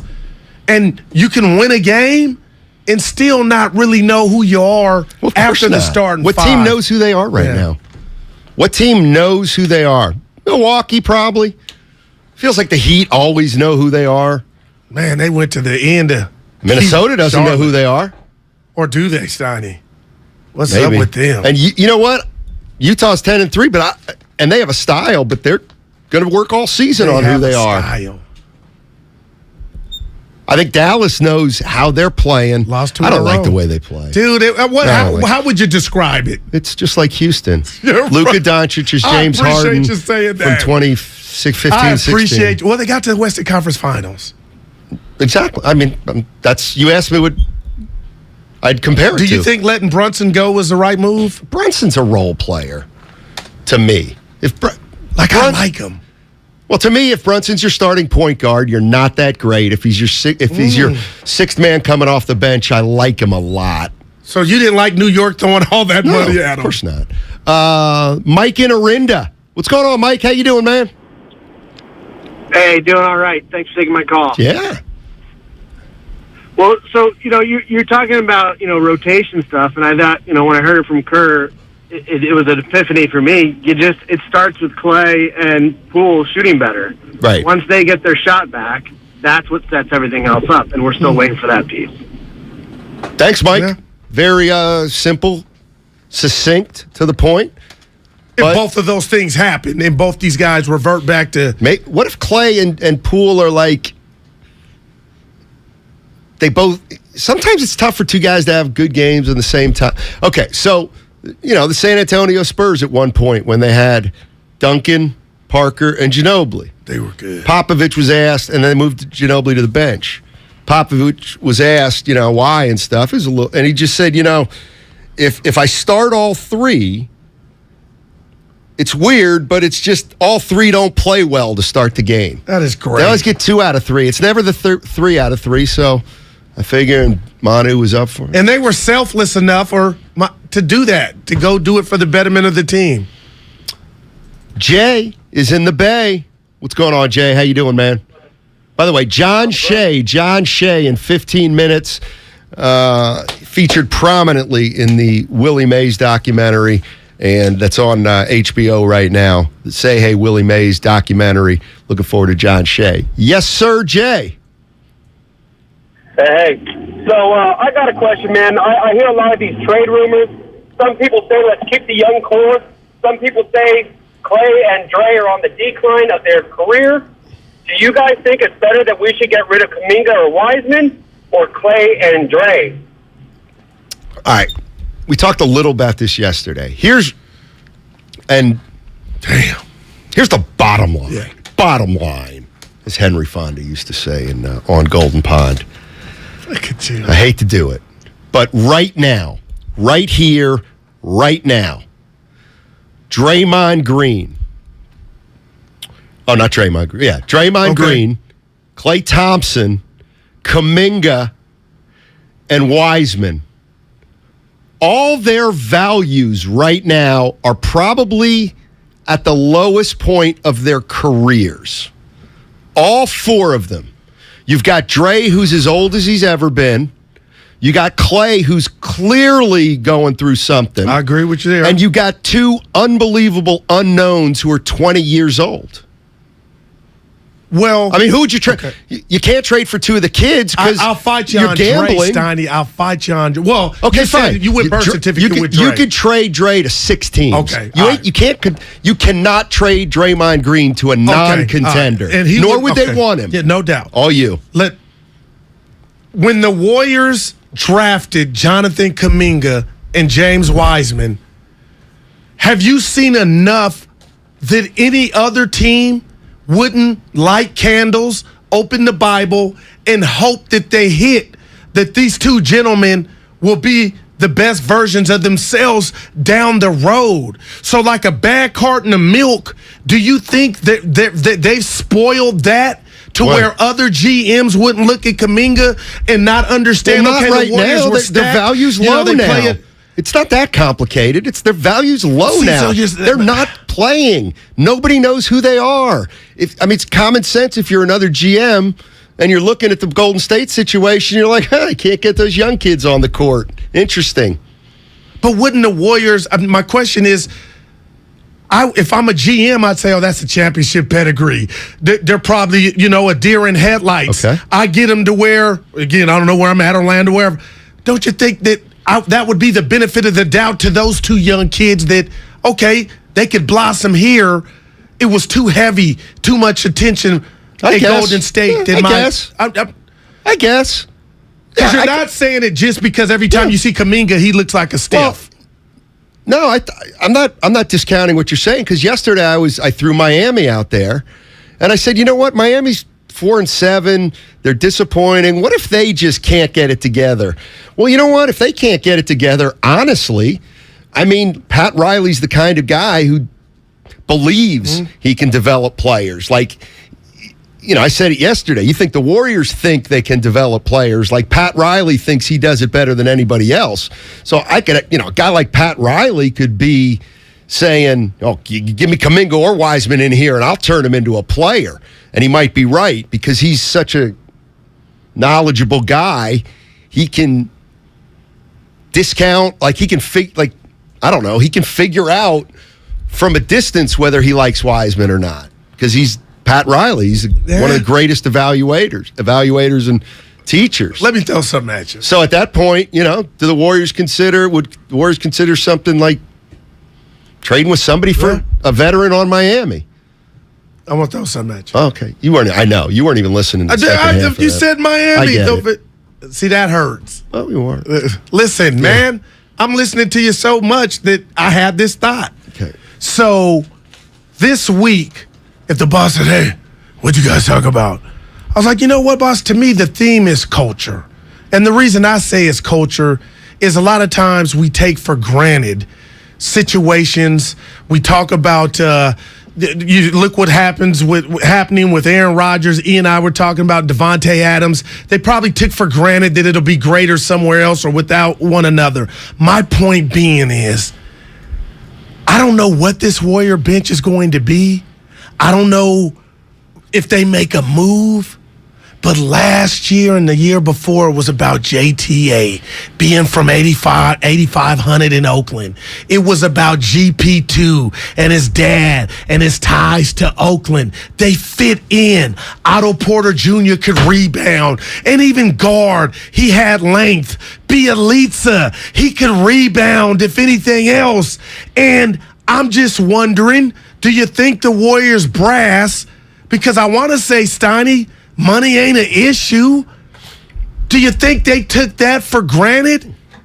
And are we so sure that you can replace that when it comes to the Warriors culture? How much of the culture went out the window and left?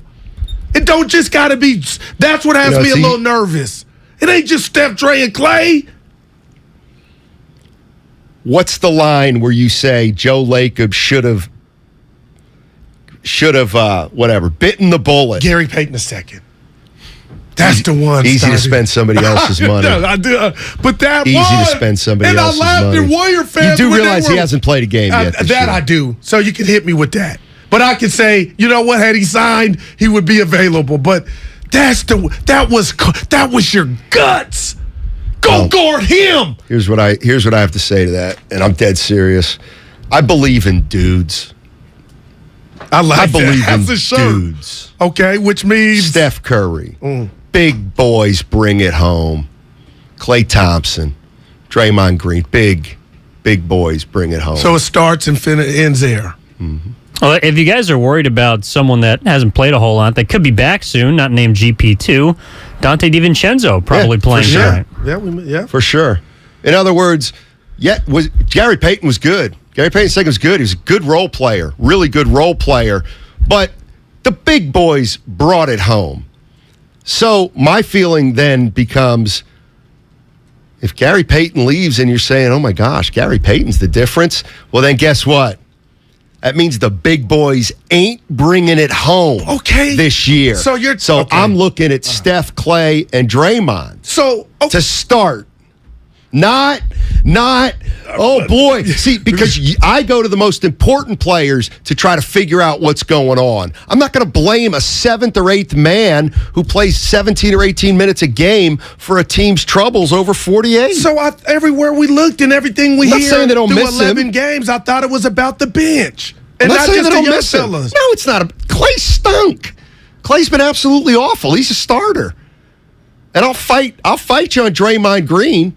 I do not think he's been great. And Jordan Poole, he's been fine. He's part of the bench. I'm talking about, Steiny. Who? Jordan Poole. Okay. Who's not like So if you were back in your writing days, you wouldn't say Steph? It's on Steph, Clay, and Dre. Well, you would point out Clay. You just said that, but with what you just said, you basically told me that the bench is off limits. No, not everything has to be black and white and like distinct. Steph's been great. Right. But Steph, Clay, and Draymond have declined. If you want to so they're not as good as last year. Right now, they're not as good. So that's on them first. Dante DiVincenzo. Hey, Warriors have missed Dante DiVincenzo. I mean, but that +5, and I know you hate plus minus, or you don't hate it, but dislike it. They got the Steve Kerr told Damon Ratto. It is a fact that they got the best plus minus on the league. Great. And I know the game is not played 48 minutes with that rotation, but that should tell you, Steiny, well, where are we losing at? You know what's happening, and the constant is when they go out the game. All right, you know, and yeah, that's a great way to look at it. But you can also look at it as a weakness. And I look at the 5 starters and say, if you guys are so good, why must you play with each other and only you guys? Yeah, wow, man. I mean, that's great that you guys are great. But if you guys are the core of a championship. So can we please try to integrate these other players? Wow. Because I can't. It's not Dean Smith's blue and white team where you sub in 5 guys. The problems start when one guy gets subbed for. Right. What did JD always say about was it if one little thing happens with the Warriors, it tends to throw them off more than you'd think it should. And that's just my thoughts. Man. It's just that's just basketball thoughts. They're not right. But you're putting some of the. You're saying the big boys got to help the youngsters. Of course they do. Who the hell has Klay Thompson helped this year other than himself? I mean, we're being harsh, of course. These guys are champions, absolute champions. Greatest runs in the history of the NBA. These guys are That's an interesting They are take, though, man. absolutely, positively icons around here. And they're all Hall of Famers. But they're not above reproach. And we got to appreciate them. That's what I said. Every minute. Yeah. All right, Warriors return to Chase tonight. Big game against the Cleveland Cavaliers. Kevin Love playing well, coming off the bench for him, too. And pregame starts, Warriors Live, 6 o'clock. John Dickinson. Coming up next, I've been looking forward to this now for a while, Willie Mays historian and San Francisco Chronicle columnist John Shea.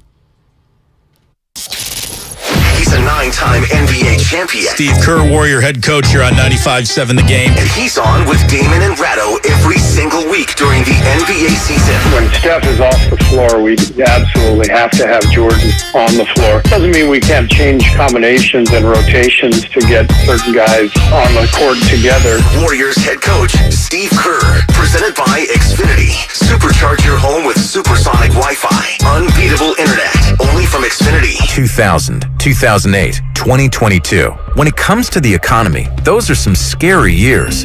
.com crash, housing crash, and the roller coaster we're going through right now. It's a dangerous time to not know your numbers. But over 31,000 businesses have the confidence and clarity they need because they rely on NetSuite by Oracle, the #1 cloud financial system. NetSuite gives you visibility and control of financials, inventory, HR, planning, and budgeting. Manage risk, get reliable forecasts, improve margins. Everything you need, all in one place. So, how do you prepare for uncertain times? The answer, NetSuite. NetSuite helps you identify rising costs, automate your business processes, and easily see where to save money. That's why 93% of customers say they improved their visibility and control when they upgraded to NetSuite. What are you waiting for? NetSuite is offering a one-of-a-kind flexible financing program. Head to netsuite.com/radar. netsuite.com/radar. Universal Studios Hollywood is where the holidays come together. We've tested it. Festive food with refreshing Coca-Cola. Family, friends, and fa-la-la. Dazzling lights cranked up to maximum merriment. The Grinch and his dog Max stealing your tree. All the science adds up. It's the awesomest celebration of the season. Save $20 on a Coca-Cola 2-day general admission ticket. Offer ends 12/14/22. Restrictions apply. Details at universalstudioshollywood.com/Coke offer. Every day, I bet your floors have shoe grime and pet grime and invisible grime. Invisible grime? Yep, the kind of grime that you only notice when you look at your socks. Ew. So get Swiffer Sweeper Wet, the cleaning power of a mop with the convenience of a wipe. Sweeper heavy-duty wet pads come prepped with a cleaning solution that traps and locks dirt and grime deep inside the pad, even dirt and grime you can't see, for the clean floors you want, anytime you want it. Swiffer Sweeper heavy-duty wet pads. It's Pro Time, which means at Lowe's, you're invited to enjoy a Lowe's Pro Happy Hour. Kick back with free Pepsi Cola drinks and Frito-Lay snacks. Plus, earn 3 times bonus points per dollar on purchases of select Pepsi products. Come into Lowe's and get the full MVP treatment at Pro Happy Hour on November 17th from 2 to 5 p.m. While supplies last. Bonus points offer valid 10/27 through 12/8. Calculated before taxes and fees after applicable discounts, if any. See Lowes.com/L/Pro loyalty terms. 1-877 Cars for Kids. KARS Cars for Kids. 1-877 Cars for Kids. Donate your car today. 1-877 Cars for Kids. KARS Cars for Kids. 1-877 Cars for Kids. Donate your car today.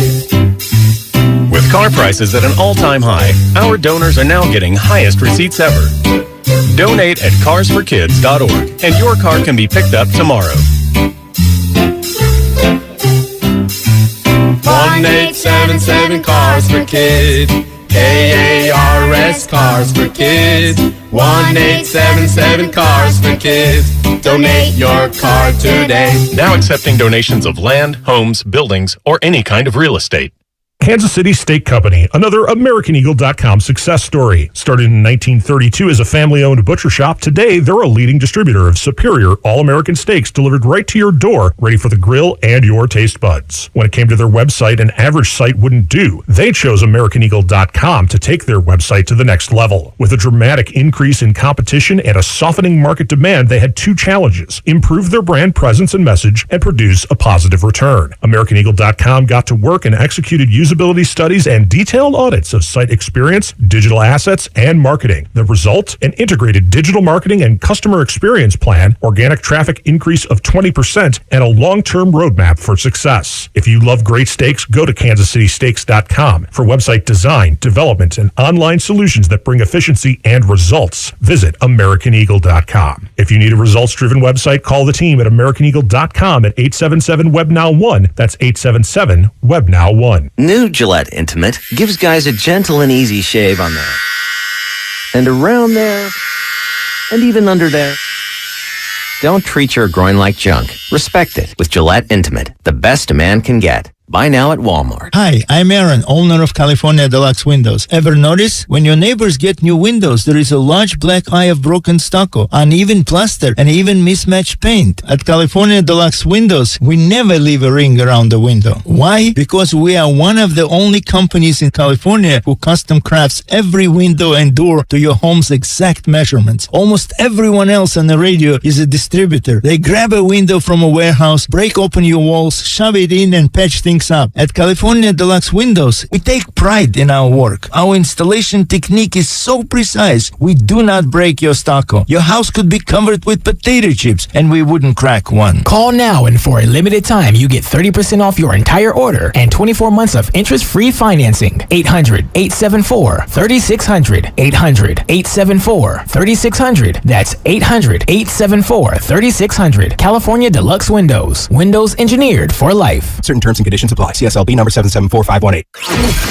You're listening to 95.7 The Game, KGMZ FM at HD1 San Francisco. Always live on the free Odyssey app. There's a long drive way back in center field, way back, it is Willie Mays just brought this crowd to its feet with a catch which must have been an optical illusion to a lot of people. Now, back to Steiny and Guru on 95.7 The Game. All righty. Joining us right now, he was featured HBO's Uninterrupted. Say Hey, Willie Mays. Yes. Baseball historian, San Francisco Chronicle columnist, John Shea. John, thank you so much for joining us. What is up, fellas? You guys get to see the HBO doc? Hey, listen, I'm going to be honest with you, John. Guru absolutely has. I have it penciled in for a special time on Saturday night at 7:30. But here's what I'll tell you what. Here's what I've heard. I've heard Willie Mays is featured prominently in the John Shea documentary. You were great, John. My man. Yeah. Thank you. Yeah. Hey, let me ask you this, John. Look, I was in the media. I'm in the media, and certain writers and reporters develop relationships with players, and I never thought most athletes ever let's say the media in. I think the media always wanted to be in the bubble, but players are players. You've seen. Can you talk about your relationship with Willie Mays? Because from the outside, it really does feel like you have a special friendship and relationship with Willie Mays that happens very seldom between media and a player of that stature. Well, maybe it's different because I didn't cover him as a player. If I did, it might be different because, but then again... But you are a media guy now. You are a writer now. Exactly. But Willie Mays especially is different. I think he's everyone's friend. If you're a baseball fan, a Giants fan, a sports fan, he's your friend. I mean, you see it, it's like he's pretty universally beloved. I mean, a guy who was never booed at Ebbets Field or Dodger Stadium. Posey goes in there. I mean, what's wrong with Posey? He gets booed. And Bonds, of course, got booed a lot at Dodger Stadium. But like in May of 1951, when Mays got called off to the military, his final at-bat before missing 2 years was in the 8th inning at Ebbets Field, and he got a standing ovation walking off the field. And this was only his second year in the big league. He was a 21-year-old kid. So, people just love the way he played, love the way he talks, and love the way he expresses himself and inspires people. So it's been kind of easy. For me personally, I grew up in the Bay Area watching him, and then went to San Diego for most of the 80s, came back in 88, and by then he was back in the organization because Bob Lurie and Al Rosen brought him back in 86. Remember, Bowie Kuhn suspended him and Mickey Mantle. Wise decision, right? Because of their association with casinos, and they did nothing but sign autographs and come home. Right. What year was that? And then, and then Peter Ueberroth came from the 84 Olympics, became commissioner in late 84. What's the first thing he did? He brings Mickey and Willie back in the game. He poses Sports Illustrated. They're back. The easiest PR move of all time. Yeah, right. Bring Willie and Mickey back to the game. So that was 85. 86 said, hey, man, work with us. So he's been with the Giants ever since. Peter McGowan showed up in 93, gave him a lifetime contract to be Willie Mays, an ambassador, a coach, an advisor, whatever. And he took that. A lot of teams hire these guys, but you never see them. Mays was always in the clubhouse before the pandemic, and working, covering the Giants and all this. Of course, if he's holding court, you're going to be there. And I wrote about him a bunch, and he trusted me because he kept talking to me. Right. So eventually, I asked him, way back in 05, hey, how about a book? And he doesn't say yes or no. He said, I'd like to see it in classrooms. So, okay, man, that's cool. Let's inspire people, and let's get your word out, your messaging, and what lessons should we share? And that was, project of a lifetime. And then this documentary comes off, and this is like a parallel path project of a lifetime, because they asked me to help out and assist with art or contacts, or I didn't think they would use so much of me in the documentary. They have all these legendary people they could speak with, so that was kind of an honor, man. Yeah, John, in your wardrobe, I told the guys second to none. As the kids say, it was fire. You were clean. Let me ask you this, because I've been telling everybody that'll listen, John, there's nothing like history because you think you know, you don't know. I never knew that the great Jackie Robinson helped Willie Mays get noticed by Major League Baseball. I hadn't heard that, but it's obvious in the doc that Willie Mays looked up to Jackie Robinson, and to me, even patterned himself, like Jackie Robinson. But what kind of, I don't want to say turned me off, John, was when the social issues start to come about, that Jackie came out and spoke that he thought Willie should do more. And my question to you, how much did that hurt Willie? Because I got to imagine that did.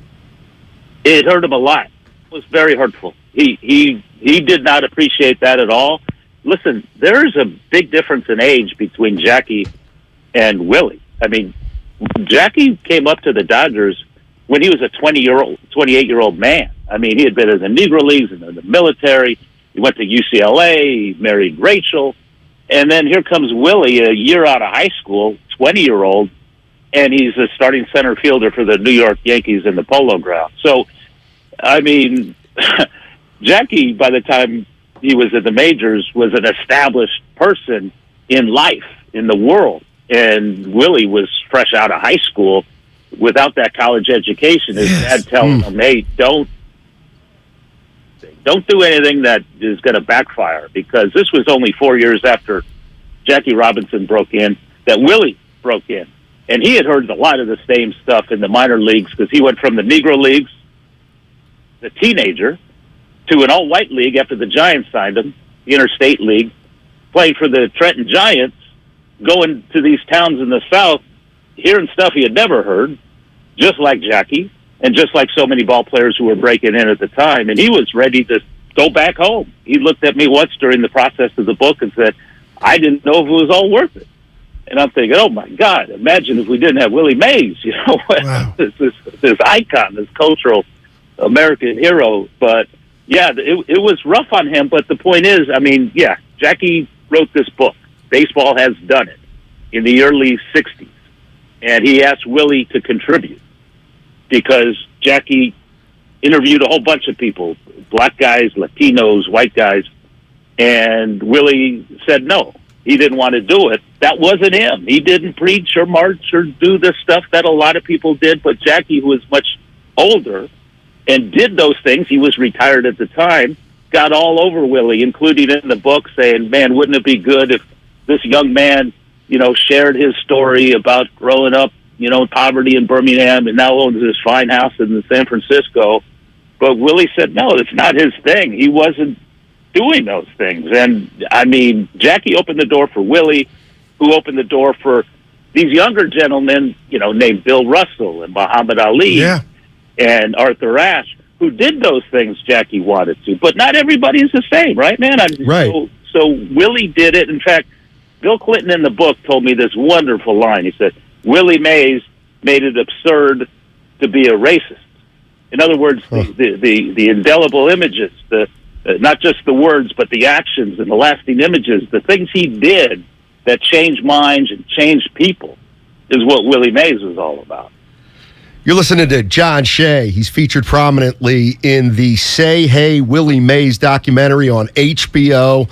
And his most recent book, Long Shot, clearly is about Marge Schott. That one, I have too much to ask you about this before we get into her. We'll bring you back for her. Hey, it's not her. No, it's not her. It isn't? All right. Well, that's a good tease. That's a tease.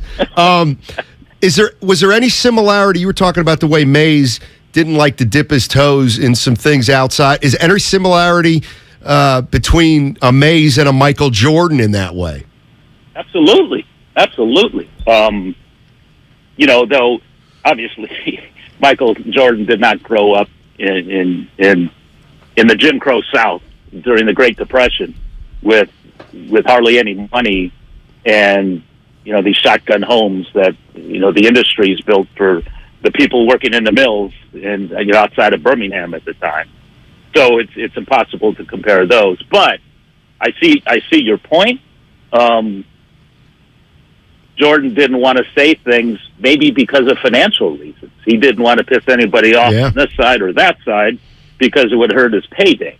Now, that's not why Willie Mays didn't say things. Nobody was getting paid back then. The most he ever made was $165,000. So he did things just because his dad told him that was his upbringing. That's the way kids from that area, because the chance to preach or march like there was later, because Willie opened the door and Jackie opened the door for, like I said, the Jim Brown, the Muhammad Ali, and all these fine gentlemen who were younger than Willie, able to do things that maybe Willie wasn't able to do at the time. Yeah, and you know what, John? We all have our lane. You just mentioned it. Some are quiet, some lead, some march. But I thought it was poetic that when it came to the neighborhood that Jackie and his wife were trying to move into, and a predominantly white neighborhood, they didn't want him there. But Willie, he fought for that. He didn't back down. And again, I know that's different than the social issues, but it's almost the same concepts. And just from afar, I appreciated that he told his wife, no, this is the house we want. They got it. And, things happen. But, I just hate that Jackie did that and he had his reasons. But I got to ask you this, John. Willie Mays, to me, was Barry Bonds' second father, if you will. And I was at the ballpark on 3rd and King when they retired Barry's jersey. I never knew Willie speaking kind of just, that was freestyle like that. That wasn't on the list to do. And I know nobody loves you like your parents or your family, and nobody can do any wrong sometimes. The love is blind. Barry Bonds, to me, John, is the best baseball player I've ever seen, but I know what comes with it. Some people out of California here say he cheated. Have you ever been around Willie when he's asked about Barry or the allegations come up? And my question is, I know I'm long-winded here, is does Willie defend Barry to the point to where that's never happened? Or how does he act when those allegations come up about his godson? No, it's a great question. Willie will never say that stuff didn't happen with Barry. He probably knows, like everybody knows, if they read the books or the accounts of Balco, etc. But that doesn't matter to Willie because the association with Barry goes back to Bobby Bonds. It wasn't just Willie and Barry. I mean, Bobby Bonds, who was ultimate 5-tool player, had more 30 years than Willie Mays. I mean, he could do it all. He could probably run better than Barry. He could definitely throw better than Barry. But he just didn't last a long time like Barry. Went from team to team, in fact, put up great numbers every year, but there were issues. So, but he was supposed to be the next Mays. And Mays hated that because he hated putting pressure on these young kids coming up. And Bobby came up like in late 60s, early 70s. And he was an amazing player by 1973, MVP of the All-Star game. I mean, he could do it all. Like Willie, he could do it all. So, born, and then he was 3 or 4 or 5, and he was kind of a pest to Willie in the clubhouse. And Willie talks about that, and Barry talks about that. But Barry idolized him as a young kid, always at his locker, following him out the center, trying to do these basket catches, getting hit in the head, putting his glove on the wrong hand so he could be like Willie. And then, obviously, Willie's traded to the Mets in 72, and Barry goes on, plays high school ball, and goes to Arizona State, and goes to the Pirates. And then when they're reunited, Willie has a lot to do with him coming back to San Francisco. But when Bobby died in the early 2000s, it was Willie Mays, who always treated Bobby like a younger brother, visited Bobby at his deathbed, and Bobby told him, say, Willie, you got to take Barry for me because you're really the only guy he listens to except for me. So with Bobby gone, Willie took that and said, okay, you got it, brother. And then from then on, no matter what Barry did, no matter what controversy he got into, Willie was always there. And I used to see him at his locker, in Murph's office, in the clubhouse. I once saw Willie in the middle of the clubhouse stretching out Barry, who was lying on the floor, and Willie's pushing up his leg before a game. And I said, oh, my God, this guy does everything for Barry. And so Bobby asked him to do that, and Willie, who's loyal and faithful, said, absolutely, I'll do that. So Willie was always by his side. And then, like you said, he gave that little speech the day that Barry had his number retired. It was totally unexpected. It wasn't on the program. The game was delayed because of it, but he spoke 11 minutes from his heart, no script. That's Willie. And campaigned for Barry to be in the Hall of Fame. Yeah. That is shown in this documentary, and whether this makes any difference for voters, and it's now in the Veterans Committee hands, who knows? It might. John Shea joining us on 95.7 The Game, featured prominently in the Say Hey Willie Mays documentary on HBO. Man, there's so much I want to ask you about regarding this. Is there real quick? Is there anything you learned in the documentary, or anything maybe you would have liked to have seen in it, or stressed more, or something like that? Oh well. I mean, because the producers and directors thought everybody knew about the numbers, maybe they didn't harp so much on how great he was, but you could never say enough about that. It ended after an hour and 40 minutes, and I said, let's have another one of these. Let's keep going for a couple hours. Love it. You just can't do that. Well, you can at a bar.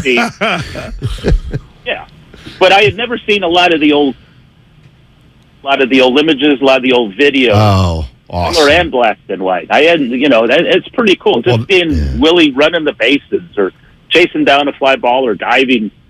They found some pretty amazing stuff that they included. Some great interviews. Man. Dr. Harry Edwards is pretty prominent as well. Speaking of which, so cool. I was going to ask you about Dr. Harry Edwards. He mentioned that the Negro Leagues, I didn't know Willie won a World Series in the Negro Leagues, as a youngster, but he had mentioned that Major League Baseball, after Jackie and Willie left, would come poach the stars out the Negro Leagues. Yeah. And it's kind of unfair, John, to ask you how everybody is feeling. But do you think if Jackie and even Willie knew that them, progressing and going to Major League Baseball would kind of kill the Negro Leagues, how they would kind of feel about that? Because that's, if I'm correct, that's pretty much how it happened, right? Yeah, no, you're right. But the Birmingham Black Barons in 1948, they actually won a pennant, not a World Series. They lost to Homestead Grays in the final Negro Leagues World Series in 1948. And by then, Jackie had been in, Larry Doby had been in, the Dodgers are adding a couple more guys. So the interest in the Negro Leagues began to wane because all the fans started paying attention to the Brooklyn Dodgers and the Cleveland Indians because they had black men on a team, which was just amazing at the time. So obviously your faith is kind of going away from the Negro Leagues because suddenly they're taking, it's not just the older, they didn't bring in like the old legends. They brought in the young guys who were just breaking in. And it was, some great points were made, but the demise of the Negro Leagues, the Negro Leagues were created because black men couldn't play in the major league. Right. That's what it was about from 1920 through 1948, but the league continued after 48, even though there wasn't a final World Series. But young Willie Mays played in the final Negro Leagues World Series as a sophomore in high school. He was 17. And he was a starting center fielder. The center fielder named Norman Robinson broke his leg. Willie at the time was playing weekends, or sometimes he was in the field, second game of a doubleheader. Then this guy in center breaks his leg, and they put Willie out there. He was chasing down everything. So the pitcher said, man, keep that guy out there. He wasn't hitting like we knew Willie, later as a hitter, but he could run the bases like nobody and chase down everything in the outfield. And he wasn't a great hitter then, but he evolved. He was a sophomore in high school playing with legends, these guys in their 20s and 30s. And they won the pennant. They beat the Kansas City Monarchs, a famous team, to win the pennant. And then Homestead took them down. But I think Willie got like the game-winning hit and the only win in a 4-1 loss in a best-of-7. But yeah, after that, it kind of went away. But Willie Mays, as a junior and senior, beyond the Negro League World Series, they were still playing. They still had legendary players, but he got better and better. Then he was taken by the Giants right after that. But it's a shame because talking about poaching, they took the best players. They didn't take relievers. They didn't take the utility guys. I mean, if you're an average player in the Negro Leagues, you're going to be an average player in the big league. But they didn't want those guys. Gotcha. We'll fill out the roster with white guys, not black guys. So, and there was a quota. You had to have 2 or 4 because they rooted together. And when Willie came up, a dude named Artie Wilson been off the roster. Now, Artie Wilson is a wonderful Negro League legend. He played the shortstop on Willie's Black Barons team. Well, he was taken off that roster and then moved to the West Coast and was a star in the Pacific Coast League, which integrated, the West Coast. They said, we just want the best players. So you had to have 2 or 4 because they roomed together. And then, the Artie Wilson went away and Willie came in and the Giants had 4 again. But some amazing history that Willie shares in this documentary, man. Yeah. Good job. Hey, John, man, I go back with you. So I just appreciate this stuff so much. And what a thing to be associated with. Good for you. Tell your brother I said hello too. If I sure will, man. How's the family? All right. Yeah, everybody's great. But thank you so much, man, and great luck with all this stuff. No, hey, this was fun, man. Thanks for having me, guys. Yes, sir. That's John Shea. You can still read him in the San Francisco Chronicle, featured prominently in the Willie Mays documentary. Say Hey, Willie Mays. Good stuff. Damn it. Streets are talking. Damn it. Oh, you know that sound? That's the sounder. Be the 5th caller right now. 415-951-2386 to win a pair of tickets for Warriors Bulls on December 2nd at Chase Center. Caller 5, 415-951-2386. You get Warriors Bulls tickets for December 2nd. Dude, streets are talking. That is unbelievable. I'll tell you what, you're going to look. Go ahead. No, no, go ahead. When it comes to history, there is no timer on the length of questions. I'm going to tell you something. I'm behind you 100%. What? I am behind you 100%. Hey, cut that. Oh, my goodness. Who is that man? You're going to think I'm joking. Was it a little long? Yes, but you set it up extremely well. And the question needed context. All right, that's, man, my so God. As whatever John Shea, was answering, we kind of understood why he was answering it that way. Steiny, he had pressure on him to speak up, man, and that's not everybody's lane. I got a guy or gal, JJ, on YouTube saying the issues then are not the same as today. I don't even know why we got to compare. I already understand that, but he went through a lot, man, and he took everybody. He took all the youngsters under his wing. Yeah, I mean, look, I was good man. Still good man. Young. Yeah. When Willie Mays was at the end of his career playing with the Mets. Oh, yeah, they should. And I was living in Pennsylvania, and I don't know how, I don't know why, maybe through osmosis, but I was living in Pennsylvania and knew that there was something big about this baseball player, Willie Mays, that he was bigger than the game. Like, I knew that even as a youngster, I remember. All right, 888-957-9570 is the number. That's also the Xfinity mobile text line. It's a payday Friday. We got a half hour left. We can talk about that interview. We can talk about Warriors Cavaliers tonight at Chase Center. We can talk some 49ers. Let's have some fun on the back end. You got a question for Goo? You can fire away on 95.7. Giving away if you run a Warriors small tickets business, you need the most from every investment. That's why Comcast Business gives you more. Like our new gig speed Wi-Fi, plus unlimited data, all on the largest, fastest, reliable network Show for is small giving away a pair of Warriors Comcast tickets. Business, powering Listen possibilities. to every show Get started to with find out fast when speeds to and call advanced the security for contest line. $49.99 a month for 12 months with no annual contract. Plus, ask her to get up to a $750 prepaid card with a qualifying bundle. And 12/5/2022. Restrictions apply. Eco bill and auto pay required. New 50 megabits per second internet and security edge customers only. Equipment, taxes, and fees extra. Kirby is your driveway mechanic. They bring the shop to you with brake replacements, oil changes, washes, and so much more. Get $50 off your first oil change with code OIL50 at Kirby.com. That's CURBEE.com and use code OIL50. When people have a craving to explore new and traditional Asian cuisines, they head to P.F. Chang's, where scratch-made dishes come from the 2,000-year-old tradition of wok cooking. P.F. Chang's wanted to explore new possibilities for their website. They turned to AmericanEagle.com. AmericanEagle.com re-architected P.F. Chang's website, integrating multiple third-party systems to create a unified digital experience. The results? Improved page speed and performance, personalized content based on users' location, intuitive online ordering, an increase in organic search visibility, and a 40% increase in new users. For scratch-made Asian cuisine,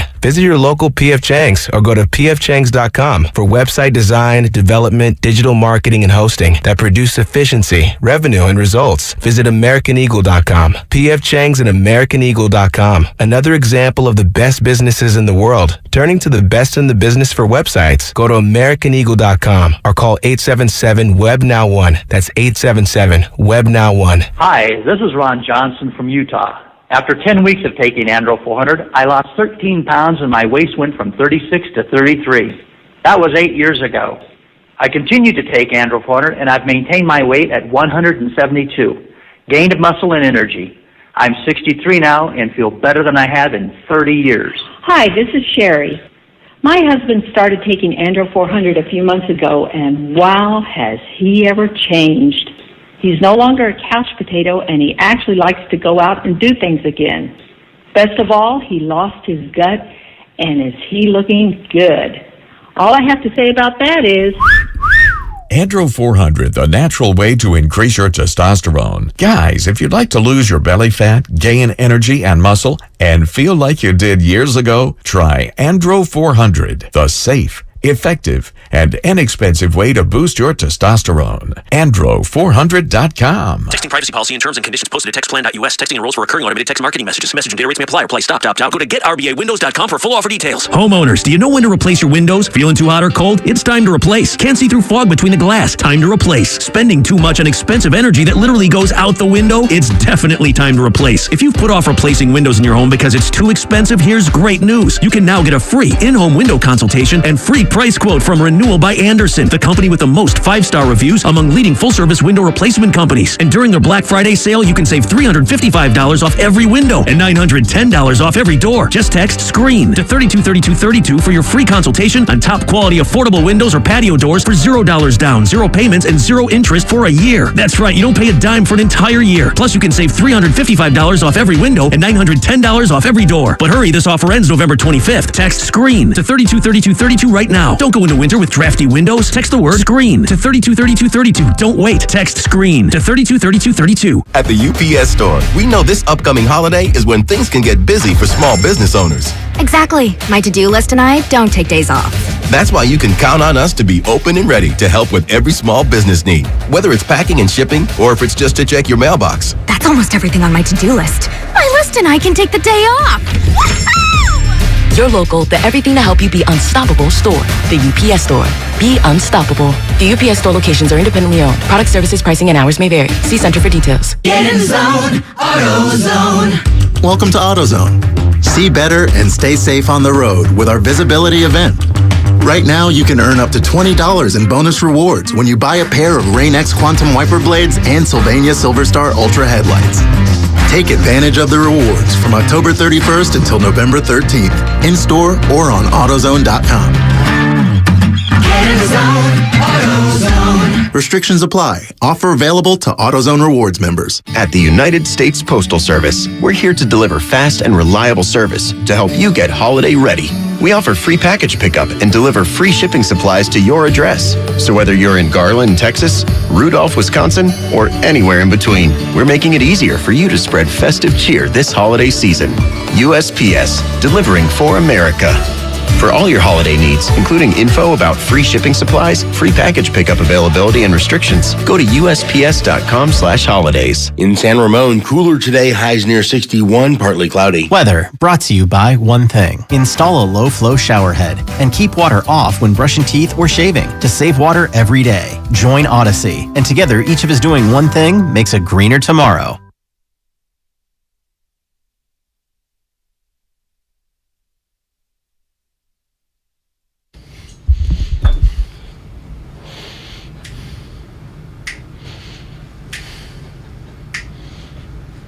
This is Kevon Looney. Welcome back to Steiny Guru on 95.7 The Game. Take it away, Steiny. Pretty sure that's a song Whitey butchered the other day. I was expecting to hear from Whitey to defend himself. Nothing. No, he knows. I'll call him. He knows. Oh, he knows. Yeah, he knows. Crickets. He knows. I'll tell you what. No. People are talking. Whitey, shut up. About the John Shea interview. By the way, we just had John Shea on. He's a great Willie Mays baseball expert historian. He was featured prominently in the Willie Mays documentary that's out on HBO. And here's why I'm going to support you to the end on this one, because I hadn't seen the documentary yet. You had seen it and asked two compelling questions from the documentary, which I couldn't have done. So that's why.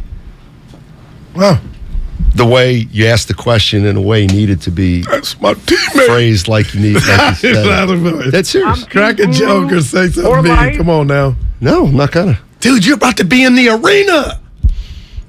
You gonna watch warm-ups? No. Dude, come on. This is a legacy. I love it. I love it. How does he know which one to press? Well, you sit at that desk every day. You can start to learn the buttons, if you know what I mean. I had a couple of things. Let me tell you something. Drake's new album, Off the Chain. Don't make me go there.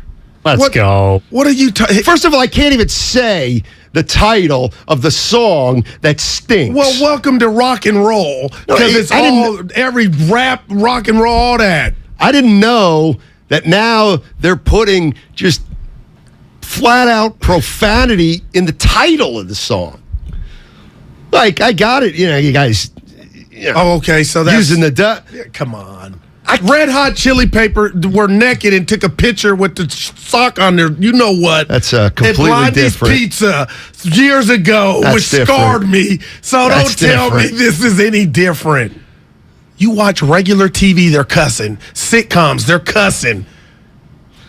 Yeah, that album is fire. Drake is the GOAT. Okay. He ain't Pac, but he's right there. If it's so innocent, why don't you tell our listeners what the name of the song is? Oh, I got to pay the bills. Cats and Millions. Yeah. Exactly. Featuring Travis You're making my point. And the favorite song on there is the last it's not one. All It's Drake by itself. If you can't say it right now. Well, Look at you, Mary Poppins. What a you gotta be clean. What a hackneyed lyric. I'll ask Damon when he gets in here. I tell you what. Bottom line is, Drake now owner the 2 worst songs in the history of music. What? Walk It, Talk It, Walk It, Oh, that Talk was It. Migos. That's Rest in peace. the worst song of all time. And this is the second worst song of all time. Those are facts. The Migos just lost somebody tonight. Rest in peace, Offset. Wait, was Drake a part of it? No, they were part of the song. Was Drake in Walk It, Talk It? Does he have anything to do with Walk It, Talk It? Yes, he's exactly. In. It's a banger, as they song say. Stinks. Are you where are you watching game tonight? Where's Cavs? I got it on DVR, so I'm gonna shut off the phone, taking the girls to go see Wakanda. Oh, cool! Forever. Yeah. Good for you. But it's gonna be packed. Does that make it I'll more? have a mask. Okay, honestly, does that make it more fun or less fun? Less fun as you get older. Because now we just got out of COVID. I told you I've been feeling a little under the That's weather. true. You know what I'm saying? But hey, add to the excitement, and now they got these recliners where you sit back in them. I go to sleep sometime, but dude, I can't.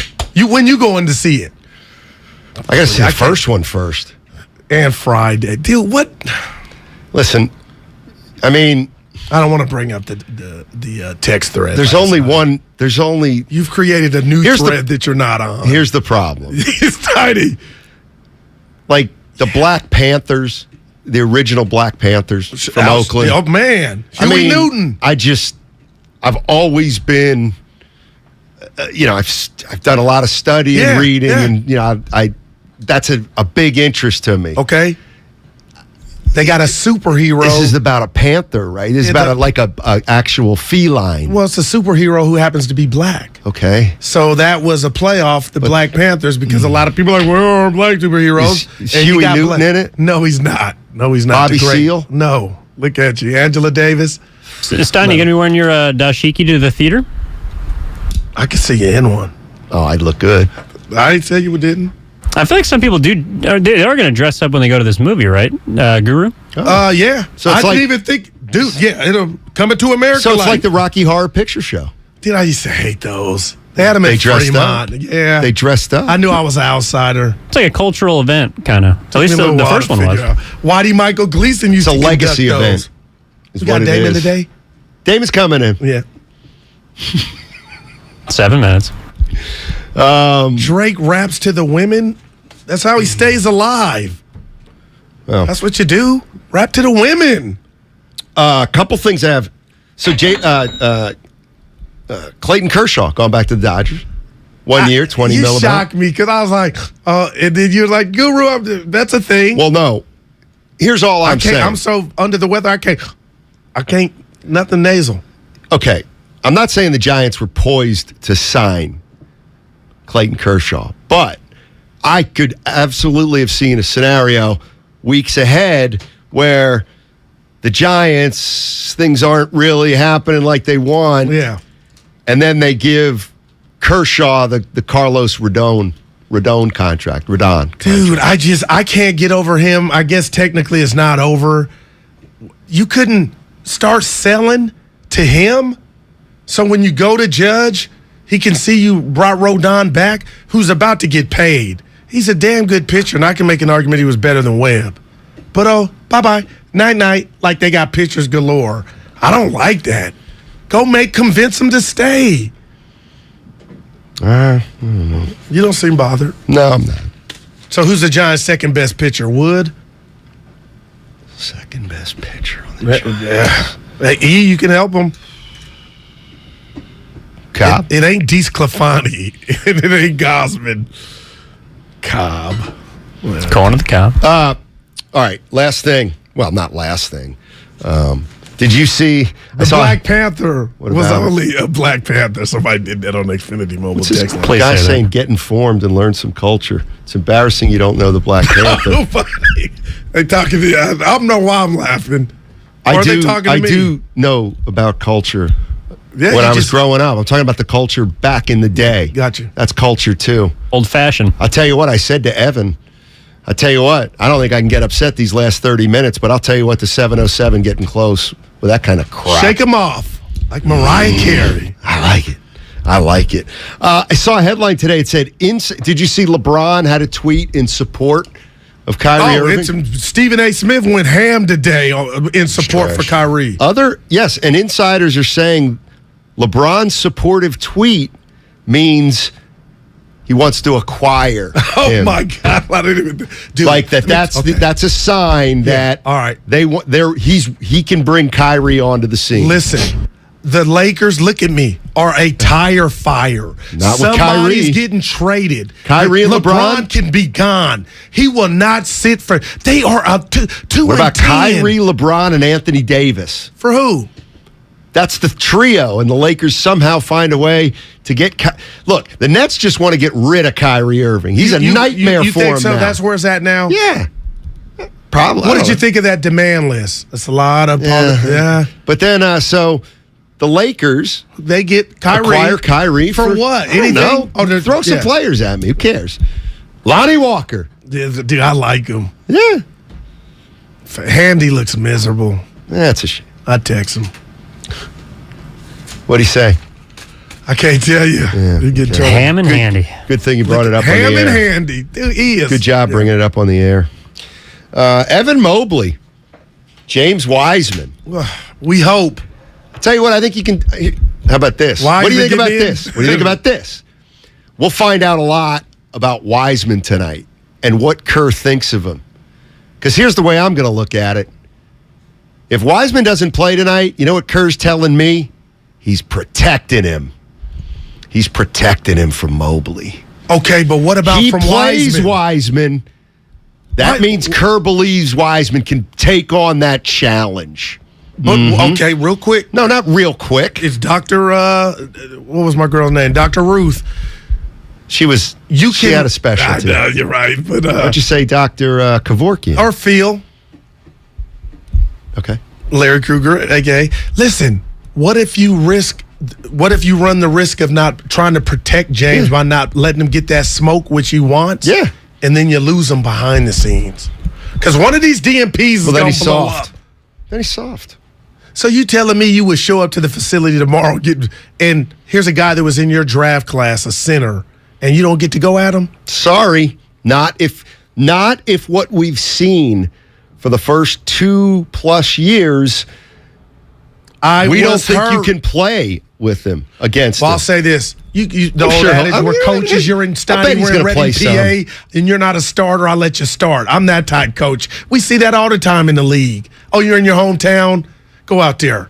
You know what I mean? I'll give you more rope. Your parents at the game, I'll let you play. Yeah, I'm just, basically, if Wiseman doesn't play, it's like, and I've told you that story about me as a sophomore against Reading High. Yeah. Tony Jenkins. Oh, yeah, we heard it. He helped me. Yeah, I'm just saying. Wiseman doesn't play tonight. Really needs to work on those baby half hooks, right? Yeah, that's Bill Daly. Oh, sorry. Too many teammates that didn't like you. Quietly, I've thrown about 14 ex-teammates under the bus out here. I hope nobody's. But the coach threw you under the ultimate bus. Did you hear that? He said they just don't understand. Oh, you were a loner. It's all good. He said something like, other people had. I never really had a problem with your attitude because oh, man. I just knew you wanted to win. What does that mean? It was other people. They saw you every day and had a problem. That's why I've turned. But you obviously didn't care. About what? People liking you. I don't know. No, I cared. Sound like you had some enemies on the team. Or people that didn't like you. Yeah. Well, you know what? Trust me. But it's all good. Now you're a good dude. But how about this? I was. It's kind of like Kobe when he was like the way he would treat teammates sometimes. Except I wasn't Kobe. I was just a guy on the team. Oh. What? People stealing your boy's bit. Who's Dave Chappelle? Oh, what is it? The black delegation trying to trade me because I said the wrong rapper passed. That's on me. Who? The Migos. I got it wrong at the first time. But I fixed it. No, seriously. Honestly, Warriors. Warriors and Damon Bruce coming in right now, and I'll give you my theme with the fresh my cut theme that you for the didn't get game today. I know. My theme for tonight is, it's a very intriguing, interesting game with, more implications than your normal NBA game. Cleveland's 8-3. They've lost 2 in a row after a great start. They're not playing defending champions. They'd love to get right. Warriors now play Cleveland. Did they turn it around with an awful win 3 days ago? And they've had practice, and they come out and boom, knock the Cavs off handily. And now we're saying, all right, let's see if this thing gets a moving. It's a no excuse game, right? I mean, they just had 3 days. Good way to put it. 3 days to work on whatever was ailing them defensively. The Cavaliers are officially a team that has to be pinging on your radar, man. This is a really good Cavaliers team, and I'll tell you. And I know you and I agree on Donovan Mitchell, really skilled guy who, when he was in Utah, could shoot the Jazz out of a game as likely as shoot them into a game, right? All of a sudden, this guy, he shows up in Cleveland, and he's like, I said this yesterday, it's like when James Harden showed up in Houston. Like, all of a sudden, you're like, hey, I always knew he was good, but whoa, what is this? Yeah. So his numbers are terrific. In the bubble, though, D, he was on the borderline of being the next D Wade, dropping 50 in the bubble playoffs, and then left some meat on the bone when things reverted back normal. It was more Donovan shooting the Jazz out of the game. Yeah, I mean, he said him and Gobert didn't like each other. And what's really funny too is, it's officially tank time for the Utah Jazz, and they got one of the best records in the NBA. That's why we love sport. It's such a weird start to the season. Not just for the Warriors, not just for the Jazz. All these teams are having a really weird start. Yeah, one of the things about Donovan Mitchell I was thinking is maybe this is kind of an indication that the talent around him in Utah when he was there, they were just asking him to do too much. I'm not mad at that. Gobert just wasn't a help on 25 offense. last night. Who else they have? Bogdanovich? Yeah. Shoots every time he gets it. Conley. Okay. So, serviceable, professional I got point a question guard. for you. He's got some players. You guys had a fire interview with Coach Kerr, but Coach Kerr this week said something, and Steiny and I have been fighting, and I want your 2 cents on it. So he said Jordan Poole's struggles may be because better defenders are guarding him. And I said to myself, Damon, just me, I'm that dude.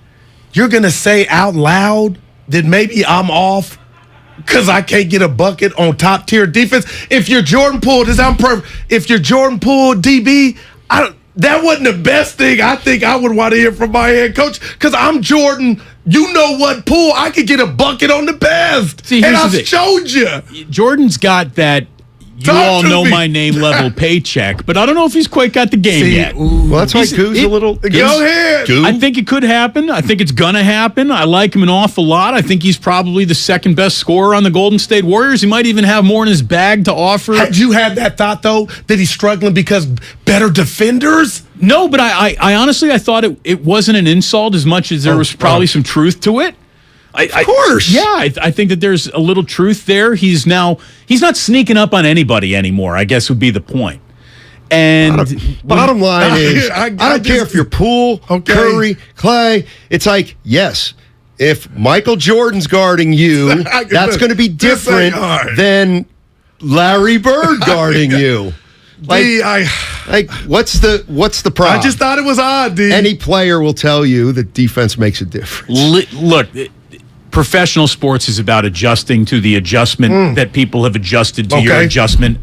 And if you can survive 4 or 5 adjustments, you're the guy who does sign second contracts and third contracts, and you survive the league. Jordan has survived the beginning of his career. He got rewarded incredibly handsomely for that survival instinct, where at times he wasn't just surviving, he was thriving. Yeah, go. I'd look at you. Did the Warriors overpay a little too early? If we're It's something on my mind. If we're asking that question come Valentine's Day, maybe that question becomes legit. It's still early start to the year, but yeah, there's a lot of feeling around in a dark room for the Golden State Warriors right now. They're looking for the switch on the wall that last year was easy to find. This year it's not so easy to find. And it's got a dimmer switch, so it won't just go on in the snap of a finger. You lose a game tonight, it goes down a little notch. D, I know we're up against it, but we just had John Shea on. Did you catch Willie Mays, Doc? So, no, have not seen it yet. I was just talking to Ray about this, and I said, can we assign this as like a weekend homework assignment? We'll watch it both, and we'll come back and talk about it over what was his Monday. Sarcastic reply? I'm interested. You know, Willie Mays is a player I've heard more about than I've seen, than I know about. I mean, he's more of a legendary tale than he was a player I'm familiar with. You know, I know enough to genuflect in the man's direction, but to actually see him in the context of a good doc, I love a good documentary. I don't care what the subject is. Barry Bonds is the best, I'm telling you the best baseball player I've ever seen play. I'm not a homer nor a Giant fan, but I hate the fact that some people in Iowa, Texas, anywhere else, Buffalo, New York, can say he's a cheater.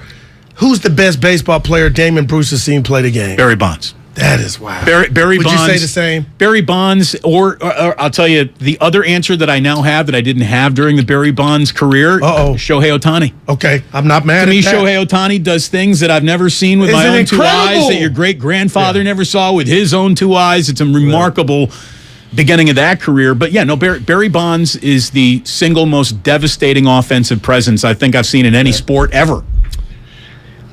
You know what I was just thinking about? Tell me. This is just hashtag random. Yeah.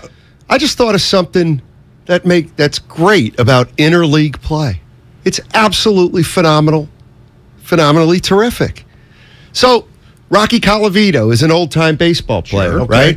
And he's friends of the family. And every time I see him, we talk baseball. Played for the Cleveland Indians and the Detroit Tigers. When I ask him about Mays, Matty never played against him. Only in an all-star game. Hey, what about Gibson? Matty never played against him. Never hit him. Only in an all-star game. So interleague play means everybody's going to see everybody. Eventually. So you can talk about playing against the guy. Yeah. Like, imagine that. Like, two contemporaries maybe never went up against each other except in a World Series. And if it wasn't a World Series, All-Star game or World Series, and if it wasn't that, you never were on the field with them. Now, the other side of that coin is what used to be the very special, rare, hard-to-find matchup is now readily available, and the whole thing's homogenized, and there is no designated hitter now. Everyone's got a designated hitter, so there is no difference in the leagues anymore. I liked when baseball had hard-to-find matchups. I love it, D. I did. I remember when it was just 4 division winners. Remember that? 28 teams. 4 division winners. Sorry if you're second place. 7 teams in each division, in each league. It's the regular season that matters. Real quick, how trashy has Thursday Night Football been on Prime? I know they're getting made. They've got their money, but look at it this way: there's no one who hates it more than Al Michaels. Dude, he hates it. He hates it. Dude, don't even show Al Michaels hates it. I tweeted that yesterday. He hates it. We gotta go, right? 54, right? Oh, there it is. How much time we got left? Have a great weekend, everybody. That's a 4D.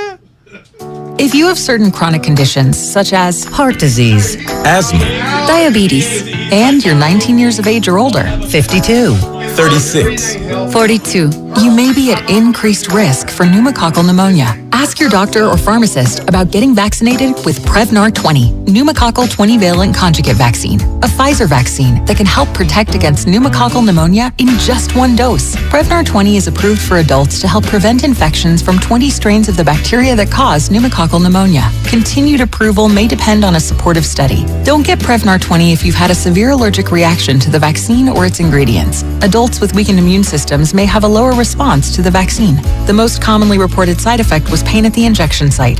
For additional common side effects and full prescribing information, please call 1-855-213-2138 or visit Prevnar20.com. I'm going to ask my doctor about getting vaccinated with Prevnar 20.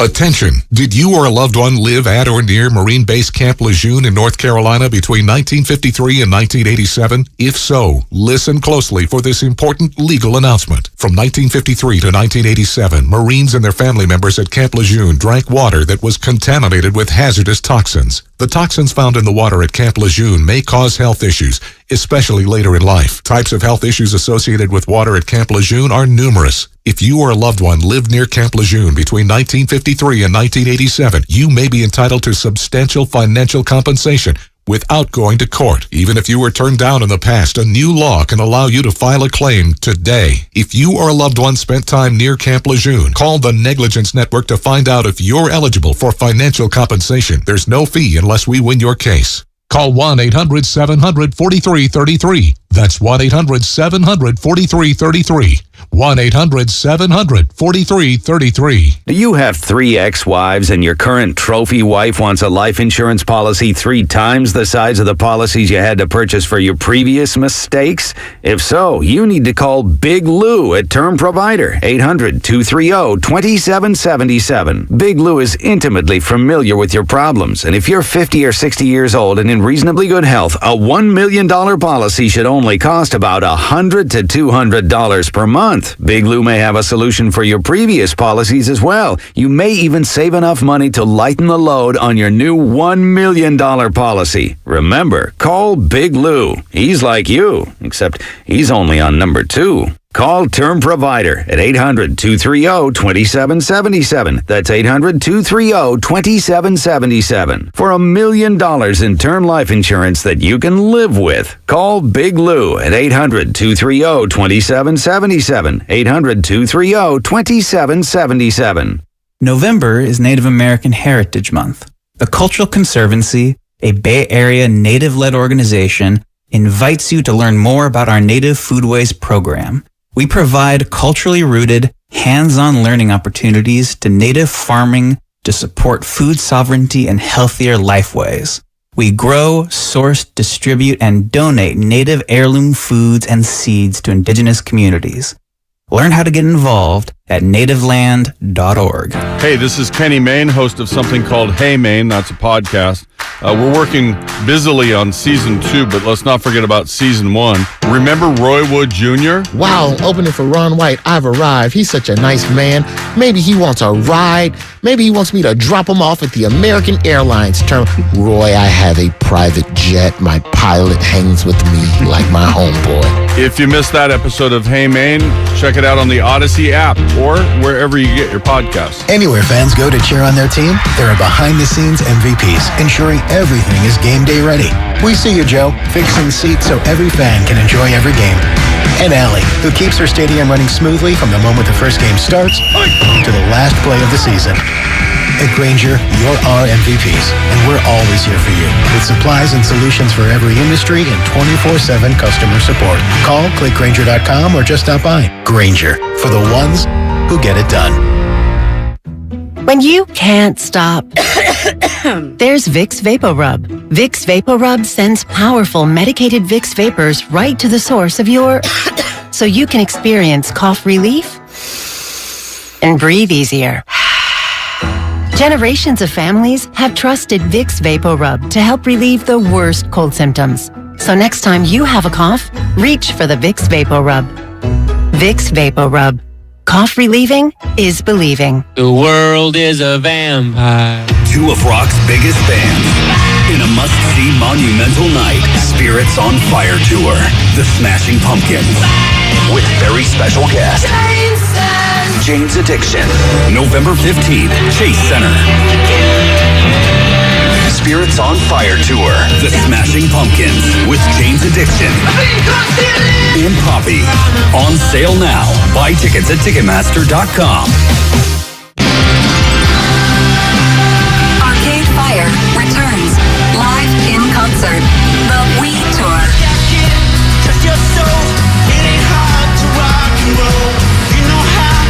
Belgraham Civic Auditorium, November 20th.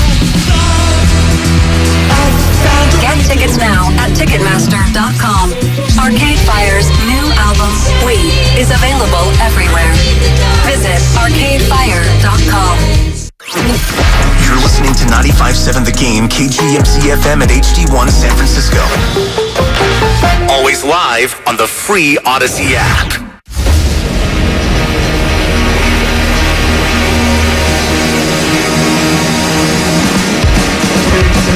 Live from the corner of Broadway and Battery, you're listening to Damon Bruce and Ray Ratto on 95.7 The Game. All right. It is good to have you here. Friday already. It's been a very short week for me. I was sick Monday, Tuesday, Wednesday, so, it's just flying by. Ray, I don't know how your week is going, but you should enjoy today's show because that means it's almost over. 2 hours and 53 minutes. That's it. That's all we're asking for. It is good to have you here. Thank you for tuning in. We have, pardon me, there it is. It's the phlegm. She is still with me. Oh, but good. I'm feeling much better, though. Feeling fantastic. Hey, we've enabled chats again on the YouTube page. My goodness, look at the advancements from just last week when it got turned off. How about that? People who fled Twitter, that's all. Yeah. Grab a slide. Grab a parachute. There's a lot of people fleeing.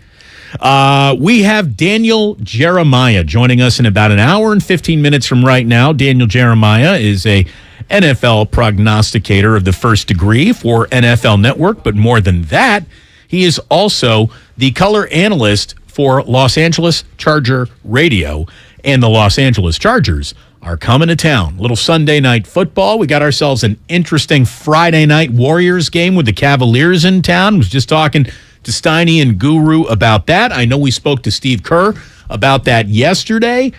We have a Steve Kerr dance mix and a remix that we're going to eventually play for you today, because why not? It's a Friday. A lot of interesting stuff to get into. Some things that are blinking in the middle of the screen, and a few things that might have fallen to the wayside of the radar this week while I was out that we didn't get to talk about. So, Ray, keep your head on a swivel. You never know where the show's coming from at any point in time today. Usually from Satan's throat, but that's me? I'm Satan? No. Oh. You're saying the show. Oh, the show itself. You have to work harder to be Satan. I'm just too nice of a guy. Yeah, that wasn't my guess, but sure, go with that. We're going to talk about who the Chargers are. They're just good enough to be interesting. They're also just Chargers enough to be overlooked. They are caught in the middle of the team that they might be if everything clicks, and the team that they can't stop being because, again, they wear Chargers uniforms, and that's how life works sometimes. A coach of varying reviews, shall we say, and a lineup that just no matter how hard it tries to field a healthy football team, is just looking at an uphill battle every single time they try to field a healthy football team. So this is set up for Shanahan and company to have a very good, impressive Sunday night game. It's also set up to bite the 49ers right in the rear end if they make more mistakes than a team that is defined by the mistakes that it makes. Yeah, I wouldn't get too far out over my skis about the 49ers quite yet. I mean, they've been a spectacularly uneven team so far, and until they prove that they're not, they still are.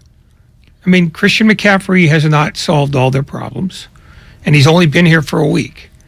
And so I think this is a game between two teams for which the phrase anything goes is very applicable. However, it's more applicable, I think, to the Chargers than it is the 49ers if the 49ers are getting healthy and got right and got everyone on the same page during a bye week. And if they did. If they did. If the bye week was everything, all that in a bag of chips for the 49ers in terms of healthy returns, new sort of game plan being installed, because, I mean, look, the thing that the 49ers have going for them is confusion right now. Like, confusion is no longer working against the 49ers. It should be working for the 49ers. You tell me if you are a safety where you're comfortable putting your eyes pre-snap on Debo, on McCaffrey, on Kittle, on Ayuk. I mean, there are a lot of different moving parts now to the 49ers that should make their offense more robust, shall we say, going forward. And they've got a very favorable schedule. Nothing's easy, but a favorable schedule going forward. Healthy players returning, coming off of a bye week. Look, I don't want to start jinxing anything here, but Jimmy Garoppolo is very quietly playing the best football of his career. We're not going to go out, start paving the road with Jimmy Garoppolo jerseys. It's not time to do that. But he's quietly having his best season with the 49ers. He is in one of his best stretches anyways with the 49ers. If he keeps that up, this offense is officially supposed to now get more interesting. Hopefully more interesting means another tempo, which is, a theme that we return to over and over again. Even if you liked what the Niners were doing, you might not have liked the tempo at which they were doing it. Christian McCaffrey, the dude moves chains. When you're moving chains, you want to run more plays. All of a sudden, you got a little giddy up to you. So we'll see how the 49ers look. I think this is going to be a really interesting sort of a bellwether game of what your expectation should be for this team going forward. That's the way I'm looking at it. It feels like it's set up to be a really interesting starting point to the second half of a season that damn well better go better than the first half of the season. It's one of 3 games they have between now and the end of the season against a team with a winning record. I mean, that can change as the season goes on, but right now, as you said, it's kind of an gooey schedule for them. And so,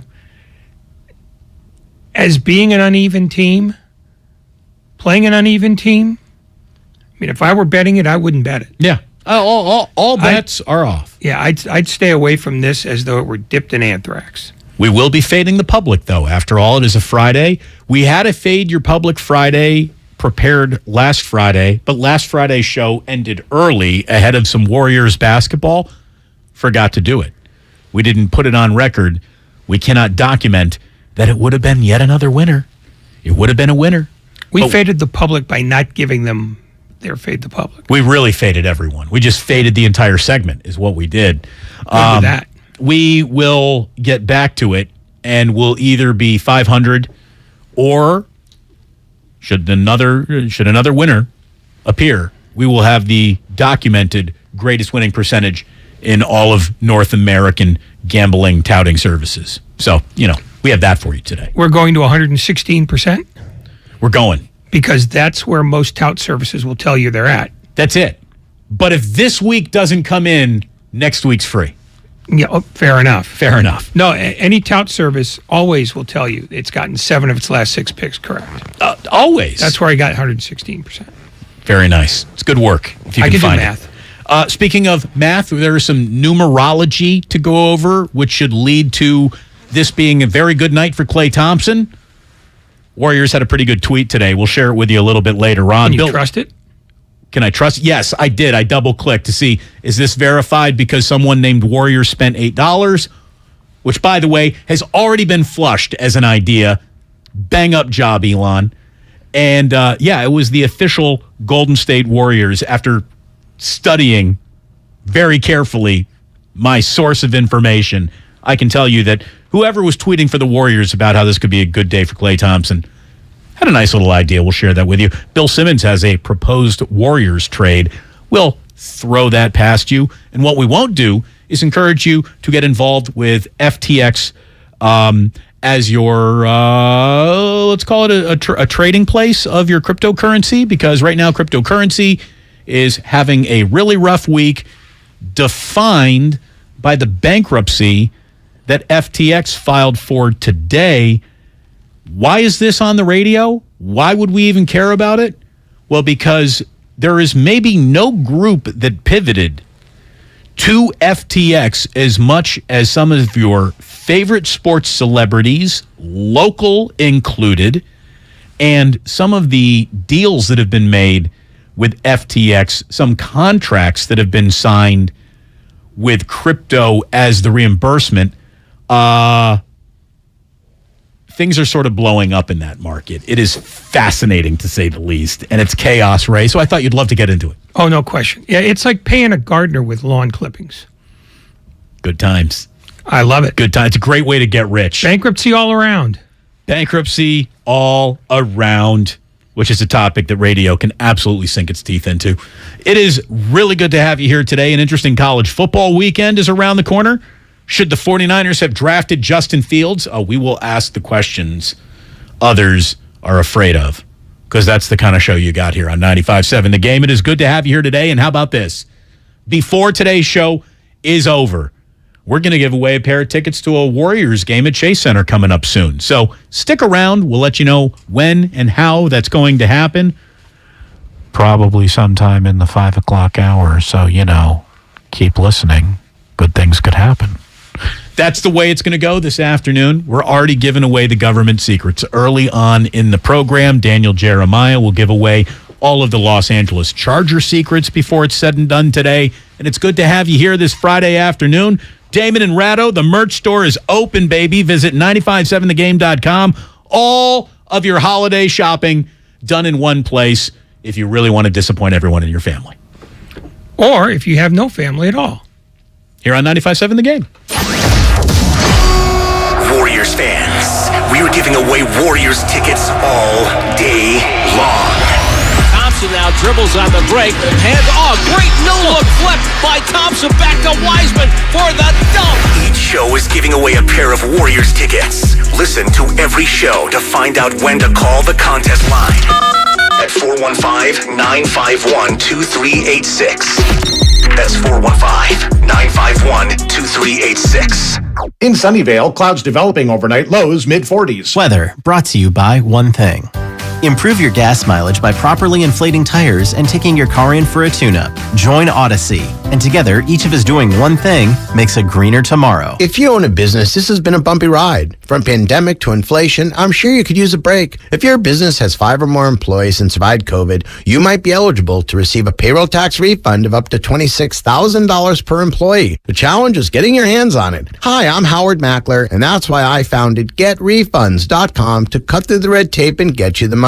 The team of tax attorneys we have put together are highly trained in this little-known payroll tax refund program. We do all the work, charge not a dime up front, and simply share a percentage of the cash that we get for you. Businesses of all types can qualify, including those that took PPP, nonprofits, and even those that had increases in sales. We have helped return over $1 billion to businesses, and we can help you too. Just go to getrefunds.com/sports, click on Qualify Me, and answer a few questions. This payroll tax refund is only available for a limited period of time. Don't lose out on up to $26,000 per employee. Go to getrefunds.com/sports. That's getrefunds.com/sports. Universal Studios Hollywood is where the holidays come together. We've tested it. Festive food with refreshing Coca-Cola. Family, friends, and fa-la-la. Dazzling lights cranked up to maximum merriment. The Grinch and his dog Max stealing your tree. All the science adds up. It's the awesomest celebration of the season. Save $20 on a Coca-Cola 2-day general admission ticket. Offer ends 12/14/22. Restrictions apply. Details at universalstudioshollywood.com/Coke offer. No one knows where this market will go. Things could change tomorrow, next week, or next month. At Merrill, we've been here before, and history shows this is the time to stay focused on your future. Because through every market, the bull will always have your back. Find an advisor in the Bay Area at ml.com/bullish. Merrill, a Bank of America company. What would you like the power to do? Investing involves risk. Merrill Lynch, Pierce, Fenner & Smith Incorporated, registered broker-dealer, registered investment advisor. Member SIPC, a wholly owned subsidiary of Bank of America Corp. Does your heart long to wander? To encounter colorful creatures from the deep blue sea?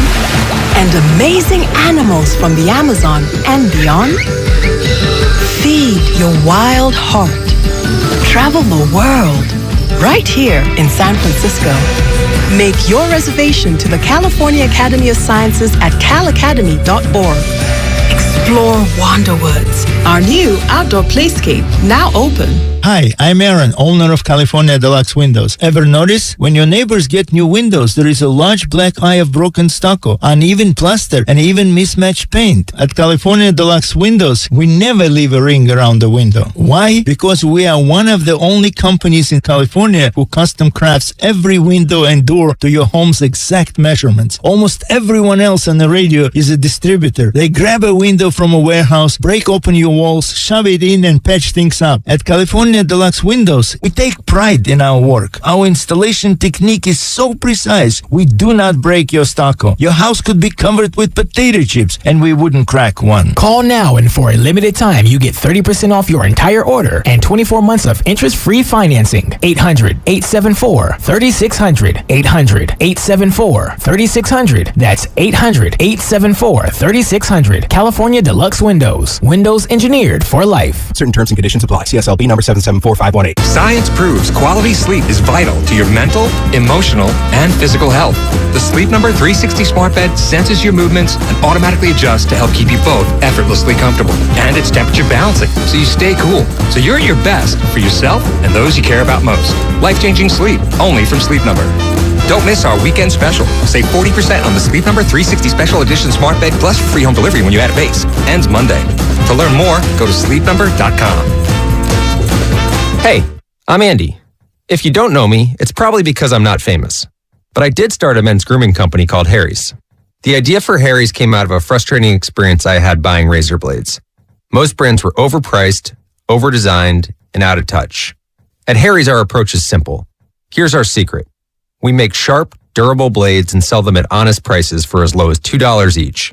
We care about quality so much that we do some crazy things, like buy a world-class German blade factory. Obsessing over every detail means we're confident in offering a 100% quality guarantee. Millions of guys have already made the switch to Harry's, so thank you if you're one of them. And if you're not, we hope you give us a try with this special offer. Get a Harry starter set with a 5-blade razor, weighted handle, shave gel, and a travel cover, all for just $3 plus free shipping. Just go to harrys.com and enter code JOY at checkout. That's harrys.com, code JOY. Enjoy.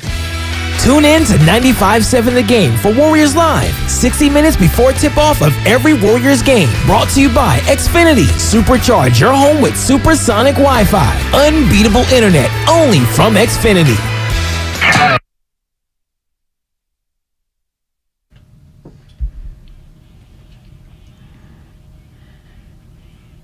Now back to Damon and Ratto on 95.7 The Game. Looky, kids. We are on YouTube. Why? Great question. But we are. You can see it on youtube.com/957 The Game. See what's going on inside of the studio? Nothing. And you hit that subscribe button, and Ray will like you even more than he already does. And I can tell you, he doesn't like any of you as you currently sit right now. So you can only go up in that regard. You'd be 100% better than you are now.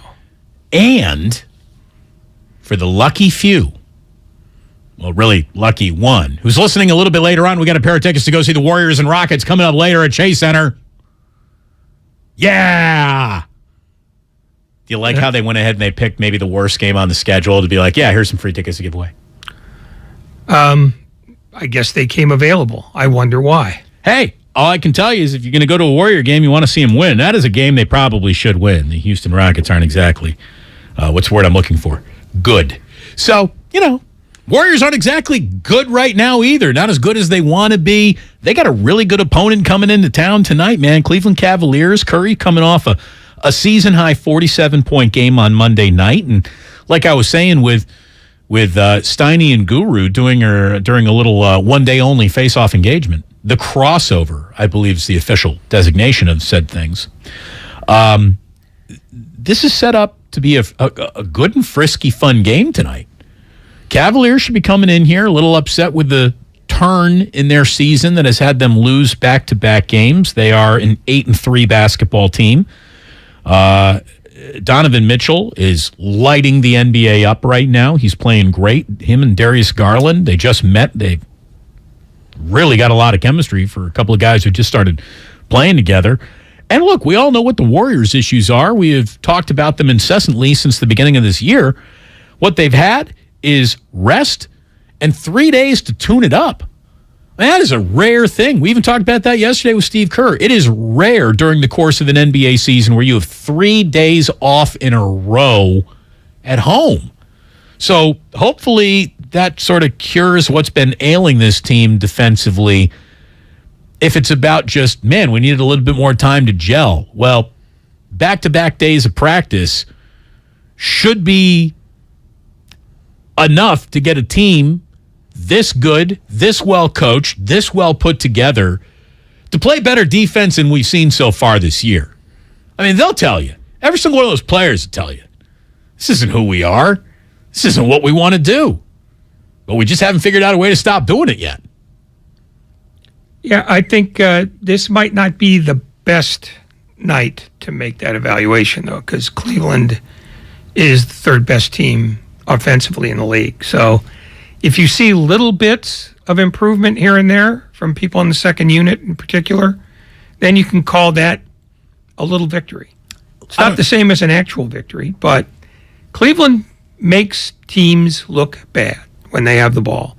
And for that reason alone, I would not expect the Warriors to make a quantum leap defensively. Whatever you see, you're going to have to look with a microscope, but it might be out there to be seen.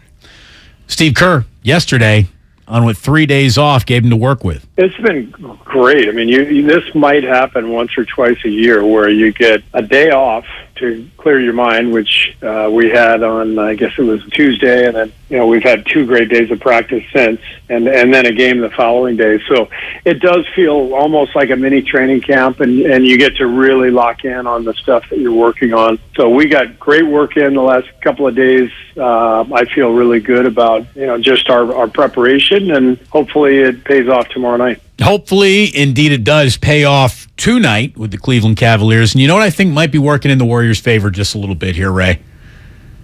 I think they play to the caliber of their opponent, which is something really good teams don't do, by the way. Really good basketball teams are who they are with their own identity.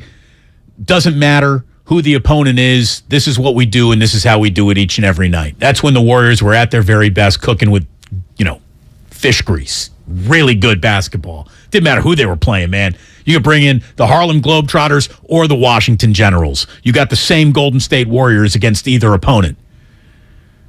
I feel like this team, it does play down to opponents, and I think it hasn't had a lot of opportunities yet to rise to their opponent, but I do expect them to do that a little bit tonight. I hope it brings out the best in them. I really do. If nothing else, like I said, got a little numerology working for him. Maybe this brings out the best of Clay. I saw this on the Warriors official Twitter. I had to check 3 times to make sure indeed it was. But who's ever running that today had a really good little, interesting note. I love a little interesting note. So Klay Thompson was the 11th pick of the 2011 NBA draft. Apparently he grew up on a street address that was the 11th house on Lane 11, or 11 Lane was his street address where he grew up. K is the 11th letter of the alphabet. Ray, he wears number 11. Today's date is 11/11. Clay's going for 65 tonight. Sure, go with that. 100%. Okay. 100%. You don't even have to listen tonight, kids. It's already done. There you go. I mean, that's just... I don't know who was smoking what level of dope when they came up with that one, but I liked it. I have a feeling that Clay gave it to him. It's the sort of thing that he'd be aware of. So everything's coming up Clay. Yeah. By the way, when you said the Warriors tend to play up to their competition, they've only played 2 teams with a winning record so far. Right. So I don't think they've really had a chance. I think they roll into games thinking we can do this just by osmosis. And that's a habit that they got to break. That's a habit that hopefully was broken the last couple days of practice. You guys aren't as good as you think you are. Now, you might even be better than we hope you are. The season will reveal that. But right now, there is no roll the ball rack out, we got this. And if that's the way you guys are wired mentally, no wonder why you're not playing defense like you need to play defense. It could also be, though, and I wonder if this isn't closer to the truth, that because as a team they haven't played very good defense, and as a second unit they played almost none, that the real problem is just more structural than it is sort of emotional. And I think they have simple physical and or concentration lapses that isn't about motivation. It's about, you guys are weak at this. Because it's not like the first group gets scored on at will. They've done well defensively. It's second unit that cannot hold a lead, and then by the time they're out of the game, the lead is not just 3 that they've lost, the lead is 12 that they've lost. And I think that's more the problem than they're skating on their reputations, because the guys with the reputations are the starters. The backups are the guys who are trying to get reputations. And so far, that ain't working. Steve Kerr yesterday on getting the simple things that they used to do sort of automatically rounded back into shape. No matter what happens, we know the areas we have to improve in, and that's what we're looking for from every group. Our starting group has been great. I think they're still the number one 5-man combination in the league, but we just haven't been able to sustain the effort. We've had a lot of different combinations. We haven't really found a consistent pattern, and that's been the issue. But in order to find that pattern, you got to look at the details. Are we going to continue to be last in the league in fouls and sending teams to the line? Are we going to give up transition hoops? Are we going to turn it over? We always talk about taking away the easy points from the other team, and we just haven't done that at all. So regardless of the combinations, we got to button up. We got to tighten up our game. Knock off all the transition nonsense. Stop giving guys free throws. Those 2 things alone would be a huge step in the right direction for the Golden State Warriors. I wouldn't even ask Steve Kerr if he's coming up with anything clever, if he's trying to do something left of center to fix their early season woes. I said, how about a guy like Jordan Poole? Since he right now is just a defensive black hole, maybe you go ahead and hide him in the starting lineup, which would mean Klay Thompson goes to the bench. Well, Steve did not think that was in the realm of possibility. That's not something I've given any thought to. Jordan and Klay are very different players.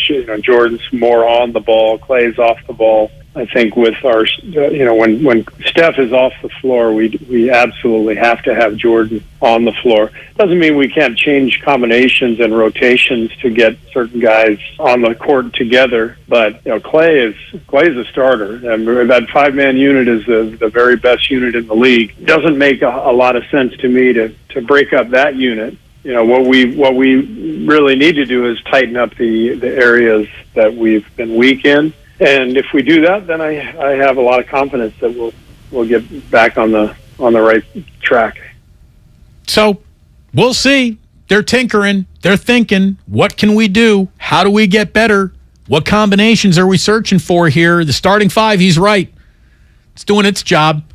It's the other 5 guys that check into the game who are not doing their job. So maybe you got to go ahead and change up some guys. Did you see this one? Bill Simmons proposed a Warriors trade.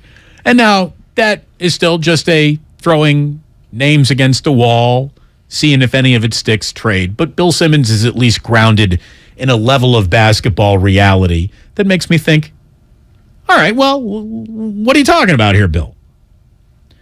Draymond, Kuminga, Moody, possibly picks involved for Anthony Davis. I hate Anthony Davis, but I might like that trade. I don't know. Anthony Davis has 2 years left on his current deal at $84 million. He is more injured all the time than the Warriors probably want to bring into the locker room. He's getting 1.6 steals per game, 2.1 blocks per game. He's getting 11 rebounds per game, 2.5 assists per game, scoring 25 a night, though. So there's something there. I mean, there really is. I don't want him taking any perimeter shots. He's one of the worst perimeter shooters in the NBA for a big man, but he keeps on jacking it up there. He's a legit defensive presence. What would he and Kevon Looney look like playing together with Wiggins and Clay and Steph? I mean, it's enough to make you start thinking. It's enough to make you start thinking. Here's the deal with Draymond. He's off to a really nice start. There is no doubt about that. But if this team is struggling defensively, by default, he is struggling. That's his job. That's his side of the court. So if this team, whether he's on the court or not, if there is a defensive problem, by definition, Draymond ain't as valuable as he used to be. I don't care how spectacular his individual rotation, I'm covering this guy, shooting percentages with Draymond covering that guy are blankety blank. I don't care. Draymond is defense. And if defense is a problem, to me, that makes him expendable. Now, to get a guy like Anthony Davis, it's going to hurt a little. Kuminga and Moody, I wouldn't want to say goodbye to either. I think that's not exactly the sexiest offer you could ever put together for Anthony Davis. There's a little desperation from the Lakers' end if they were to say yes to that, too. But they need to pick a direction and go in it. This isn't a Warriors trade. This is a Lakers trade. That's how Simmons is looking at this. Just says, well, they'll get picks, they'll get young guys, which they don't have, and all they're losing is Anthony Davis. That's how he's viewing this. I'm not sure why the Warriors would do this. It's appealing, but I don't know that it's magic. And I'm not at all buying your Draymond Green argument. You can't play defense in the moments when you're sitting down. And as we've seen, the defensive problem is with the backups. He's not a backup, and he has played well. And when he plays well, it's because he's defended well. So I think... Well, then you got to start shading Draymond's minutes to that second unit. Obviously, he starts, let him play the first 5 minutes of the first quarter, then sit him down, and then run him back out there with that second unit. I mean, he's got to be... He can't be an observer of bad defense. He's got to go correct it. Okay, but Steve Kerr said yesterday that he wasn't thinking of doing that at all. Well, maybe it's time to start thinking out of the box, I guess was my point. Like, I know, well, that was your question, and he said, no, I'm not doing that. So that's off the table on its own. But I'm always suspicious of any trade that involves the Lakers because it's always about solving a Lakers problem. It's never about solving the other team's problem. So I'm leery of it in concept as well as execution. Also, the Lakers are so screwed up that I think they regard Anthony Davis as nearly untouchable. So I think it's a non-starter everywhere. Well, here's the thing. The Lakers have two assets. Two assets. Yeah, and they're 2-9 because of it. Right. But one of them is box office. So he ain't going anywhere, which by then, the very nature of just probability means Anthony Davis can't be untouchable, or you're going to go down in flames. You're going down in flames either way. Do you want to be handed a shovel to maybe put the flames out? The house is on fire to the extent that the name of the house is in trouble. Crypto.com Arena is not only a disaster artistically, it's a disaster in and of its name. It might as well just be called bankruptcy.com. Well, they're not the ones that filed, though. No, but they're part of what's heading down the toilet. Yeah, it does look like that is maybe on the horizon. Do you want to get into this here and now? You want to do this now? Sure, why not? Let's do it now, because I don't know exactly where it fit into the show today, but people have lost fortunes over all the cryptocurrency, Bitcoin, and everything else that is happening right now. The bottom has fallen out of that market, and something that a year ago was worth $65,000 is now worth $16,000. Now, where you bought in originally has an awful lot to do with how you feel about all this, obviously. The mostly imaginary economy, what do you know? It's sort of failing, and it's a huge blow to an awful lot of athletes that are involved in this. FTX today filed for bankruptcy. MSN.com said, everyday investors along with celebrity endorsers, venture capital firms, and others are all facing deep uncertainty in the aftermath. Over 130 companies and pension funds have made massive investments in the FTX brand. And this is, like I was saying, a sports story and one that should hit a little close to home. I'm not an expert, and I don't need to be. With FTX, I have everything I need to buy, sell, and trade crypto safely. Safely.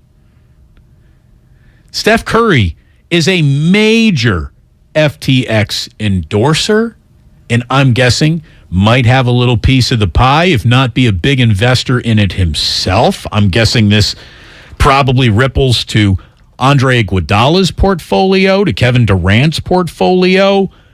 Brady and Giselle had equity stakes in FTX, for goodness sakes. I'm sure they split it on the divorce. Shohei Ohtani, Naomi Osaka, deep investors in all of this.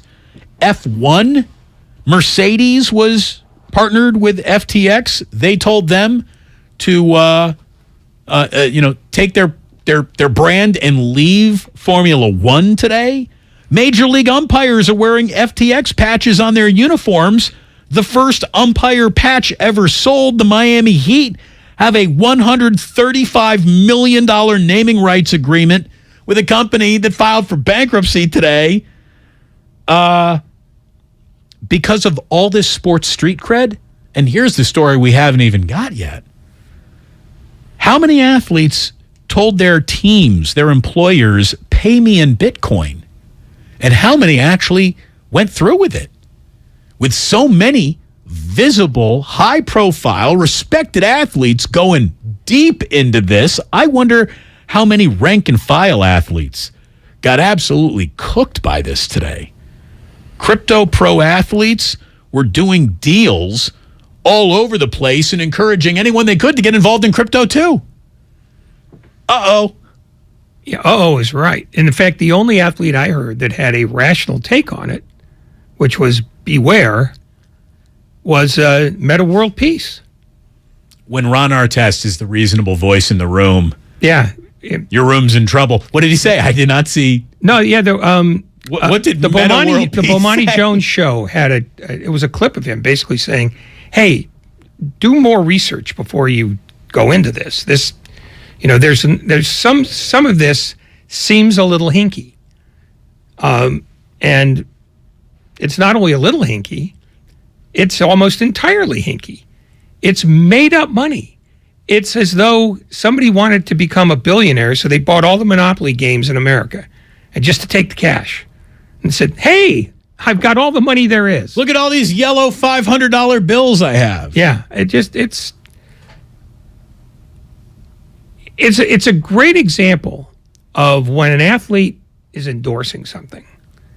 Unless the athlete understands everything about it, he doesn't understand it at all. Did you see the interview that Dan Le Batard did with Jimmy Johnson where he asked him about the Extends commercial? Yeah. Jimmy Johnson used to do an Extends commercial, which is a male enhancement pill, and he was dressed in a race car outfit with a helmet, and it was like, hi, I'm Jimmy Johnson. Do you want your schmecky to be more impressive than it really is? I wanted mine to be more, so I have been taking Extends before they even paid me to do it, which clearly just part of the script. It's not true. And Le Batard was like, how, Jimmy, did you decide to do this? And he just said, money will make you read just about anything. Yeah, because he got paid before he did it. Yes, he did. His agent would have hit him with a shovel if he tried to do otherwise. Unless, of course, they said, we'll pay you as soon as the ad's over, and then fled like rabbits. Somebody's like, what do you guys know about crypto? Well, we knew enough to not buy in it. And today a huge, like basically the Lehman Brothers of cryptocurrency, the global Lehman Brothers of cryptocurrency just went bankrupt today. So what do we know about it? Not much, but we knew to not get involved, and we're probably better off for it. It ain't good. It ain't good, and this will ripple throughout sports, athletes, portfolios. Now, a lot teams. of them, it's only going to really be felt on paper. Like, it's not like Steph Curry's looking to sell his house today or anything like that. But whatever Steph's plans I'd pay him were, back in crypto for it. Sure. Whatever Steph's plans were one day of being like on the LeBron Durant level of I actually made $1 billion, that probably went up in smoke today. That probably went up. I don't know what his leverage or position was in the company, but maybe he was just paid to do the commercial and he's not that deeply in it at all. Or he took $50 million of his own money, put it in there thinking, well, Brady, Giselle, all these rock star athletes are doing it. I'm going to do it too. And he lost his shirt today. Who knows? Yeah, well, that's the thing, because there was a story a couple of days ago that suggested that Brady and Giselle Bundchen lost $650 million in crypto. And it took about 5 minutes of combing through the Twitter nonsense to realize, no, that's their combined net worth. And whatever their equity position in FTX was, it may very well have been just, we'll pay you to do ads for us. There's no evidence that they lost their shirt. So I'm going to guess that Curry and his people made sure that they were insulated. But here's how they look at it. The money that I was going to make will now not be made. Therefore, that's money I lost. Yeah, well, if they in fact invested in it, if all they did was read ads. Right. Well, that's the thing. When you say equity stake, that means you're invested. Yeah, but you can be given an equity stake. You don't have to pay for it. When Billy Beane got 5% of the A's, he didn't have to buy any of that. It was just gifted to him. So it might have been one of those deals. Would you say that the fans have been paying for it since? I wouldn't say it in that case, but yeah, Billy's done okay by it. Fans, not nearly as much. When we do return, we got much more coming up today. A conversation at 4:15 with Daniel Jeremiah about the NFL and about the Chargers since he's part of the broadcast. Very interesting game coming up Sunday night at Levi Stadium. Stick around. It's Damon and Ratto. We're brought to you by Fremont Bank, full service banking. No compromises, and a little bit later on today, a chance to win Warriors tickets here on Damon and Ratto. You might not have the biggest garage on the block, but with eBay Motors, there's 122 million parts right at your fingertips. Whatever you need, there's something that fits your vehicle. Air filters, tires, seat covers, and more. Get the right parts at the right prices. ebaymotors.com. Let's ride. The following is an attorney advertisement. If you get sidelined by a workplace injury, the workers' compensation attorneys at Boxer & Gerson can help get you back in the game. Our team of skilled attorneys will fight by your side for the treatment and compensation you deserve. We care about justice for injured workers. That's what makes us Northern California's premier workers' comp law firm. Call Boxer & Gerson at 510-345-2341 or visit boxerlaw.com for a free consultation. Boxer & Gerson, your life is worth the fight. First, we decide where we want to go. Then we need to know the best way to get there. Hi, my name's Adam Barada. I'm the owner of Advantage Gold. We're the highest rated precious metals firm in the country. We teach people how to own physical gold and silver. Now, we've won the Best of TrustLink Award 4 years in a row because we educate our clients on how to buy gold and silver the right way. We don't pay celebrity spokespeople millions of dollars. We'd rather pass that value on to you. Call 800-900-8000 and speak with one of our experts. We'll send you a free gold kit along with my latest #1 national best-selling book, The Great Devaluation. Call 800-900-8000. That's 800-900-8000. Get the best information, the best process, the best service, the best value. Call Advantage Gold at 800-900-8000. Call 800-900-8000. Advantage Gold is not an investment advisor or a tax advisor. Consult with your financial advisor before investing. You can't get much for $5 these days. Unless you go to Wendy's for a $5 Biggie Bag. Get your choice of double stack, junior bacon cheeseburger, or crispy chicken BLT. Plus 4-piece nugs, fries, and a drink. All for just $5. You got that bag. You got that Biggie Bag. You got that bag. That was smooth, wasn't it? That's how you're gonna feel when you get that biggie bag at Wendy's. U.S. price and participation may vary. Includes 4-piece nuggets, small soft drink, and small fry. Prices may be higher in Alaska and Hawaii. Meet Joe A, Hi. Joe B, Hello. and Joe C. What's up? 3 everyday Joes perfecting their banking with Chase. Joe A is locking his lost debit card with the Chase mobile app. Joe B is cruising toward his new ride with AutoSave. And Joe C's Chase banker is helping him budget to go back to school. Tools that help protect, support for what's next. One bank that puts you in control. Visit chase.com/checking. Chase, make more of what's yours. Chase mobile app is available for select mobile devices. Messaging and data rates may apply. JP Morgan Chase Bank, N.A. member FDIC. Salute our veterans and wrap up the Bay Area hot rodding season in style at America's favorite car show. It's the Good Guys 32nd Autumn Get-Together, and it's all happening this weekend at the Alameda County Fairgrounds in Pleasanton. See over 2,500 of the Bay Area's baddest hot rods, muscle cars, and trucks of all years on display. Plus, don't miss Good Guys CPP Autocross Series racing action featuring the Fall Shootout. Our Veterans Day weekend celebrations include our Vets for Vets Parade and so much more. It's all going down this weekend at the Alameda County Fairgrounds. Get details at good-guys.com. Hi, welcome to the IKEA Holiday Prep event, here to help you host the season with offers, in-store workshops, and more. Oh, great. I may have invited the whole neighborhood for the holidays. Don't worry, you can do this. To start, IKEA family members save 20% on Venturfint Christmas tree decor and gift wrap. You are my hero. Visit us in-store or at IKEA-USA.com/holiday prep to get ready and save. Offer valid 11/9 to 11/23/22. U.S. only while supplies last. Selection may vary by store and online. Restrictions apply. Are you interested in new career opportunities in the Bay Area and want to make a difference in your community? The SF Sheriff's Office is looking for people considering a job in law enforcement right now. If you're at least 20 years or older with a high school diploma or equivalent, the SF Sheriff's Office wants to hear from you. Enjoy full benefits, flexible schedules, and opportunities for growth and promotion. For employment announcements and more information, visit sfsheriff.com. That's sfsheriff.com to apply today. Football season is here. The new Odyssey app lets you stay connected to your NFL team, your station, your shows. Follow your favorite stations and come back again and again. Get real-time updates on everything you care about. Miss your show? Jump back to their awesome rewind feature. The Odyssey app is NFL football. Live and on demand. Wherever you are, whenever you want. And did we mention it's all free? Download the Odyssey app today.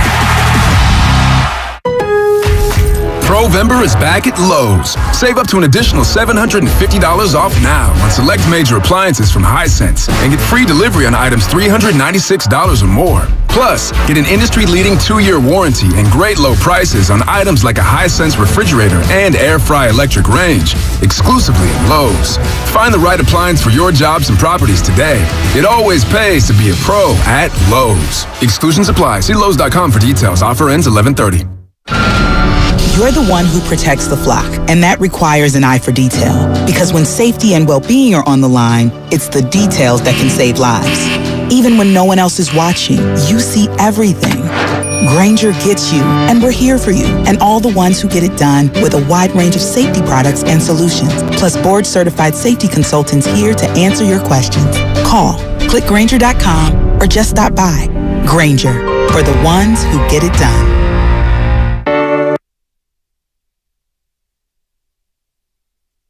Now back to Damon and Ratto on 95.7 The Game. Well, here's a question that I wasn't expecting at all, Ray. On the Xfinity Mobile text line, someone from the 415 said, is Cal about to lose money after naming the field at Memorial Stadium FTX Field at Memorial Stadium? Can you guys figure that pardon me, can you guys figure that out and talk about it? I haven't seen a figure or a length of contract on that. But if you're just naming the field, I can't imagine it's incredibly lucrative. I don't know what the number would be, but I can tell you this. Are they about to lose money? The answer is, if they're expecting checks from FTX, yeah. Yeah. They're about to lose money because that's the company that filed for bankruptcy today. Yeah, they will have gotten paid for 1 year, I think. So, Cal decided we're going to get into bed with FTX and Under Armour. I have an answer if you want it on Cal's FTX Arena. I mean, FTX Field. I wouldn't want an answer. Of course we want the answer. What is it? This was last August, going into last season. Cal announced that it has reached an agreement on the first ever collegiate cryptocurrency naming rights sponsorship, a 10-year, $17.5 million deal that will be paid in full in cryptocurrency.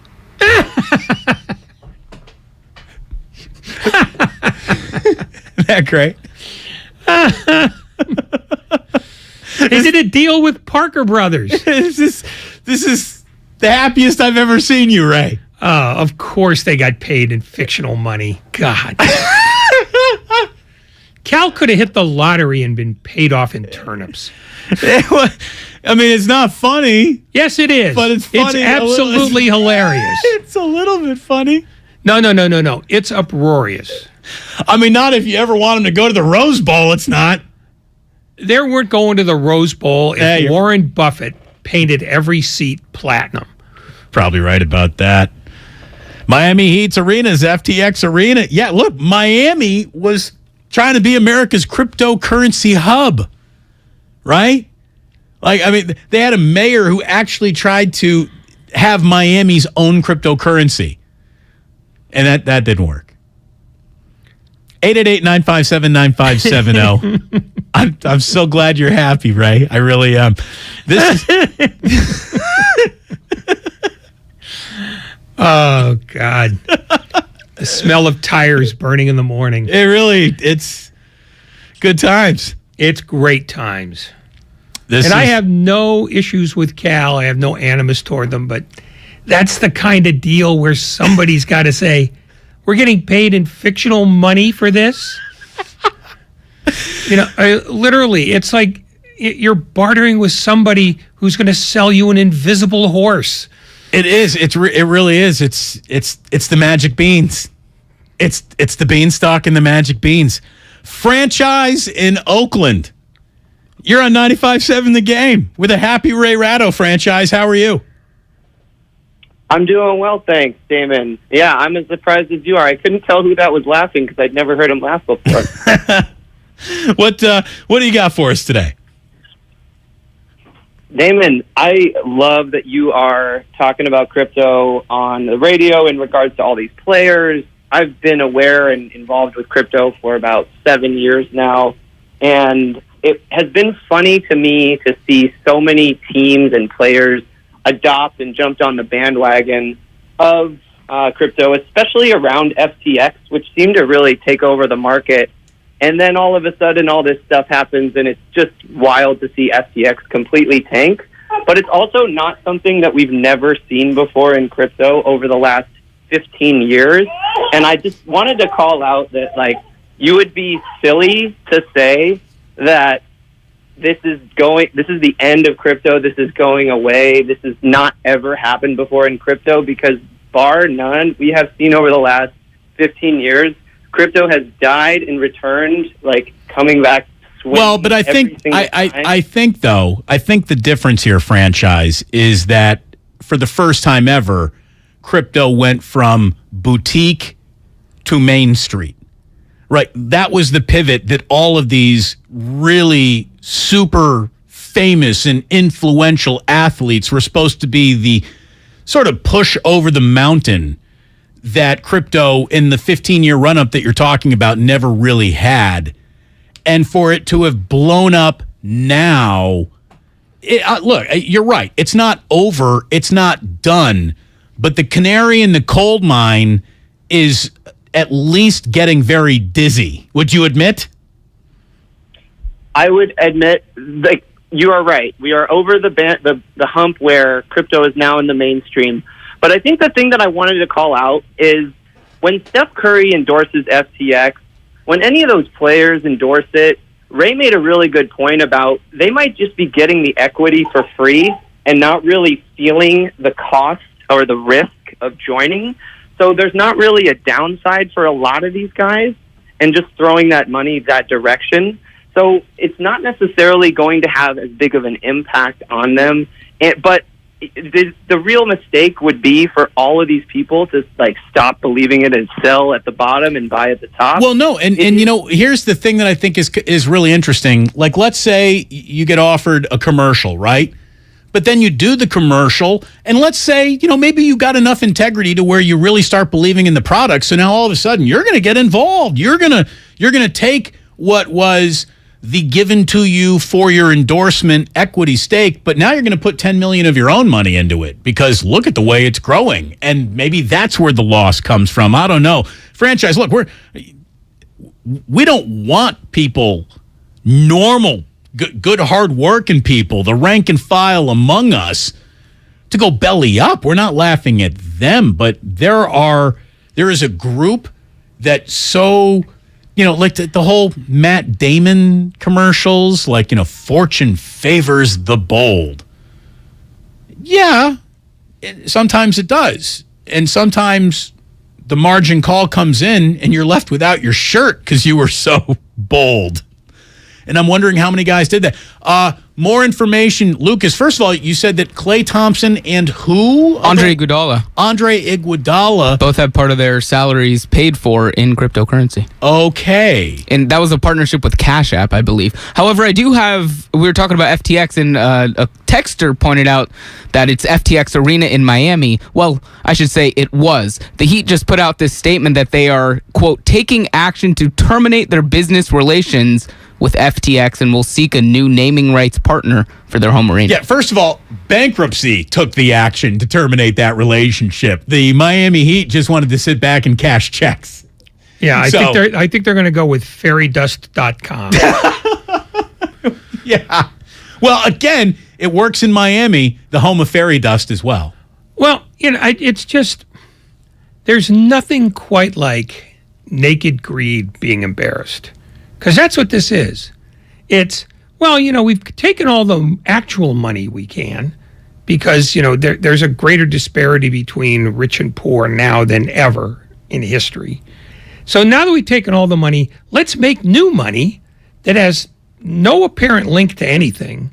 And let's take all of that too. You know who I feel really bad for?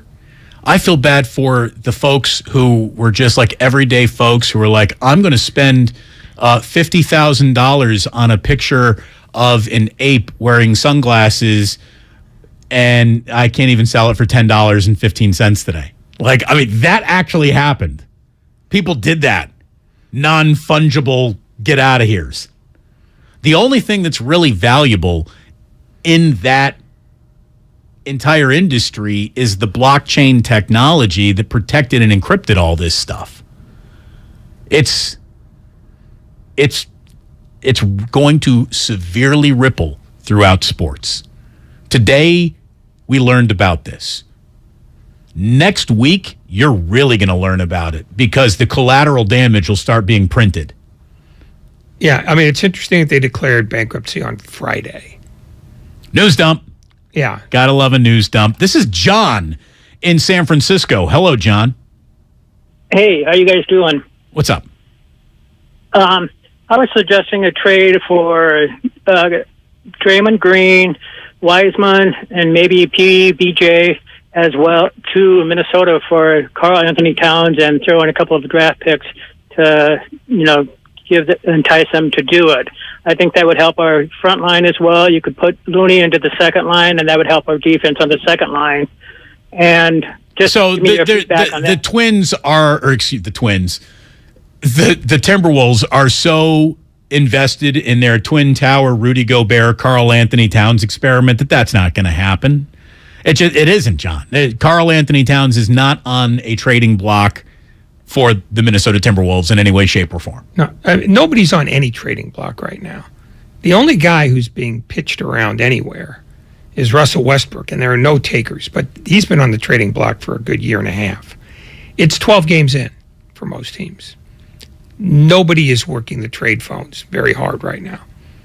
It's just not, get back to us in March when the trade deadline starts to look close. And I don't even know if that's when the deadline is. But I don't think anything's moving right now. I don't think anybody's calling on anybody right now. Except, of course, Rob Pelinka. Do you think Kevin Durant lasts the year in Brooklyn? Yes. Think Kyrie does? Probably. I think Kyrie does because nobody wants him now. He's kind of poison, even though the NBA is working very hard to pretty up his image. They are. Did you see that today? Like he's kissed the rings and hands that he was asked to kiss, and yet they're still looking at 3 more games of this suspension, so they're not fully satisfied either. But Adam Silver is desperately trying to do a solid for Joe Tsai. And by the way, you know who else probably wants to see that suspension continue? The Nets themselves. They were a disaster with Kyrie. All of their numbers are better without him. All of them. And I don't think it's because he's not playing. I think it's because he's not there making every day miserable for the rest of them. And I mean, like, just the whole atmosphere changes when he's not there having to answer questions about what new crackpot film he looked at. Addition by subtraction. Yeah. And oh, by the way, welcome to your 4 o'clock hour. You're listening to 95.7 The Game, KGMZ FM and HD1 San Francisco. Always live on Twitch, YouTube, and the free Odyssey app. Damn well better be free. By the way, something sometimes an athlete's absence has a very negative effect on the locker room, and that's something that the 49ers had to deal with at the end of what should have been a everyone chugging, feeling great bye week. But the news of Jason Verrett spread, and it definitely was a daubered down moment for an awful lot of 49ers who really, really liked Verrett, his story, his battle back. We got some sound from Kyle Shanahan in just a second, but real quick, Gabriel, Napa, you're on 95.7 The Game. Hello, fellas. Happy Friday from the old wine country. Heading south back to Napa. I have an anecdote. I remember from back in the mid-2000s, David Wright, along with 50 Cent and all these other guys, were tabbed to be spokespeople people for vitamin water when it was still Glasso. And he was offered $500,000. And instead of taking the check or the crypto, he said, nope, I'm going to let it ride with some equity. And it turned into $18 million when Coca-Cola bought the company. So sometimes you win, sometimes you lose. But I think Steph's team and hopefully other people's team, kept that in mind and didn't say, well, we'll take it all. Me, when I get paid, I take cold hard cash, or like today, how about I took a case of Stag's Leap and I might give you a bottle if you ever showed up, Ray. Hey, I'm thirsty now. You're in a car. I'm stuck here. Great. Have a great weekend, you guys. I always love your show. Bye. Thank you, Gabriel. I'm getting nothing. Well, the whole you got the car, I'm in a singular location. It's a lot easier for you to get to me than it is for me to get to you. Yeah, that seemed like flawless logic.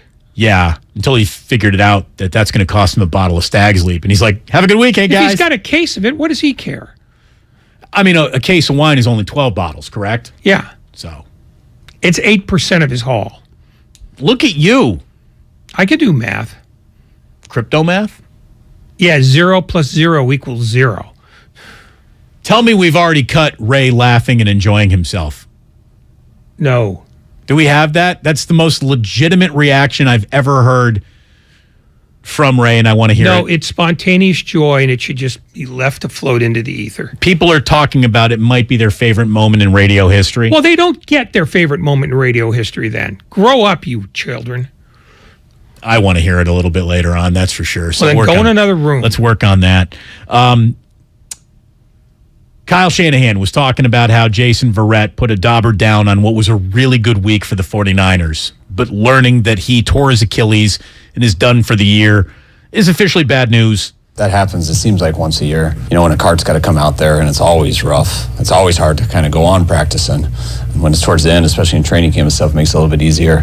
But it was different with JV because just everyone knows, I know people have talked about it, but everyone knows his history and how much he's done and how focused he's been to get back and how he's done everything the right way. And everyone at the same kind of time was thinking exactly what he was thinking. They knew how long of a journey it was, how fast it ended, and everyone stopped right away. And that's tough when a guy gets carted off just to sit there and say you're as sad as everyone else. Now it's time to go practice. But that is what you need to do. You need to go practice after that.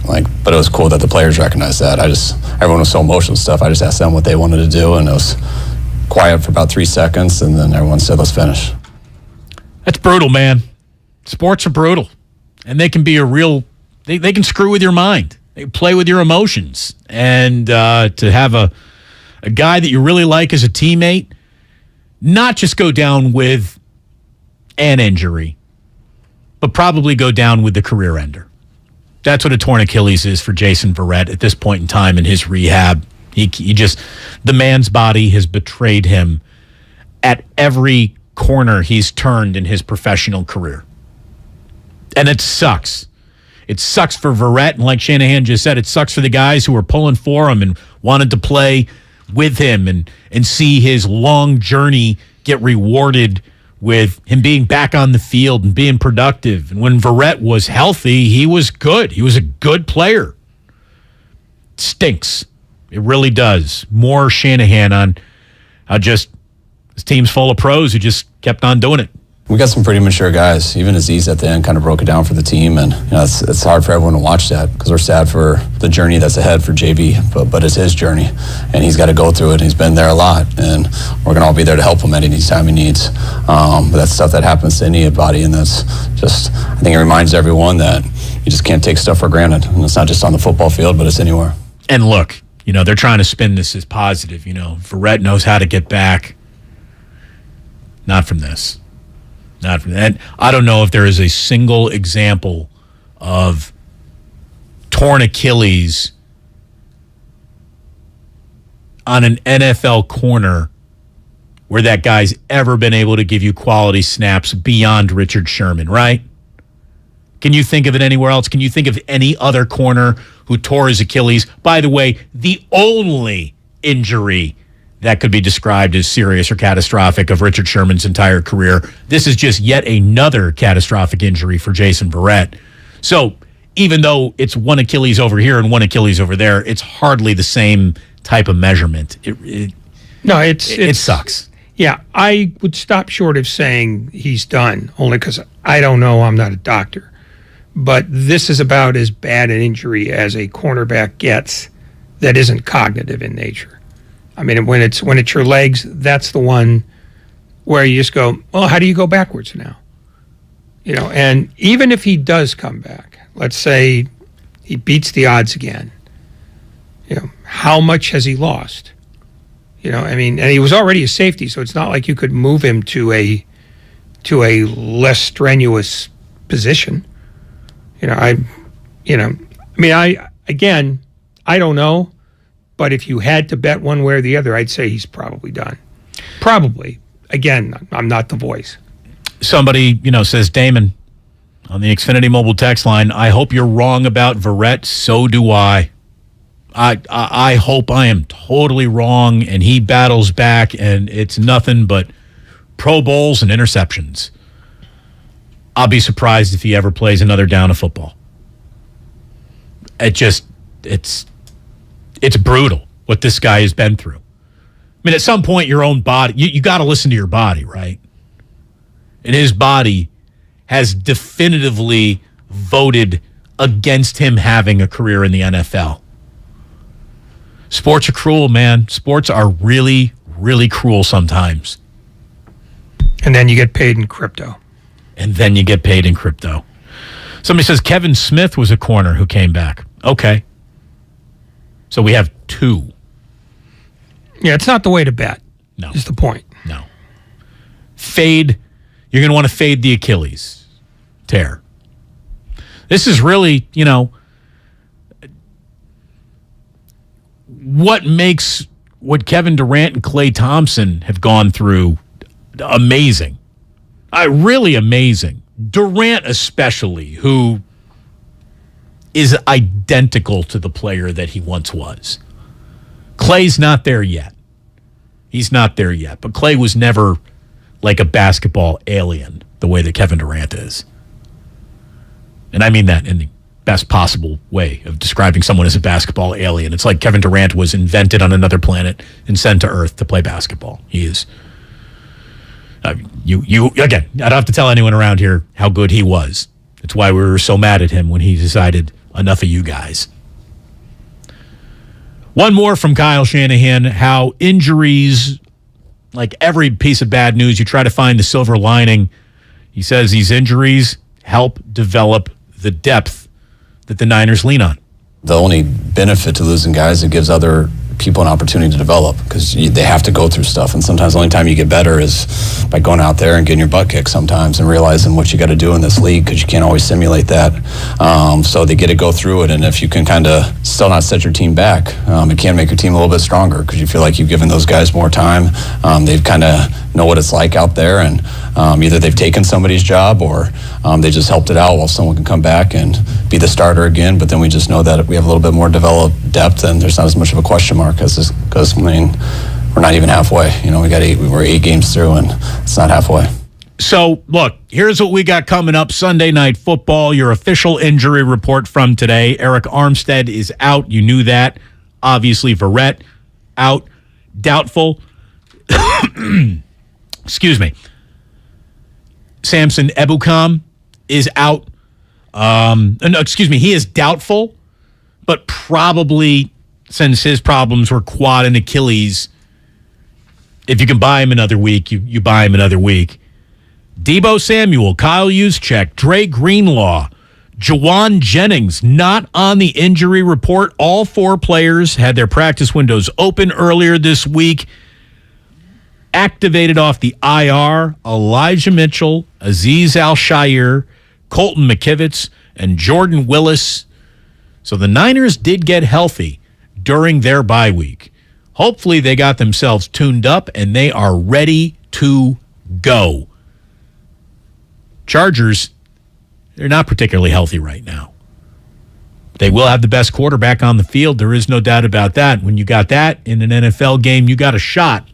They actually have a winning record, by the way. Chargers are caught in between the team they want to be and the team they can't stop being.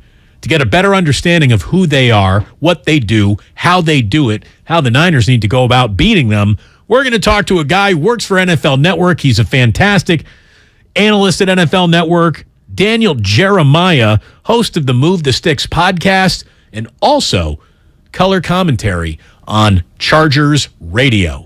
So he knows the team very well. We talk to him next year on 95.7 The Game. It's Damon and Ratto. We are brought to you by ChooseChange.org. When you're young, life is full of choices. Don't let opioids like highly addictive and deadly fentanyl take away your life or your choices with just one wrong pill. Find medically proven treatment options at ChooseMat.org. Warriors fans, we are giving away Warriors tickets all day long. Thompson now dribbles on the break, hands off, great no-look flip by Thompson back to Wiseman for the dunk. Each show is giving away a pair of Warriors tickets. Listen to every show to find out when to call the contest line at 415-951-2386. That's 415-951-2386. If you own a business, this has been a bumpy ride. From pandemic to inflation, I'm sure you could use a break. If your business has 5 or more employees and survived COVID, you might be eligible to receive a payroll tax refund of up to $26,000 per employee. The challenge is getting your hands on it. Hi, I'm Howard Mackler, and that's why I founded GetRefunds.com to cut through the red tape and get you the money. The team of tax attorneys we have put together are highly trained in this little-known payroll tax refund program. We do all the work, charge not a dime up front, and simply share a percentage of the cash that we get for you. Businesses of all types can qualify, including those that took PPP, nonprofits, and even those that had increases in sales. We have helped return over $1 billion to businesses, and we can help you too. Just go to getrefunds.com/sports, click on Qualify Me, and answer a few questions. This payroll tax refund is only available for a limited period of time. Don't lose out on up to $26,000 per employee. Go to getrefunds.com/sports. That's getrefunds.com/sports. Universal Studios Hollywood is where the holidays come together. We've tested it. Festive food with refreshing Coca-Cola. Family, friends, and fa-la-la. Dazzling lights cranked up to maximum merriment. The Grinch and his dog Max stealing your tree. All the science adds up. It's the awesomest celebration of the season. Save $20 on a Coca-Cola 2-day general admission ticket. Offer ends 12/14/22. Restrictions apply. Details at universalstudioshollywood.com/Coke offer. This year's ratings of the best TVs just got published, and Samsung, LG, and Sony scored the highest. Also, they warned about the poor performance of the bargain brands promoted at some stores. So where can you get the best deal on the top-rated TVs? At the club? Online? Nope. at Video Only. They've got their better than Black Friday deals on right now. Don't be sorry. Check out Video Only before you buy. Hi, I'm Aaron, owner of California Deluxe Windows. Ever notice? When your neighbors get new windows, there is a large black eye of broken stucco, uneven plaster, and even mismatched paint. At California Deluxe Windows, we never leave a ring around the window. Why? Because we are one of the only companies in California who custom crafts every window and door to your home's exact measurements. Almost everyone else on the radio is a distributor. They grab a window from a warehouse, break open your walls, shove it in and patch things up. At California Deluxe Windows, we take pride in our work. Our installation technique is so precise, we do not break your stucco. Your house could be covered with potato chips and we wouldn't crack one. Call now and for a limited time, you get 30% off your entire order and 24 months of interest-free financing. 800-874-3600. 800-874-3600. That's 800-874-3600. California Deluxe Windows. Windows engineered for life. Certain terms and conditions apply. CSLB number 774518. Kirby is your driveway mechanic. They bring the shop to you with brake replacements, oil changes, washes, and so much more. Get $50 off your first oil change with code OIL50 at Kirby.com. That's CURBEE.com and use code OIL50. Don't waste your time trying to sell your old car. Donate it to Cars for Kids. It's the easiest and fastest way to donate your car and get a tax deduction. Donate online at carsforkids.org. That's cars with a K. 1-877 Cards for Kids. Donate your car today. Finding the right Medicare plan? Oof, no easy feat. Kind of like those dances my granddaughter loves making me do. But then I found Walgreens FindRx coverage. Lets you compare plans online, over the phone, or in person. Made Medicare shopping so easy. Plus, I found plans with low-cost copays. I can get down with that. When you need to talk Medicare, Walgreens is here. Start shopping today at walgreens.com/Medicare. Hey, it's Tiki Barber. When part of your offense isn't firing on all cylinders, it shows. And sometimes the only solution is to replace that part with something new. It's true on a championship team, and it's also true with cars.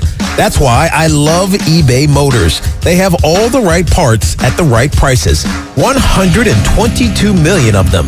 That way, you can get the parts you need to make your car a winner. ebaymotors.com. Let's ride. At the Home Depot, we have Black Friday savings all through November. And with that comes a joyful holiday bustle that we just love to hear. Although we also love the sound that comes after the holidays, when people put their new tools to use. In fact, we love it so much. When you buy select Milwaukee M18 kits, you'll get an extra tool for free. So after you're done filling the air with holiday magic, you can fill it with the sounds of doing. The Home Depot. How doers get more done. In Sunnyvale, clouds developing overnight, lows mid-40s. Weather brought to you by one thing. Install a low-flow shower head and keep water off when brushing teeth or shaving to save water every day. Join Odyssey, and together each of us doing one thing makes a greener tomorrow.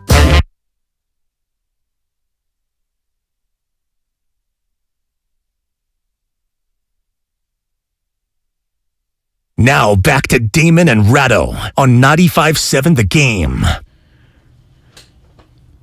It is really good to have you here. Thanks so much for joining us on a Friday afternoon. If you're looking forward to a little 49ers football, you got yourself a wait coming up on Sunday because they don't take the stage until Sunday Night Football. The stage is Levi Stadium. The actors, 49ers against the Los Angeles Chargers, who again are caught in between the team that they might be one day and the team that they can't stop being due to injury, due to the uniforms. I don't know.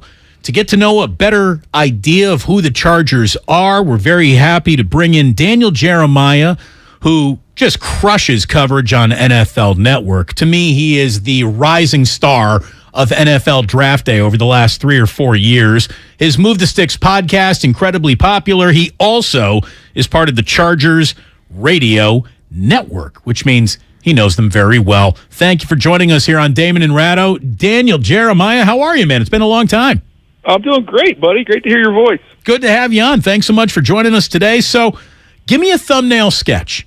Is this a team that, in your eyes, is overachieving due to the rampant injuries to key players, Or are they in some way in your eyes still underachieving because your expectations are set that high for a team that, was really close to being a playoff team last year and was billed this year as one of the teams in the NFL officially on the come?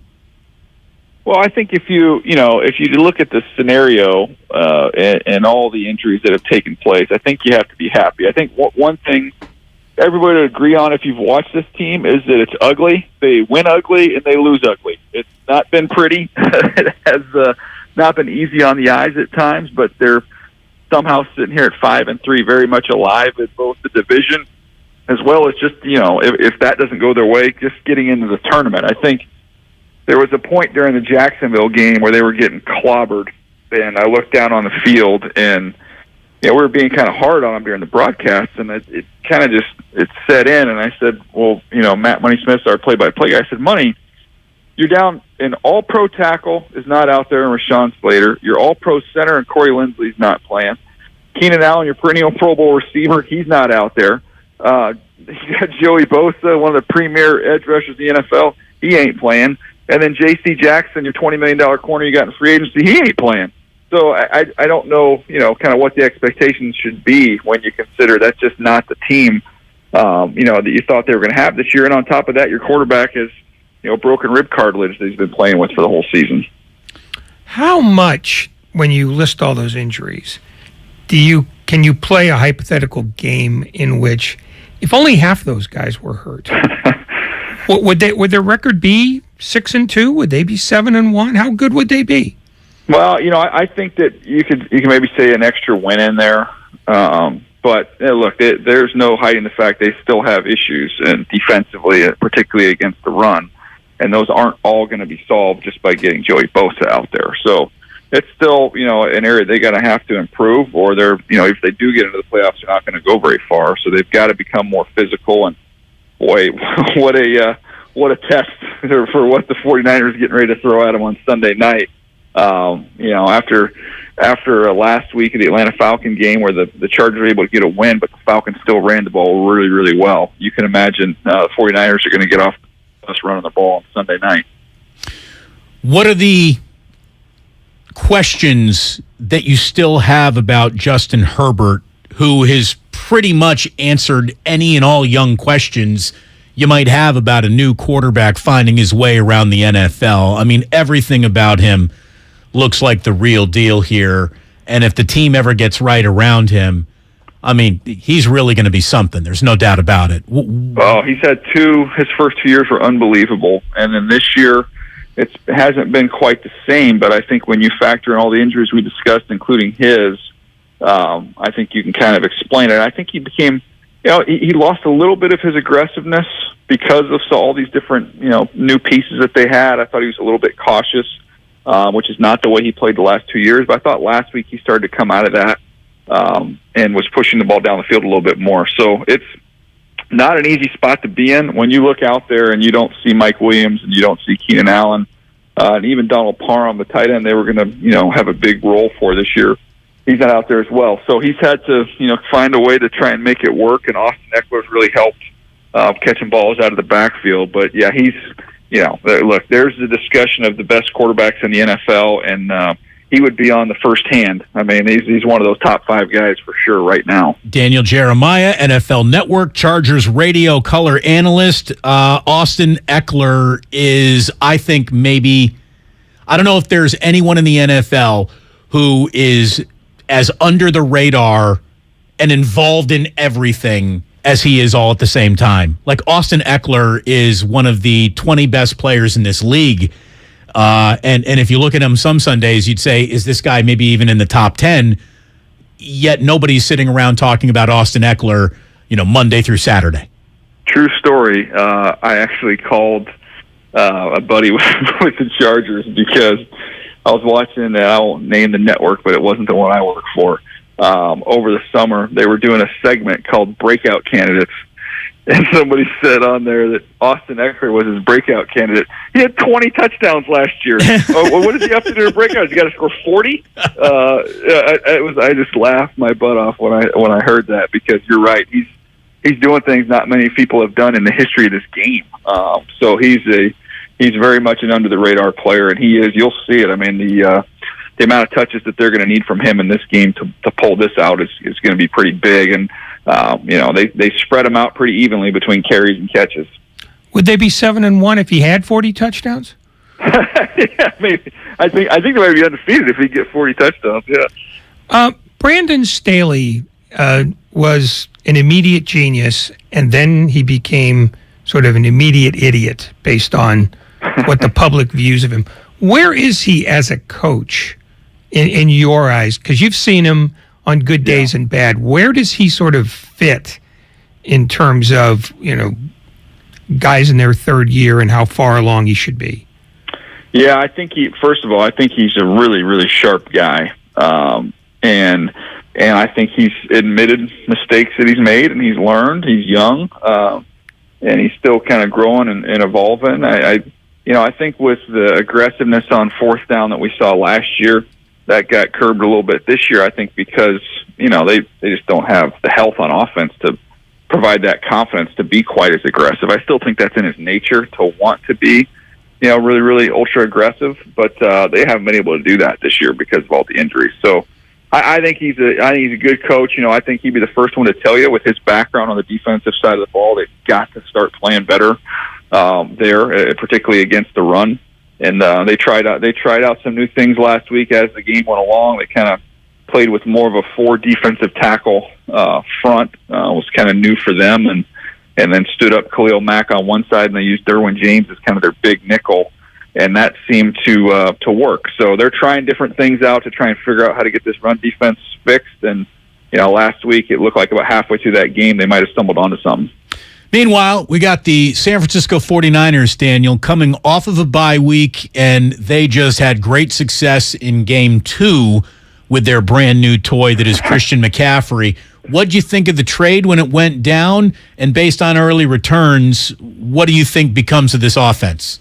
Well, I loved it. I loved the trade because of how they'd be able to use McCaffrey. He wasn't going to have to be somebody that's going to carry the ball a zillion times, but really able to use him creatively and get him in space and get him in the passing game. And you knew Kyle would know exactly what to do with him. And when you watched the first game that he played, I charted it, and I thought there were 7 or 8 opportunities that they missed with him in the passing game where he was open in space, and Garoppolo could have given him the ball, let him do something with it. And then you saw week number 2 that already got corrected. They got the ball in his hands a bunch, and he kind of single-handedly dominated that football game on the offensive side. So now you get Debo back in the mix. Juszczyk, I mean, they are going to be a handful. I went to this morning. I was watching all their explosive plays, so all their pass plays, over 15 yards. And I mean, you watch how you see it. I mean, you see how physical these guys are after the catch when they're all out there. And now you're going to throw Christian McCaffrey into the middle of that. It's going to be a major, major challenge for defenses. This is a completely unfair question, so I revel in it. As you look at the AFC standings, on the assumption that Kansas City holds on to win the division, what is the likelihood in your mind that the Chargers, Jets, or Miami, how do you think that falls there? And how close do you think New England and Cincinnati really are? Yeah, I mean, I would tell you right now, I know the schedule's tough for the Jets, but I really believe in their defensive front and all the depth that they have. The secondary, I mean, the defense overall is excellent. So I think they're going to be there. They're 6-3 right now. I think Miami, with how explosive they are, they're going to be there as well. To me, if you're the Chargers, I think you're kind of looking at, man, you're still in the race for the division. But if you can't get that, I think you're trying to knock out and be better than the second team in the AFC North, which looks like it's going to be Cincinnati. Daniel Jeremiah, NFL Network here on 95.7 The Game. And again, not just a 49ers Chargers questions here, but a broader question in a league that literally tipped its entire rule book to the offensive side of the conversation. Team after team going out of their way to hire an offensive-minded head coach. Why is defense once again ruling the day in this league? Well, they've kind of stumbled on something, which is kind of that bend but don't break, too high safety shell, limit explosive plays. I think that's a big part of it when you think about the schematics of it, and kind of defenses willing to die a slow death, but they're not going to give up big plays. It's not happening, which is a bummer to watch because that's what makes the game so exciting. And the other thing I would just say is that if you look over the last 10 years or so, the talent that's come into this league on the defensive line versus the offensive line is completely lopsided.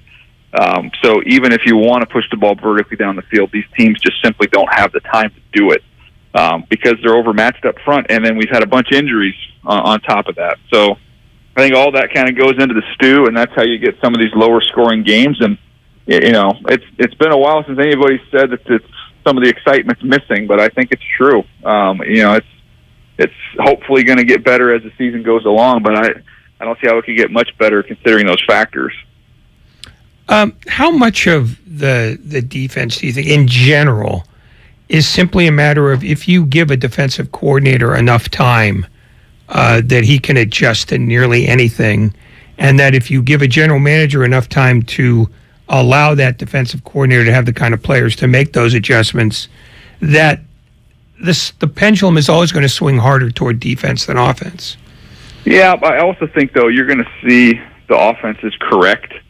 And, you know, I think what we might have is, you know, these teams are going to say, okay, well, you know, we're going to get bigger on offense, and we're going to play in more, you know, 13 personnel with 3 tight ends. And if you're going to play your safeties like that, we're going to come out and we're just going to try and beat you up and run the ball down your throats and see if we can't force you to change the way that you play. But I think offense has always made adjustments. When defense gets a leg up, then there'll be some innovation that's coming our way, and that's one I could see happening as we actually see this league kind of go back a little bit to its old school roots, and we see some of these teams embrace the run game.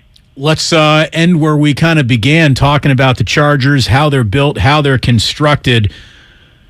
We were very familiar with Khalil Mack in the Bay Area. You know, he took the Raiders by storm. He was a part of a trade that looked funny when it happened. I think looks funny in its aftermath. You know, the Raiders couldn't live in a world where you had 2 guys making $20 million. Now that is completely normal. I mean, Gruden got that one wrong.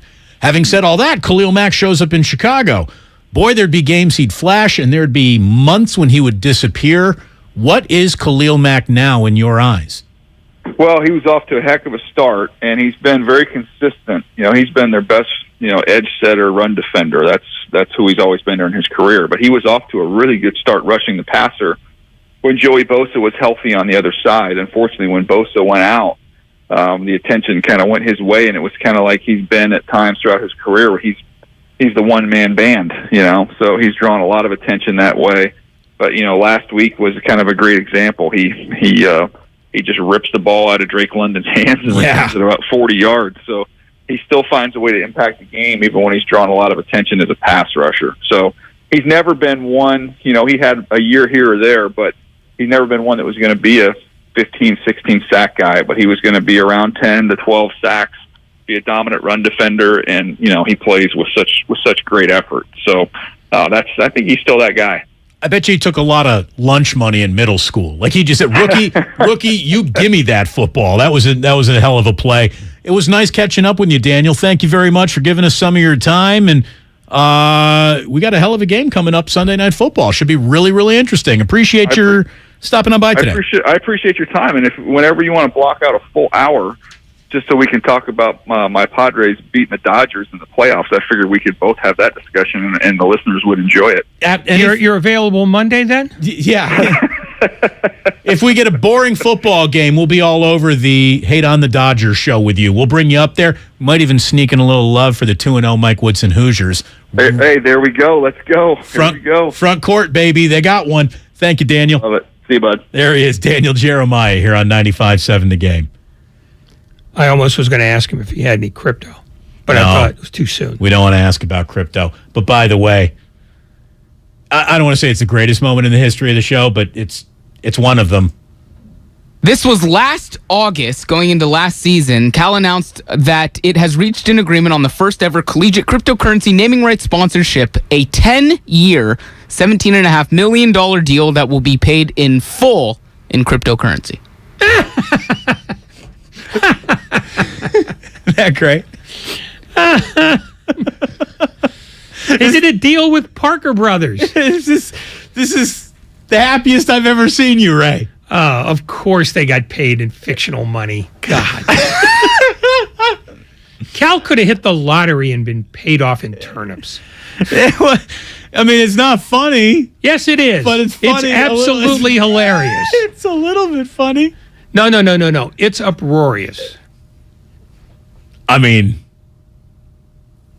Ray, don't pretend you don't like it.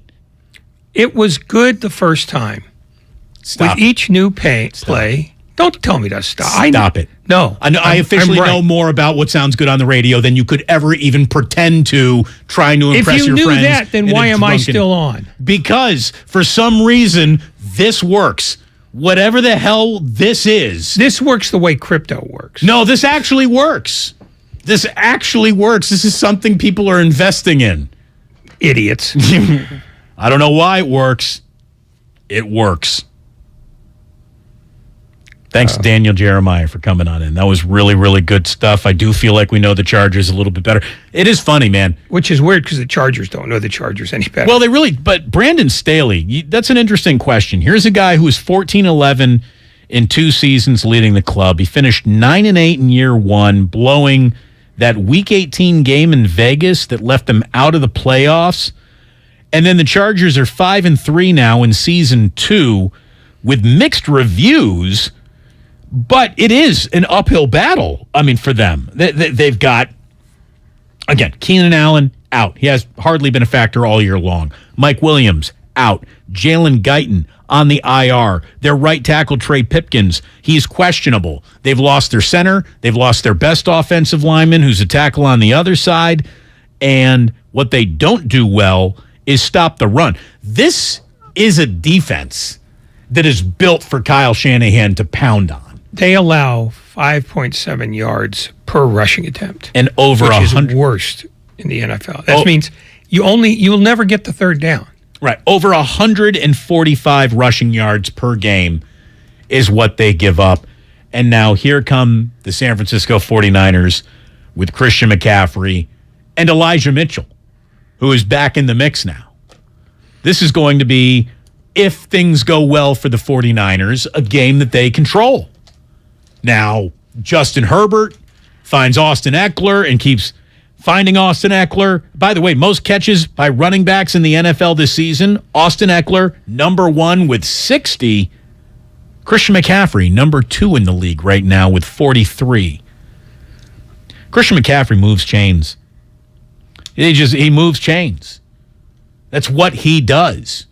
The guy is yards from the line of scrimmage. No matter how you need him, he can pretty much provide that. I mean, we saw that in a game against the Rams, right? He threw a touchdown, he caught a touchdown, he ran one in, 3 scores. He had 149 total yards from scrimmage through 8 games.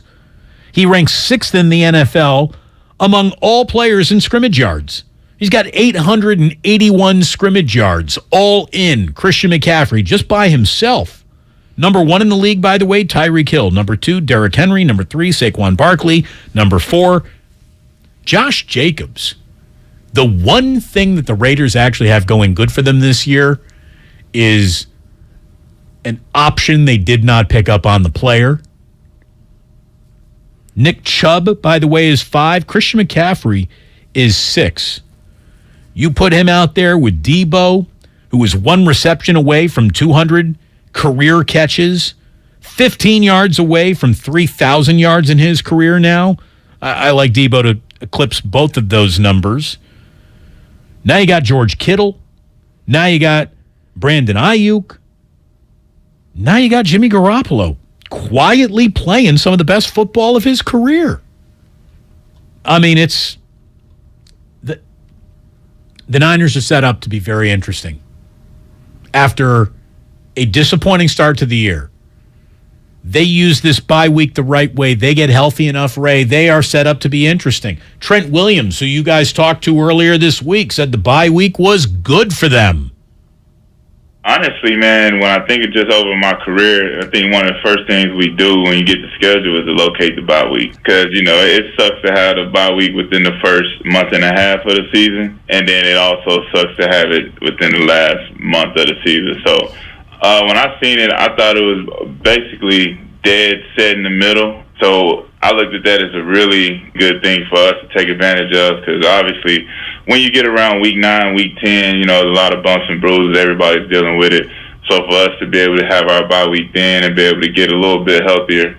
And then also to go into the bye week after a big win, going down to Levi South is what we call it, but to get a win versus the arch nemesis, a division foe, I think that was the icing on the cake. So you didn't jump in there and say, we're calling it fancy candlestick?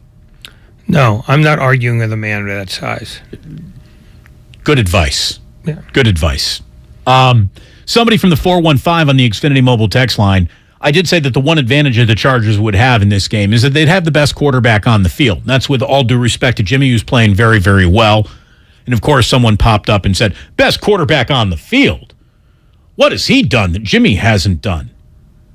Well, look, he is a wildly better quarterback than Jimmy Garoppolo in his quarterbacking fantasies. He has better tools. Yeah. And more clubs in his bag, more throws in his arm. He's bigger. He's stronger. He is younger. And if, look at it this way. If the Chargers called the Niners and said, hey, we'll trade you our quarterback for yours, 5 minutes before game time, they would catapult Jimmy into the Chargers locker room and welcome Justin Herbert with a gold carpet. The discussion between who's the better quarterback, Jimmy Garoppolo and Justin Herbert, is not a discussion. Jimmy's having a really nice year. He's a great story. Justin Herbert is a cornerstone of a franchise, and will probably be the single best Charger ever when his career is over. Like, that's his trajectory. He had the greatest in our lifetimes rookie quarterback season ever. Last year was very good. And this is the year where, the league's caught up with him a little bit, and the injuries have been devastating. Ribs, yeah. But the other thing, it's another reminder that offenses aren't about quarterbacks. 49ers have a better offense than the Chargers do. They don't have the better quarterback. I think we can agree on that. But in general, the 49ers, as presently constituted, have a better offense. No doubt. So, what do you want? Do you want to have the better quarterback, or do you want to have the better offense? You're going to want the team in the team sport. That's just the way I see it. By the way, how good is Jimmy? Well, we can tell you. We measured these guys against each other, and actually Jimmy's been very, very good. So we're going to come on back and give Garoppolo some flowers while he can smell them. So that's what's coming up here on 95.7 The Game. By the way, the merch store is open, ready for business. Go to 957thegame.shop.com for all your 95.7 The Game needs. Tune in to 95.7 The Game for Warriors Live, 60 minutes before tip-off of every Warriors game. Brought to you by Xfinity. Supercharge your home with supersonic Wi-Fi. Unbeatable internet, only from Xfinity. Hi, this is Stephanie from Safeway with great news. You can earn Safeway rewards with each purchase you make. Then use your rewards for discounts on groceries or up to 20 cents off per gallon in gas rewards at participating Chevron or Texaco stations, and up to $1 off per gallon at participating Safeway fuel stations. Not a member? Register for an account with your phone number at checkout and start earning rewards today. Restrictions and exclusions apply. Learn more at Safeway.com/for-you. This is Stephanie from Safeway, and we'll see you soon. Everything, our farm, our stand, our pop-up shop, it really all started when we discovered the benefits of local, raw honey for our family. And then we decided to turn it into a business. We were looking for something to help us get up and running. So we got the Chase Business Complete Banking Account. It's more than a bank account. It comes with Quick Accept, which lets us take card payments anytime, anywhere in the U.S. using the Chase mobile app. Plus, we get same-day deposits at no extra cost. For us, it's more than honey. It's about sharing a little sweetness with the world. Get the Chase Business Complete Banking Account with the essentials you need to help get your business going. Learn more at chase.com/business-complete-banking. Chase for Business. Make more of what's yours. Quick Accept is not available in U.S. territories. Enrollment required. Usage subject to approval. Same-day deposits available for payments before 8 p.m. Eastern Time, Sunday to Friday. Fees and rates apply for checking and processing. Limitations and restrictions apply. Participants compensated. Merchant services provided by Payment Tech LLC and WePay Inc. Subsidiaries of J.P. Morgan Chase Bank and a member FDIC.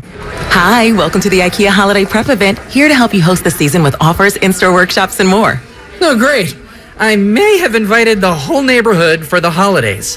Don't worry, you can do this. To start, IKEA family members save 20% on Venturfint Christmas tree decor and gift wrap. You are my hero. Visit us in-store or at IKEA-USA.com/holiday prep to get ready and save. Offer valid 11/9 to 11/23/22. U.S. only while supplies last. Selection may vary by store and online. Restrictions apply. Someday, you might be with friends in the Bay Area, telling the story of how you navigated these complex times. The market was all over the place, so you reached out to a Merrill advisor, and with their help, charged ahead. And unlike your fishing stories, you won't have to go overboard. Find an advisor at ml.com/bullish. Merrill, a Bank of America company. What would you like the power to do? Investing involves risk. Merrill Lynch, Pierce, Fenner & Smith Incorporated, registered broker-dealer, registered investment advisor, member SIPC, a wholly owned subsidiary of Bank of America Corp. Locked On Warriors is a daily podcast covering your favorite team, the defending world champion Golden State Warriors. I'm your host, Cyrus Softas, and every Monday through Friday, Locked On Warriors brings you all of the biggest Warriors stories in around 30 minutes. We cover Stephen Curry and the dynasty that is one of the greatest teams in the history of this beautiful game. Listen to the Locked On Warriors podcast every day on the Odyssey app or wherever you get your podcasts. I'm Chris Walls, and I'm a truck driver from Missouri. For 13 hours a night, I sit in my truck and I drive. Out of boredom, I'll stop and eat. If I'm not doing fast food, I guarantee there's a bag of chips open on my dashboard. Along with that, I'm good for about 4 liters of soda a night. That was all until Andro 400. I started out 4 months ago weighing 341 pounds, and since taking Andro 400, I have dropped 45 pounds. I'm sleeping better. There's no cravings. My knee pains went away. I've had some lower back issues, and I've noticed that went away, and I can only contribute that to Andro 400. One thing that Andro 400 said on the radio ad says it attacks belly fat. Well, let me tell you, it did. I've lost 6 inches. This product really does work. So guys, if you'd like to experience similar results, then get Andro 400, the safe, natural, and inexpensive way to boost your testosterone. Go to andro400.com or call 888-400-0435. 888-400-0435. November is Native American Heritage Month. The Cultural Conservancy, a Bay Area Native-led organization, invites you to learn about our Native Foodways program. We provide culturally rooted, hands-on learning opportunities in Native farming to support food sovereignty and healthier lifeways. We grow, source, distribute, and donate Native heirloom foods and seeds to Indigenous communities. Learn how to get involved at nativeland.org. O'Reilly! Count on the professional parts people at O'Reilly Auto Parts to recommend the best products for your vehicle and budget. Get maximum cooling system performance for 10 years or 300,000 miles with peak long life universal pre-mixed antifreeze and coolant. Now just $3.99 after mail-in rebate. Limits apply. Stop by O'Reilly Auto Parts today or visit O'ReillyAuto.com. O'Reilly Auto Parts. And now Martha Stewart for Skechers. When I make a dish or embark on a craft project, I always use the finest, most fabulous ingredients and materials. Which is why, when it comes to footwear, I love Skechers. Because Skechers is the comfort technology company and uses the most luxurious, innovative materials and designs to make wondrously comfortable footwear with all the fits and features like Arch Fit and Skechers' world-famous air-cooled memory foam. It's exactly the way I'd make shoes. Find Skechers at a Skechers store, Skechers.com, or wherever stylish footwear is sold.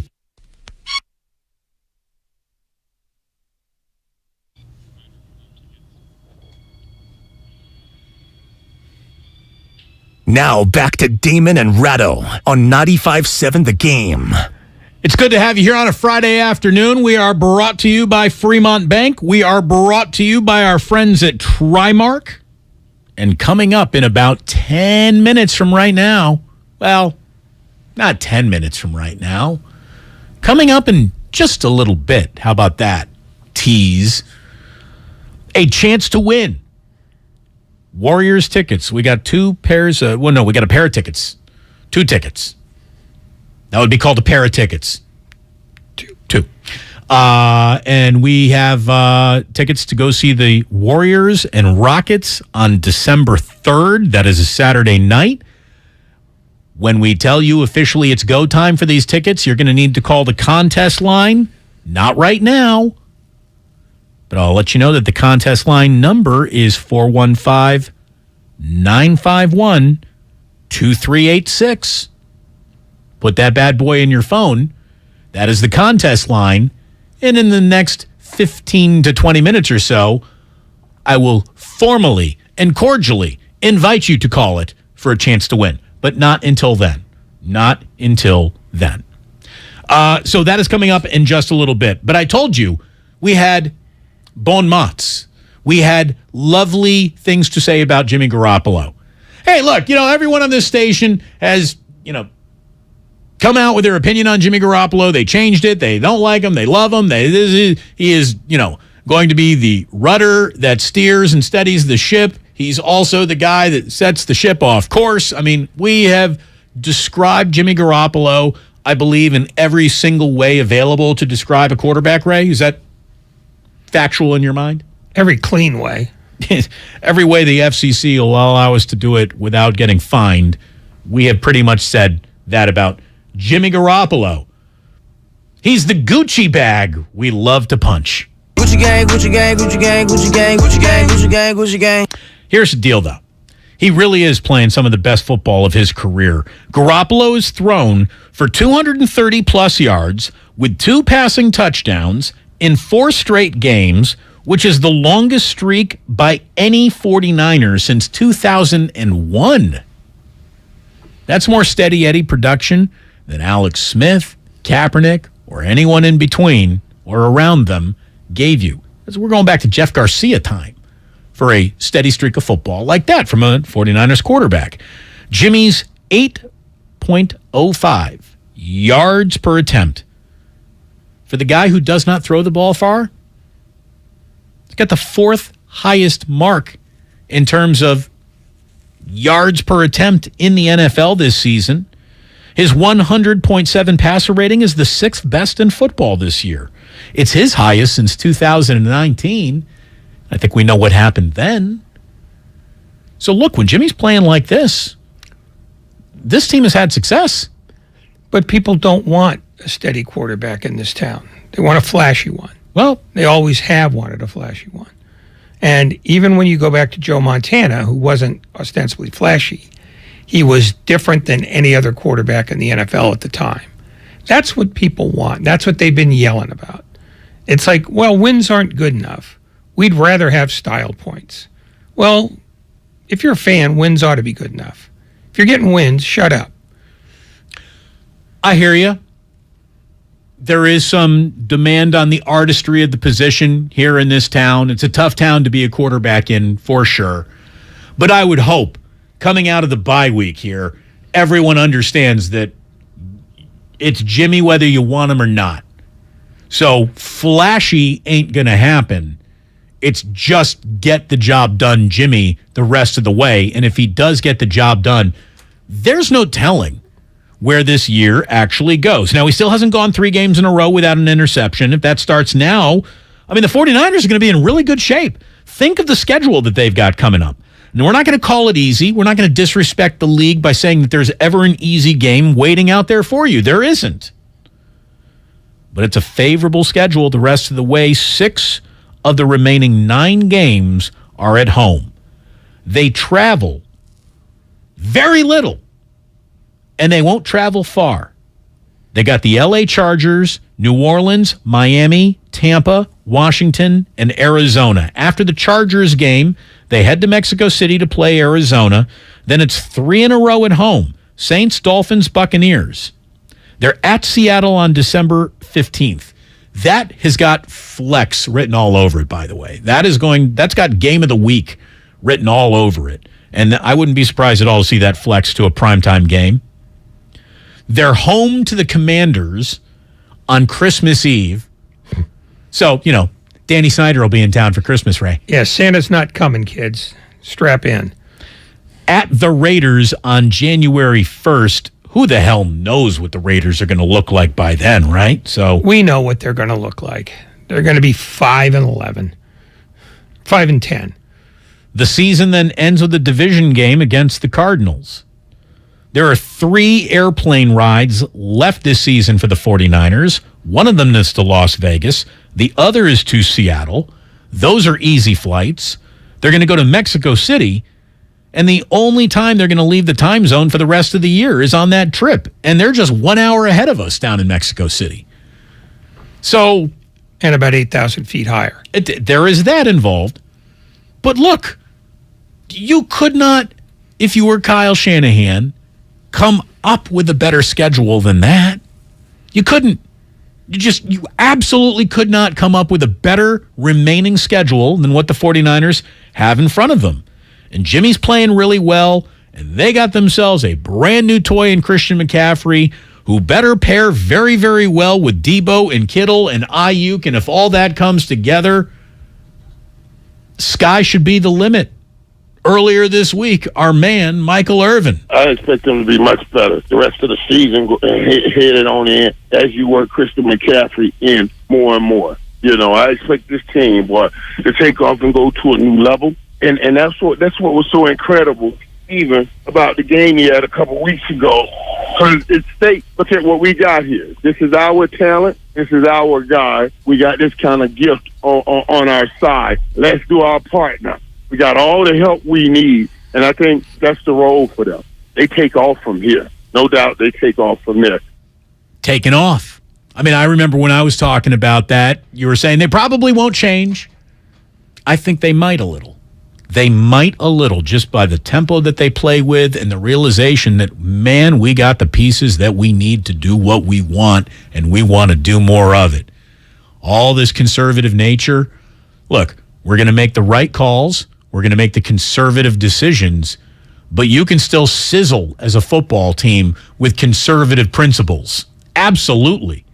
Especially when you got a human chain mover like Christian McCaffrey. Mike Tirico is doing the Sunday night game. Obviously, he was on the morning roast today saying that, just go ahead. Start counting the possible all-pros on offense. Think about, for the first time, to line up Christian McCaffrey, Debo Samuel, Brandon Ayuk, George Kittle, Trent Williams. You're talking about 5 players, the 5 of your 11 offensive players who are all-pro caliber players. So that adds such difficulty to me for opposing defenses.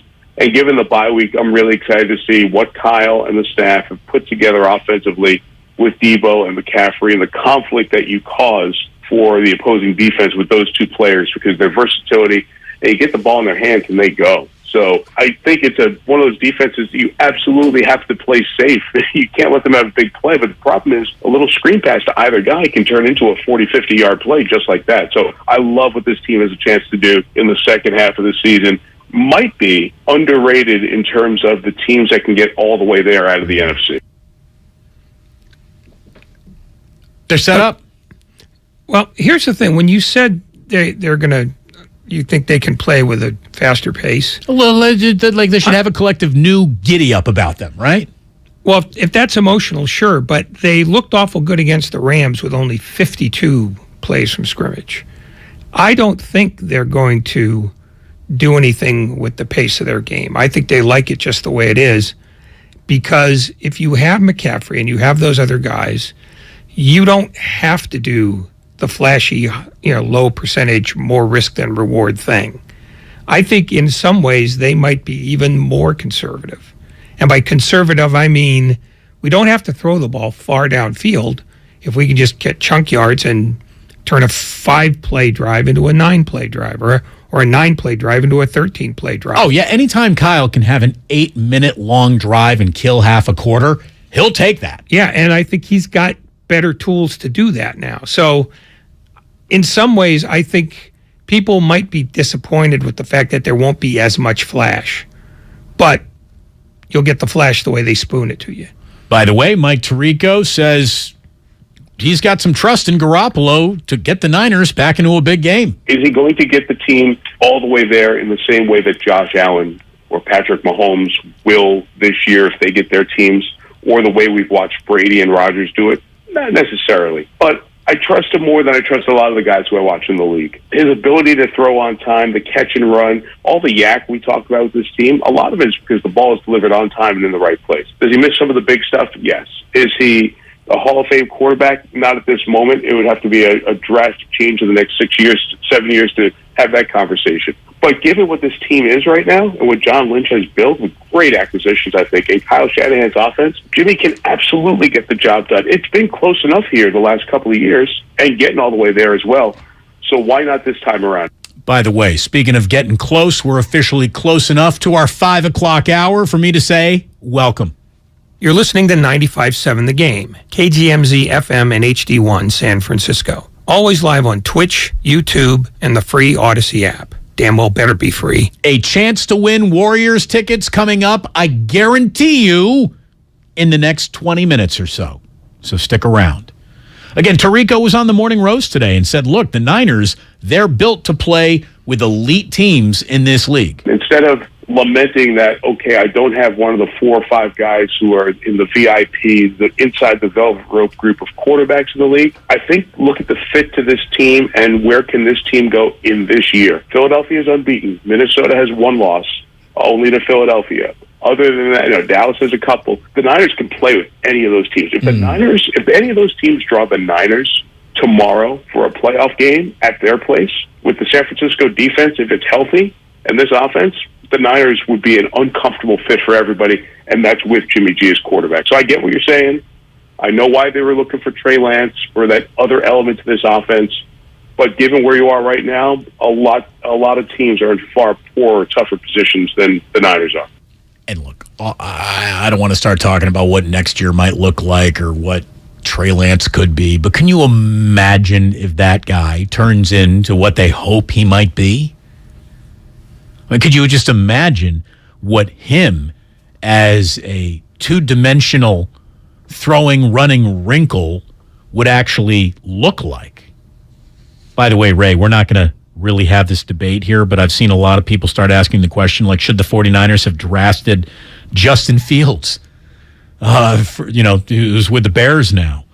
Like, it's a legit question because that was officially on the board for Kyle. It's a decision that he made to look past a guy who was a Heisman candidate and playing in national championship games at Ohio State for someone at North Dakota State. If I just told you in the history of football they took the guy from North Dakota State instead, you would have said, well, what the hell changed about college football for something like that to happen? Look, I only ask because right now Justin Fields is actually having his first NFL moment. He was named the NFC Offensive Player of the Week last week. He became the only player in NFL history with 3 passing touchdowns and 140 rushing yards in a single game.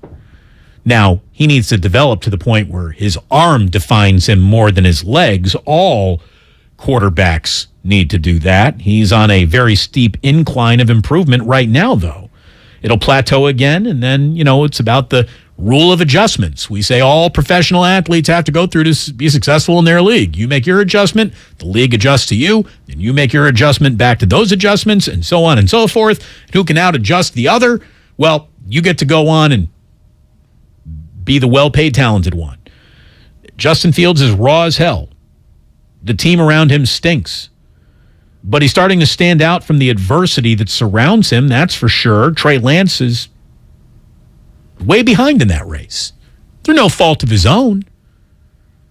But he's way behind in the race that really every single quarterback runs. How quickly can you figure it out? And can you do it in time for them to put a decent team around you to now you can really go compete? These are the races that all quarterbacks run. And let me just say this about Justin Fields, because I've crushed the Bears, and rightfully so for so many different reasons. Would you want him? Right now. Justin Fields, as you know him, for the Trey Lance you still don't know. Would you make that deal? I don't know that I would, and I'll tell you why. Justin Fields is noticeable now because they're using him essentially as a running back. He's still not a dynamic passer in any way, shape, or form. And it's hard to get a real line on how good he is because the Bears continue to lose a hell of a lot more than they win. Bad offensive line, worst receiving core in all football. No question. But I don't project, well, gee, what would he be with a good offensive? I mean, I don't know. Maybe they don't run him as much. Maybe the thing is he's sort of a poor man's Lamar Jackson. And Lamar Jackson hasn't, while he's broken out as an individual, his team has still not sort of hit the ground to the point where you go, man, are they a juggernaut? My feeling is when Justin Fields either gets the tools so that we can see if he can throw the ball well, I'm kind of out on him, even though he's had games like he's had the last 4 weeks running it, where he's gained like 300 yards. I'm going to tell you it's right to be skeptical about him. It is. I'm less skeptical about him than I am Trey Lance, though, because, again, one guy is starting to come into focus. The other guy is still blurry as hell. We have no idea. One guy is not damaged goods. The other guy has already had surgery, technically damaged goods. I have 4 facts. These are not opinions. These are just facts about who Justin Fields is in this league right now. Just facts. Kind of interesting ones, too. 3, not 4. I have 3 facts for you. Already you're losing fact. He has more passing touchdowns than Matthew Stafford. Whatever that's worth. He has more passing touchdowns than Matthew Stafford. He has more rushing yards than Christian McCaffrey. Whatever that's worth. Justin Fields has it. He has more game-winning drives than Patrick Mahomes. I don't know what that's worth, but it's a fact. So, for a guy who 2 games into the year looked a little bit dead on arrival on a team that was going nowhere fast and didn't know how to use him, they're starting to figure out how to use him. I'm not saying they're going anywhere quickly, but they're at least walking on their own now. So, the question, should it have been Fields instead of Lance, considering running is really all we saw out of either of the guys? One guy is a unquestionably better runner than the other right now. So, just interesting, right? I mean, it's interesting. We're going to be playing compare and contrast all the guys from that draft class against each other, and that's just how it works. That's how football works. But it's interesting stuff. It really is. Week 10. It's here, baby. Didn't take us very long to get 10 weeks into the football season, did it? Took us 10 weeks. Took about 10 weeks, but it felt like it maybe only took about 9.5 weeks. Time flies when you're having fun. No one, by the way, is having fun on Thursday Night Football. Even though last night, it's my kind of game. Like, I don't need a flashy game to enjoy a good game. Like, I like slobber knocker football, and the combined 300-ish yards passing isn't what they want to be selling you. Both teams trying to run the ball down each other's throats, but the Panthers, beat the Falcons last night? 25-15. I didn't watch much of it only because, Indiana was steamrolling Bethune-Cookman, and how can I take my eyes off that? Ray, are you about to throw up or cough? Are you okay? I'm about to sneeze if you don't mind. Okay, no, go right ahead. That's why I turned my mic off. No, I thought it was Indiana beating Bethune-Cookman that had you regurgitating. Oh, that would have caused full vomit. It did happen, though. Go Hoosiers. Look, everyone kind of hates Thursday Night Football. I know it's a success for Amazon in a lot of measurable ways. Nobody hates Thursday Night Football more than Al Michaels. And that's the broadcaster that he is now. He can basically tell you, yeah, I'm not really prepared for this because this is going to be kind of boring and these games stink, and I'm not going to make it my job to make a game that can't carry a note sing. Like, they ain't paying me that much, even though they're paying me a lot.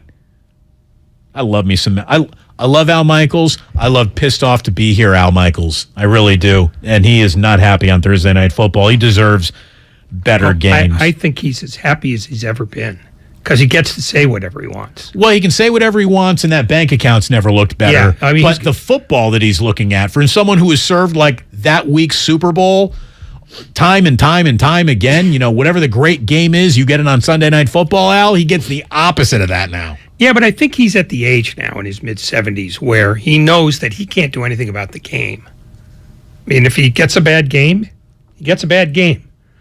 But I think like last night. When, Sneeze again. It's okay. It's okay. It's an involuntary thing. We all sneeze. Everybody sneezes. All right. Anyway, last night when Herbstreit asked him, do you think Atlanta's got another score in them when it got to like 22-9? And he just said, no. He would never have said that on NBC. The people at NBC would have had seizures over that. Amazon doesn't care. They got the property and they're just letting Al be Al. And I think in a lot of ways, he's happier now than he's ever been. Damon, you sound like the Spanish Inquisition from Monty Python. The 3 facts. Thank you very much.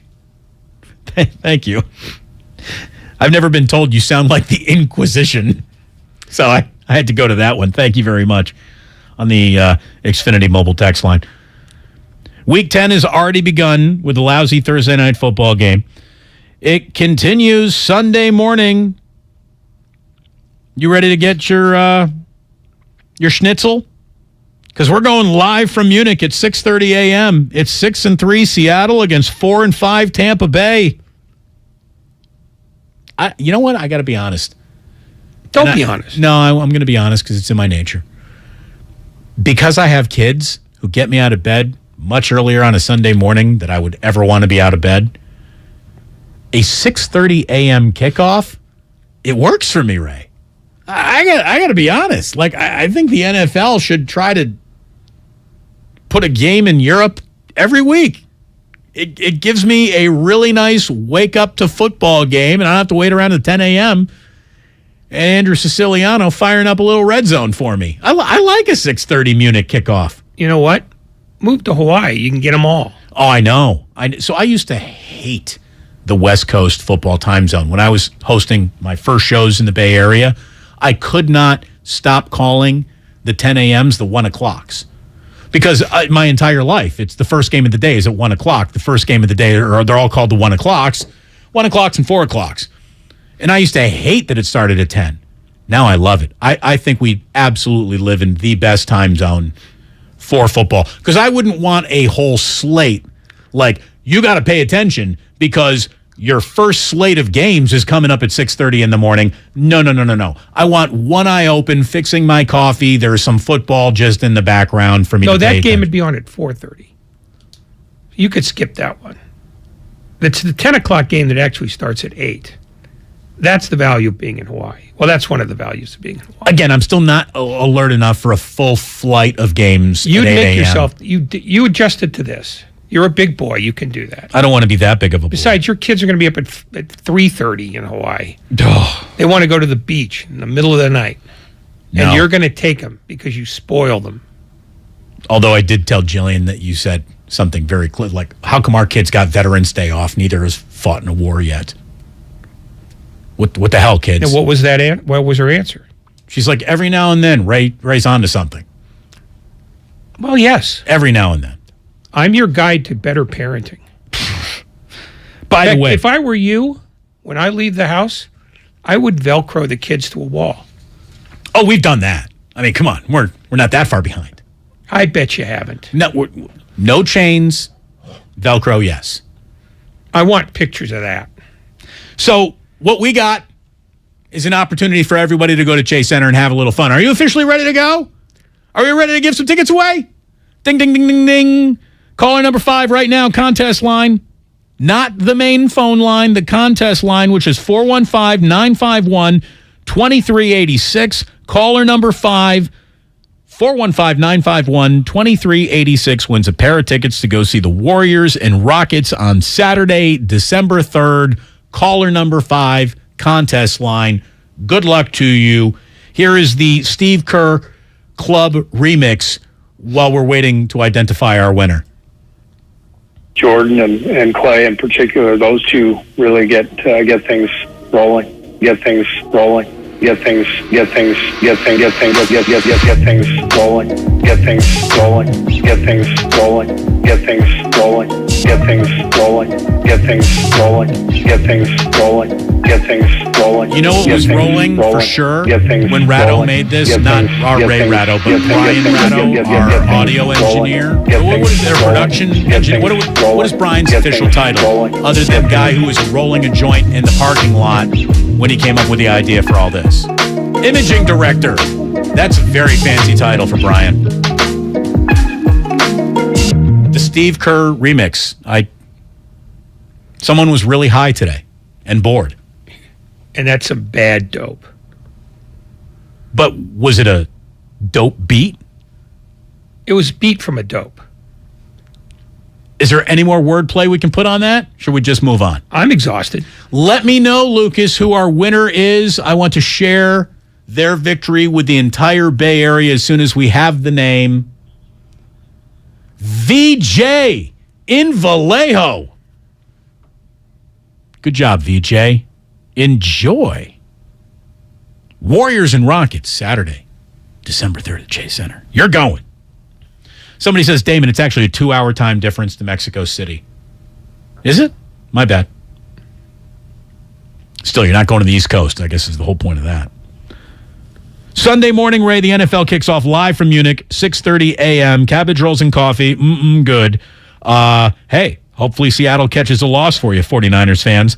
Really interesting game brewing in Buffalo. It's the 7-1 Vikings at the 6-2 Bills, and it could be Case Keenum time in Buffalo. The Vikings, by the way, have become the 4th team in NFL history to win 6 consecutive games by only 1 score. And today, the Bills became the first team in NFL history to describe their quarterback status as hour to hour. That is how Josh Allen is being monitored.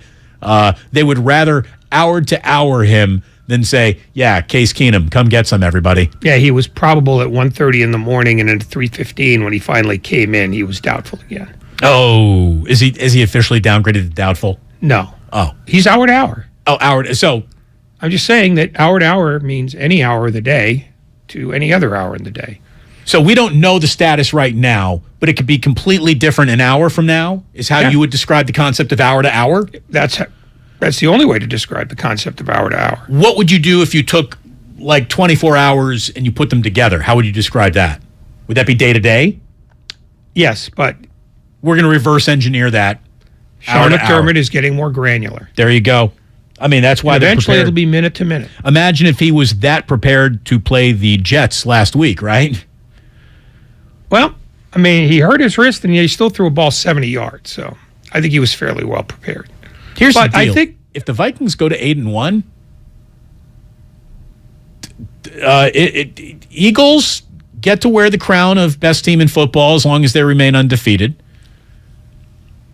The Vikings officially would insert themselves into the conversation with the Bills and Kansas City Chiefs at 8-1, right? I mean, that's just kind of how records work.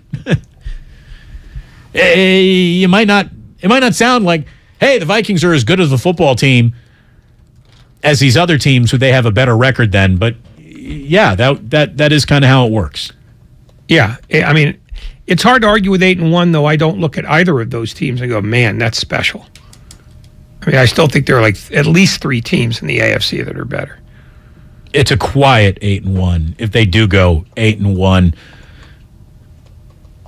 The Colts are going to be in Las Vegas. They're going to show up on Sunday with the Saturday leading the way. Jeff Saturday, one of the most abstract hires in sports history, is going to be taking on Josh McDaniels, who, look at it this way, has had more closed-door coach meetings than he has wins this year. That's not a good trend. Mark Davis probably wants to see him pregame, since he usually sees him postgame, just to change things up a little bit. That's a must-win for the Raiders. While Darren Waller and Hunter Renfrow both got put on the IR today, and while Blake Martinez retired in the middle of this week, in one of the more abstract retirings in recent history, the Raiders have to win this game. The Raiders cannot lose at home to Jeff Saturday, who is the walking definition of just got here coaching hire. And yet, it would be perfect if they did. Oh, it would be a chef's kiss level of delicioso for people who enjoy chaos as much as you and I do. But that is, look, just straight up, Josh McDaniels, you have to win that game. The Raiders have no must-wins left in their already dead-on-arrival season except for this one. This is a must-win. Josh McDaniel cannot look his team in the eye if, while both teams are banged up, both teams are injured, both teams are all messed up, he can't beat a guy who's never coached in college or in the NFL. Ever. That's who he's facing. Yeah. Like, when both the teams are equally bad, that's when coaching should matter.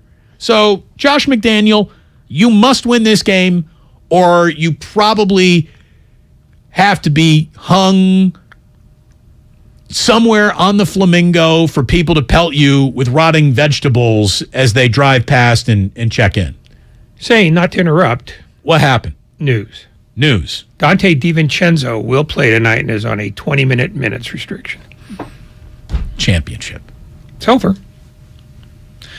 We got Warriors, we got Cavaliers, a very interesting game. Our good friend John Dickinson will be getting you ready live from Chase Center at 6 o'clock. Tim Roy takes over at 6:30, and then, boom, 7 o'clock, we got tip-off.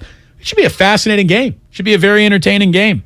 Warriors are rested, ready to go, hopefully coached up after 3 off days and a lot of defensive improvements being, basically said, this is mandatory here, guys.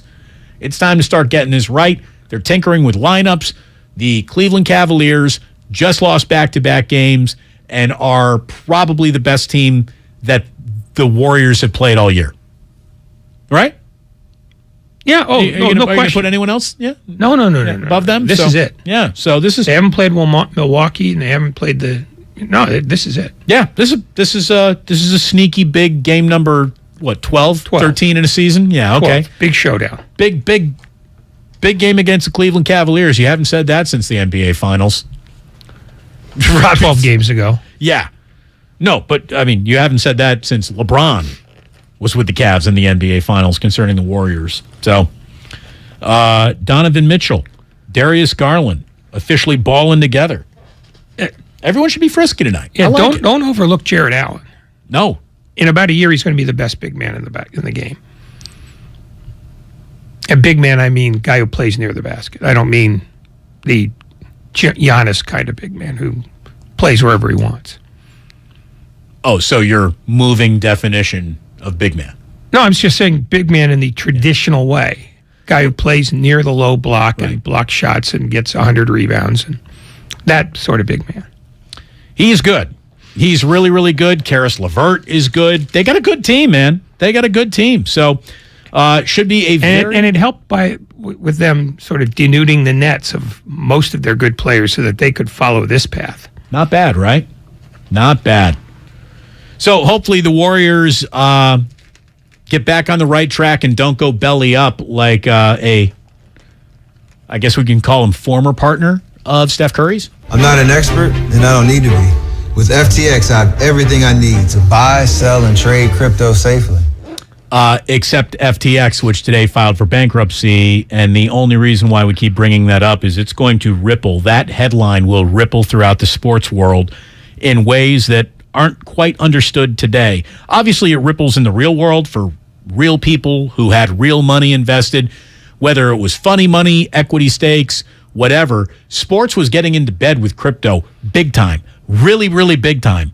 The Miami Heat have a $135 million naming rights agreement with a company that filed for bankruptcy today. It's a weird time for tech. 11,000 layoffs at Meta. Obviously, what is happening over at Twitter is a well-documented dumpster fire right now. And this is the first time that, an industry that is very much married to the overall financial health and wealth of the Bay Area has really been punched in the stomach. So it's scary out there. It's scary out there. Well, yeah, if you thought that, whatever you invest in is instant wealth, investments are gambling without the annoying Prop 27 ads. By the way, it's also gambling? Fade the Public Friday. We will give you it's not our pick. We don't pick the game. The game picks us. We will tell you what we're officially fading coming up in just a little bit. So you got to stick around for all that because it could be one of the greatest winning percentages in all of recorded gambling history. That could be right around the corner. Good stuff happening all over the television sports dial. Obviously, good week of football coming up. A great weekend of college football coming up. Lucas, number 8, USC at Colorado tonight. Fight on. Huge game. 3 games left in the season. Can't lose now. Yes, they can. Nope. Oh, they can't? Not allowed. Well. You got high hopes, Ray. Emphasis on the word high. Very high. Let's go Oregon. Got to beat Utah in a couple weeks. Hey. Quack 'em. Number 25, Washington at number 6, Oregon. That's 7-2 versus 8-1. Go Ducks. Go Ducks, Grandy. Go Ducks. Just so you know, we're representing all of our alma maters here. I get to start my weekend by watching Indiana get skinned alive by number 2, Ohio State. That'll be fun. They cover? No. It's basketball season. That's all that matters now in Bloomington. We're not in Bloomington. Do they cover? No. Number 9, Alabama at number 11, Ole Miss. Can Lane Kiffin get Nick Saban thrown out of the top 10? Woo, probably not. But how often do you get to say number 9 Alabama, right? That doesn't happen that is a huge digit. One more day, probably. To appear next to them. Number 4, TCU, Sonny Dykes. You give him a country to recruit in, you'll get some big Texas boys, and he is at number 18, Texas. Stanford at number 13, Utah. California at Oregon State. San Jose State University at San Diego State. That's a big Mountain West game, Ray. To break it all down, here's Ray Ratto. San Jose State's already bowl eligible. Who cares? Sparty trying to get to 7-2, baby. By the way, why wouldn't you take Indiana plus the 40.5? Because they're going to lose by 50. Ohio State's going to call the dogs off around the national anthem. No. That's not how that works. Big arch rivalry with the Hoosiers? Oh, no. But it's great Heisman padding for C.J. Stroud. It is Indiana is incapable of slowing down everyone. I mean, we have a defense that invites you to score touchdowns. So Indiana does not cover that number. I mean, go ahead. 40.5. Look at it this way. Take all your crypto investments, Ray, and lay it on the Hoosiers. See, tell me how you do on Monday. Oh, I'll have as much money as I had on Friday. I don't think it's going to happen. I do not think it's going to happen. By the way, it's hardly even a sport that gets covered these days, but Major League Baseball free agency is underway. Starting with the general manager's job for the Houston Astros. What the hell happened there, right? You want the short version or the long version? Well, let me just tell everyone who probably isn't up to date on this. World Series winning general manager James Click is out. He is not returning to the Astros, who offered him a 1-year deal. He rejected that contract and is on the beach. Probably won't be there very long. But my questions are, what the hell went wrong? I mean, to say it's abnormal business behavior to offer a 1-year contract to a general manager who just helped win a World Series that's really abnormal. There is distrust built into that offer. Why the distrust? They never got along. Remember that Jim Crane, the owner of the Astros, originally hired Jeff Luhnow and then had to fire him after the cheating scandal. And so James Click, even though he hired him, wasn't really his kind of guy. But again, results, who cares? You could say that all you want. I'm just telling you, Jim Crane didn't like Click, and Click sort of didn't like him. And one of the things they clashed over was Dusty Baker, who's the guy who actually saved that franchise. There were rumors going into the playoffs that Baker might get fired at the end of the year after basically pulling the Astros out of the shame police. And I don't think that sat well with Crane either. So that was a personality thing. And when you offer the guy the 1-year deal, which was also a lowball 1-year deal, basically you're saying, go on, quit. Well, he did. And so he did. But that was essentially a firing. And here's the deal. There's no assistant general manager to now promote because the guy who was the assistant general manager in Houston is Pete Petula, who just got hired as Farhan's general manager of the San Francisco Giants. And they also fired the assistant general manager who remained behind. So he's gone too. It's a weird way to behave. Quite a parade. Just after a parade. Seriously, that is... You there, get off the float. That is very, very weird to say the least. Anyway, I know one thing. This town, our town, officially loves former managers and what they're doing, how they're doing it. Congratulations to Dusty for winning the World Series. I think everybody who's crossed paths with Dusty Baker walked away liking him. A lot of people are very happy, even around here, even with the Houston Astros, for goodness sakes, that Dusty Baker won a World Series. And look, did you see that Bruce Bochy, who's now back in baseball, is already improving his Rangers bullpen? They went and traded for Jake Odorizzi from Atlanta. It's the very first move of the Bochy era.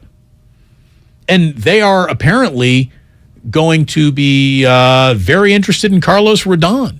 The New York Mets are already on the phone with Carlos Rodon. So look at Bochy show up in a city, and he's like, yeah, give me some pitching, and then I'm going to need some pitching, and then give me some pitching. Like, that's Boch. Well, they spent $500 million in the middle of their infield. So I think they've got sufficient offense. I mean, they finished a ton of games under 500, and yet they were only like minus 30 in run differential. They should have been much worse. So pitching's where the problem is. And what does Bruce Bochy do better than any other manager alive? Handle a bullpen. Bullpen, baby. Just get him arms. And I don't know that Jake Odorizzi's the answer, but he's a little tease for what comes next. It's the beginning of the solution. It's him taking his warm-up jacket off. If the Giants really want to play the not messing around game, there is only one instant solution to their attendance worries. This team needs to make a one-time, spread out over the years of contracts, obviously, but they need to make about $1 billion investment in this team. Because, by the way, the Dodgers aren't going anywhere. Clayton Kershaw, by the way, coming back with the Dodgers, he's got a one-year agreement now in place, and I'm just going to tell you right now that the Dodgers, they're just not going anywhere. They're not going anywhere. They're not going to be as good next year for a number of reasons. 100 wins. Put them down for 100 wins right now. That's the baseline. The worst they do is 100 wins. One, no Walker Buehler next year. Right. Two, no Walker Buehler this year, but but I mean, he can't pitch at all next year either because of the surgery. Sure. They're going to start losing guys because they're looking at not having Trey Turner back. He wants to go back east. That's a problem after they already lost Corey Seager. They're going to have to move Gavin Lux somewhere, which means probably to shortstop, which means they have to find a second baseman. I think they're a team in flux. I think they might end up around 92, 93 when this is done. I think they can be had. Not by the Giants. I think the Padres, if they ever get their crap together, could be that team. But I think the Dodgers are in for about a 50% fall of what the Giants did this year. They'll be more interesting, but they've got a lot of things they've got to fix. See, I just don't I don't think that they're going to be struggling for runs. And whatever is wrong with their major league team, they got a solution coming through that minor league system. That's why bringing Kershaw back. First of all, Clayton Kershaw needs to retire a Dodger the same way Kobe needed to retire a Laker. He can never wear another uniform. Well, you don't have to trade him. You can just tell him thanks for your years of good service. Right. And if they had the pitching, they'd do it. Well, here's the thing. He had a 2.2 ADRA last year. Like, he was really good when he was out there and healthy. You got Urias, you got Gonsolin, you got May, you got young starters that either debuted last year or will debut because their pipeline is set to just restock it all in 2023. I'm going to tell you, you want to argue about they're going to be 92, 100 wins. They're going to be the team to chase in the West for sure. The Padres are, doing lines of coke thinking we can take over the world. I don't think so. I think it's still the Dodgers' world. Arizona is officially a team that's getting better all last year. Maybe they do a little something. Colorado's the only easy afternoon in really the entire division. But looking at the Giants, there's just one thing they can do. Spend a ton of money. Number one, let's just call it like it is. Aaron Judge right now is a must. Like, that's got to happen. They've talked way too much crap from places of, I guess it coming from there means something. You can't say that we have all the money in the world and not go get whoever you want. Because at some point, you can't say no to the money you can't say no to. Even if you didn't want to show up to that team. You can't say no. So you have to put the you can't say no contract in front of Aaron Judge. Too many people are married to that idea to leave that church a bridesmaid. Don't you think? Well, if they were operating in a vacuum, sure. But I don't know that they're going to be able to outspend the Yankees. I mean, ultimately, the Yankees need him more than anybody else. And I think they're more willing to spend than the Giants are. But again, if Aaron Judge really just did not like New York, did not like being booed in the playoffs, if that's really going to rub him the wrong way, maybe he wants out. Maybe, but I haven't heard that from anybody either who covers the team or talks to people who work with the team. So until I hear that, I'm going to assume that he's okay with New York. We're way too far down the Aaron Judge road for it to not end at Aaron Judge. And shame on the Giants for taking you down this damn primrose path again without actually getting you there. If that's what happens, this is going to be a little bit of a DOA season. You say Trey Turner desperately wants to get back east. Yeah, he's from back east. His wife's from back east. And they basically said, if we don't stay with the Dodgers, we're going back east. Okay. So now we're down to one other name. Carlos Correa. Carlos Correa, exactly. And look, you know, a lot of people are going to say, well, wait, what about Brandon Crawford? What about him? Like, it's just straight. There's one other name, though. Who? Dansby Swanson might be willing to move. If Dansby Swanson's willing to move, Anthony Rizzo possibly. Like, there are a B tier of names that you would, but these guys are on the A line. And to me, you got to walk away with one or two names from that A line. Oh, at least two, if you're going to do this. I just don't believe that the Giants are willing to spend the kind of money it takes to get two big guys like that. I haven't seen it in the last 5 years. I looked at some of the numbers. Brandon Crawford is due $16 million next year. It's going to be, well, he's going to be an unrestricted free agent at age 37 in 2024. So he's 36 years old. He's still got the glove, man. Crawford can pick it. There's no doubt about that. But he hit .231 with 9 homers last year. He peaked with a .241 split against lefties. Again, he hit lefties better than righties, but he still didn't even hit lefties good enough to justify having him in there as a reverse split hitter. It can't happen. He's unimpressive at the plate once again. At home, Crawford hit .219 with 3 home runs and 19 RBI. If you can get Carlos Correa, if you can get Trey Turner, well, then you say, Brandon, it's time to move to third, to second, be a DH, be a utility, whatever. Like, you just can't worry about the 36-year-old who's hitting .231 when you got an opportunity to go get a stud shortstop. The Giants need to do that. The Giants need to end this offseason with 2 of the following 3 names: Aaron Judge, Trey Turner, or Carlos Correa. Now, if you're telling me Judge and Turner ain't going to happen, then it better damn well be Carlos Correa, and then surprise me with a 1-year look at what we gave Justin Verlander. Or you're the team that goes back to Carlos Rodon and says, you know what, after careful consideration, 140 over 5. Huh? I mean, they're going to have to get gaudy in the pocketbook to be competitive next year. Yeah, I don't know. I don't think there's any argument about that. Their farm system is not there to bail them out the way they thought it would. So they have to become ambitious.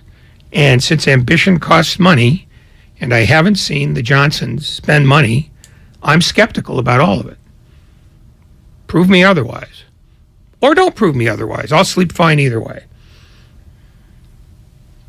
Damon, you need to look up what the word abstract actually means. Well, abstract is actually a very abstract word. It can mean a lot of different things. And the way that I used it to describe the situation of you just won a World Series and fired your general manager, that's abstract.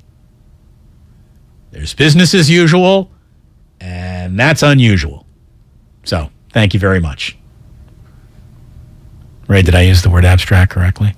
You were fine. Thank you. Why do you entertain these lunatics? Because we got 20 minutes left. It's a Friday. We're getting to the end of the show. Help we me could out. do whatever we want. What do you want to do? Not talk to them. Anything else? Nah, that covers it. We have to. So the board is yours. We are going to have to either play maximum football to ring in week 10, or we go to a break. Your most delightful moment in show history. No, we go to a break, and then we do Fade the Public, and then you do Sports Don't Build Character. They reveal it, and we get the hell out of here. But there's the rest of your show. There has to be one other thing. Do you want to celebrate maximum football or yourself? Neither. I find both detestable. Well, then maybe we'll have to play both on the other side of the break. Don't you go anywhere. A call or two still around the corner. Why don't you do it during the break? And again, we will be fading the public. So stick around. Damon and Ratto here on 95.7 The Game. Again, congratulations to VJ in Vallejo. He won the tickets. Nice job, VJ. Thank you for listening. Let's kill 5 minutes talking to him. Let's have the winner. And then tell him that actually the tickets he got were for Monday. Against the Washington Generals. No. The Monday against the Kings. Oh, he's got to go to Sacramento? No, the game 4 days ago. Oh, yeah. You need a time machine. Congratulations, Giggles. Congrats. That's what you get for entering a contest we run. The merch store is open. 957thegameshop.com, baby. When a cold comes on strong, knock it out with Vicks DayQuil Severe for max strength daytime relief. Just one dose of Vicks DayQuil Severe starts to relieve 9 of your worst cold and flu symptoms to help take you from 9 to none. Power through your day with Vicks DayQuil Severe, the daytime non-drowsy, coughing, aching, fever, sore throat, 9 to none medicine. Use as directed. Finding great candidates to hire can be like, well, trying to find a needle in a haystack, but not with ZipRecruiter. Its powerful technology actively finds and invites qualified candidates to apply to your job. So while other companies might deliver a lot of hay, ZipRecruiter finds you the needle in the haystack. See why 4 out of 5 employers who post a job on ZipRecruiter get a quality candidate within the first day. Try ZipRecruiter for free at ZipRecruiter.com/free. That's ZipRecruiter.com/free. At Fisher Investments, we do things differently, and other money managers don't understand why. Because our way works great for us. But it may not work for your clients. That's why Fisher Investments is a fiduciary, obligated to put clients first. It's the highest standard for a financial advisor. So, what do you provide? Cookie-cutter portfolios like the rest of us? No cookie-cutter portfolios here. Fisher Investments tailors portfolios to meet each client's goals and needs. But you do sell investments that earn you high commissions, right? And make commissions when you make trades for your clients? No, Fisher Investments doesn't sell any commission investment products, and we never earn commissions on trades. So what's in it for you? Fisher Investments fees are structured so we do better when our clients do better. When it comes to helping clients achieve a comfortable retirement, we're clearly different. Visit FisherInvestments.com to find out why investors like you switch to us. Fisher Investments, clearly different money management. Investments in securities involve the risk of loss. Hi, I'm Aaron, owner of California Deluxe Windows. Ever notice? When your neighbors get new windows, there is a large black eye of broken stucco, uneven plaster, and even mismatched paint. At California Deluxe Windows, we never leave a ring around the window. Why? Because we are one of the only companies in California who custom crafts every window and door to your home's exact measurements. Almost everyone else on the radio is a distributor. They grab a window from a warehouse, break open your walls, shove it in, and patch things up. At California Deluxe Windows, we take pride in our work. Our installation technique is so precise, we do not break your stucco. Your house could be covered with potato chips, and we wouldn't crack one. Call now, and for a limited time, you get 30% off your entire order and 24 months of interest-free financing. 800-874-3600. 800-874-3600. That's 800-874-3600. California California Deluxe Windows. Windows engineered for life. Certain terms and conditions apply. CSLB number 774518. Does your heart long to wander? To encounter colorful creatures from the deep blue sea and amazing animals from the Amazon and beyond? Feed your wild heart. Travel the world right here in San Francisco. Make your reservation to the California Academy of Sciences at calacademy.org. See rare specimens, ancient fossils, and more at our new exhibit, Hidden Wonders. This Native American Heritage Month, we invite you to learn about the Cultural Conservancy, a Bay Area Native-led organization focused on protecting and restoring indigenous culture since 1985. To undo 500 years of damage caused by colonization, the Cultural Conservancy works with indigenous communities in the Americas and Pacific through native foodways, traditional arts, media, and more. Visit nativeland.org to support us and learn more. It's Pro Time, which means at Lowe's, you're invited to enjoy a Lowe's Pro Happy Hour. Kick back with free Pepsi Cola drinks and Frito-Lay snacks. Plus, earn 3 times bonus points per $1 on purchases of select Pepsi products. Come into Lowe's and get the full MVP treatment at Pro Happy Hour on November 17th from 2 to 5 p.m. While supplies last. Bonus points offer valid 10/27 through 12/8. Calculated before taxes and fees after applicable discounts, if any. See Lowes.com/L/pro loyalty terms. I'm Bob Burke, founder and chairman of Burke America Parts Group, a family of brands that includes RepairClinic.com, an appliance and HVAC parts solution company that's grown into an international brand.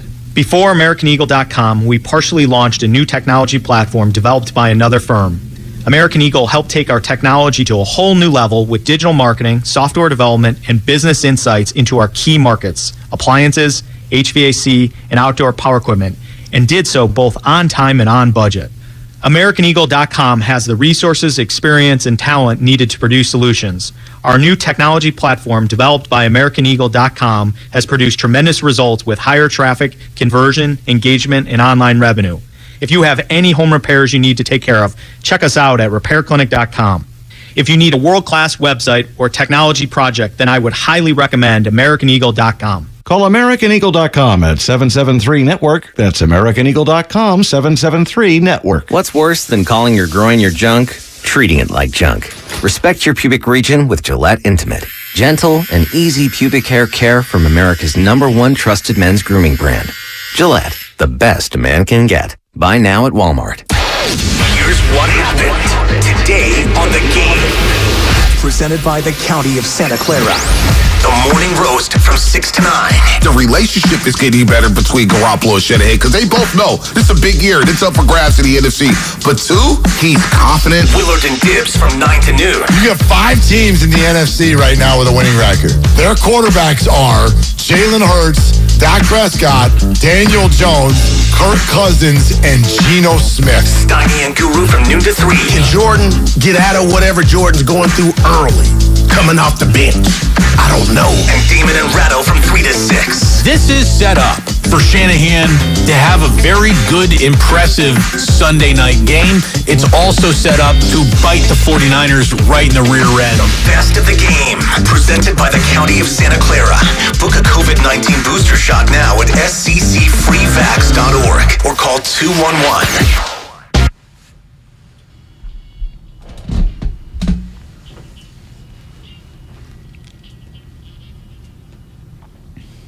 Now back to Damon and Ratto on 95.7 The Game.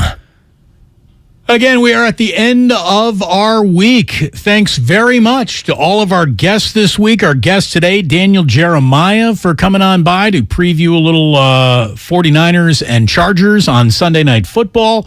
Thanks to Larry Kruger and Whitey Gleason for filling in for yours truly when I was out Monday, Tuesday, Wednesday under the weather. I am now over the weather.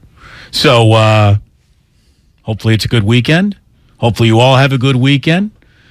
We got John Dickinson. He's coming up next. Warriors Live, brought to you by Fremont Bank. Our man JD is at Chase Center getting you ready for Warriors and Cavs tonight before turning it over to Tim Roy at 6:30. At 7 o'clock, we got ourselves Warriors Cavs. Apparently, they got a new court down tonight, and they're wearing those rose jerseys that they debuted that kind of look like they've been dipped in mustard. So, all right. See how those look? They're the condiment uniforms. The condiment crew is out on the court tonight. Again, more on tonight's game with Rich in Fremont. Final call of the week. What do you got, Rich? Hey, guys. Thanks for taking my call. I think that this game is going to be the fire starter game for Steve Kerr. You know, I can remember the last time I heard Steve Kerr use the term, we're going to experiment a little bit. By the time the season was over, they won a title. So I got a feeling this is a game that's going to be the spark. This is a game where now all of a sudden you're going to start to see them really just become the team who they really are, and that's a team of champions. Thanks, guys. Hey, Rich, I mean, I really hope that you're right. What I think tonight's game is a game that leaves them without excuses. You got a really good opponent that you should be sharpening your knife for. You got a home crowd on a Friday night, which means we're saucy. Let's go have some fun. You got yourself 3 days of rest. You have Curry coming off of, what did he have the other night? My God, Curry had 47. 47. Curry coming off his game of the year. Steve Kerr cracking down on everyone defensively over the last couple days of practice. Tonight's a game where they should look better.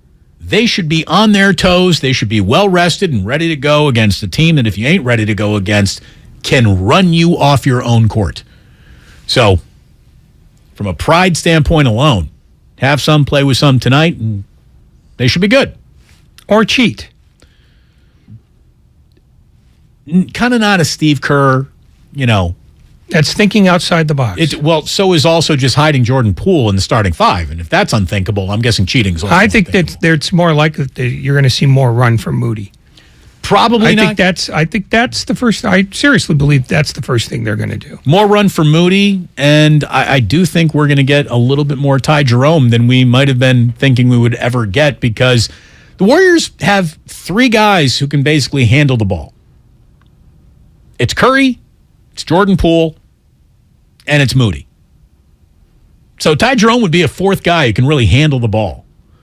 And I don't know if that's really at the center of their problems, but yeah, it's not at the center of their problems, but I think they're looking to see what works with the second unit. I think you're going to start seeing Moody in the mid-20s, minutes-wise. Anthony Lamb all over your TV tonight? He could be. I mean, when does Jermichael Green do something? I mean, Anthony Lamb does not exist if Jermichael Green is getting the minutes that his play indicates he should. Dante DiVincenzo. There's 20 right there. He can handle the ball a little bit too. So he is supposedly back tonight, which, again, tonight's set up for the Warriors to go out and play well. So hopefully they do just that. From the 510 on the Xfinity Mobile text line, rest in peace, Kevin Conroy, who was the voice of Batman in an animated series that was very popular, and certainly if you are of your age, that was a big Batman growing up, huh? Yeah, he was like the voice of Batman that I remember from my childhood. There you go. I'm still on Adam West as the voice of Batman in my childhood, but I'm just a little older than. No, he was before your time.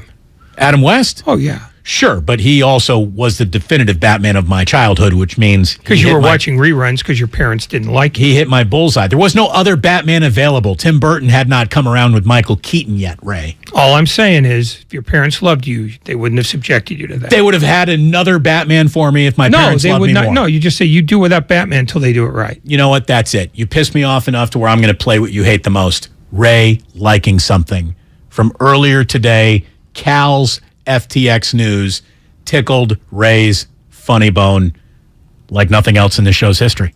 I'm not an expert, and I don't need to be. Oh, no, sorry. That was the... No. The best thing about that is I'm not an expert, and I don't need to be. I just got pantsed by FTX. He did, and so did Cal. This was last August, going into last season. Cal announced that it has reached an agreement on the first ever collegiate cryptocurrency naming rights sponsorship, a 10-year, $17.5 million deal that will be paid in full in cryptocurrency. That great? They did a deal with Parker Brothers. This is the happiest I've ever seen you, Ray. Of course they got paid in fictional money. God. Cal could have hit the lottery and been paid off in turnips. I mean, it's not funny. Yes, it is. But it's funny. It's absolutely hilarious. It's a little bit funny. No. It's uproarious. So, since a lot of our audience probably got pantsed in crypto too, let's make you money by fading the public. We are a documented 3-2. 90% of the public was on the 49ers 2 weeks ago, and by law of the segment, we faded the Niners and we lost. Last week, we didn't even get a pick in, Ray. I was home and we had a short show due to Warriors basketball. This week, the pick is in, and we didn't choose it. It chose us. 90% of the public is on the Chicago Bears -3 against the Detroit Lions. So, Ray, we are backing Team Dan Campbell. Come on, Dees. Dees nuts. Absolutely, our guy. Doesn't matter if you have one ass cheek and 3 toes. I will beat your ass. Lions +3 is the official position of the show. Fading the public. The Bears are the most heavily bet NFL team this weekend, week 10 of your NFL schedule. And with Fade the Public officially now in the public record, we have achieved maximum football. Maximum football! Have a good weekend, honey. Say the words.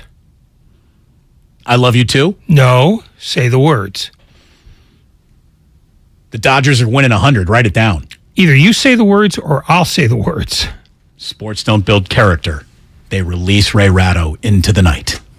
And like that, he's gone. Ladies and gentlemen, the weekend. R.I.P. Gallagher. This is your time to cash in at Cash Creek Casino Resort. To rock and to roll. Over the hills and bluffs. Go all out or go all in. With 4 stars and rising stars. Now we do more than ever. So you can do as much or as little as you want. It's your time to cash in at Cash Creek Casino Resort. Tune in to 95.7 The Game for Warriors Live, 60 minutes before tip-off of every Warriors game. Brought to you by Xfinity. Supercharge your home with supersonic Wi-Fi. Unbeatable internet, only from Xfinity. America's favorite car show makes its final Bay Area stop of the year with a jam-packed weekend of hot rod and fun the whole family will love. It's the Good Guys 32nd Autumn Get-Together, and it's all going down this weekend at the Alameda County Fairgrounds in Pleasanton. See over 2,500 of the West Coast's coolest hot rods, muscle cars, and trick trucks of all years. Plus, shop the huge swap meet and vendor exhibit. Check out the Smash for Cash Demolition Derby. Experience a tire smoke and burnout competition, Nitro Thunderfest, and so much more. It's all this weekend at the Alameda County Fairgrounds. Get details at good-guys.com. With energy bills as high as they are, proper weatherproofing is essential. If you're working with a client to upgrade or build a new home, be sure to visit Golden State. They partner with respected brands such as Owens Corning, James Hardy, and Boral Siding. They're a great option for a comfortable home with lower energy bills. Start at GoldenStateLumber.com. Building better in the Bay Area since 1954. Golden State. When you succeed, we succeed. Everything, our farm, our stand, our pop-up shop, it really all started when we discovered the benefits of local, raw honey for our family. And then we decided to turn it into a business. We were looking for something to help us get up and running. So we got the Chase Business Complete Banking Account. It's more than a bank account. It comes with Quick Accept, which lets us take card payments anytime, anywhere in the U.S. using the Chase mobile app. Plus, we get same-day deposits at no extra cost. For us, it's more than honey. It's about sharing a little sweetness with the world. Get the Chase Business Complete Banking Account with the essentials you need to help get your business going. Learn more at chase.com/business-complete-banking. Chase for business. Make more of what's yours.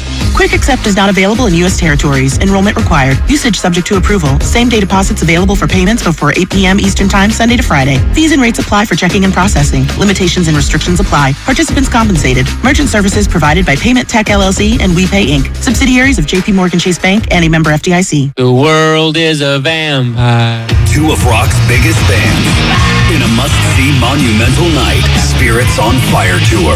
The Smashing Pumpkins. With very special guest, Jane's Addiction. November 15th, Chase Center. Spirits on Fire Tour. The Smashing Pumpkins with Jane's Addiction. And Poppy. On sale now. Buy tickets at Ticketmaster.com. Arcade Fire returns live in concert. The We Tour.